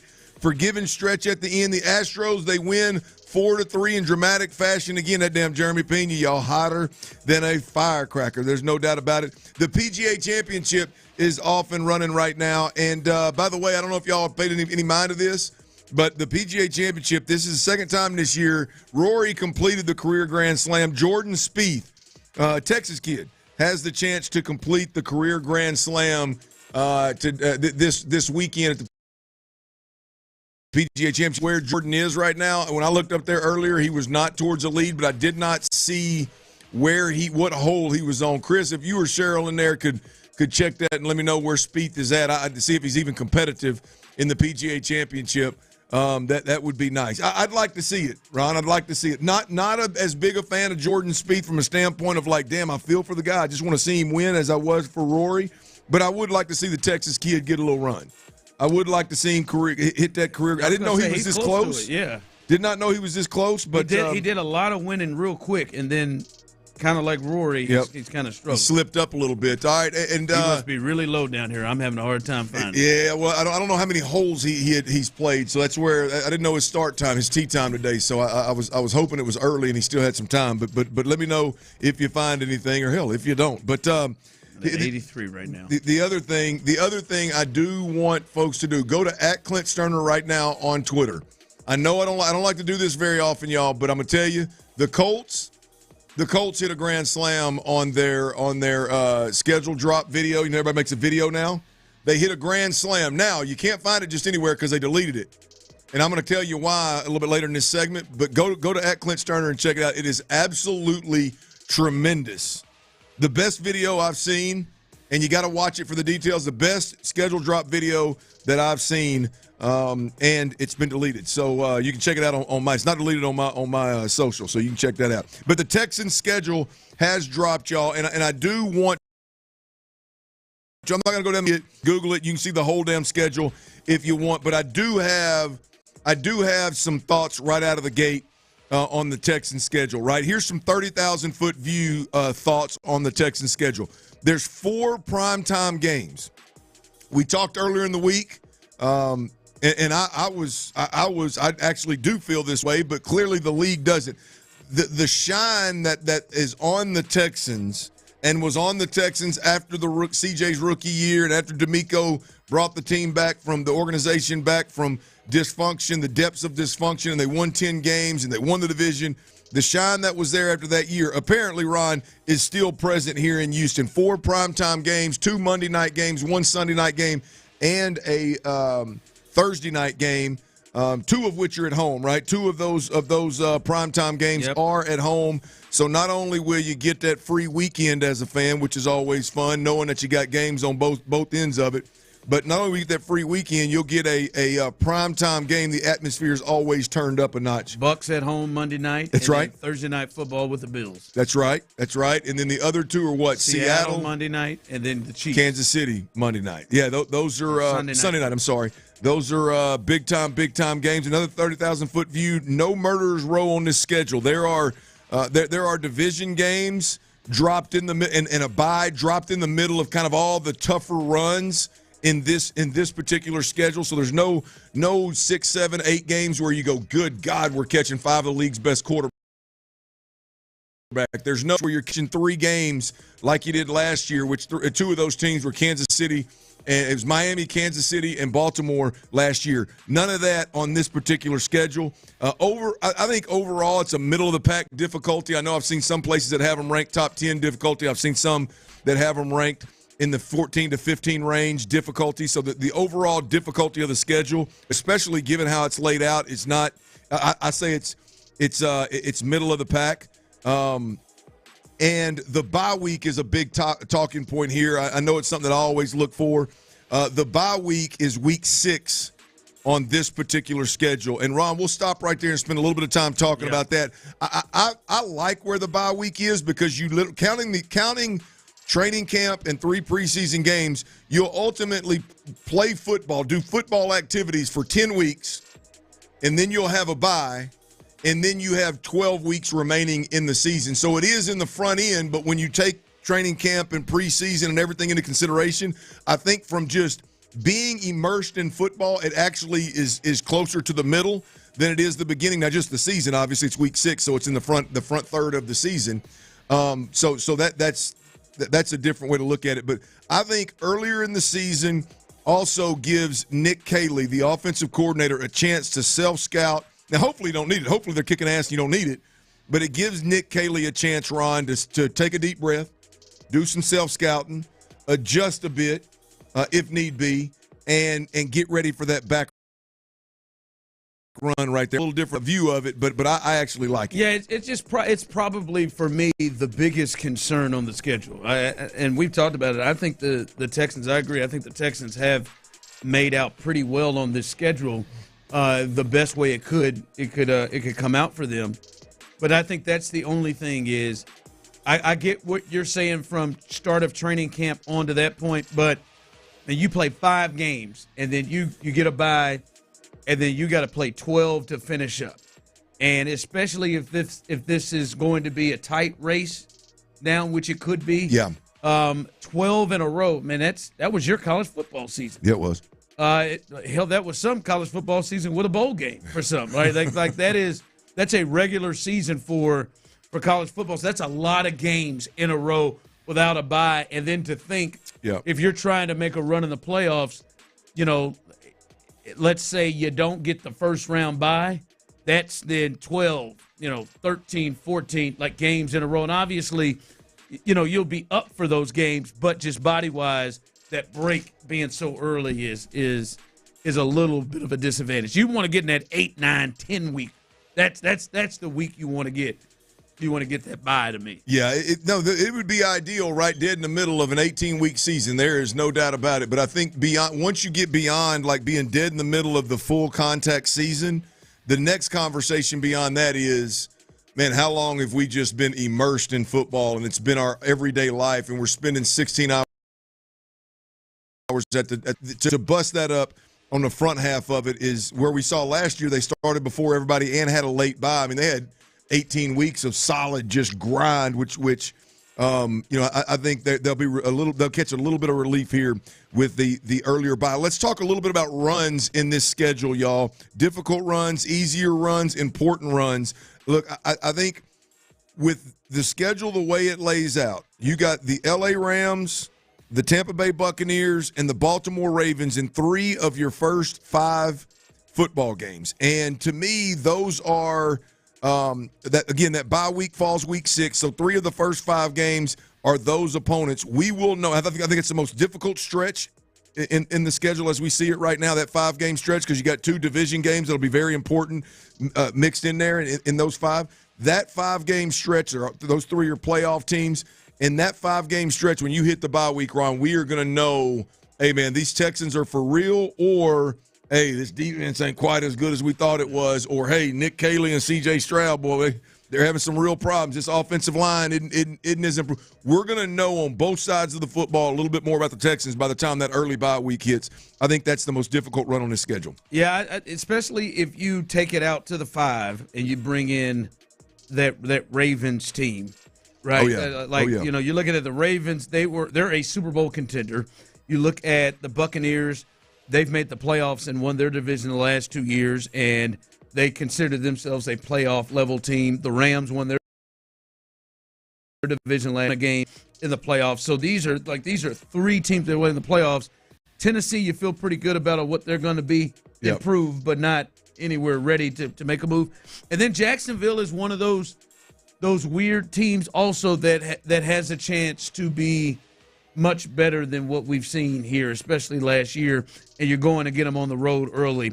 So that is a weird stretch of 3 teams that feel very playoff level team. Yeah. And then the Jags, who they're a team that could surprise this year. Well, we'll see. They'll be talented. We'll see what Duval can put together. The other difficult stretch in this schedule is Buffalo on Thursday night, Indianapolis on the road, who I think is going to be the biggest competition in the division, and then Kansas City Monday Night Football in Arrowhead Stadium. That 3-game stretch, I think, is the most difficult 3-game stretch on the schedule, and 2 of them being in prime time and 2 of them being on the road. Yeah, I think that's a tough stretch. And again, the Colts, another one, not real sure. Yeah, what they're going to be. How good they're going to be. Like, depending on where they are, could really make what that stretch is too. If they're a better team, that could make it even. That could be one of those stretches of like 3 in a row with them on the road. That's right. Now let's get to the positive real quick, y'all. The last 4 games on the Texans schedule sets up real nice for a late run if need be for the Texans. You got Arizona, Vegas, L.A. Chargers, and the Indianapolis Colts. I mean, hell, all 4 of those teams, but they're not powerhouses as we see them right now. And the Texans get 3 of the 4 at home at NRG Stadium. So if the Texans are in a spot late where they're battling for the division or they're battling for some kind of seed, the season, the schedule sets up late, Ron, for them to make a good push there late. Again, there's several teams. The other thing about the schedule, there's several teams on this schedule, Ron, that I think could be a little bit better than maybe. Damn, unpredictable, man. Yeah, the unpredictable is a good way to put it. Arizona, Denver. I think the Chargers are in there. We feel good about them here because we beat them in the playoffs convincingly. Vegas, you don't know what the changes there are going to be. The 49ers, the 49ers, we don't know exactly what that's going to look like when they get everybody back healthy.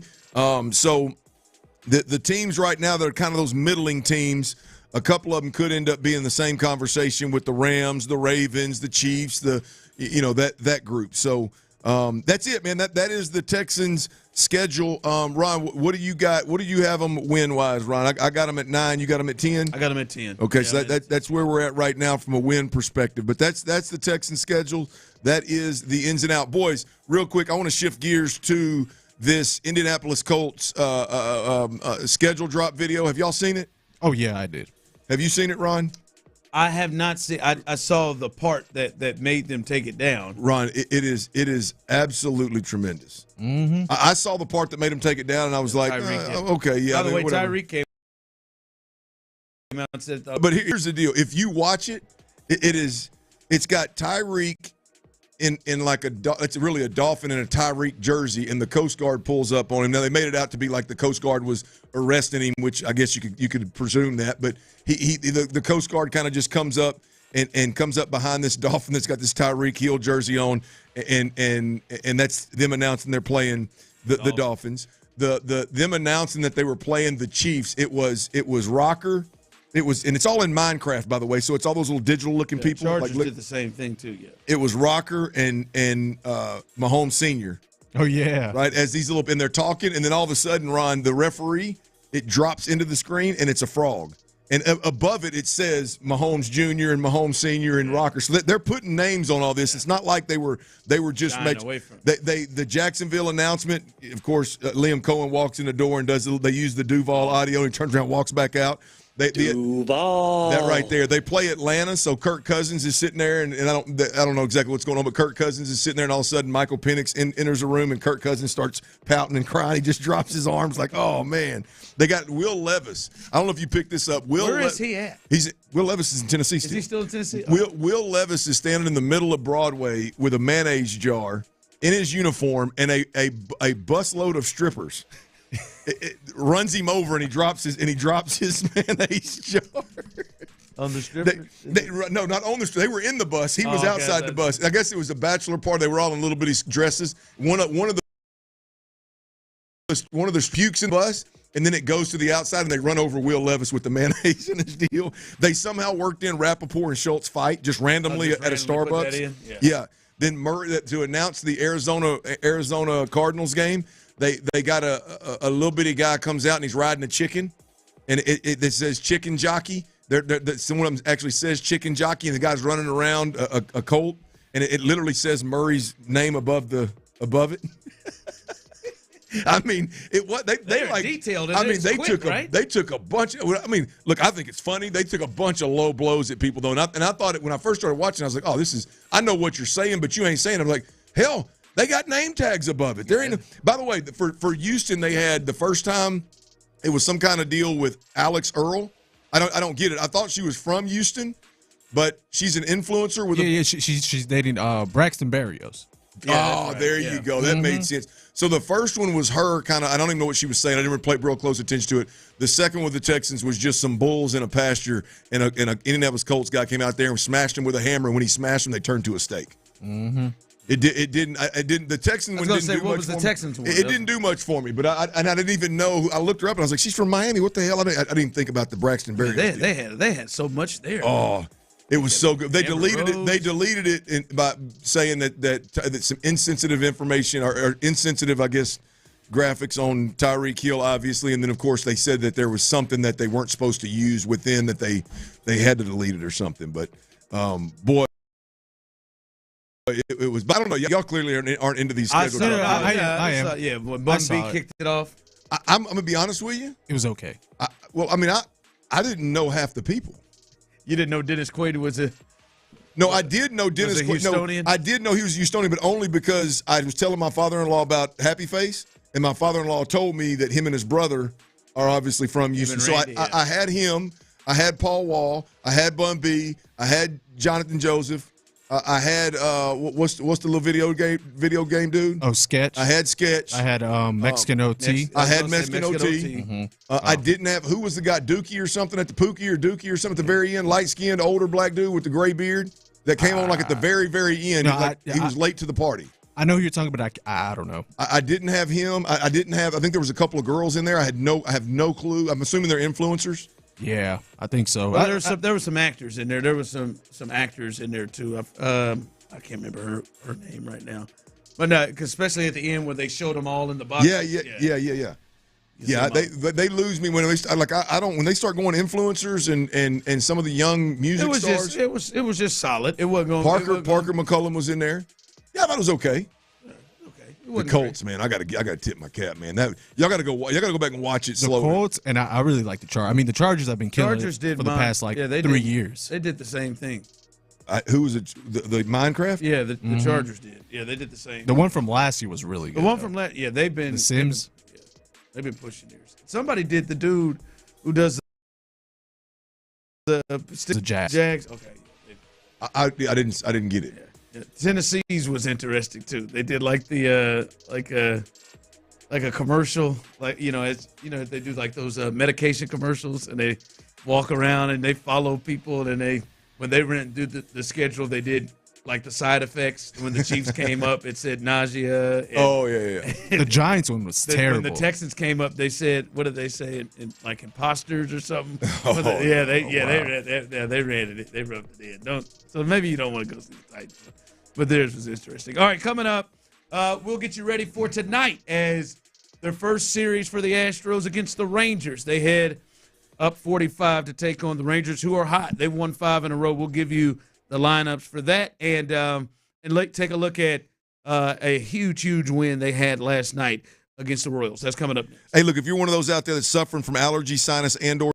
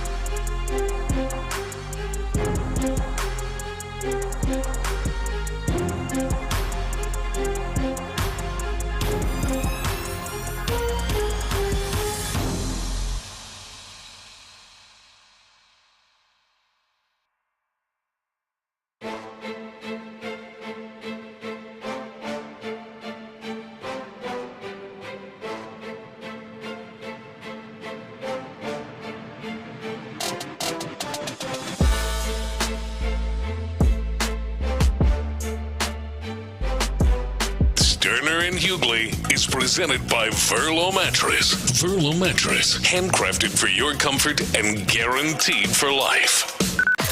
Sports Radio 610 presents The Drive with Stoerner and Hughley.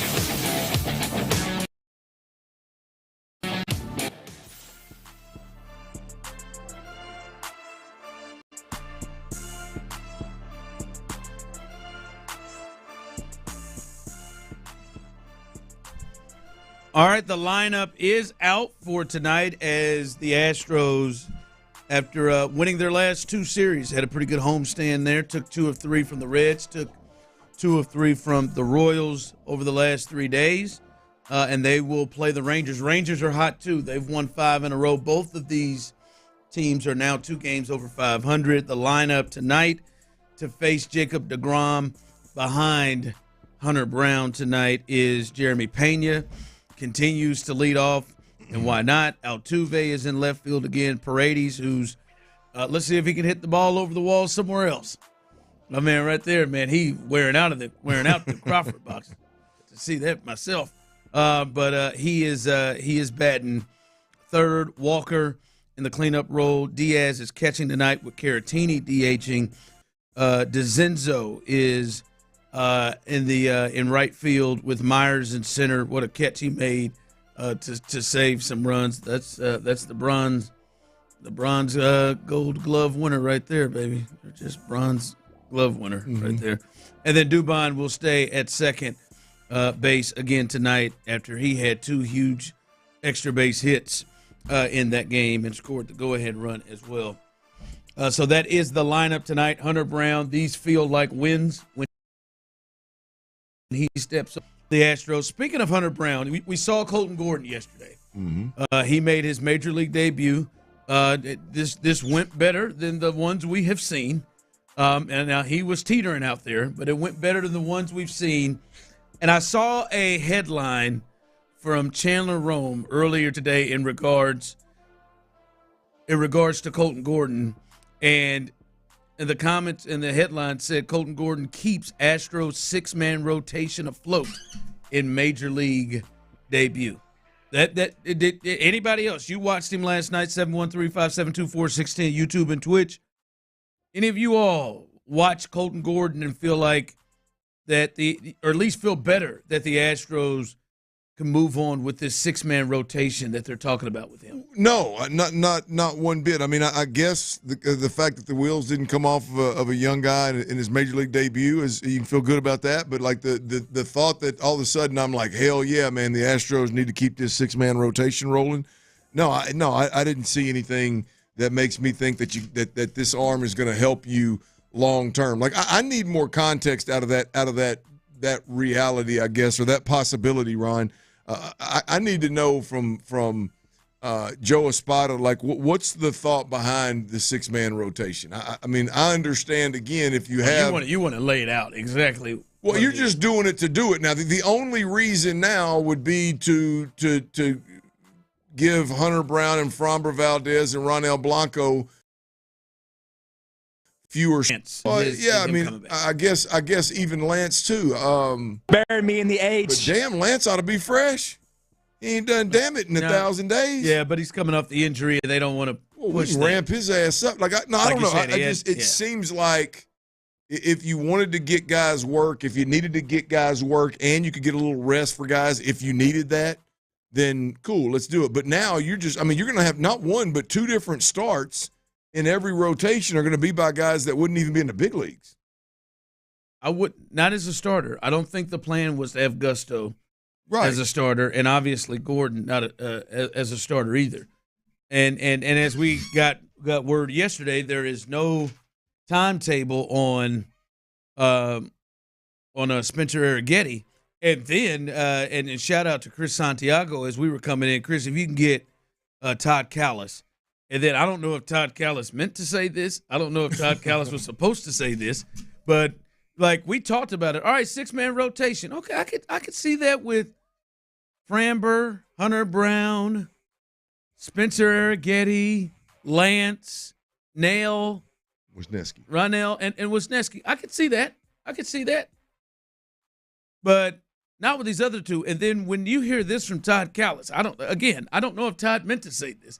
When you hear this from Todd Callis, this was interesting. Anticipating big seasons out of both Spencer Arrighetti and Hayden Wisniewski. Yeah. Arrighetti can still fulfill that as he is slowly coming back from his injury. Sees that Hayden Wisniewski is likely to be out for the season. We'll find out more as we go along. But Todd may get out over skis on that one. I hadn't heard. All I heard was right elbow. I think he leaned to the side when he realized we likely. Oh, man, tried to get away from that mic as quick as he could. I was say I was going to say I said to Chris, I said I hadn't seen any of that.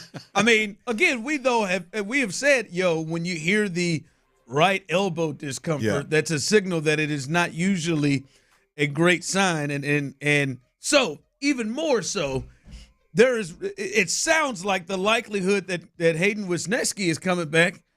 I mean, Todd said, like we hear that Todd said that with a level of confidence, and then as you said, and then likely as he slid that in, it seems like he may not be available. So that's even odd to think you would run that with that group. Last night, man, shout out to the big fella, and he's a big fella, Colton Gordon, but that ain't gonna work every 6 days. Like what he did, he was able to get through it, and now he had a lot of traffic, and there were Hunter Renfroe, who is probably about to get DFA'd by the Royals. He put a charge in it and took Jake into the wall that would have cleared the bases that may have not, made what happened late matter, loaded the bases. You just look at his stuff, man. I don't think that's going to play consistently enough for you to take however many starts it may be from Hunter Brown and Framber Valdez. Yeah, well, that's the big thing. We're gonna see about that. 4 1/3 inning. They got 3 earned runs, one of which I think the last of which came off of a damn double that actually bounced off the bag and kind of got behind the infield kind of deal, kind of a fluke thing. But like you said, stayed in trouble pretty consistently and really doesn't necessarily have the stuff to consistently work out of that. This man got 91. I know he's like the captain. The spotter said he pounds the strike zone. He does, but he's pounding that strike zone 91. Had a real seeable speed there. Somebody texted, or I think they said his average was 80, a little over 89 miles per hour. I don't know about that, Jack. I don't think that's exactly going to play. To be honest. I just need more information on why. It's got to be Lance, right? Save it. I don't know. I don't know if it's Lance. Is it potential of losing somebody else, and you may need the guy, so you got to get him some work, or is it insurance policy? I don't know. I don't know. I mean, it's not Framber. We know Framber is a guy this is a guy who either gets 200 innings or approaches it all the time. Hunter Brown was pretty strong last year. I know that was the first year he really upped his innings, but he was strong last year. Ronel Blanco, I don't know if it's him. It's an interesting thought, especially as you're saying with Gordon and Good Boy. Made that up, didn't I? I like that. G&G voice. That was lame. Sorry about that. All right, let's do it. Let's dig a little deeper in here. Clint has 9 wins, and some people are just they are just beside themselves that you could even come up with that. I had 10 wins. Chris had 10 wins. Let's look at the win total for this team. We feel better about the schedule, but how many wins? And we'll hear from you as well on this. That's coming up next. Hey, y'all, them Coors Light, they were born up in the Rocky Mountains in 19.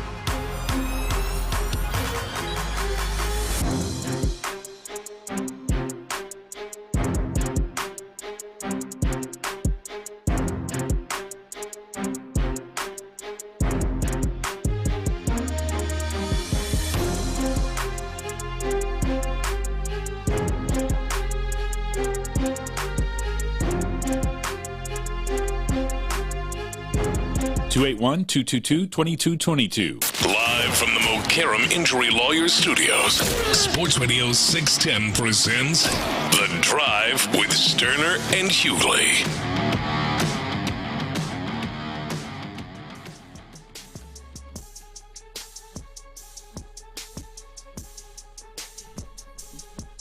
All right, welcome back in as we The Drive. Again, guys, make sure you join us. Come hang out with us tomorrow as we have been on our crawfish circuit. We continue with Stop 7. Stop 7, and we will be in Katy tomorrow, 2 to 6. The Drive will be live tomorrow in Katy at Stars Sports Bar and Grill. Stars Sports Bar and Grill. They'll have the crawfish there. It'll be good cold drinks, crawfish. The bugs will be there. That's right. There it I is. love beer. And great conversation. I know you do. Great conversation, and we'll have fun as we always do. And then we're hearing it's going to be a good crowd. So get on out there and be a part of it and hang out with us.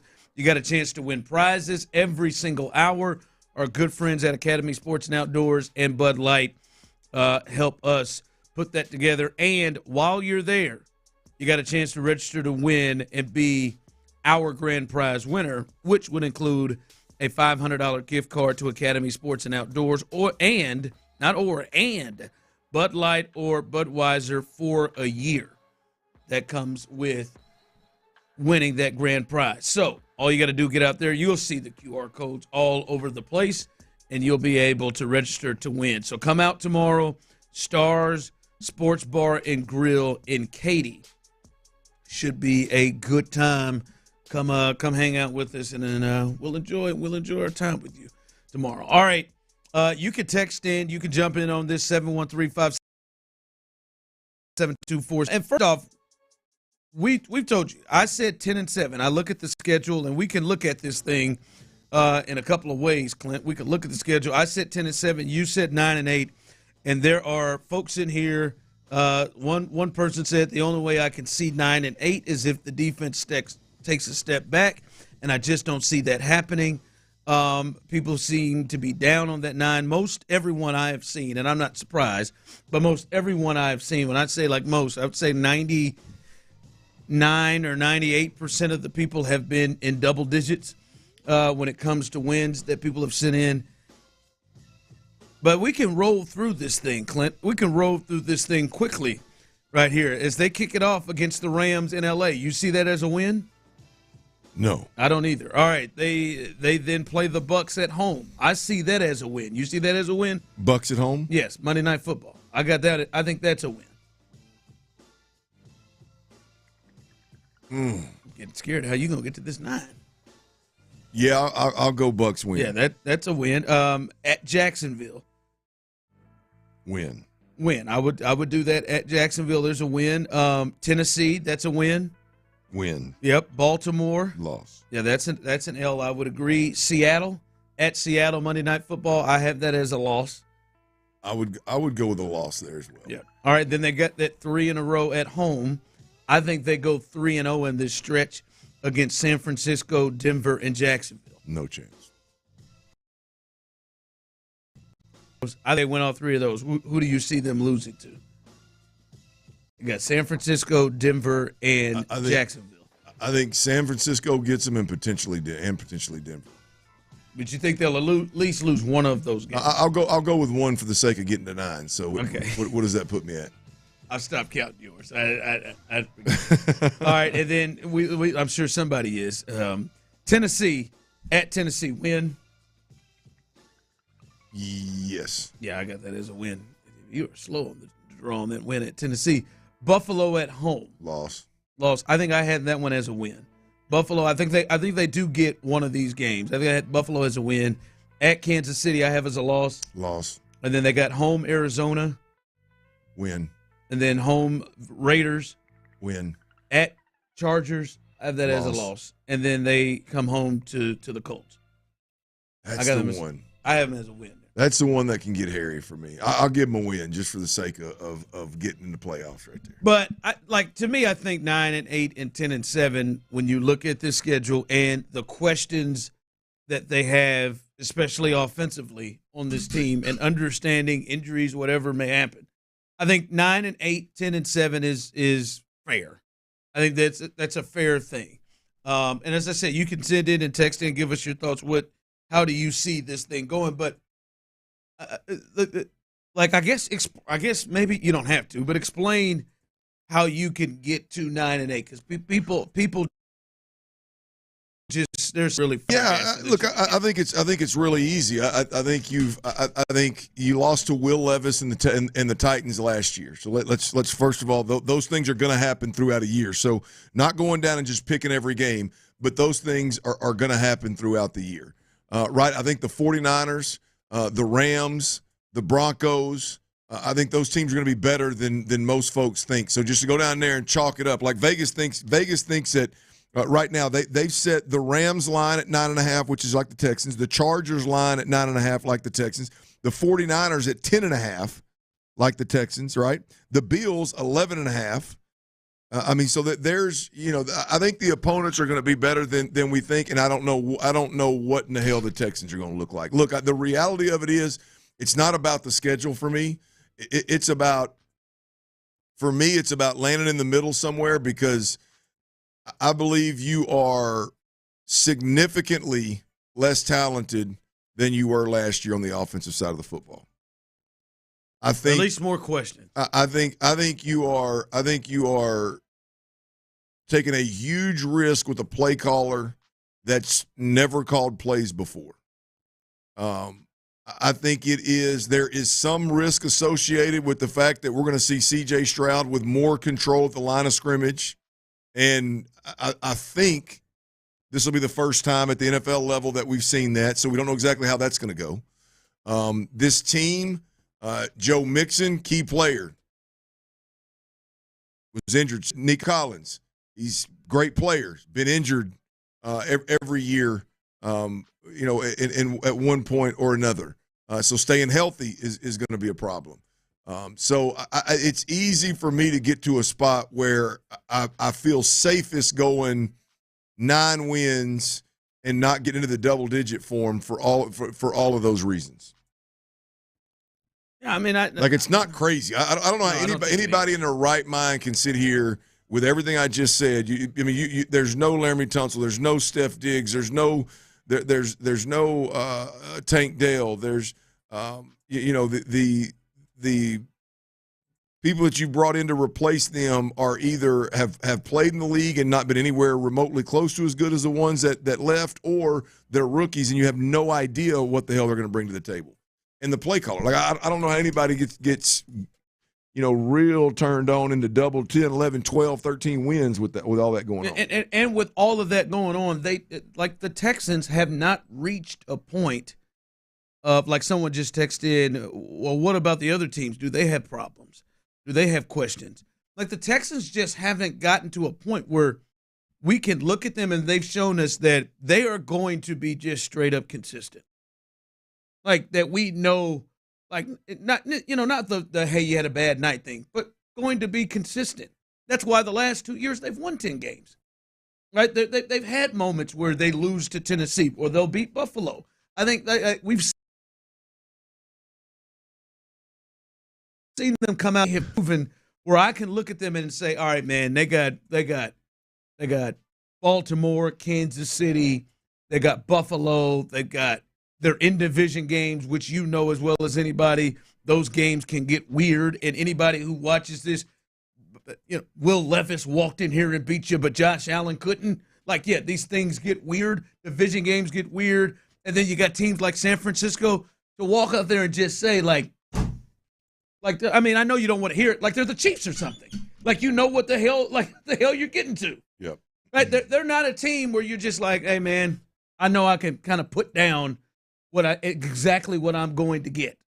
Right? And I think they're building towards that, but they haven't shown. Well, to me again, and this is a schedule day conversation, is like, that's what this season's all about. I think this season is loaded with teams that you should separate yourself from.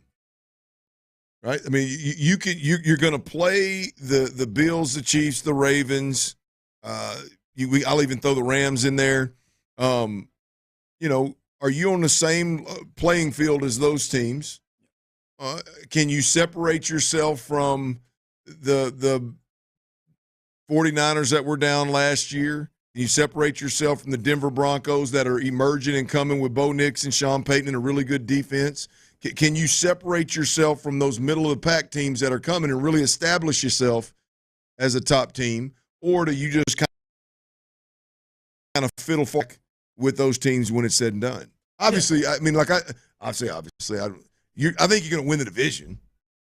But just being better than the three teams in this division doesn't get you far in the NFL. And again, like the major questions, especially with the offensive line and, the person running the show there, if those things are hell, not even great, solid, or at least if we had a more handle to know exactly what you were getting there, then you could be a little bit more aggressive with the schedule, because the schedule actually sets up pretty well. Yeah, the way it looks, it's just I just don't think the Texans have done enough to just say, bam, man, I know this is 11. This is 11 or 12. I know they're going to show up for the most part 17 weeks consistently. I just don't think they have done that yet. So I'm not going to brush you down if you've got 12 wins or 13 wins. Maybe getting north of that, maybe I might say, hold on now. But like if you got 11, 12, 13 wins, cool. I'm not going to I don't have to squint to run into that.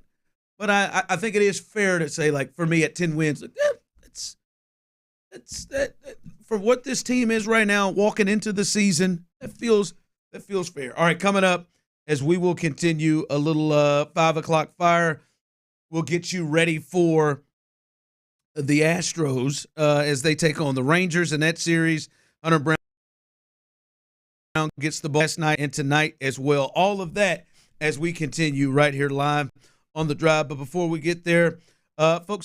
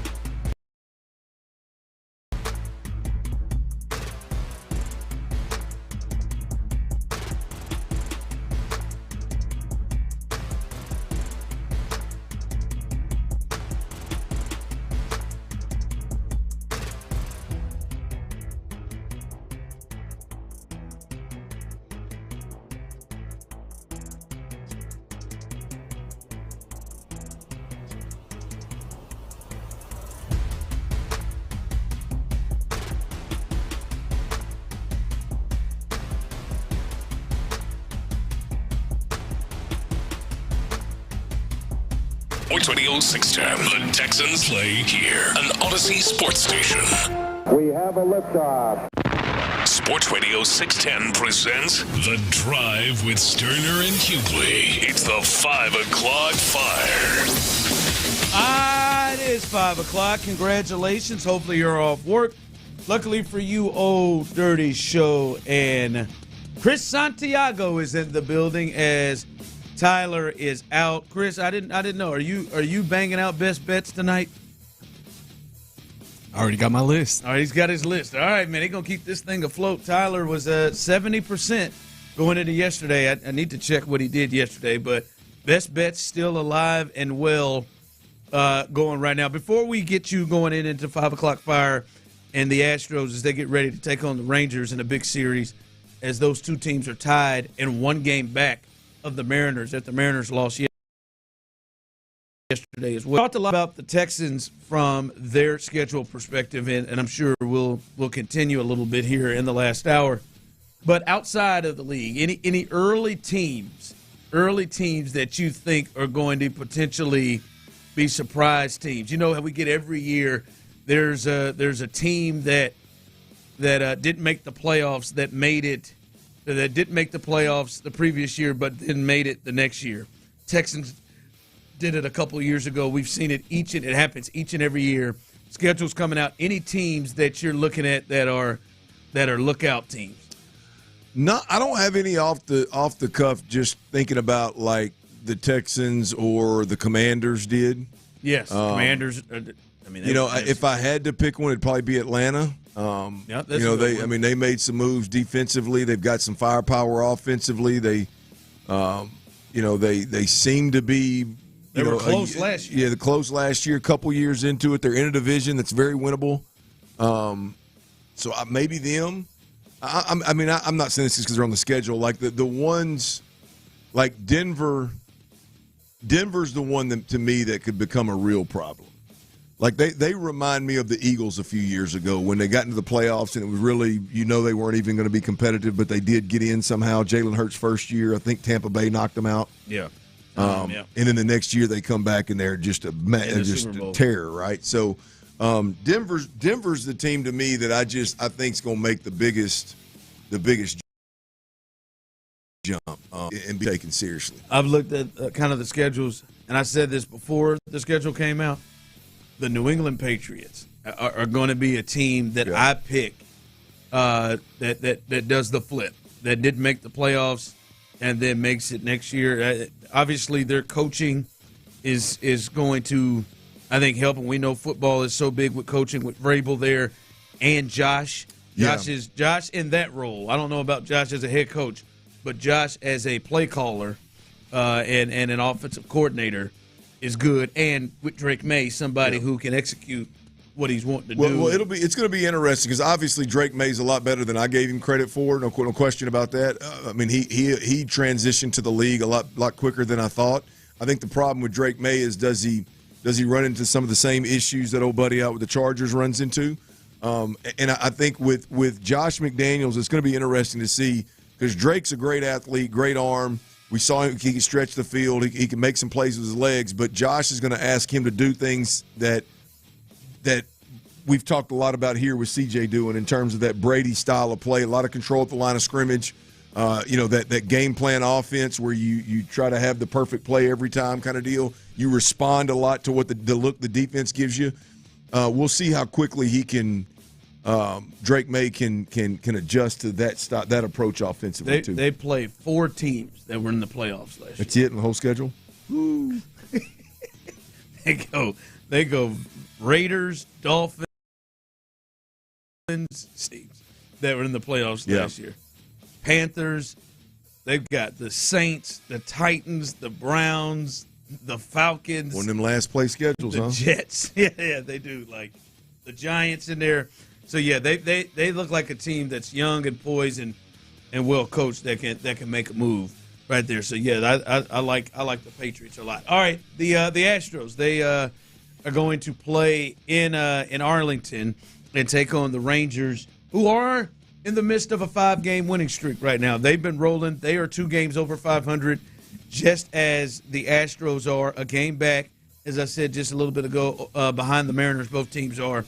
And this is a big one. This is a big series, big 4-game set against the Rangers, and it has to start off. You have to feel good if you're an Astros fan how this thing starts off, because Hunter Brown, who has been one of the best pitchers in baseball, gets the ball. And the lineup tonight, Pena stays in that leadoff spot where he has been smoking hot. Altuve, Paredes, Walker, Diaz is catching tonight with Caratini as the DH. DeCinzo, Myers, and Dubon stays in after his 2 doubles last night. But this one should feel really good with Hunter Brown, Clint, because he has been dominant, and they have. I mean, if they've got to be undefeated in his starts, I would imagine. I don't think they have lost a Hunter Brown start yet. He's been he's been as good as anybody in baseball, and the early Cy Young stuff is starting to come out. Hunter Brown is dead in the middle of it. Yep. And so, yeah, I mean, he's a point television. You look at the lineup. I'm absolutely stoked as a fan, bro, to think that Yordan Alvarez is not in this lineup. Altuve is not leading the way in terms of being the hot hitter right now. Pena is, Paredes is, Dubon was hot last night. DeCinzo got a clutch hit last night. So, I mean, you're being led by a couple of guys in Paredes and Pena right now. That is much needed. Now Altuve's going to do his thing. Yordan comes back. The supporting cast keeps picking up. Now Walker's got to pick this thing up and start contributing more consistently. But I thought he was getting a little hot there for a second, but he struggled in that series. Yeah, just great to watch the squad, man, and see some of these different dudes stepping up and swinging the bat well, and knowing it's just a matter of time before Altuve and Yordan start doing the same, and then hopefully at that point the Astros will be hell to deal with. But this weekend you're doing it with you're limping into Dallas, if you will, and hopefully you can take care of business without your big gun in the middle of that lineup. Now, speaking of that, no real word yet. They said they felt like he's getting better and getting closer. Yordan Alvarez, there is a thought maybe he could come back in this series against the Rangers. Obviously not in the lineup today, but that is one to keep an eye on. Hopefully he returns quickly. I will say this, with this Astros team, they are starting to develop this deal, and Brandon and Reggie last night were all over it. Like, all right, it's the 6th inning runs. They have kind of developed this, and we talked about it yesterday, the timely hitting. Like, late innings, they seem to make some things happen. That's happened not just the last 2 days where they've won late, but the last few weeks. That seems to be their deal, is getting big hits late. Pena's been in the middle of that. Dubon's been in the middle of that. Like, I'll be honest, the Royals had been one of the best teams in baseball with leads. They were 21-0 when leading after 7 innings. 21-0 when leading after 7 innings, and that broke that yesterday after they gave up the lead in the 8th.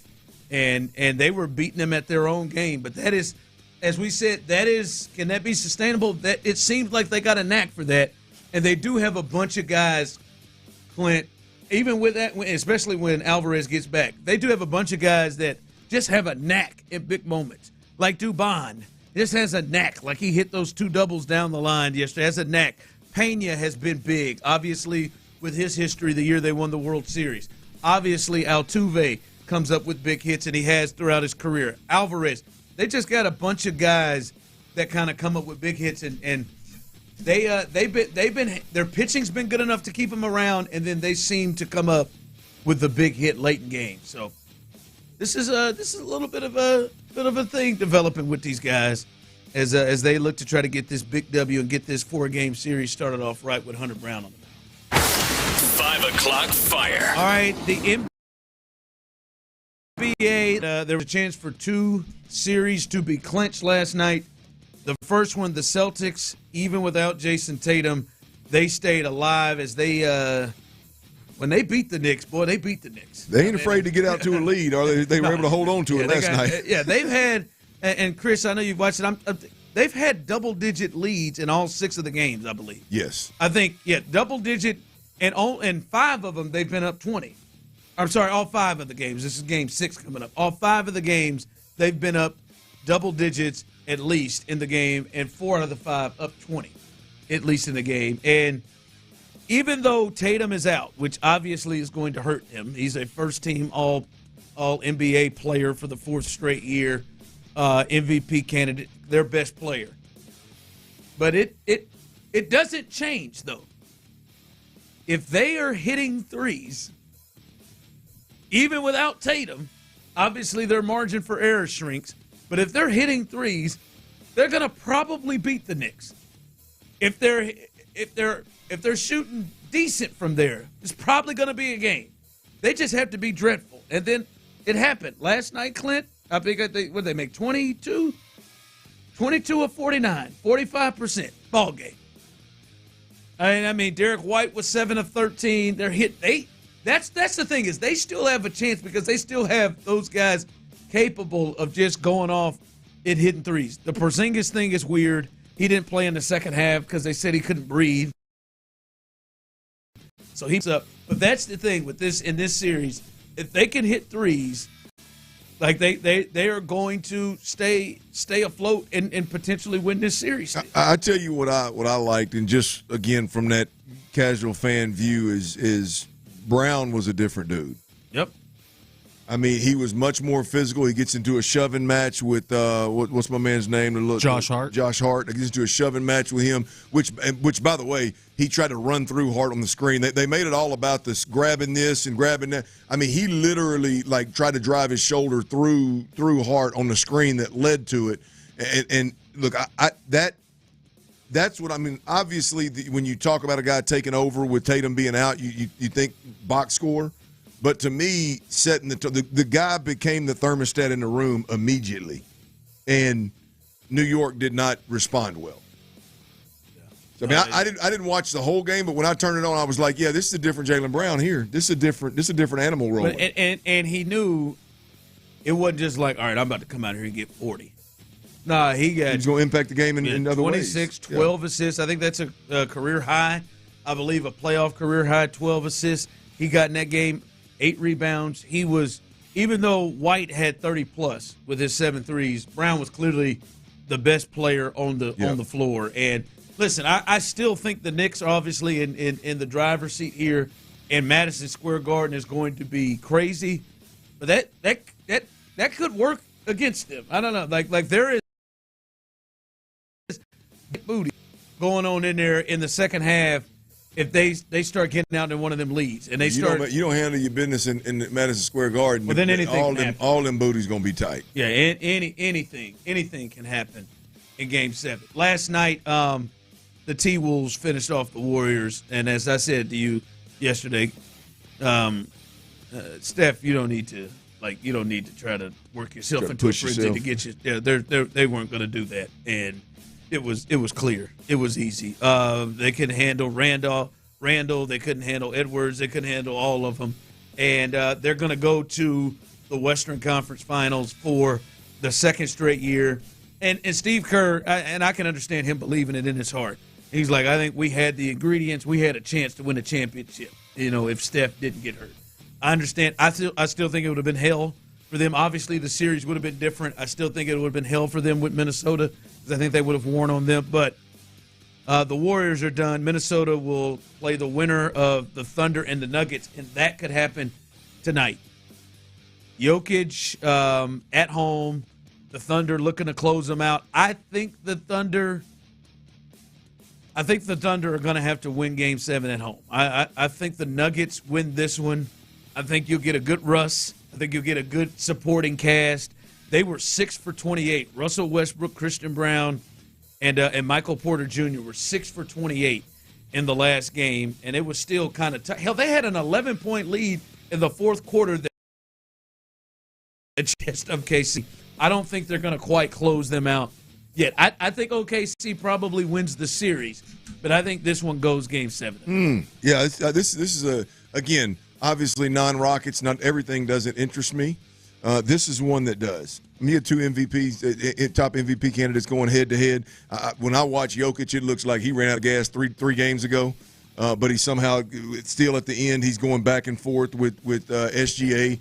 Tying it up and making it difficult on them. So this is a good watch right here. So I don't have any skin in the game, but I love watching. I don't have a feel for tonight. I don't have a feel. Who you got tonight, Chris? I think the Thunder close it out tonight, man. I know Jokic at home, Denver, all that. I just think the SGA is just ready. It's just like, I'm done. This series is over tonight. Let's go play the T-Wolves. You know, he hasn't had like a go-off. No, he hasn't. I think part is that with Denver. But, I mean, he hasn't just had Edwards had 43, Edwards had 40. He hasn't had one of those, and he routinely was getting that during the year, led the NBA in scoring. His total every night during the regular season was 31, 32. Mm-hmm.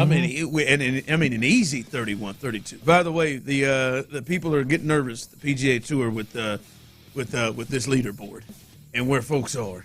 I mean, you talked about Jordan Spieth last I checked. Jordan Spieth was Spieth's got a ways to go. He's about 8 strokes back in day one. I'll tell you, he was -5 down here. No, +3. +5. +4. +4 now. He didn't bump back to +4. Yeah, he went. He was at 5. He was +5. Now I'm so used to saying minus. No, he's +4, and Brooks Koepka's +4, and then Rory's +3. He's finished with his round. Hell, Rory and Scottie Scheffler, who is struggling today too. They both double bogeyed 16 together. On the course, so they bunch of the big names hovering right around even, maybe 1 over, 2 over, even 1 under. This is going to make up. They're going to chase. They're going to hunt down these other cats. Yeah, maybe and maybe the earlier I don't know. Maybe the earlier play was. I mean, I ain't got a name on the leaderboard right now. There's 1, 2, 3, 4, 5, 6, 7. You got what was it? In that, I ain't got one. You got Luke Donald, don't you? Nope. I got Oberg or whatever the hell it is right there, but he's only on the board because he's swinging. Yeah. No, I mean, I know who Luke Donald is, but I wouldn't have guessed. I thought he retired 5 years ago. I thought he retired. Scottie Scheffler's in the best spot. He probably will run him down.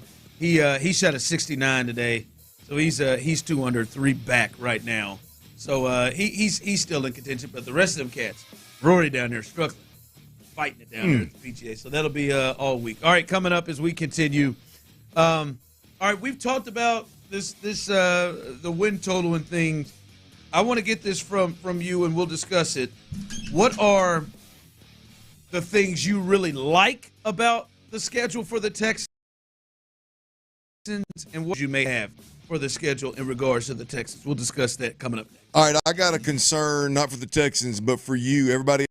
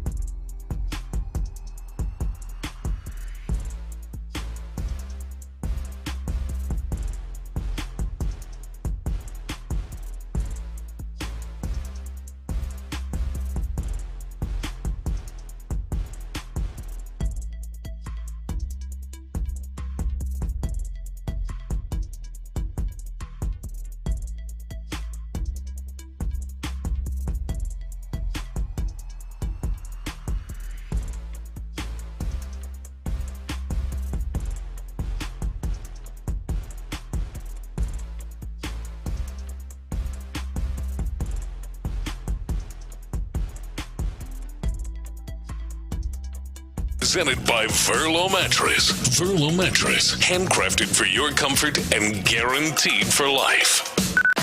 Sports Radio 610 presents The Drive with Stoerner and Hughley.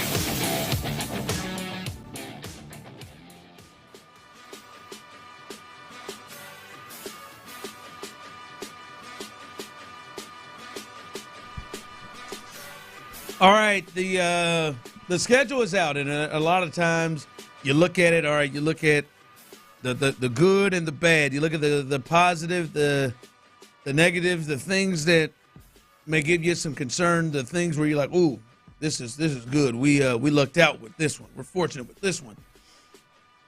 You can text some of yours in here on the 24610, YouTube and Twitch as well. I'll kick it out, Clint. Like, I kind of really look at little things to me. And one thing for me that I love when I look at this schedule for the Texans, I would personally say, now some may disagree, but I would personally say the Texans have 4 games in which I would say they flatly don't have the quarterback advantage. Okay. And I think that's always a good thing. I think they're a team that is well coached for the most part, and they've got the quarterback advantage, or at least a push, in every game they play except for the 4, and that is Mahomes, Allen, Lamar, and Stafford. Yeah, those would be the 4. Everybody else, I believe, either they clearly have the advantage or, Herbert, it's a push, to me, or they're in the same space. And I think that is a big deal when you go into games, and when you got 17 of them and you go into games and you look over, you're like, all right, now it's not everything, but you look over and you understand those guys affect the game more than anybody else, and your guy's better than their guy. We can see every week in the NFL teams win that way.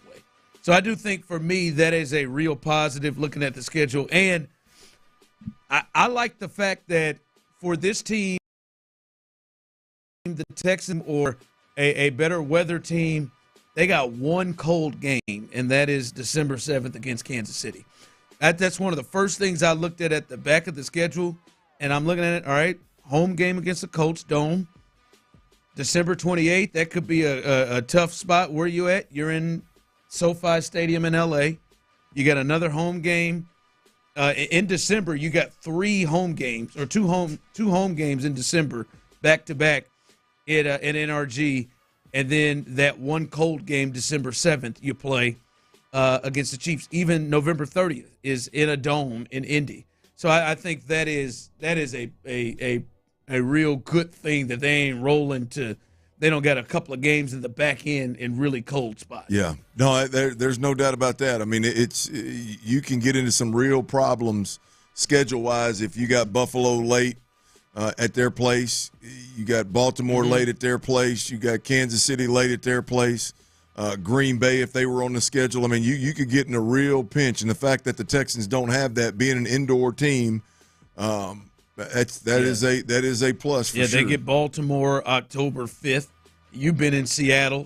That Seattle one could have been a late game, a later in the year game. A lot of people don't think about Seattle when it gets to weather, but it can get cold and windy in Seattle. So I think they're in real good shape. And if you are one that is hoping, for, I think, a dream scenario to potentially be up there trying to fight for a bye, control that, you're loving the end of that. You're end of the year, you're in a good spot. What are some of the things that you like, the positive you liked seeing the schedule for the Texans? Oh, there's a lot of positive for me, man. I mean, it's the no murders row. I think overall the difficulty is not overwhelming. It may be after we see some of these teams and find out who they really are, but right now it doesn't look like the difficulty is overwhelming. I personally love where the bye's at, given who the Texans are. Last year they started earlier than everybody else and had a late bye, and we heard DeMeco Ryans talk about how tough that stretch was to get to that bye. This year, counting training camp, you're looking at it's week 6 is your bye, so you're looking at 8 to 9 weeks into the season, if you count training camp, that you're going to have that bye. It'll break up just the monotony of football and the grind of football. It'll break up the overall season, including preseason, a bit. And so I think there's some good there. There's I love the finish that you talked about, the last 4 games of the season. I do think the Texans are a team that are more than likely going to need to play at least 16 games, like legitimately all out balls to the wall, maybe even 17 games. If they didn't live in a poor division, I think it'd be 17. There's a chance that they could have this thing wrapped up by week 18, to be completely honest with you. But I'm not betting on it. So the last 4 games of the season, 3 of them being at home, I think that's not just 3 of them being at home, but the opponents too. Yeah, Arizona, Vegas, the L.A. Chargers, and the Indianapolis Colts. Those are very winnable games. Yeah. So yeah, there's a lot to like about the schedule. I think the schedule gods were definitely in favor of the Texans this year. Definitely. You talk about the stretches of games where you got several in a row.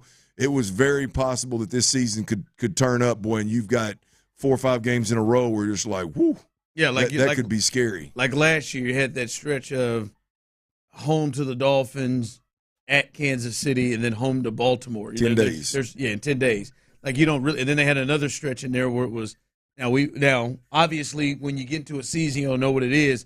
They had a stretch last year. It was like Packers, Lions, Cowboys, like all in a division game all at once. And obviously the Cowboys were a different team. Yep.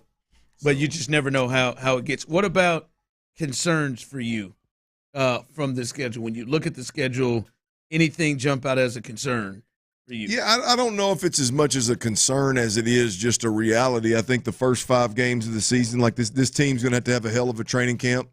I think you're going to have a hell of a preseason.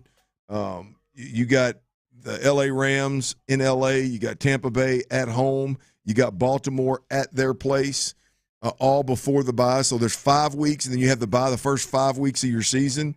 I think are going to be very, very telling, not just for the division, because you got 2 playoff teams from last year and 3 teams that pose some real problems in the Rams, the Buccaneers, and the Ravens. So by the bye week, as fans, we're going to know what we have in the Texans. So I think that first stretch, while I don't necessarily view it as a concern, I just think it's going to be tough. And then that other stretch there in the middle of the schedule where you got Buffalo on Thursday night, you got Indy on the road, then you got Kansas City on the road on Monday night. That's probably the toughest stretch of 3. The best team in the division with arguably the best 2 teams on your schedule right there in a row. If the Colts are a good football team, if they're one of the ones battling with you, now that becomes one of those stretches that you're talking about. Because on the road with Indy, if they figure out their quarterback position to a point where they're competitive like that, then that becomes a tough. Yeah. Well, the other thing that concerns me a bit with the schedule is you got a bunch of teams on here that I think could pose some real problems, right? You don't have a bunch of teams. You don't have a handful of teams that are just like, damn, we got to slay the dragon, and then you got a bunch of layups, right? You got a bunch of teams that I think people are probably categorizing as wins: the Tampa Bay Buccaneers, the San Francisco 49ers, the Denver Broncos, right? The Arizona Cardinals, the Seattle Seahawks, the Chargers, right? Those are, a lot of those are like, those are wins, either whether based on last year or based on this year. Like, every playoff team and being a real problem in the playoffs. Saying that to themselves. Yeah. So I think that's where it's at, man. The Texans have a real chance this year with this schedule. You're either going to fall back and you're going to be in that middle of the pack, and that's kind of where you're going to live with C.J. Stroud during his rookie contract, or you're going to take the next step. You're going to dominate teams that right now are in the same tier with you, and then you're going to get up there and compete your ass off against the top dogs. I think it's going to go one direction or the other. I don't know that I don't know that we're going to look up and this thing be one of those still wondering if they're what tier they're in at the end of the season. Yeah. All right, coming up as we continue, just because Tyler is sick and out today does not mean T-Mill's best bets won't continue. All right? No, it will continue. We'll do our thing. You'll get the best bets, and our guy Chris Santiago will hold that down for you. And before we get on, I know we've talked about the schedule, but we have got to discuss who is the man in this city right now. We'll do that coming up next. All right, y'all, hell, that man is me. But there's a bunch of you men.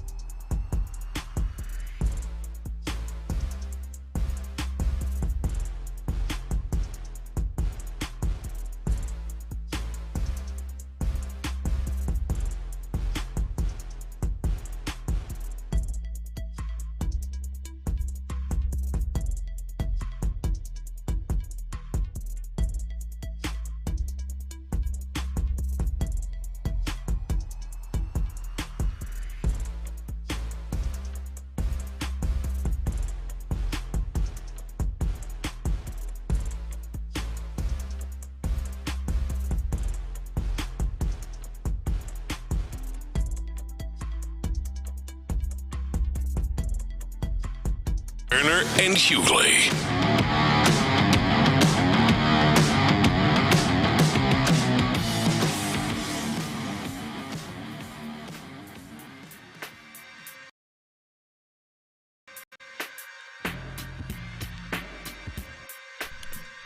All right, welcome back into the drive. I'm running into the ultimate homer, which I still think, Chris, this guy is potentially just trying to troll or mess. Trolling you?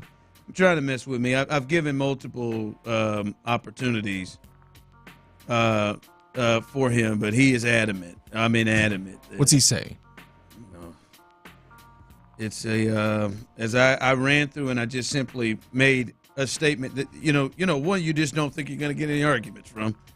The thing that I loved about the schedule is there were only 4 quarterbacks that were definitively better than C.J. Stroud. And my man, who I believe is trolling, led off with, there's no way Josh Allen is better than C.J. Stroud. You are wrong, Is that Patrick sir. Creighton? You are I was wrong, just about to sir. say, is that PC? Is that Might PC? be. And I just simply said, if you, I said, I don't think you know sports if I have to answer that question.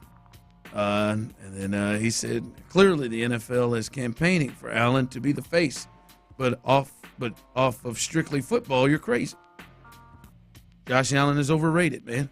The reigning MVP.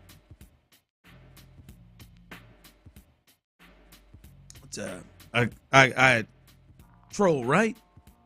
A person doesn't believe this, right? It's trolling, right? PC believe now. No, now Patrick doesn't still believe this, does he? Like you did the show. I mean, he's come off of that, right? I mean, like he's not. He's like that. I mean, that'd be. I would say he still thinks he's overrated, but he doesn't think that like he's not a top quarterback or that. He also hold on. I didn't mean to stop here. I need to get this. I need to get this nailed down. Like, and this is something you should know as somebody who works with him every night, Chris. Are you for sure right now that Patrick Creighton he does believe C.J. Stroud is somebody that's behind Josh Allen, right? 100%. Like, we're on that. I don't want to put words in his Like, you think if we had PC here, there's a chance he may argue against that? Probably. This fool right here that just texted in and I said, who do you? Yeah, I'm calling you a fool in the nicest way possible. I said, well, what quarterbacks do you have better than Josh or better than C.J. Stroud? And he said Mahomes, Lamar Jackson, Jalen Hurts, and Stafford.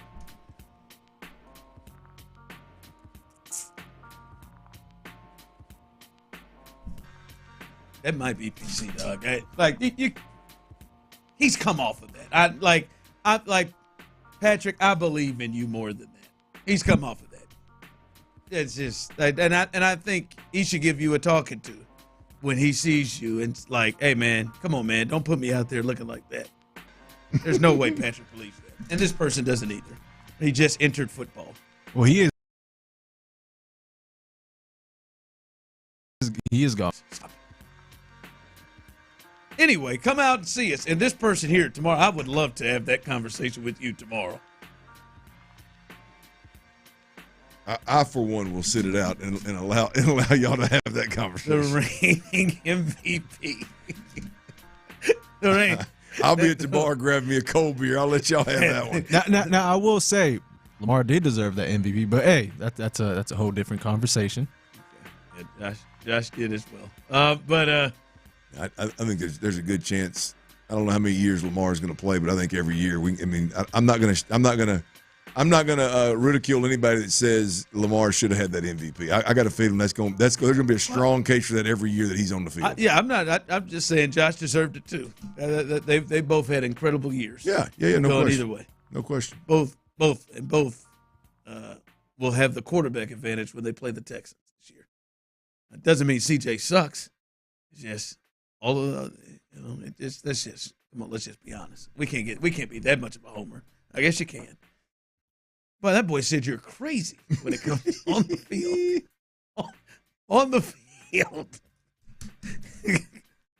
So he threw 5 interceptions, whatever he did last year. All right, well, so we gonna say Bryce is better than C.J. Stroud because of that performance C.J. had a couple of years ago when they went head-to-head? No.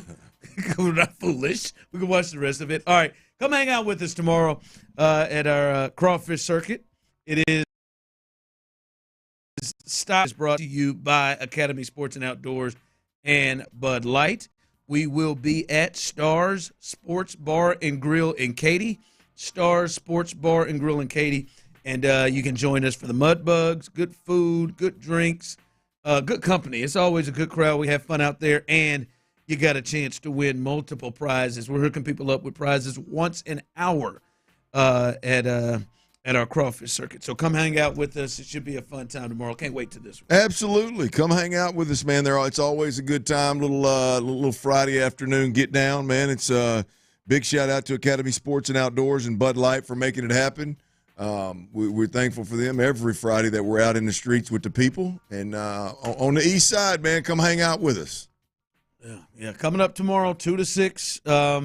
Again, in Katy for this person who just name of that joint? Texted in and said, where again? I'm sorry, I missed it. It is Stars Sports Bar and Grill in Katy. Stars Sports Bar and Grill. Prizes once an hour. Got a chance also to enter for our and register for our grand prize, which includes winning a $500 Academy Sports and Outdoors gift card and Bud Light or Budweiser for a year. So come on out tomorrow. Again, Stars Sports Bar and Grill in Katy, and enjoy yourself. By the way, real quick before we get to T. Mill's best bets by way of Chris Santiago, how would you describe what Jeremy Pena has? I mean, clutch, electric. Much needed. Everything. When I said Jeremy Pena and Yainer Diaz were guys that had to step up this year and literally had to for the Astros to be taken serious come playoff time, I didn't mean right away. I mean, Pena's swinging the bat well enough to jump up into the damn leadoff spot, hitting .315 on the season, and he's hitting .405 in the leadoff spot over the last 16 games. He's been super clutch in big moments. He's much more disciplined at the plate, a tougher out, if you will. On the base pass, he's been exactly what we talked about. Speed kills, right? Just I don't know, man. It's wild to think. As an Astros fan, I am probably a lot more comfortable than I should be in talking about World Series windows and playoffs and things of that nature. And if I'm being honest with you right now, it's because. I mean, this tip of that spear right now is Hunter Brown and Jeremy Pena. Make me feel real confident about this. Did not have Jeremy Pena going a month's worth of sample size as clearly this team's best player, and it's not even close. Like he's their. I'm talking about everyday player outside of Hunter Brown. Like at the plate, he would be their most important player. I did not have that on my bingo card. And he does not appear to be slowing down.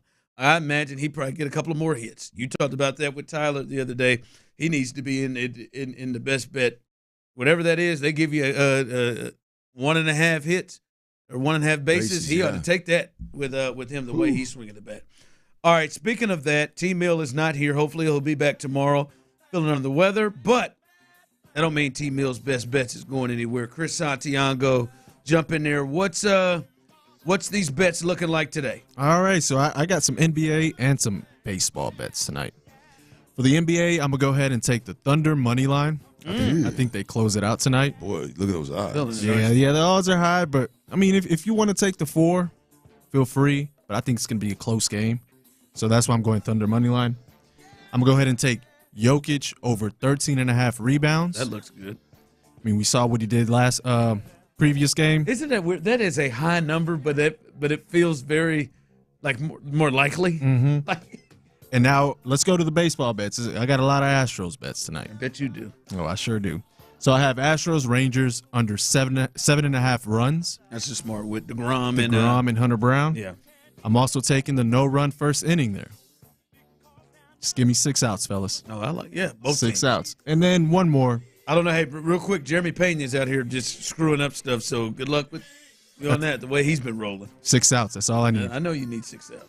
I'm gonna go ahead and take Hunter Brown over 6.5 strikeouts. Yeah, I like which I feel weird. Half boards in the game. I like the Astros Rangers under 7.5, and Hunter Brown. Yeah, he's been rolling.